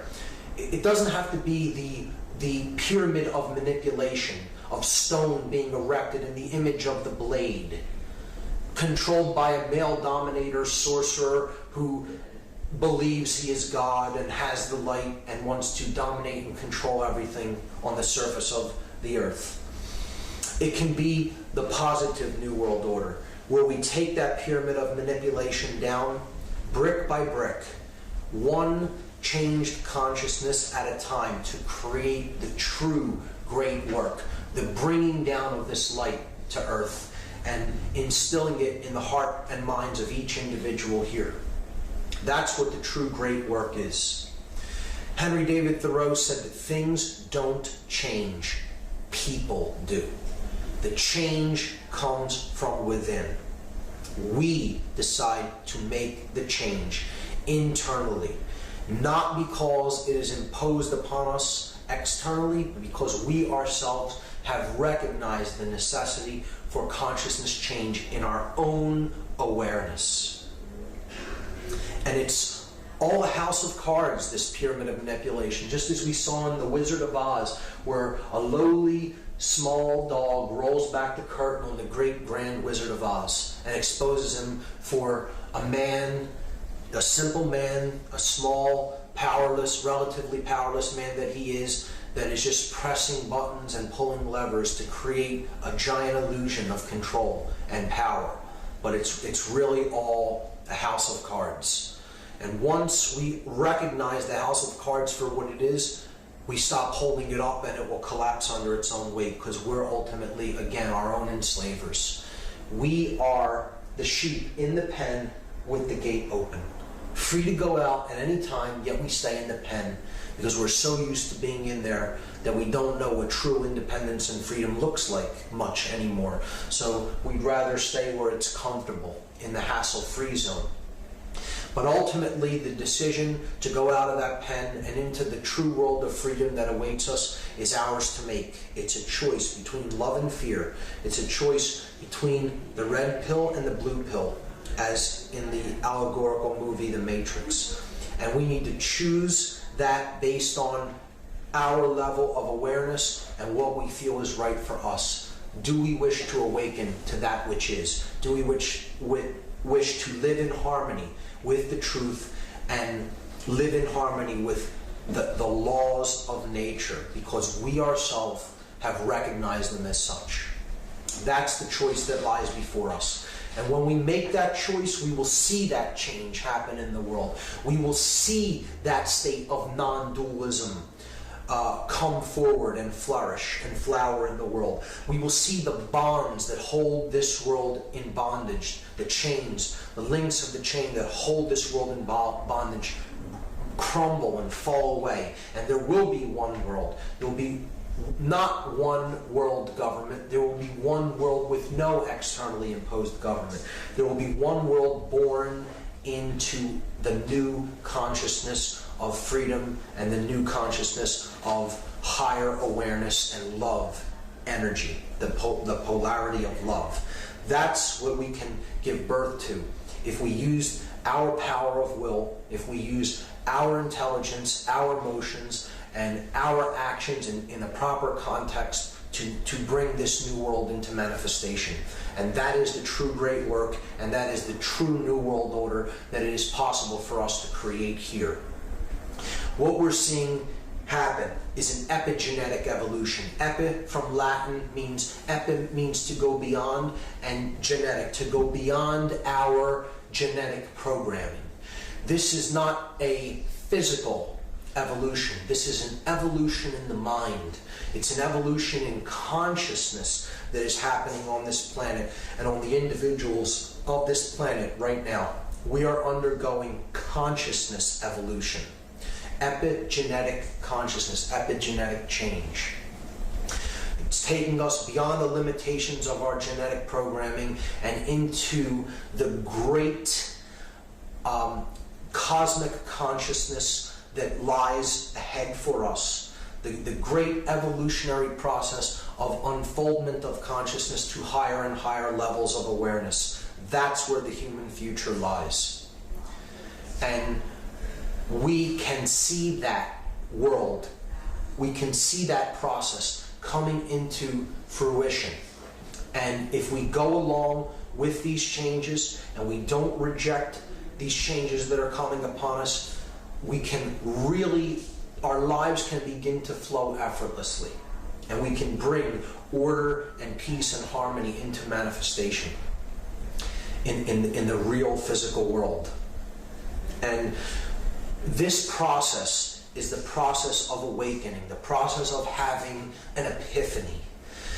This word comes also from Latin. Epi means to go beyond, and Phanes is a Greek god that was a solar god, the guardian of the gate of stars, the zodiacal band of stars. So just like we saw in the Astro-Theology section, he's a sun god. He's a god of gnosis and knowledge and information. And he stands as the guardian of the stargate. So to have an epiphany is to go beyond the god Phanes. It's to go through the stargate of cosmic consciousness to the true, undifferentiated void of consciousness that lies on the other side of that great divide that we experience as separation, and to come to a unified state of consciousness, a modality of consciousness known as non-duality, the understanding that we are one consciousness, experiencing itself in the physical world subjectively. And that is the vehicle for us to have experiences. The physical reality is not who we are. We are pure consciousness. We are infinite consciousness, experiencing itself here to come to know itself better. That's what the true epiphany is about. To go beyond the limitations of five-sense worldly reality, to break down this negative, harmful, poisoned worldview that many of us are experiencing right now, and to really go into a state of whole-brained consciousness that is born of conscience that comes from the heart, the polar energy of love, and to go through Phanes, to go beyond Phanes and go through the stargate of higher consciousness and cosmic illumination. That is what this process is ultimately all about. Martin Luther King said that cowardice asks the question, is it safe? Expediency asks the question, is it politic? Vanity asks the question, is it popular? But conscience asks the question, is it right? And there comes a time when one must take a position that is neither safe, nor politic, nor popular. But one must take it because it is right. Powerful words from an enlightened man.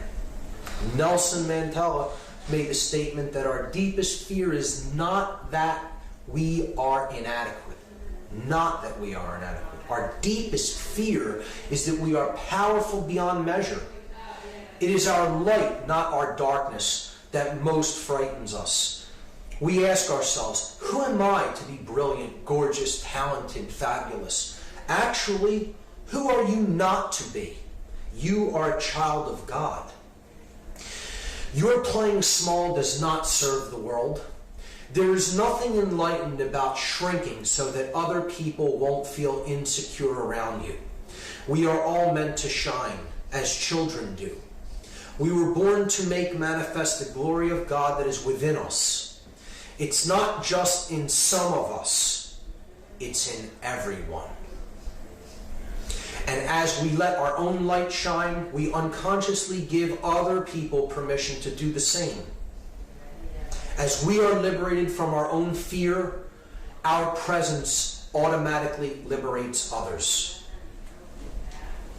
And finally, the last quote, Mahatma Gandhi, the great teacher, said, simply, be the change that you want to see in the world.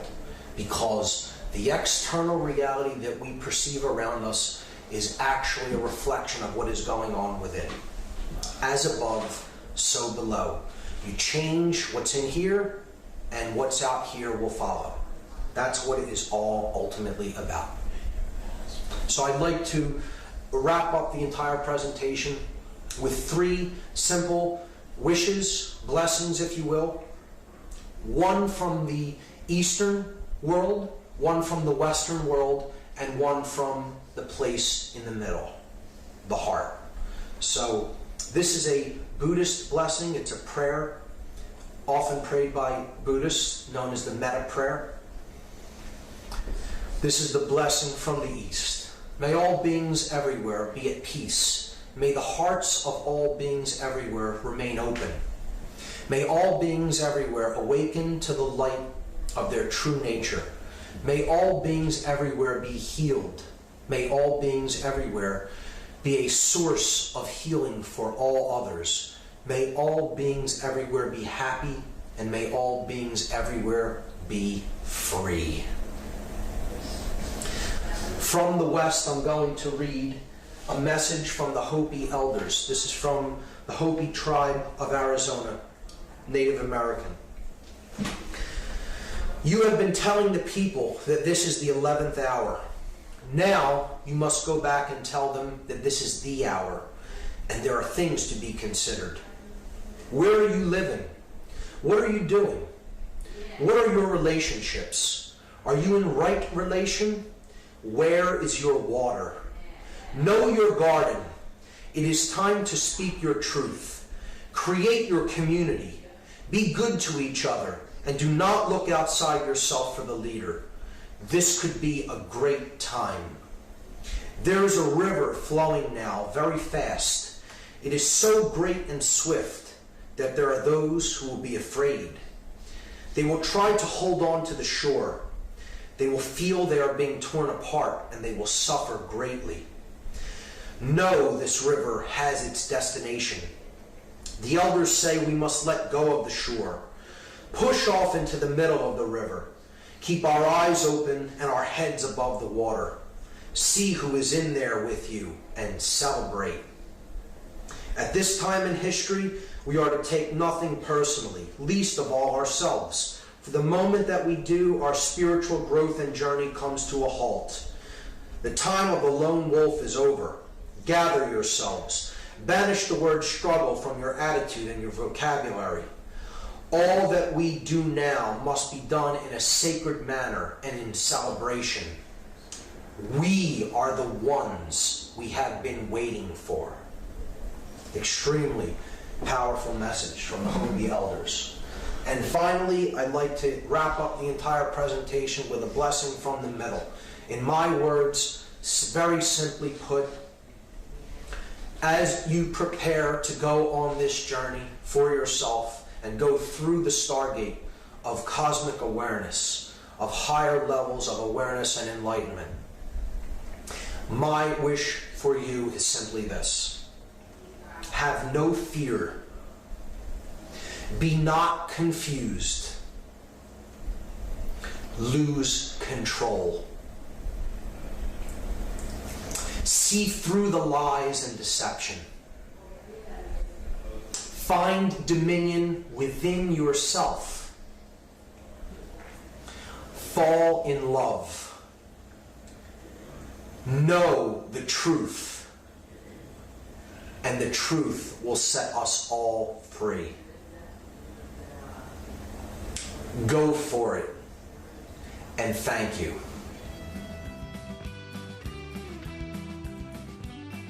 Gentlemen, we have called you together to inform you that we are going to overthrow the United States government.